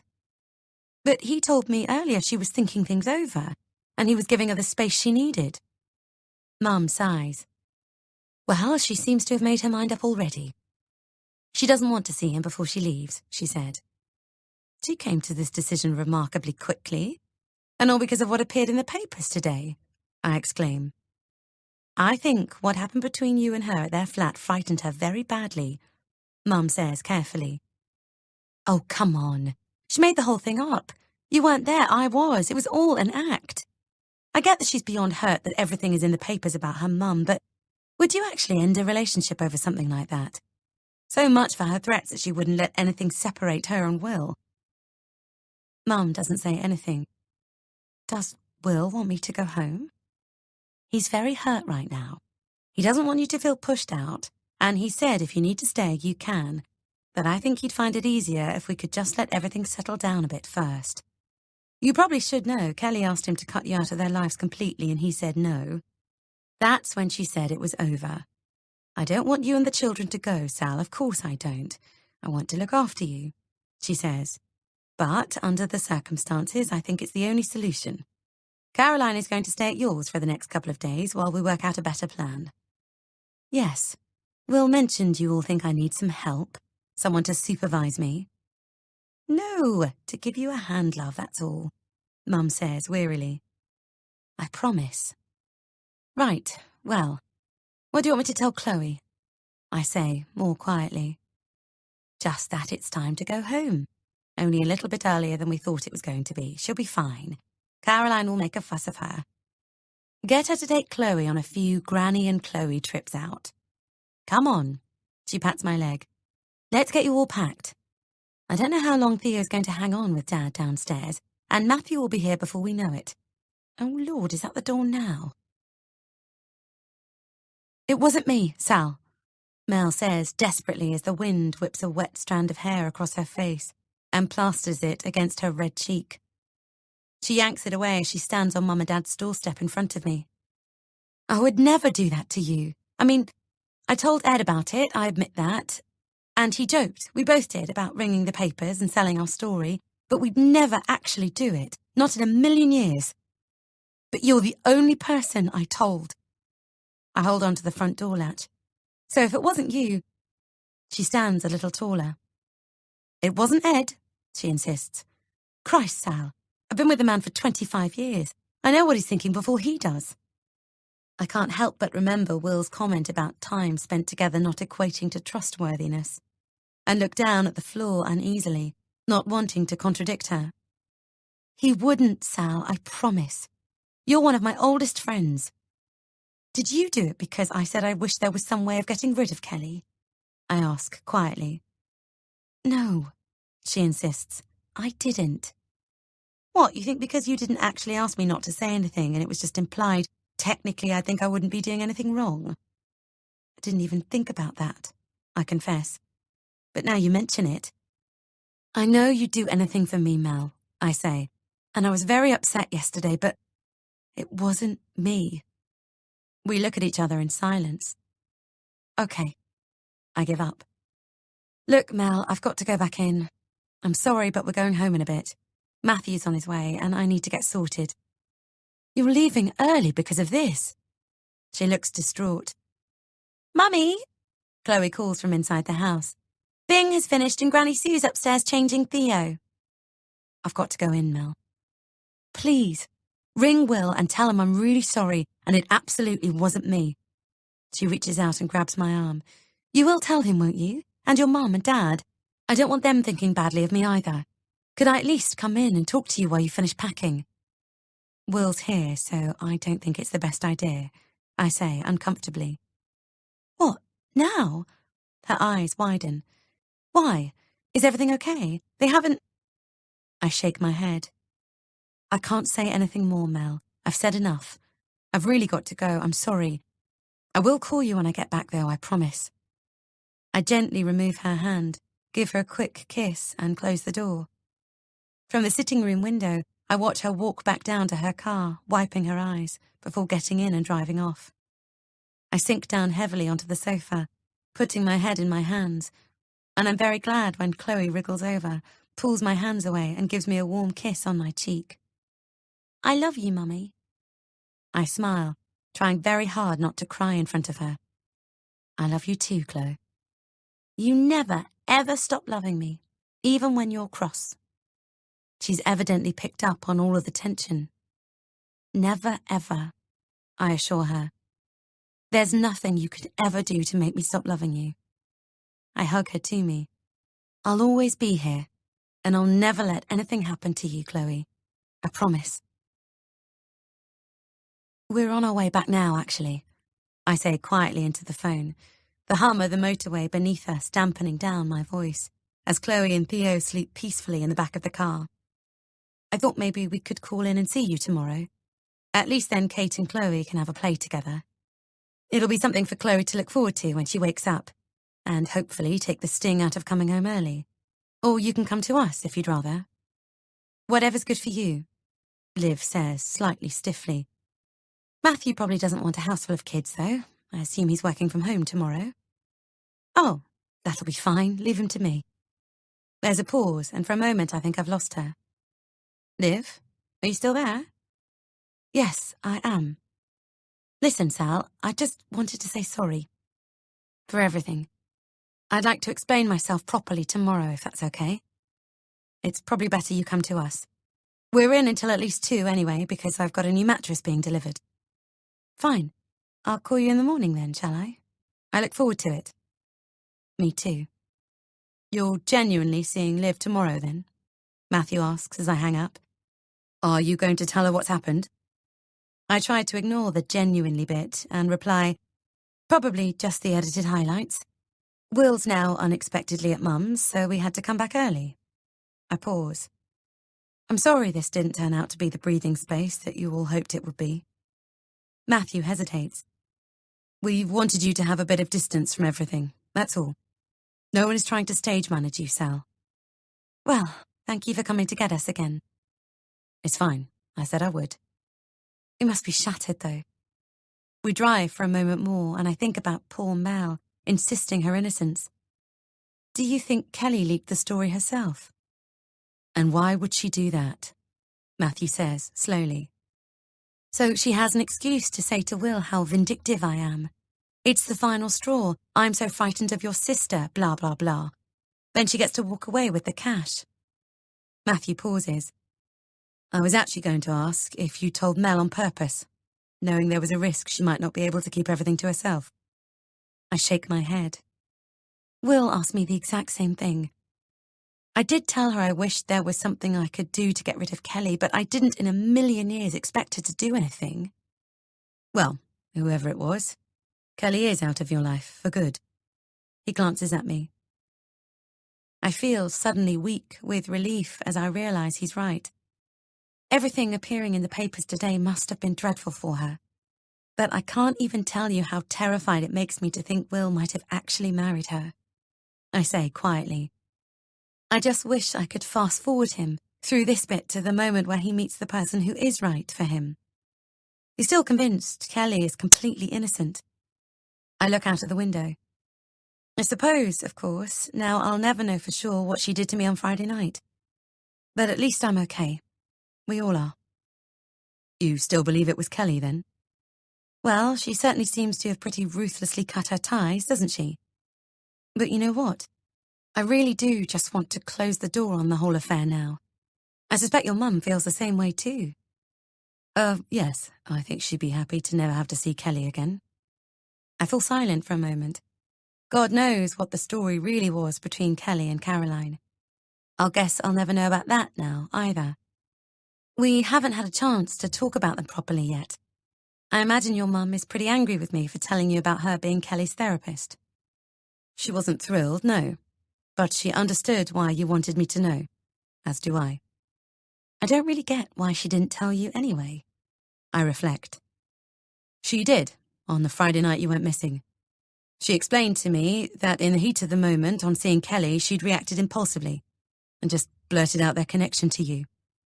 We discussed it all, though, and I was happy that there wasn't anything else we needed to do about it, in terms of any risk Kelly might have posed, and especially now they're split up. The really important thing is that you haven't told anyone else what Mum divulged. As she said to you, she could face really serious repercussions, Sal. Breaching patient confidentiality is no joke, even when it's done with the best of intentions. I've not told anyone else, I swear, and Will hasn't brought it up with me, so Kelly can't have mentioned her relationship with Caroline either. He looks relieved. Good. Well, let's just keep it that way. And hopefully, now Kelly's no longer on the scene, everything will just settle back down. Are you okay with walking away from all of that money, though? I ask. If it was my mum who'd lost such a huge amount, I think I'd be very angry. She didn't lose it. We did. She just offered to cover it, and I'm very grateful to her. He says, simply. How on earth can it be so straightforward and uncomplicated to him? It must be a bloke thing. The money isn't my priority anyway, to be honest, he continues firmly. You are. I fall silent for a moment. We're all right, aren't we? He looks at me quickly. What, you and me? Of course. He reaches out, picks up my hand and kisses it briefly. It's been nice, things starting to feel better between us, I say hesitantly. But you do definitely think it was Kelly now, don't you? I add quickly. You don't still think I went to Cornwall to kill myself, or that this was a crazy plot on my part to get your attention? You believe me? Yes, I do. He looks straight ahead at the road in front of us. You know what, Sal? If this week has taught me one thing, it's anything's possible. Anything at all. Chapter 20. As we pull up at the house, the curtains are drawn and the lights are on. It's rather odd to see my own home as an outsider would. Before you say anything, Matthew whispers, I know the kids are going to wake up unless it's dark inside, so Mum and I have already pre-arranged everything. Hang on. He pulls out his phone and quickly sends a text. Sure enough, seconds later, the sitting room light goes off, followed by the hall one. Then the front door opens to reveal Caroline. She waves, then puts her finger to her lips and tiptoes off, back into the gloom. I'm impressed, I admit. That's incredibly organised.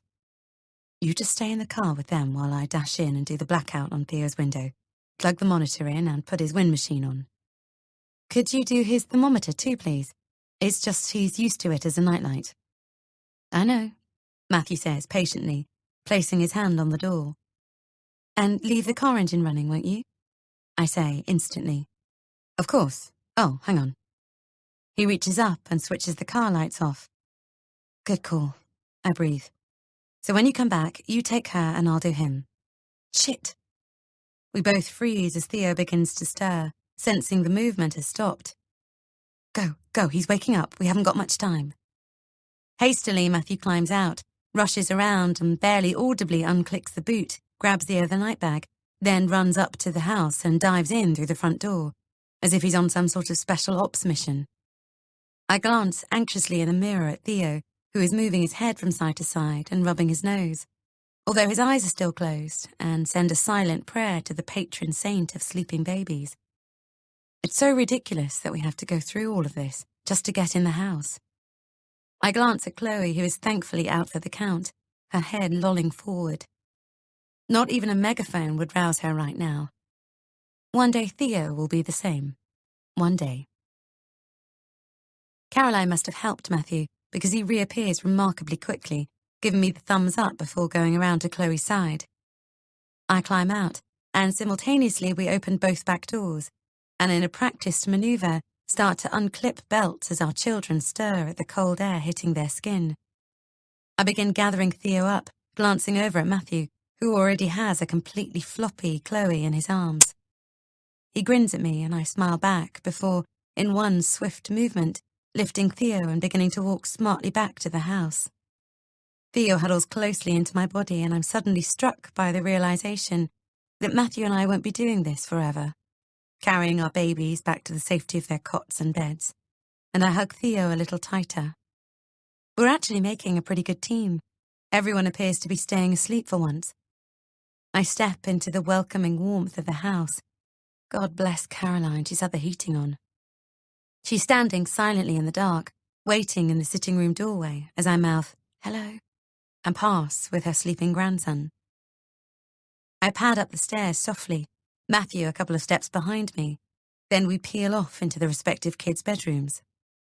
Just as I realise I've made a fatal error in forgetting to tell Matthew to lay Theo's grow bag out, unzipped so I can pop him straight in it, I spy it on the change mat, bathed in the orange glow of the nightlight, neatly waiting for me. Wow, this is seamless. If I had a spare hand, I'd pinch myself. I'm feeling just as stunned, less than 3 minutes later, to be silently creeping out of Theo's room, gently drawing the door, too, behind me. He actually went down. This is a miracle. I tiptoe over to Chloe's room and peer in.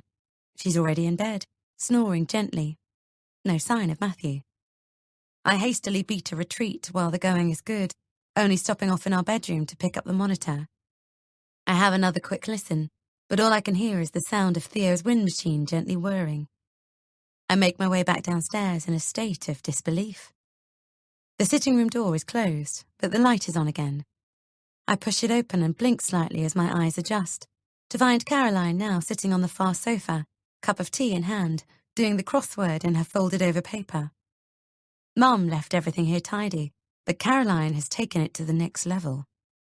The whole room smells wonderful, a combination of the new Jo Malone pomegranate noir candle burning on the table and beautiful fresh flowers on the hearth of the otherwise disgustingly monstrous white-tiled fireplace I've almost become used to living with.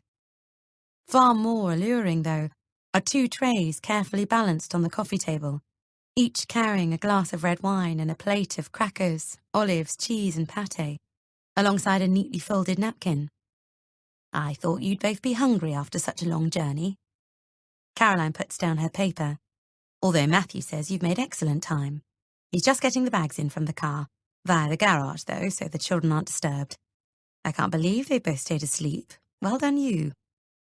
She gets up. Sit down and I'll pass your tray over. Thank you so much for this, I say, amazed, as I obediently flop down. I am starving. Isn't it strange the way long journeys do that to you? Agrees Caroline, taking a seat again, having handed my supper to me. Don't drink the wine if you don't fancy it. I can make you a cup of tea instead if you'd rather. She half rises again. No, this is lovely. I take a mouthful to prove my point, and it really is delicious. I can feel the alcohol creeping through my veins and start to relax. I smile gratefully at her. Really, thank you so much. You're very welcome, and welcome home too. Thank you, I say, a little more soberly. It is actually nice to be back. Things took, as I'm sure Matthew has told you, a rather uncomfortable turn at my parents'.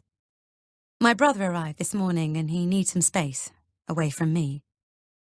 Oh dear, Caroline says, making a sympathetic face, and yet her tone is totally bland, just as she might have sounded if I'd said I had a slight headache coming on, or something equally as insignificant. Thrown by this uncharacteristic indifference, I pause momentarily. Matthew has told her what's happened, surely. You know that he's split up with Kelly, I say slowly, or rather that Kelly's left him. Yes, I do. Now, tomorrow I thought that while Theo naps, I could take Chloe out so you could have a rest, although I think you also have plans to see a friend, possibly. I'm more than happy to stay this weekend too, but I think I'd quite like to go back to mine on Sunday night, if that's all right. I'm chairing a big meeting at Abbey Oaks first thing on Monday, although I will of course drive over after that so I can look after both of the children while Matthew takes you for your scan in the afternoon. Thank you, that's very kind. I look at her carefully. Caroline, is there something wrong? She holds my gaze, regarding me steadily for a moment. Should there be? Now, I had a text from your mother earlier. We've been thinking about the possibility of a nanny or an au pair on a short-term basis. What do you think? We could... Caroline? Are you sure nothing's wrong? Well, I was very sorry to hear that Kelly and Will have separated. It's always extremely painful when significant relationships end. I can appreciate that, as an outcome, it's not an unhappy one for you, however, and I understand completely the reasons for your relief. That said, I think the way in which this conclusion has been reached is, at best, utterly irresponsible, and at worst, devastatingly cruel. My mouth falls open. There is a pregnant silence as Caroline continues to look at me unfalteringly. You're angry with me? I manage, eventually. You think the stuff about her mother in the paper is my doing? Caroline and I have never exchanged words like this, ever. When a parent commits suicide, especially, research shows, a mother, they leave a very complicated legacy of pain that the child can spend years trying to work through. It's the job of a dedicated professional to ensure that trauma doesn't become long-lasting, or something that consumes the child completely. One can only imagine what it must then feel like to have that scarf freshly sliced through, in the name of public consumption. I wince at her graphic choice of words. While I've made no secret of my feelings towards Kelly, I would never, ever do something like this. You, in particular, understand better than most what Kelly is going through today, surely. Wow. I tense up completely. Does she mean because of what she thinks I was going to do in Cornwall last week? We're not really going there now, are we? I actually agree with everything you've said. I keep my tone conciliatory. I think it must have been horrendous for Kelly today, and in spite of everything, I feel very sorry for her. I'm not advocating that if you see a child in the playground who beats all the other kids up because they're having a horrible time of it at home, you let them carry on hurting everyone around them. Of course you don't, Caroline says. You remove the bully to protect everyone else, but it's never necessary to annihilate them in the process. I agree, I repeat. It wasn't me who did this. I understand why you think that I might, and why that would make you so angry because of your professional relationship with Kelly, and how hard you must have worked with her to overcome the damage her mother's suicide caused. But I swear, I did nothing except unwisely tell a close friend of mine at home about Kelly's past, in the context of everything else that's happened, I hasten to add. And she told her husband. One of them has now let me down very badly. Caroline pauses, eyeing me carefully. It's the truth, Caroline. But am I glad she's out of our lives? Yes, I am. I can't lie about that. Yes, well, as I said, I appreciate why you feel that way. I think we're all rather relieved, for one reason or another. I look down at the floor. Yes, about my revealing your professional relationship with Kelly to Matthew. You must be upset with me about that too, and I do owe you an apology on that score. No, Sally, I'm not upset. I'm disappointed, perhaps, that you didn't trust my judgment when I told you I didn't think we needed to do anything further about Kelly, and instead you sought a second opinion, as it were, from Matthew. But I know he's not going to say anything to anyone, as he understands the full implications for me. I do too, I say, and it's not information I will disclose to anyone else, I give you my word. Mercifully, Matthew walks in at this point, his eyes lighting up at the sight of his tray of food. Oh, thanks, Mum. That looks great. He picks it up, comes and sits next to me, and lowers it into his lap. I'm starving. You all right? Yes, I'm fine, Caroline says, and then meets my gaze once again as she adds, I was just saying to Sal, it's very nice to have her back. I'm forgiven. I start to relax again. Yes, it is. Matthew puts his hand briefly on my leg before removing it to pick up his wine glass. I missed you all loads. I'll try and hold on to that thought tomorrow morning when Theo gets up at the crack of dawn. I hope you took advantage and had a lie-in, I ask. I would have. Matthew looks sheepish. Well, I was still working both days, but I might have slept in a bit later than usual, yes. It really is good to have you all back, though. The house was too quiet without you. I didn't like it. He takes another sip of wine. Well, no one's going anywhere now. I reassure him quickly. That's good to know. By the way, tomorrow, when you go to Liv's, Mum will drive you. There's an awkward pause. Why? I ask, and laugh uncertainly. We all just think it would be a good idea to help you out a bit more, while you get back on your feet properly. Matthew takes another mouthful of wine. It's no big deal. Mum doesn't mind. And she won't come in with you, obviously. Just drop you off and go and have a coffee somewhere. But, I begin, I'm completely safe to drive. Is this your way of telling me you think I'm going to black out at the wheel because of the enormous brain tumour I might have after all? Sally, of course not, he exclaims. Although that's true, from an insurance point of view, until you get the results back. I wonder if you're even covered to drive at the moment. I ought to check it out. Really, though, I'm just asking you to be kind to yourself, that's all. You want to pay me close attention. I repeat Will's phrase slowly, looking between the two of them. As opposed to monitoring me while I'm with the children, of course. Matthew, you said in the car that you believed me, that... Sally, we really do just want to help you. Caroline leans forward in her seat. That's all this is. No one is monitoring you.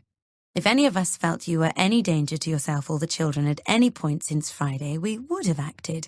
All of us together. Matthew, your parents, and me. We have all discussed the options at length, as and when it's been appropriate, and we haven't felt it's been necessary for us to step in and make any decisions that you might not be capable of. I'm sorry, you're talking about me being sectioned again. I'm astonished, but tried to keep my voice calm. If we'd felt we had to go down that route, we would have done, yes. Caroline says truthfully, you and I talked about this very possibility the other night, before you broke into Will's flat. But it hasn't needed to be the case. You are, however, very tired. You're stressed. You've been up and down the country. You've got medical tests coming up. And did I mention 2 small children? I'm offering to drive you because it saves you doing it. That's all, I promise. As I climb quietly into bed and lie very still, listening to Theo beginning to stir through the monitor. I honestly don't know how he does it. Does he sense the vibrations of us coming upstairs or something? The momentous events of the day replay through my mind. I can't believe Kelly is actually out of our lives. She's gone. I know Will is incredibly hurt and angry right now, and that he will never truly appreciate the extent of the situation he was in. But maybe eventually he'll make his peace with it regardless, and with me. Kelly'll probably do something similar to another bloke soon, and perhaps he'll see it then. At the very least, I'm sure he won't be single for long. He'll meet someone else. Men always do.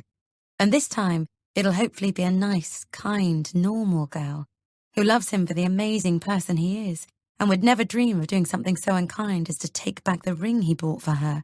Never mind all the deeply psychotic shit Kelly pulled. I think about standing on top of that lonely cliff top, disorientated and terrified. It was almost exactly a week ago today that I climbed into this bed and closed my eyes, suspecting nothing. I remember Kelly's furious expression back at the flat when she thought I'd planted something to incriminate her, shortly before she twisted it into one of fake fear for my mother's benefit, then finally imagine her merely inches away from my unconscious face as I lay in this bed, prodding me to make sure I wasn't going to wake up, maybe lifting my lifeless, heavy arm and letting it drop. I shudder and pull the duvet more tightly around me. If the last of her legacy is that Matthew and our parents are going to continue watching me like a hawk, I can probably live with that. Although, I consider with deep disquiet Caroline saying they'd all talked about options for me. Now Kelly's gone, there won't be any further confusion about my behaviour in any case. Everything will return back to normal. We can all finally move on with our lives. So long, Kelly. It was not nice knowing you. Chapter 21. I wake up to the sound of Theo chattering happily to himself in his cot. Stretching, I reach for my phone to check the time. 7:10. Wow. He's actually done, I count it through on my fingers, 5 hours back to back. That's amazing. I blink a couple of times and yawn. I think I actually dreamt last night, the first time in 6 months. I go to sit up, but Matthew reaches out and pulls me towards him. Just 5 seconds with my wife before another day starts, he murmurs, and I collapse back into his arms. It feels good. It literally is 5 seconds, though, because Theo shouts suddenly, having decided he's bored of being on his own after all. Matthew groans, but as I start to get up again, he says, "It's okay, I'll go," and throws back the covers. As he leaves the room, I gratefully reach for my phone and go straight to the news. There's nothing more about Kelly, but then I guess there won't be until she moves her stuff out of the flat later today. I sigh. The papers are going to love that. Poor Will. I'll ring Mum in a bit, see how he's doing. I put the phone back down and wriggle under the duvet again. Theo's nappy change will buy me another minute or two, but I jump as a small, muffled voice alongside me says, "Mummy, my tummy feels achy." I open my eyes. Chloe is standing right over me, looking rather pale. "Hello, darling. Achy in what way?" I peer up at her blearily, but she doesn't answer, just opens her mouth and with a graphic blech She pukes on my head. "Oh! Oh my God!" I shout, sitting up in shock. A glob of sick plops from my fringe into my lap, and poor Chloe bursts into tears. "Oh, darling, don't cry. It's okay, Mummy isn't cross." I reach a hand out to her, while looking around urgently for a cloth of some sort. "It's all right, poor girl. Hey, do I look funny?" I try to smile, but then gag. The smell is horrendous. I can feel it dripping down my neck. "Matthew!" I yell, scrabbling to my feet and grabbing a clean towel from the pile waiting to be put away next to the bed. Quickly, I wrap a turban around my head to contain the vomit. "See?" I say, eager to reassure Chloe. "We're all fine." I put my head up just in time to see her give me a frightened stare. "Mummy, I'm going to be sick again." I look around me desperately, but there's nothing bowl-esque, just my open makeup bag on the floor. No way. I lunge for another towel, just as the poor little thing gags again and her tiny body heaves. A torrent of puke cascades onto the carpet, then onto the towel that I finally managed to shove under her mouth. "What's up? I'm trying to change Theo's—" "Oh, Christ," says Matthew, appalled, appearing in the doorway with a half-naked baby balanced on his hip. "What's happened?" "Chloe's been sick," I answer, equally as unnecessarily. "Oh, God," he groans. "It's all over the carpet." Chloe looks up at him worriedly, her eyes streaming. "That's okay, Daddy," I say warningly. "Chloe couldn't help it, and she's been very brave." "Yeah, sorry, of course," he says. "Well done, Chloe." "Do you feel like you want to be sick again, sweetheart?" I ask. She shakes her head silently and looks down at the vomit. "Okay, well, go with Daddy and brush your teeth while I just sort this out," I say brightly. "What's wrong with her?" Matthew asks, taking Chloe's hand. "Is it something she's eaten?" "Let's just get sorted, shall we?" I say firmly. "And think about that in a second." "Why have you got a towel round your head?" Matthew says suspiciously. Chloe was also sick on me. Matthew's eyes widen. "Oh. Yeah, never mind. It was just an accident." I smile at poor Chloe again. But Matthew has already stopped listening. "Theo, no!" He looks down in dismay to see a large, spreading wet patch on his pajama leg, as our nappy-free son looks around him disinterestedly, then yawns. Matthew looks up at me incredulously, and for a second I can see he has no idea what to do. "Mum!" he yells instead, over his shoulder, in the direction of the spare room. "Can you get up and help? We've got a situation here." "How are you feeling now, darling?" Caroline looks sympathetically at Chloe, tucked up under a blanket on the sofa. "Better?" Chloe nods without taking her attention from the Tinkerbell movie I put on for her. "It went everywhere." Matthew peers at Chloe anxiously. "What do you think it is, Mum?" "Matthew, Chloe's really fine." I smile. Matthew frowns. "Well, she's not, is she? She was just violently sick. Are you not at least concerned?" I nod furiously towards the door, and they both follow me out into the hall. "Of course I am. I'm deliberately downplaying everything in front of Chloe as I don't want her to worry she's ill, or that it's going to happen again," I explain. "And I was all bright and breezy upstairs because the first thing you said was about it going all over the carpet, and I didn't want her to think she's done anything wrong either." "Oh, I see," Matthew says. "Sorry." "I wonder if it's related to Theo having that strange crying fit earlier in the week," Caroline says. "Have they eaten something odd, do you think?" I look at Caroline, puzzled. "But Theo wasn't sick, as far as I know. Chloe's probably just picked something up." "She hasn't been anywhere where she might have caught something, though, has she?" Caroline persists. "Well, she was in the shop with my parents," I say slowly, not sure where this is going. "I honestly think it's nothing serious, but I'll keep an eye on her this morning." "Okay," Matthew says. "Would you mind if I sort my hair quickly?" I ask, gesturing to the towel twist on my head. It'll dry funny if I leave it much longer." "Well, I can't have Theo. I've got to get on with some work," Matthew says. "I'll take him." Caroline reaches out. "We'll pop out for a breath of fresh air for 20 minutes before his nap. Take as much time as you need." I suppose Matthew is in his office right there if Chloe wants anything, and it'll give you a moment to recover yourself. Thank you. I can set the pram up for you now, I offer. Yes, please. I'll make sure we're back for 9:45. Come on, Theo. I decide to do my hair in the playroom once I've made sure Chloe is still all right, so I'm within easy reach if she starts to feel sick again. Head upside down as the hairdryer hums, I watch Caroline out of the window, happily pushing Theo down the drive before disappearing off round the corner. Of course I'm concerned about Chloe, but she doesn't have a temperature. She's drinking plenty. It's not irresponsible of me to suggest we just keep an eye on her. It's sensible. I might try and call Mum in a moment too before Caroline gets back. I want to ask her about this nanny and au pair plan that apparently they all have. And while Will won't want to speak to me, it's also important he knows that I'm staying in contact, thinking of him. And I don't take what happened yesterday lightly. Another movement catches my eye, and I look up to see Ron walking stiffly up the drive towards the front door. Sighing, I turn the dryer off, put my hairbrush down, and make my way out into the hall. He's only my elderly next-door neighbour, I know, but earlier this week he saw me on the doorstep in my nightie.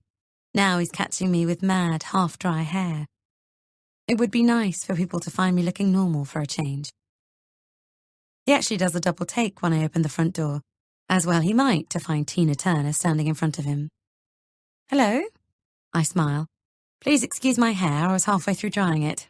My daughter was sick in it this morning, the poor thing. There's a stunned silence as he stares at me.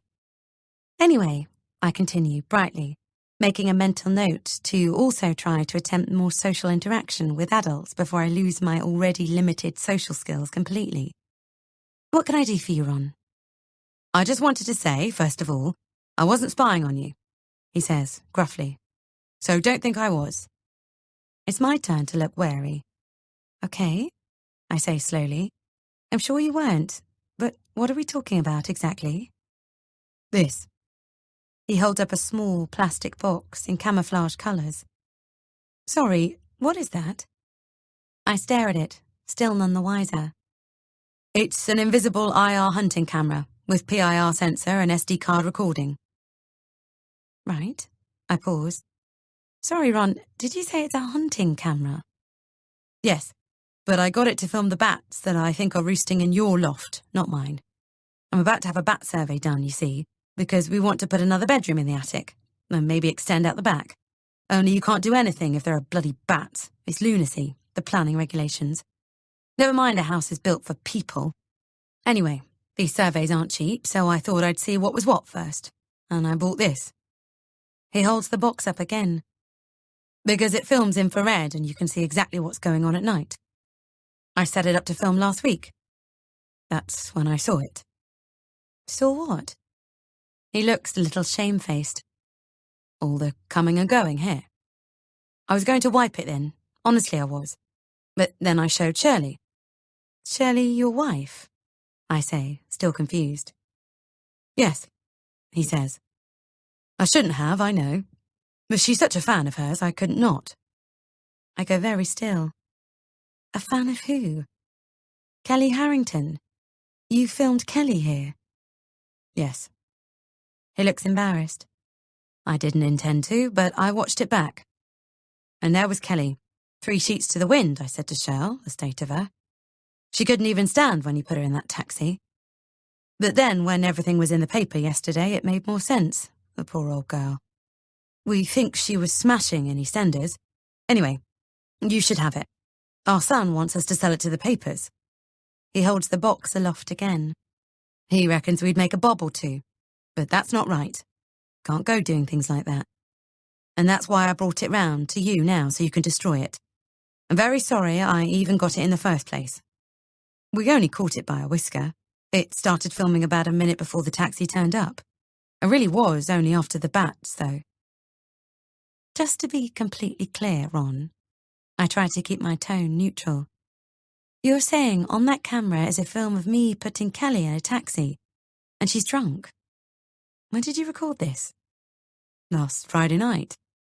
My heart gives a thump. Can I watch it right now?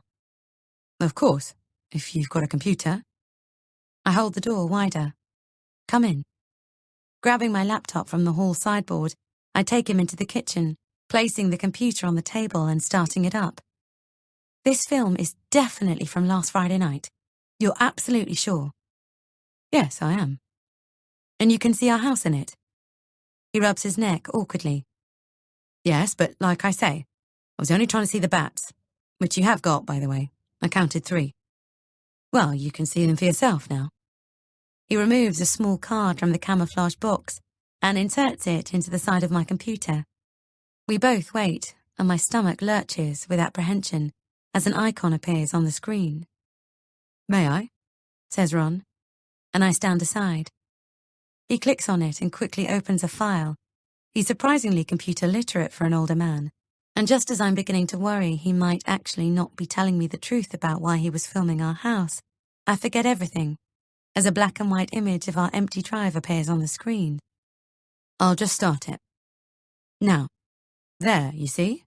Ron says, points out a flickering movement. That's the bats. Oh, and here's the taxi arriving. I watch, stunned as an unmarked car pulls onto our drive. But Ron's right, it's a taxi. I know it is because I recognize it. It's the car that I woke up in last Saturday morning on the cliff top. My heart starts to speed up, and my skin prickles as next I watch the front door to our house open.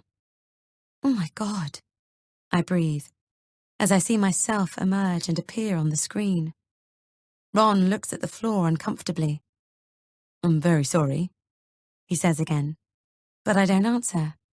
I can't say anything.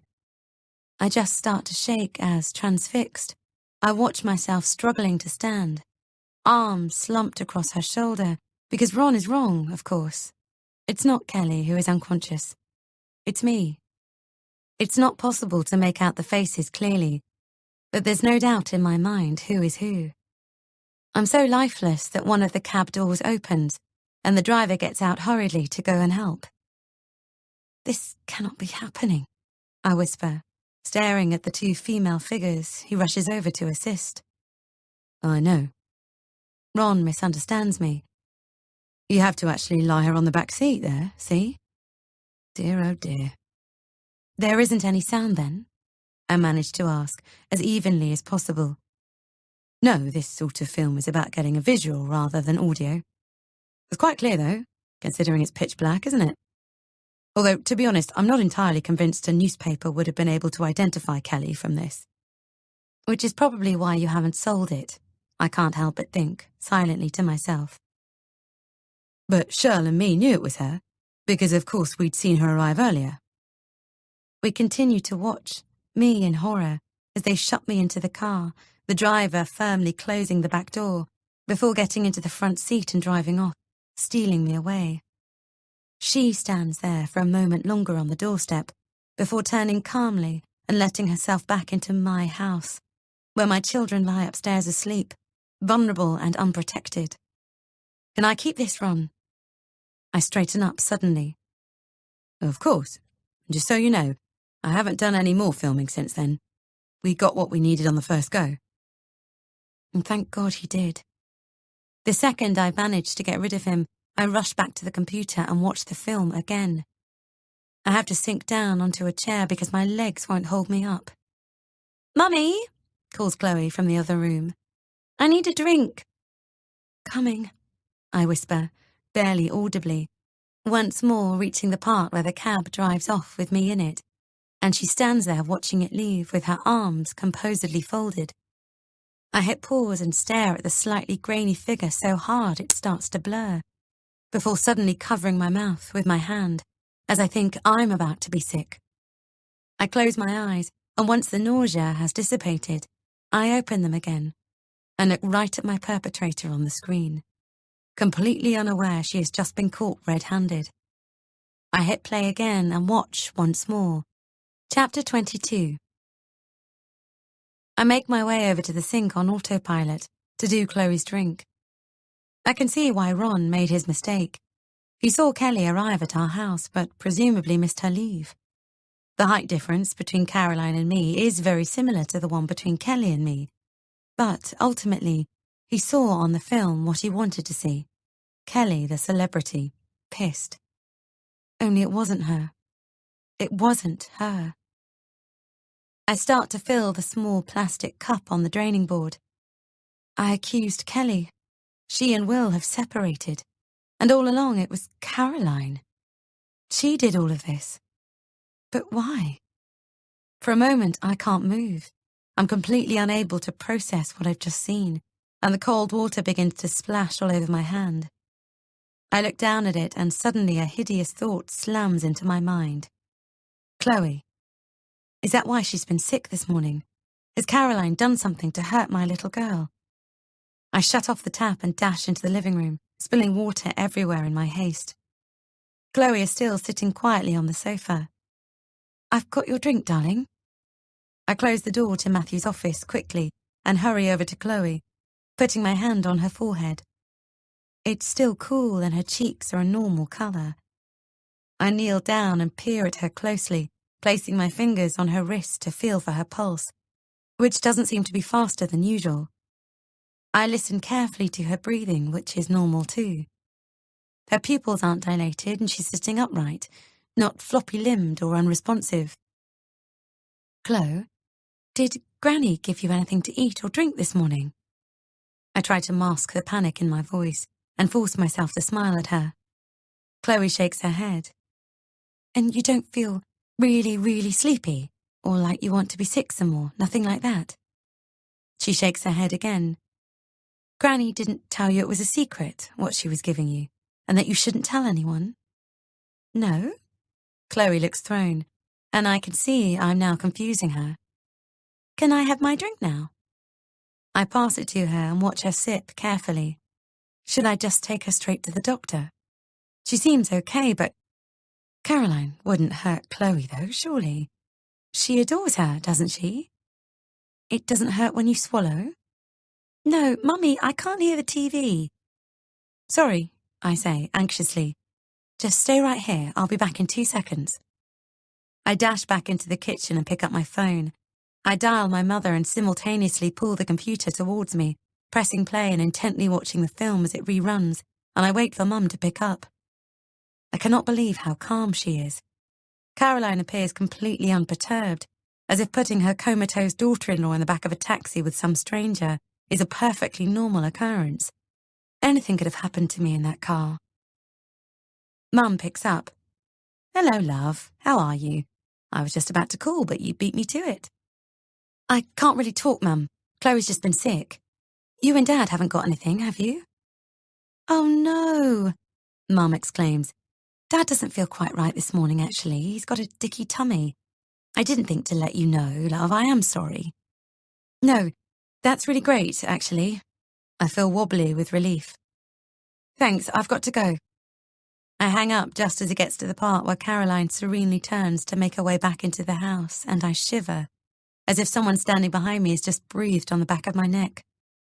While I'm now reassured that Chloe is probably all right, Caroline remains unquestionably dangerous.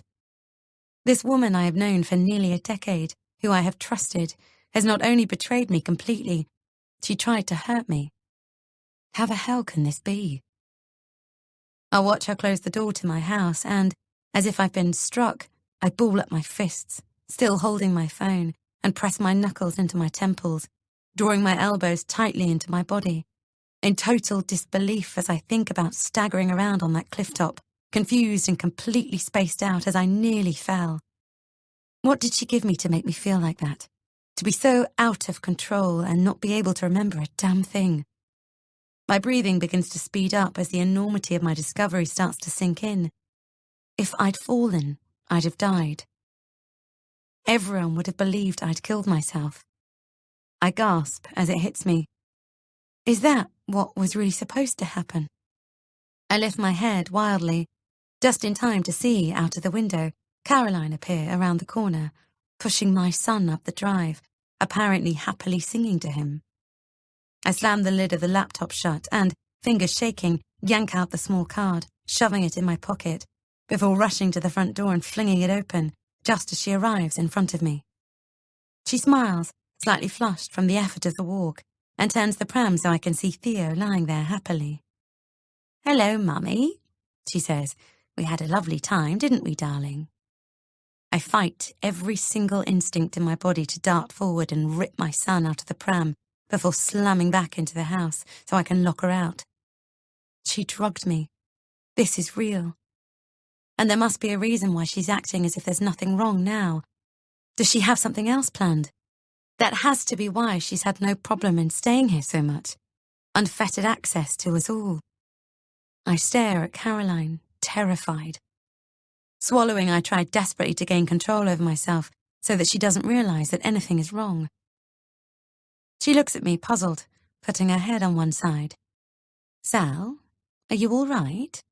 You look like you've seen a ghost. For a moment, my mind goes blank, but then my mouth just opens, and from nowhere I find myself blurting, "It's Chloe." I move forward carefully and start to undo Theo's straps with fumbling fingers, before lifting him out and clasping him to me tightly. Her temperature's shooting up and I've just discovered I've got no Calpol. She frowns with concern. Poor little scrap. Sounds like she's got gastroenteritis. Do you want me to pop out and get some? Would you mind? I gabbled desperately.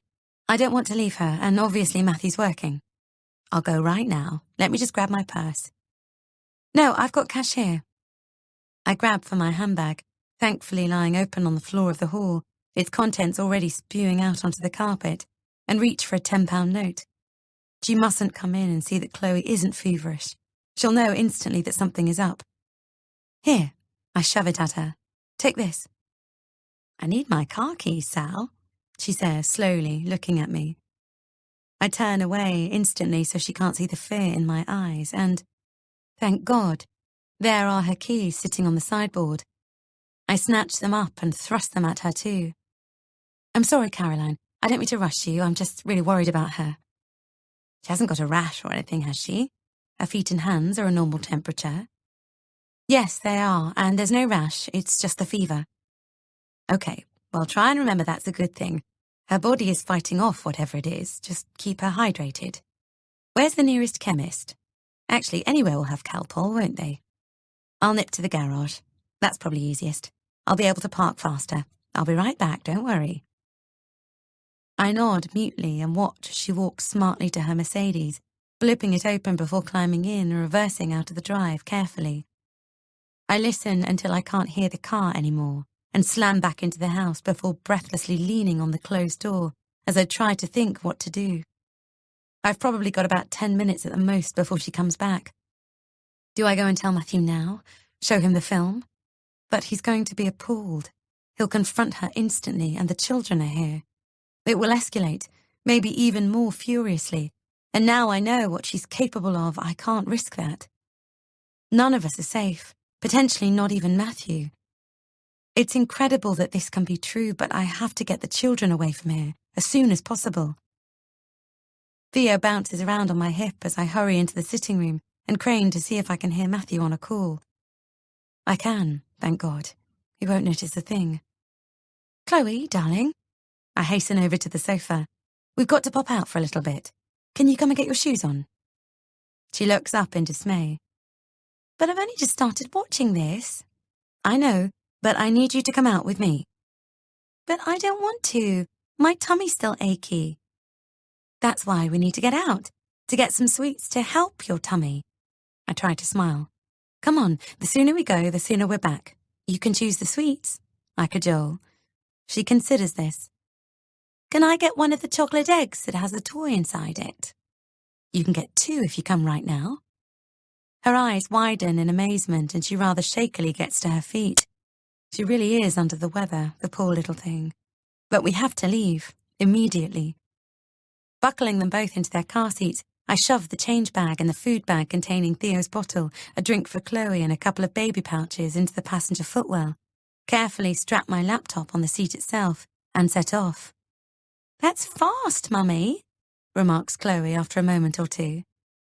It is a bit, isn't it? Sorry. I agree, trying to smile as if nothing is wrong. Tell me if you feel sick again, won't you? I glance at her anxiously in the rearview mirror. Where are we going to get the chocolate eggs from? Well, we're going to get them in a little bit. We'll have a drive first, I say, trying to think straight. What am I going to do? I can't take them to Mum's. Any sudden dramatic disappearance will make everyone think I'm having another breakdown or crisis moment. Only this time they'll tell the police I've got the children with me. I feel nauseous at the thought of being pulled over en route by a wailing squad car, blue lights flashing. Then a terrified and ill Chloe and Theo being dragged out of the car by a police officer for their own safety. Hang on a minute, Chloe, I say, and I take a sudden right-hand turn off the main road into a housing estate, then turn left into a small cul-de-sac. There's no chance Caroline will happen upon us here on her way back from the garage. I pull over and reach for my phone to text Matthew. Just taken Chloe to doctor. Sure she's fine, but so hot I think they should check her out. Didn't want to disturb while you were on phone. Could you tell your mum I'll be back soon so she doesn't worry? He's going to say, do I want Caroline to come down to the surgery? I know he will. Sure enough, he texts exactly that, seconds later. Will it look suspicious if I don't say yes? I chew my lip worriedly. No, it's okay, thanks. Chloe will want to go back in her car if she arrives and don't want to risk Chloe being sick in it. Tell your mum I'll be back in an hour at most. There. That's plausible, isn't it? Caroline probably won't think anything more than I'm just being neurotic about Chloe.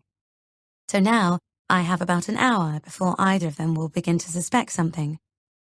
I lift my head, stare out of the windscreen for a moment, then make my decision and return to my phone. Hi, Liv. Sorry I didn't call earlier, and I hope it's okay, but I'm on my way over now. You still in? Kiss. I hit send.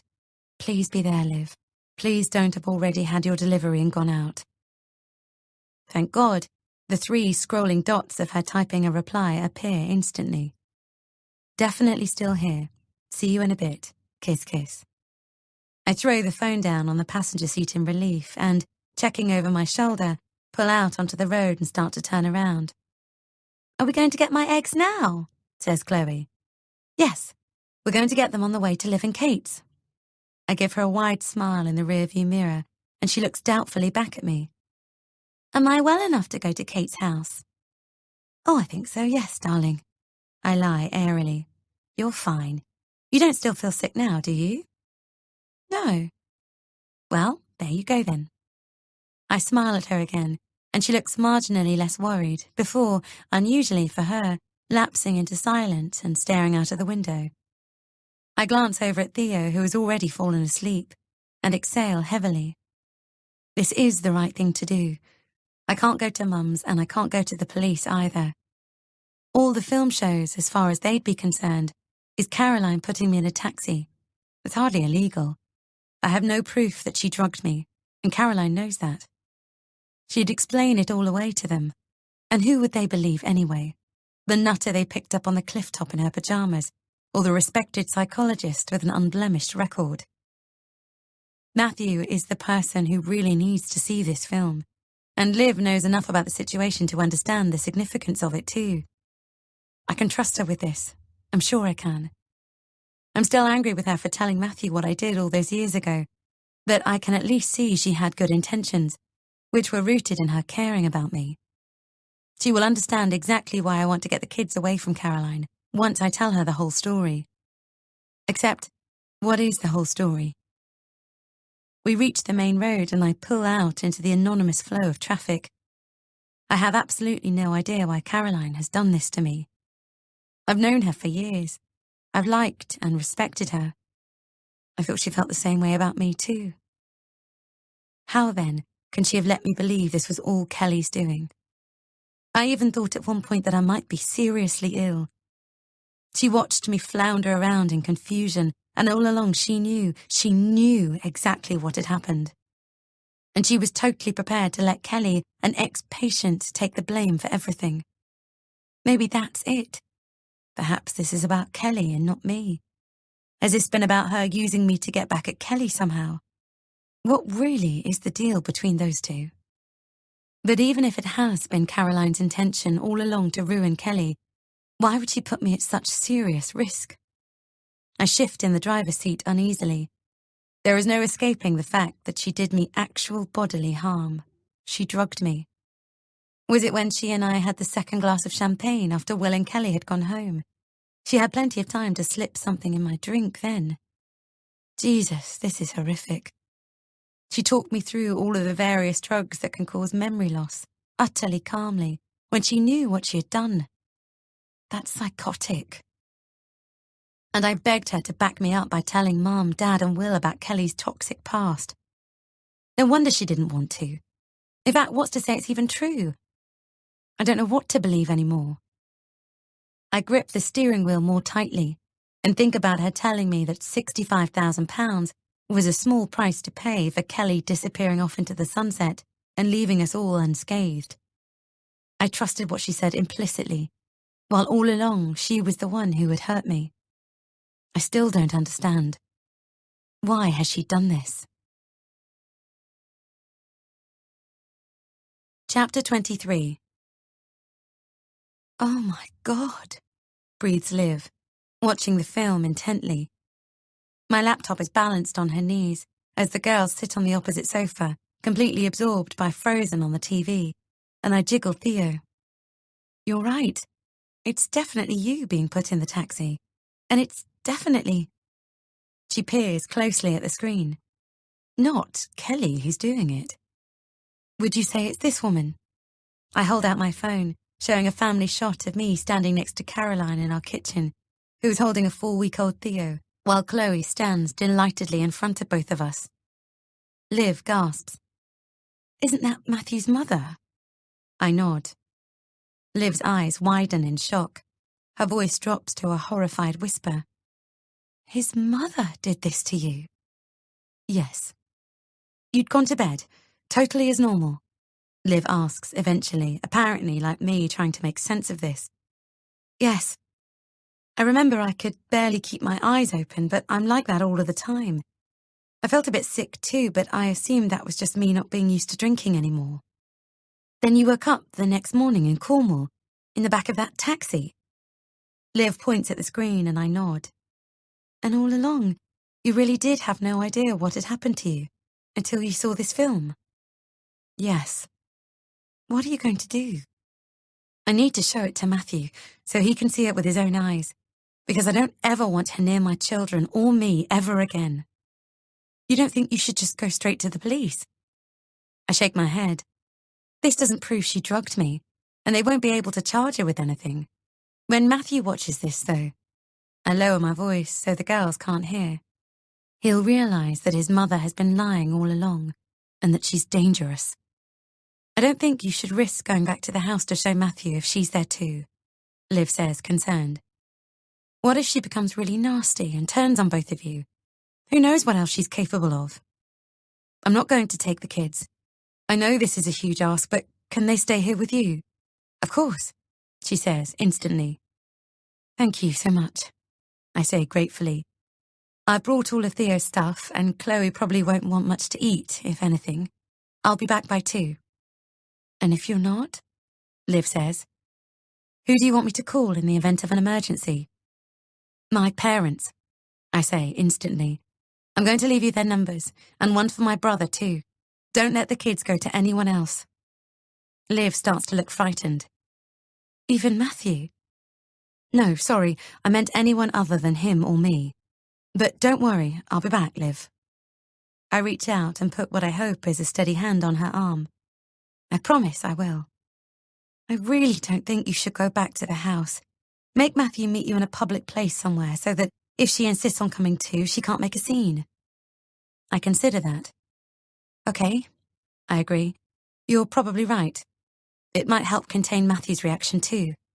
This is going to devastate him. Here. Liv folds up the laptop and puts it on the floor next to her, before holding out her hands to take Theo. You have to show Matthew. He absolutely must see it. Theo will be totally happy to nap in his pram upstairs then, you think? I pass Theo over to her. To be honest, probably not. And I'm really sorry if he kicks off. Well, we'll give it a go anyway. Liv smiles at Theo. Won't we, little chap? She looks up at me again. You've already put the pram in our bedroom, though, with his food bag. Yes, there are pouches, his spoons, his milk stuff. Everything is in there. Great. Now don't worry about anything here, Sal. We'll be fine. Thank you, I say, sincerely, as I bend to pick up the laptop before turning to my utterly focused daughter. Chloe? Hello, Chloe? She looks up with a jump as I raise my voice to get her attention. Yes, Mummy? I've just got to pop back home to get something, so you and Theo are going to stay here with Liv and Kate. She looks between us warily. When are you coming back? After lunch. Which is pasta, Liv says. But you don't have to have any if you don't feel like it. You might just like some plain with no sauce. Yes, please. Chloe nods, then turns back to the TV. Okay, go, instructs Liv. I'll text you the numbers for my family en route. And thank you again. No problem. Email a copy of that video to yourself, just to be sure. And Sal. I stop as I reach the door and look back at her. I really am so sorry for my part in all of this. It's forgotten. I smile briefly. I have no memory of anything, remember? Take care. Will do. I wave to my children and blow them a kiss. Chloe doesn't even look up. I should be grateful that they are so unperturbed by my leaving, but as I get into the car and strap myself in after placing the laptop in the footwell and starting the engine, I have to fight a ridiculous urge to run back into the house to hug them again and tell them how much I love them and promise I'll be back before they know it. I've been driving for just over half an hour when my mobile starts to ring. It's Matthew. I pull over quickly and call him straight back. Where are you? He doesn't even bother with hello. You've been gone ages. What has the doctor said? Chloe is absolutely fine, I say truthfully. Listen, I've actually had a bit of a problem. Oh? He says instantly. What sort of problem? With the car. I was just about to ring you. I've called into Tesco on my way back to get some rehydration salts from the chemist for Chloe. God is going to strike me down for these lies. But I've just come back out to the car and discovered we've got a flat tyre.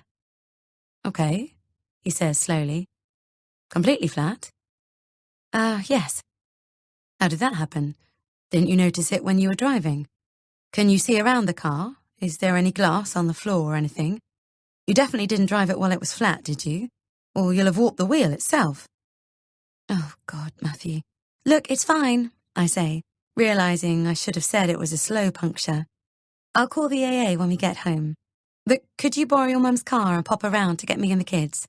Obviously, Chloe isn't very well and Theo's tired. We need to get back. I think you should come rather than Caroline, though, so you can take a look at the wheel and make sure it's not been damaged. I'll leave now. And just remember, if your mum drives, there won't be enough room for all of us in the car once you've got the kids' seats in the back, so you'll have to come on your own, okay? I'll be with you in 5. I take a deep breath. See you then. He hangs up and I glance at the clock. If he's leaving now, I'll be there just before him. I start the car up again and ease back into the traffic, selecting the inside lane. I sit at the red lights in front of the turn-off to the supermarket and drum my fingers on the steering wheel. Come on. I still need to forward Mum's number to Liv and Will's. The lights change to green and I drive into the busy car park full of mums with preschool children and older couples parking or returning trolleys. I choose a space a little further away from the shop front, but still plenty busy enough, just in case. Although surely she won't come. I've made it practically impossible for her to.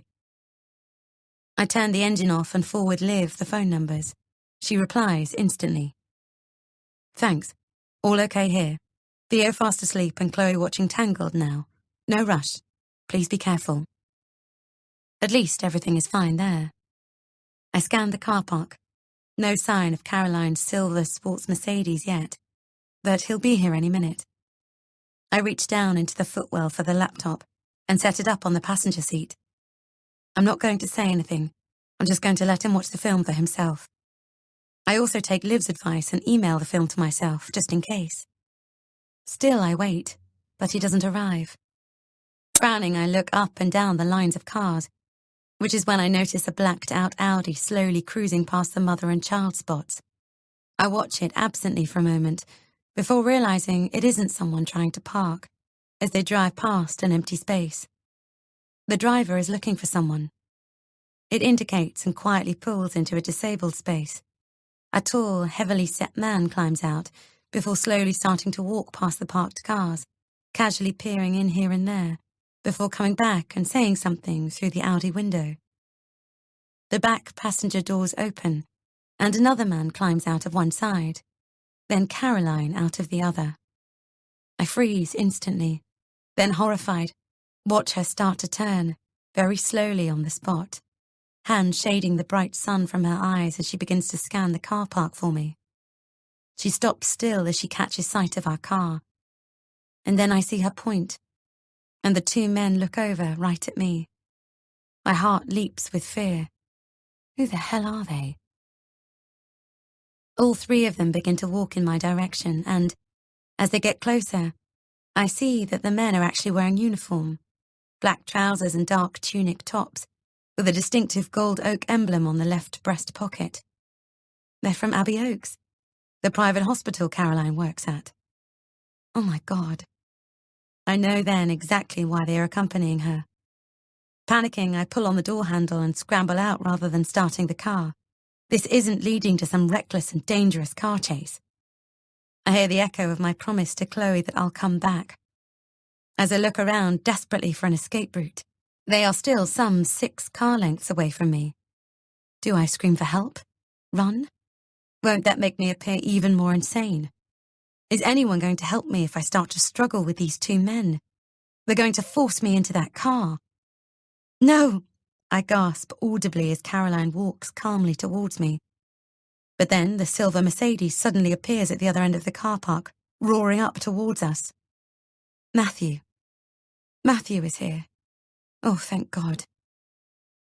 The car swerves slightly as he swings erratically into a space, and then jumps out. No, Mum, stop! I hear him shout, and he sprints towards her. He reaches out and grabs her arm, pulling her around to face him. I can't hear what he says, they're not close enough, but she takes a sudden step back from him. I can see Matthew's chest rising and falling as he tries to catch his breath, and says something else, gesturing angrily at the two men.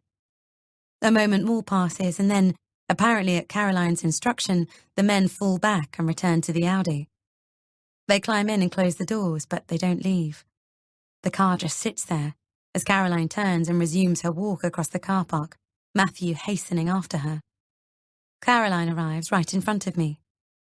I gather you have something I need to see. She isn't smiling. Considering, however, that I'm about to accuse her of a crime that has the power to ruin her and rip her from the life of her beloved only son forever, neither does she appear particularly concerned. Show me. I ignore that, and her, before taking a deep breath. Everything falls still, a moment of hush before the bomb explodes. Then I look at my husband and say earnestly, Matthew, I'm so sorry, that there's something you need to know. Chapter 24. You stay back, though, I instruct Caroline. If you take so much as a step towards me, I'll scream, and then I will tell anyone who will listen everything, including your 2 employees over there. I hold my phone up. And just so you know, I'm also now recording this conversation. I hit the voice memo and start it running. Sal? Matthew looks at me, frightened. Tell me what's going on. Why are you talking like this? It's okay, Matthew, Caroline says coolly. Let's just listen to what Sally wants to tell us. My laptop is on the front passenger seat, Matthew. I want you to go around and hit play on the film that's on pause at the moment. He hurries away, and I hear the click of the car door opening as Caroline and I stand in silence, not taking our eyes from each other.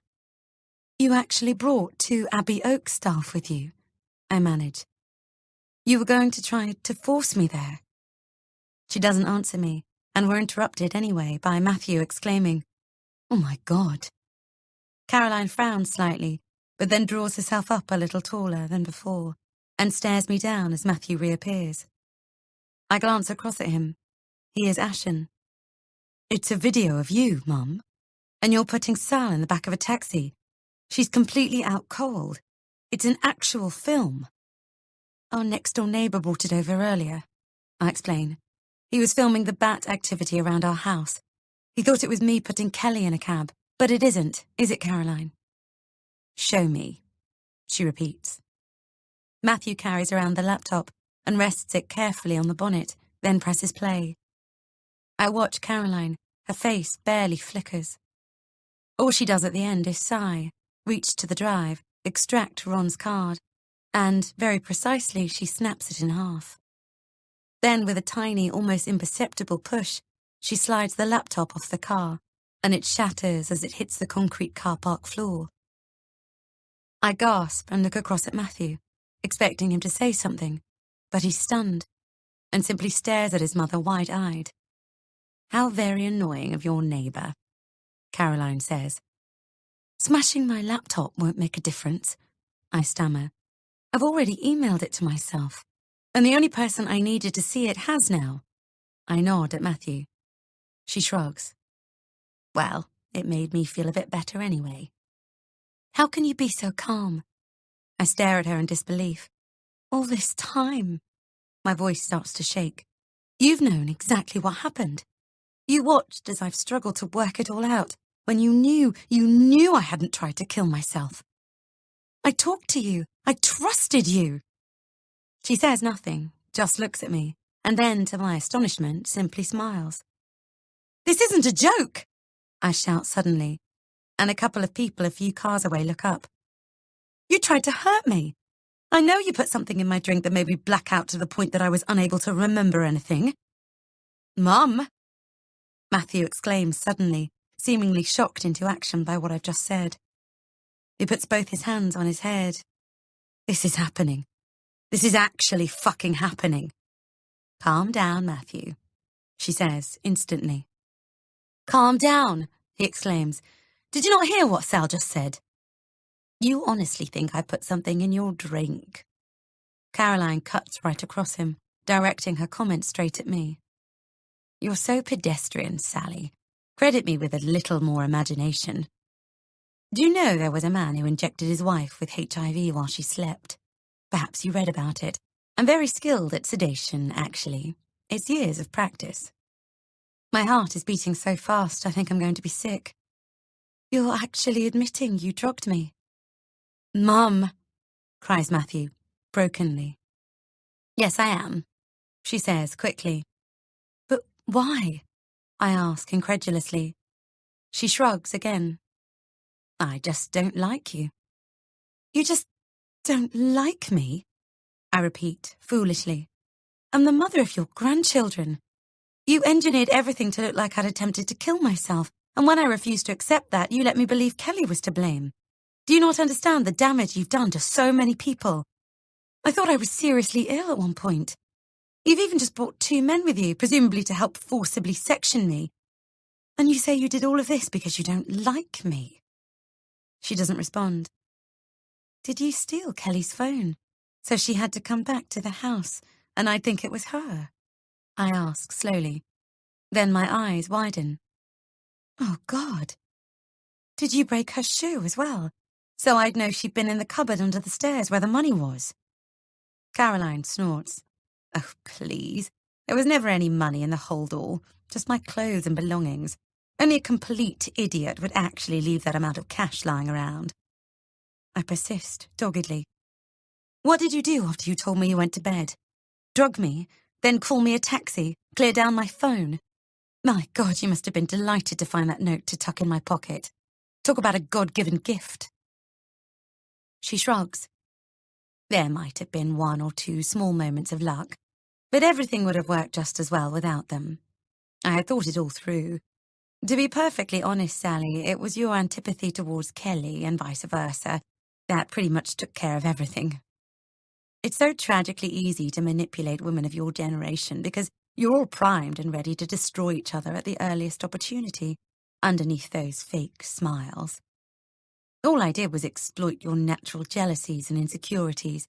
Don't let's forget, no one forced you to break into your brother's flat. You did that all on your own. I will tell you I took the holdall out of the house inside my empty and capacious suitcase when I left on Saturday night, though. I hadn't actually been to Barcelona, you see. You told me that Kelly was dangerously unstable. No, she corrects me. I didn't, actually. I said someone close to the children had the potential to be dangerously unstable. If we're being pedantic, one could argue that everyone has that potential. It's a totally meaningless phrase. But I told you that someone close to the children might be about to behave in a toxic manner that could do long-term damage to them, and I felt duty-bound to intervene and prevent it. You filled in the blanks incorrectly yourself. I was actually talking about you. Me. I am horrified, and look across at Matthew, who appears to have frozen once more. I had reason to believe that you might be about to do something that would harm Chloe and Theo unnecessarily. So, as I promised, I intervened and stopped you. That's all that this has been about. That's complete bullshit, I cry angrily. I would never hurt my own children. Don't you dare try to justify what you've done. Everything you said was deliberately designed to mislead me.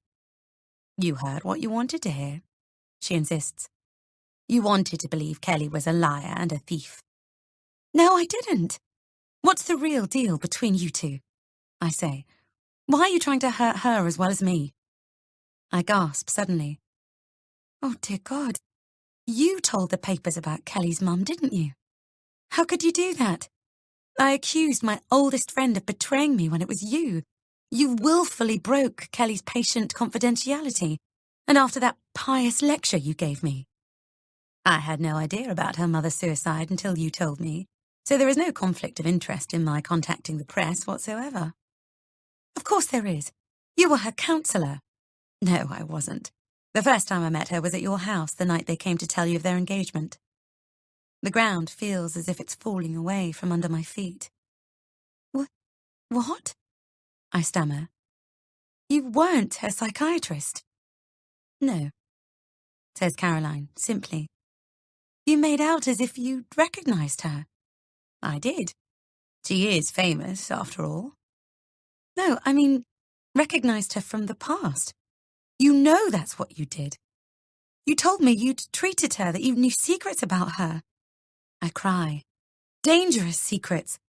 You even told me she couldn't have children. No, I told you some anorexics have issues with fertility. That's just a statement of fact, like the sky is blue. I said nothing explicit about Kelly in the slightest. How could I, when she was a perfect stranger to me? I can't believe this.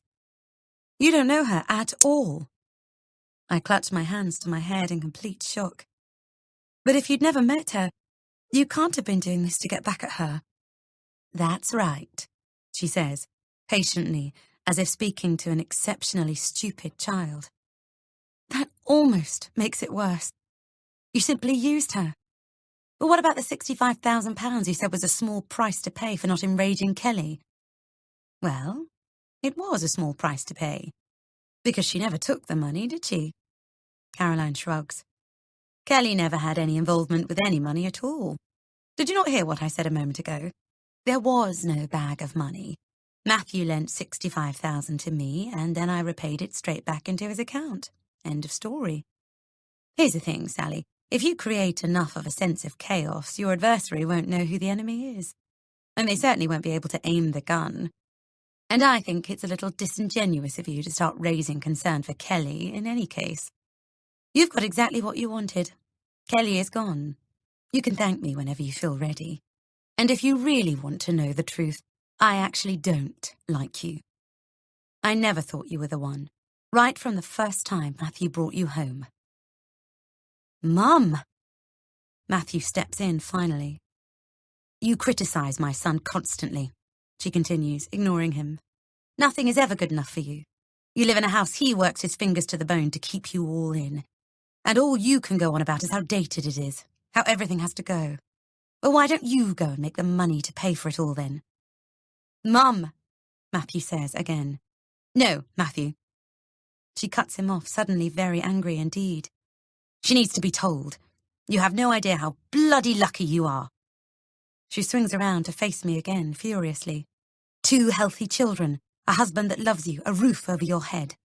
You don't deserve any of it. That's what I really loathe about women like you, Sally, your sense of entitlement. You have the world, but you want more, and everything is someone else's fault. I dragged myself up by my bootstraps and I built a life for me and my child. What have you ever done except complain bitterly about your lot? It would have done us all a favour if you had fallen. That was certainly my preferred outcome, and God knows you had enough meds in your system to make it happen. I take a step back, unable to believe what she's just said. You are never to come near us, or our children again, I tell her, my voice shaking wildly. We want nothing to do with you. We? So you're going to make him choose all over again? This is exactly what I'm talking about. You want to go to America, so Matthew has to leave his whole life behind, just like that. Jesus Christ, Caroline, that was years ago. You've been holding on to this all that time. I'm appalled. I mean it. If you come near us again, I will ruin you. I will play everyone and anyone this recording. I hold up my phone, so they all know exactly what kind of woman you really are. You do whatever the hell you like, my darling, she says. Mum, no, Matthew says, his voice breaking. This has gone too far. Stop it now. Shut up, Matthew, she warns him. You can't do this. It's already done, Matthew. But it's not fair or right, he cries out suddenly. I can't let you take all of the blame for everything when it wasn't just you, Mum. I gasp as if someone has suddenly grabbed my head from behind and shoved it underwater. Unable to breathe, I jerk my head around to look at him. He has tears in his eyes. He is not angry. His face is full of shame. He looks like a man who has just confessed. You were part of this. I can hardly get the words out. My whole body starts to shake. He swallows. Don't say anything more, Matthew, Caroline says, now genuinely frightened. I've already admitted it was all my doing. There is no need for any of this to happen. Think about what this will mean, please, she begs. Yes, I knew. He admits to me. I knew what Mum was going to do. We planned it together. Oh, God, Caroline whimpers. Oh, shit, Matthew, you stupid, stupid child. I hear myself make some sort of weird, guttural moan of pain. You've planned it together, I repeat, looking at my husband in horror. But seconds ago you looked horrified when you saw the video. Because she said no one would ever know. We both talked about it. How you wouldn't get hurt. I promise you, Sally, it wasn't supposed to go this far. You were only meant to wake up in Cornwall and be a bit confused and frightened, that's all. I thought you believed that perhaps you weren't well, especially given the note I put in your pocket. You were right. I did read it. He takes a step towards me. But I swear I didn't know that you'd had genuine troubles in the past, Sal, and tried to take your own life before, I promise you, or I'd never, ever have agreed to it. You must know that. He reaches out and grabs my arms desperately. And I want you to know you were safe. All the time you were safe. You had money on you, and we knew exactly where you'd gone. I wasn't safe at all, I cry, pulling away from him. Why have you done this to me? He looks up at me wildly. I let something really stupid happen. Matthew, shut up, Caroline cries. You will lose everything. Is that what you want? What have you done? I whisper, my heart starting to pound. It was a mistake, he says. A dreadful mistake. What she wanted would cause so much pain to so many people, all of the children, and it's not worth it. It could never be worth it. I don't want the kids to suffer, and I don't want to start all over again. I love you, and I changed my mind. I even started to worry you'd found out and you were going to leave me. Then she said she was going to tell you everything, that she could see I was too afraid to leave you, and she'd make the decision for me. I panicked. I took all of our money out, so at the very least you couldn't leave me with nothing. I knew you'd divorce me if she told you what we'd done. The money from the flat sale. You said you lent it to her for the refuge. I gesture at Caroline, thinking that's whom he is talking about. He swallows and shakes his head. None of that was true. I withdrew it, but then Mum had her Cornwall idea, and I needed to put the money back again. But I also needed an excuse for why I'd removed it in the first place, in case you saw it on the bank statement or something. I really believe the money had gone missing on Friday night, by the way. Mum told me it had, so that I looked genuinely worried. She thought I wasn't going to be able to pull everything off convincingly enough otherwise. But you have to know that when I discovered what had happened to you all those years ago, I was terrified. And I wasn't acting then either. Every word I said to you about all of that was true. What do you mean you'd cause pain to all of the children? I say, slowly. What other children? Who is this she you're talking about? Perhaps I could be happy with someone else. There is a pause. I stare at him. Matthew, have you been having an affair? He closes his eyes in shame, as if somehow that means he won't have to answer my question, with what I now see is the truth. Who is she? She's irrelevant, he whispers. It's over, and it's you I want to be with, you. It's relevant to me. Oh my God, Matthew. My eyes fill with frightened tears. Everything you told me. You actually asked me if I'd orchestrated this to get your attention, when all the time it happened because of what you'd done. How can you not have been going to say a single thing about any of this, either of you? If I hadn't been given that video purely by chance, it wasn't meant to turn out this way. When Will told me he was getting engaged, I knew it was going to upset you. And when Mum thought we could use their announcement so that it would look like that was what had triggered you having a breakdown, it seemed perfect. You were supposed to come home focused on getting better. I was going to help you. You were going to realize that you needed me.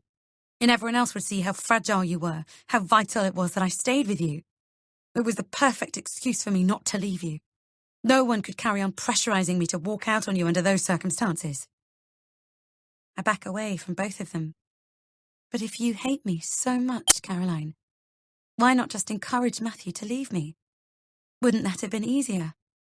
And have you take Chloe and Theo off to the other end of the country where we'd never see them again once you divorce my son? I don't think so.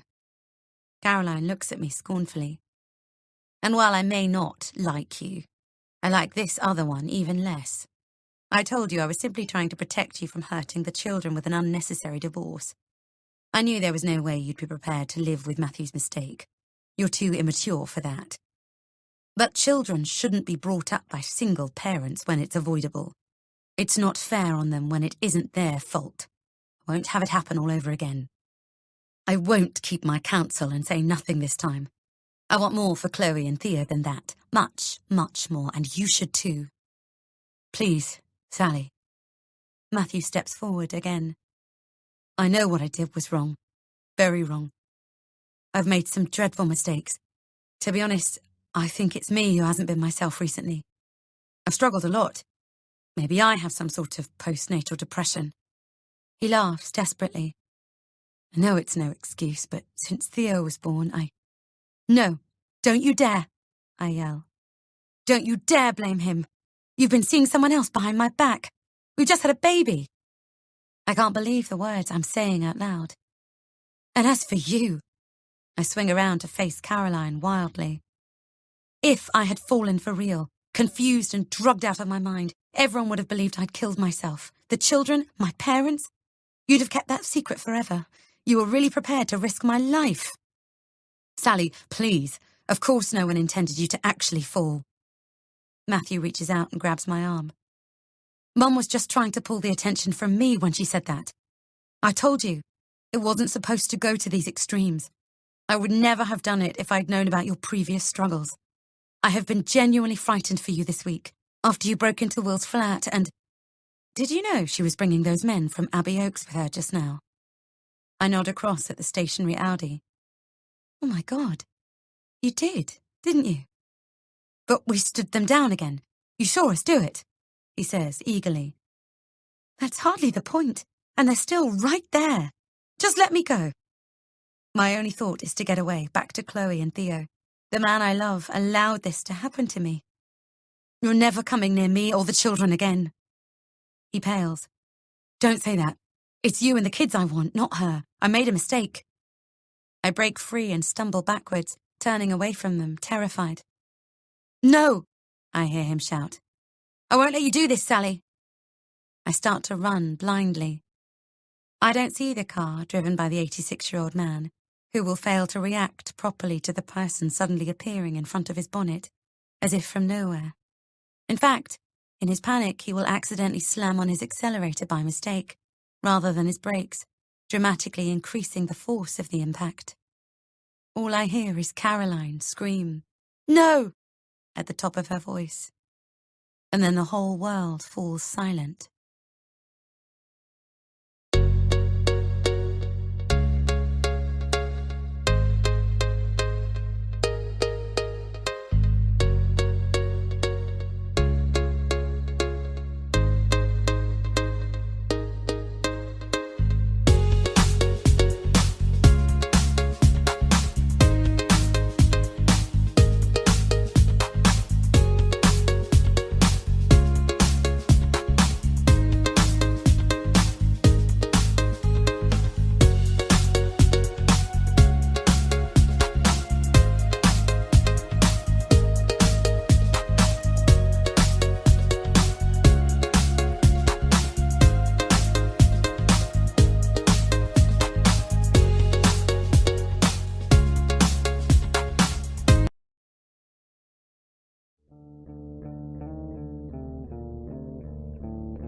Five months later. Chapter 25. We sit in silence on the cliff top, staring out at the tide coming in on the beach beneath us. The evening sun is still warm on my face, and it's a balmy evening for the first weekend in September. But I shiver suddenly. He looks across at me. "Want my coat?" I shake my head, and we lapse back into silence again until he breaks it. "Penny for them." I exhale. "I was just thinking about Chloe. I'm struggling more than I thought I would with her starting school on Monday. It's come around so fast and she seems so small. I just worry about how she's going to cope." I turn away because I know he can hear the sudden tremble in my voice. He reaches out and takes my hand for a moment, squeezing it briefly before letting go. "Of course you do. Has she talked any more about it all?" I shake my head. "No, but today Theo bowled over into a tower she'd been making from the blocks in his little push-along trolley, and she was just furious. She screamed and then burst into floods and floods of tears. She didn't know where to put herself, and all I could do was hold her. I could feel her missing him, and it was so desperately sad, Joe." My voice breaks. I can't explain what it's like to watch her hurt so much, and not to be able to make it okay for her. "Sorry," I whisper, and wipe my eyes. "It's okay," he says, and passes me a tissue from his jeans pocket. "It's been a horrendous week for you." He pauses. "Do you want to talk about what happened at the inquest?" I look down at my hands as I start to twist the tissue into a point. "Not really, but thank you." He nods, understandingly. "The coroner recorded a verdict of accidental death," I say, however, moments later, discovering that actually I do want to talk about it. Joe looks confused. "That was a given, though, surely?" "Well, not exactly." I squint out to sea. The police had done quite a lot of investigating, and all of that information is passed to a coroner once they're happy there isn't a criminal case to answer. I take a deep breath. Matthew wasn't hitting his targets at work just before he died, and things like that were mentioned. He also withdrew a very large sum of money from our savings 2 weeks before it all happened. "Shit." Joe is appalled. "They thought he might have stepped in front of the car deliberately." It was a possibility that had to be ruled out, yes, but I was able to confirm I knew about the cash. I say carefully. He was making some investments on behalf of his mother. A loan, really, which she repaid. It wasn't suspicious in any way. Ultimately, the coroner concluded, from the supermarket CCTV and some witness statements, that Matthew didn't appear to see the car coming because he was concentrating on trying to catch up with me. Although we were right at the back of the car park, and the film isn't particularly clear because the camera was almost side-on to Matthew. You see him step out, but you can't really see his face.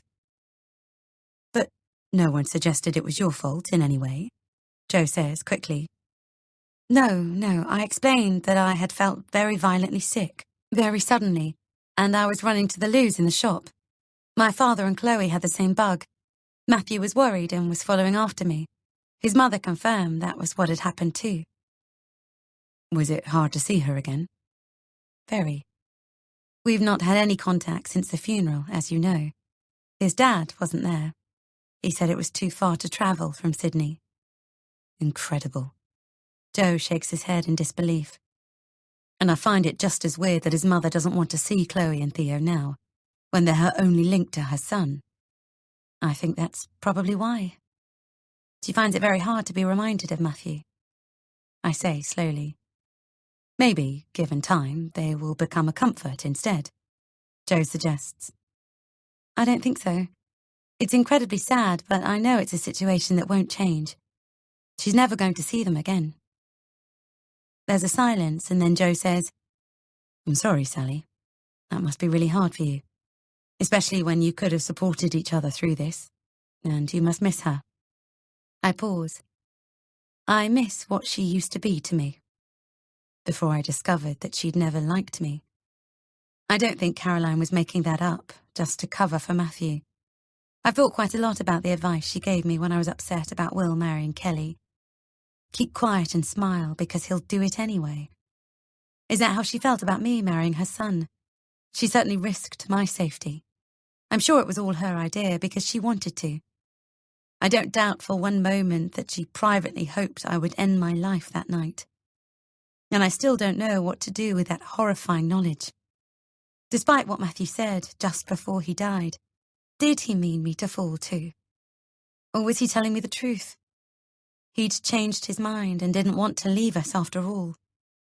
I'm so sorry, I can hear him saying to her, but Sally tried to kill herself. My kids need me. I have to stay. Who could have argued with that? Liv certainly wouldn't have, being a mother herself.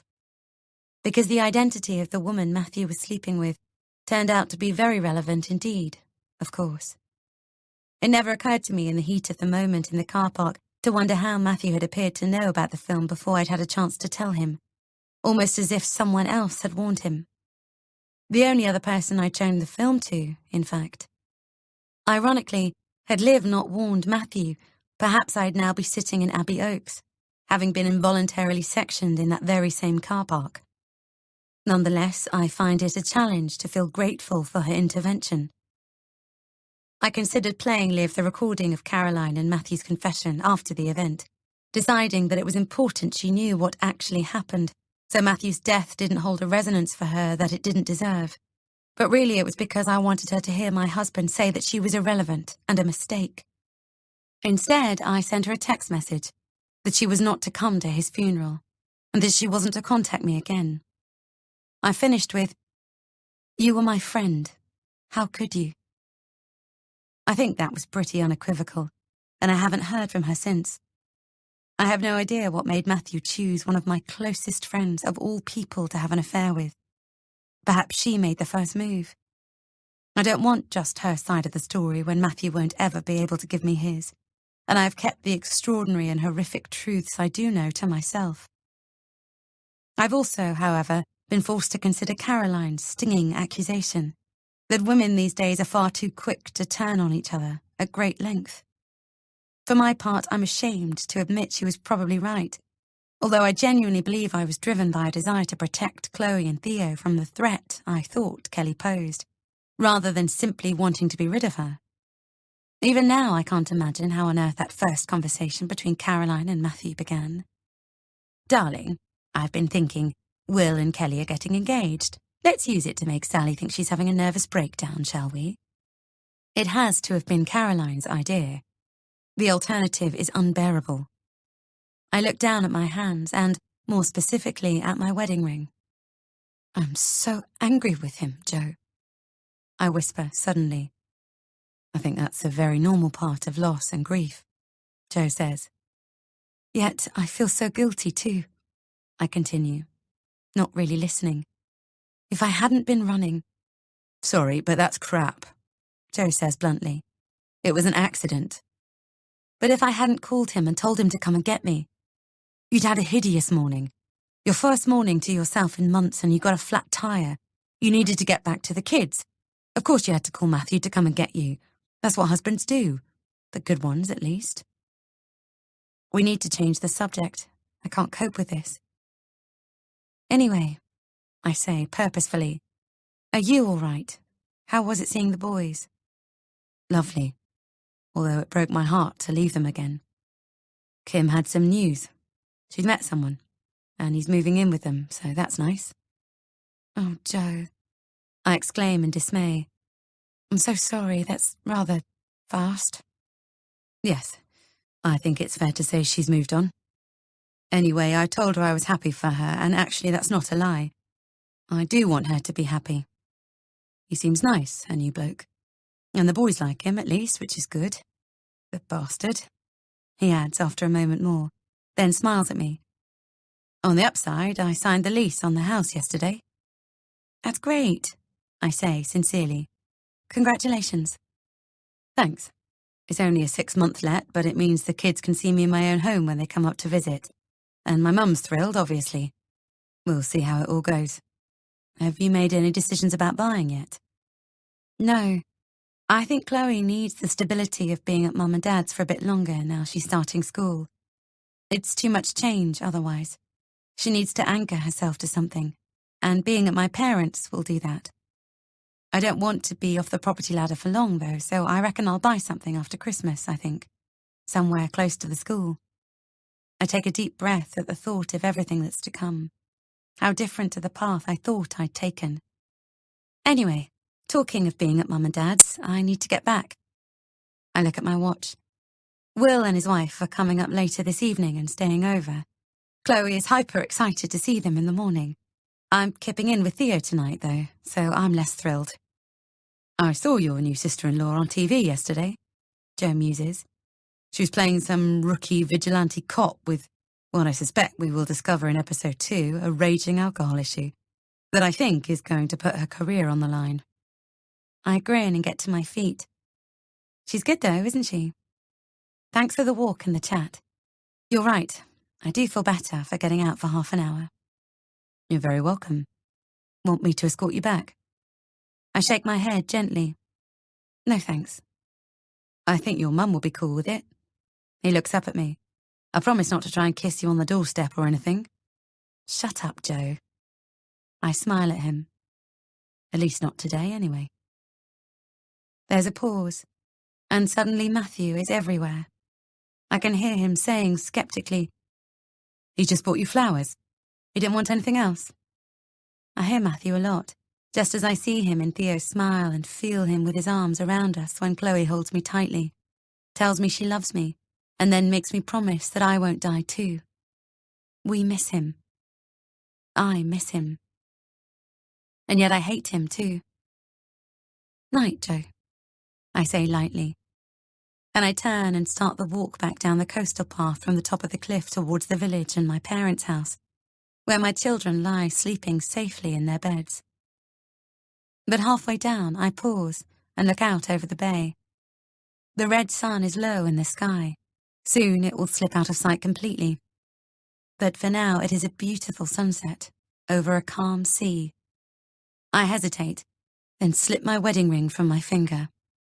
Suddenly, and with all my might, I hurl it towards the water, giving a gasp of surprise as I see it arc through the air and disappear over the edge. I hadn't planned to do that. I had actually wondered if Chloe might want it one day, but given everything, it wouldn't be right, surely. Not that she will ever know what really happened, of course. I reach into my pocket and pull out my phone. I have listened to the recording hundreds of times since Matthew died, more specifically the moment where he calls after me. I won't let you do this. Even now, I couldn't be sure if he meant, I won't let you do this, and now I'm going to step out in front of this car deliberately to make you come back, or I won't let you do this, and I'm so focused on stopping you, I haven't seen this car I'm about to step out in front of. But what I do know is that I was not prepared to let Chloe and Theo grow up with any burden of doubt about their father's death, and neither was Caroline. We have at least successfully protected Matthew's memory. It was the final decision she and I made, The last time we spoke. The remainder of my deal was simple. No further contact equals no recrimination. No public recrimination, more accurately. At the inquest, it was evident that she was a heartbroken woman, devastated by the death of her only child. She no longer practices, I believe. She is alone, the one thing she was most afraid of. And it is her own fault. I don't want to feel anything towards her at all, but in darker moments, I can't help but hope she has to live with that knowledge for a very, very long time. I also sometimes like to imagine her a patient at Abbey Oaks, driven quite mad by grief, although I have no idea if that's true or not. So now, I do not want to keep this recording anymore. Caroline, of course, doesn't know that I'm going to erase it, but I don't want to risk Chloe or Theo ever stumbling across the last moments before their father's death. I hit delete, and the recording vanishes forever. Then I start to walk home. Only one other person heard it. Someone who really did deserve to know the truth about what Caroline and Matthew did, for so many reasons. But I know it's a secret they can keep. She's a very good actress indeed.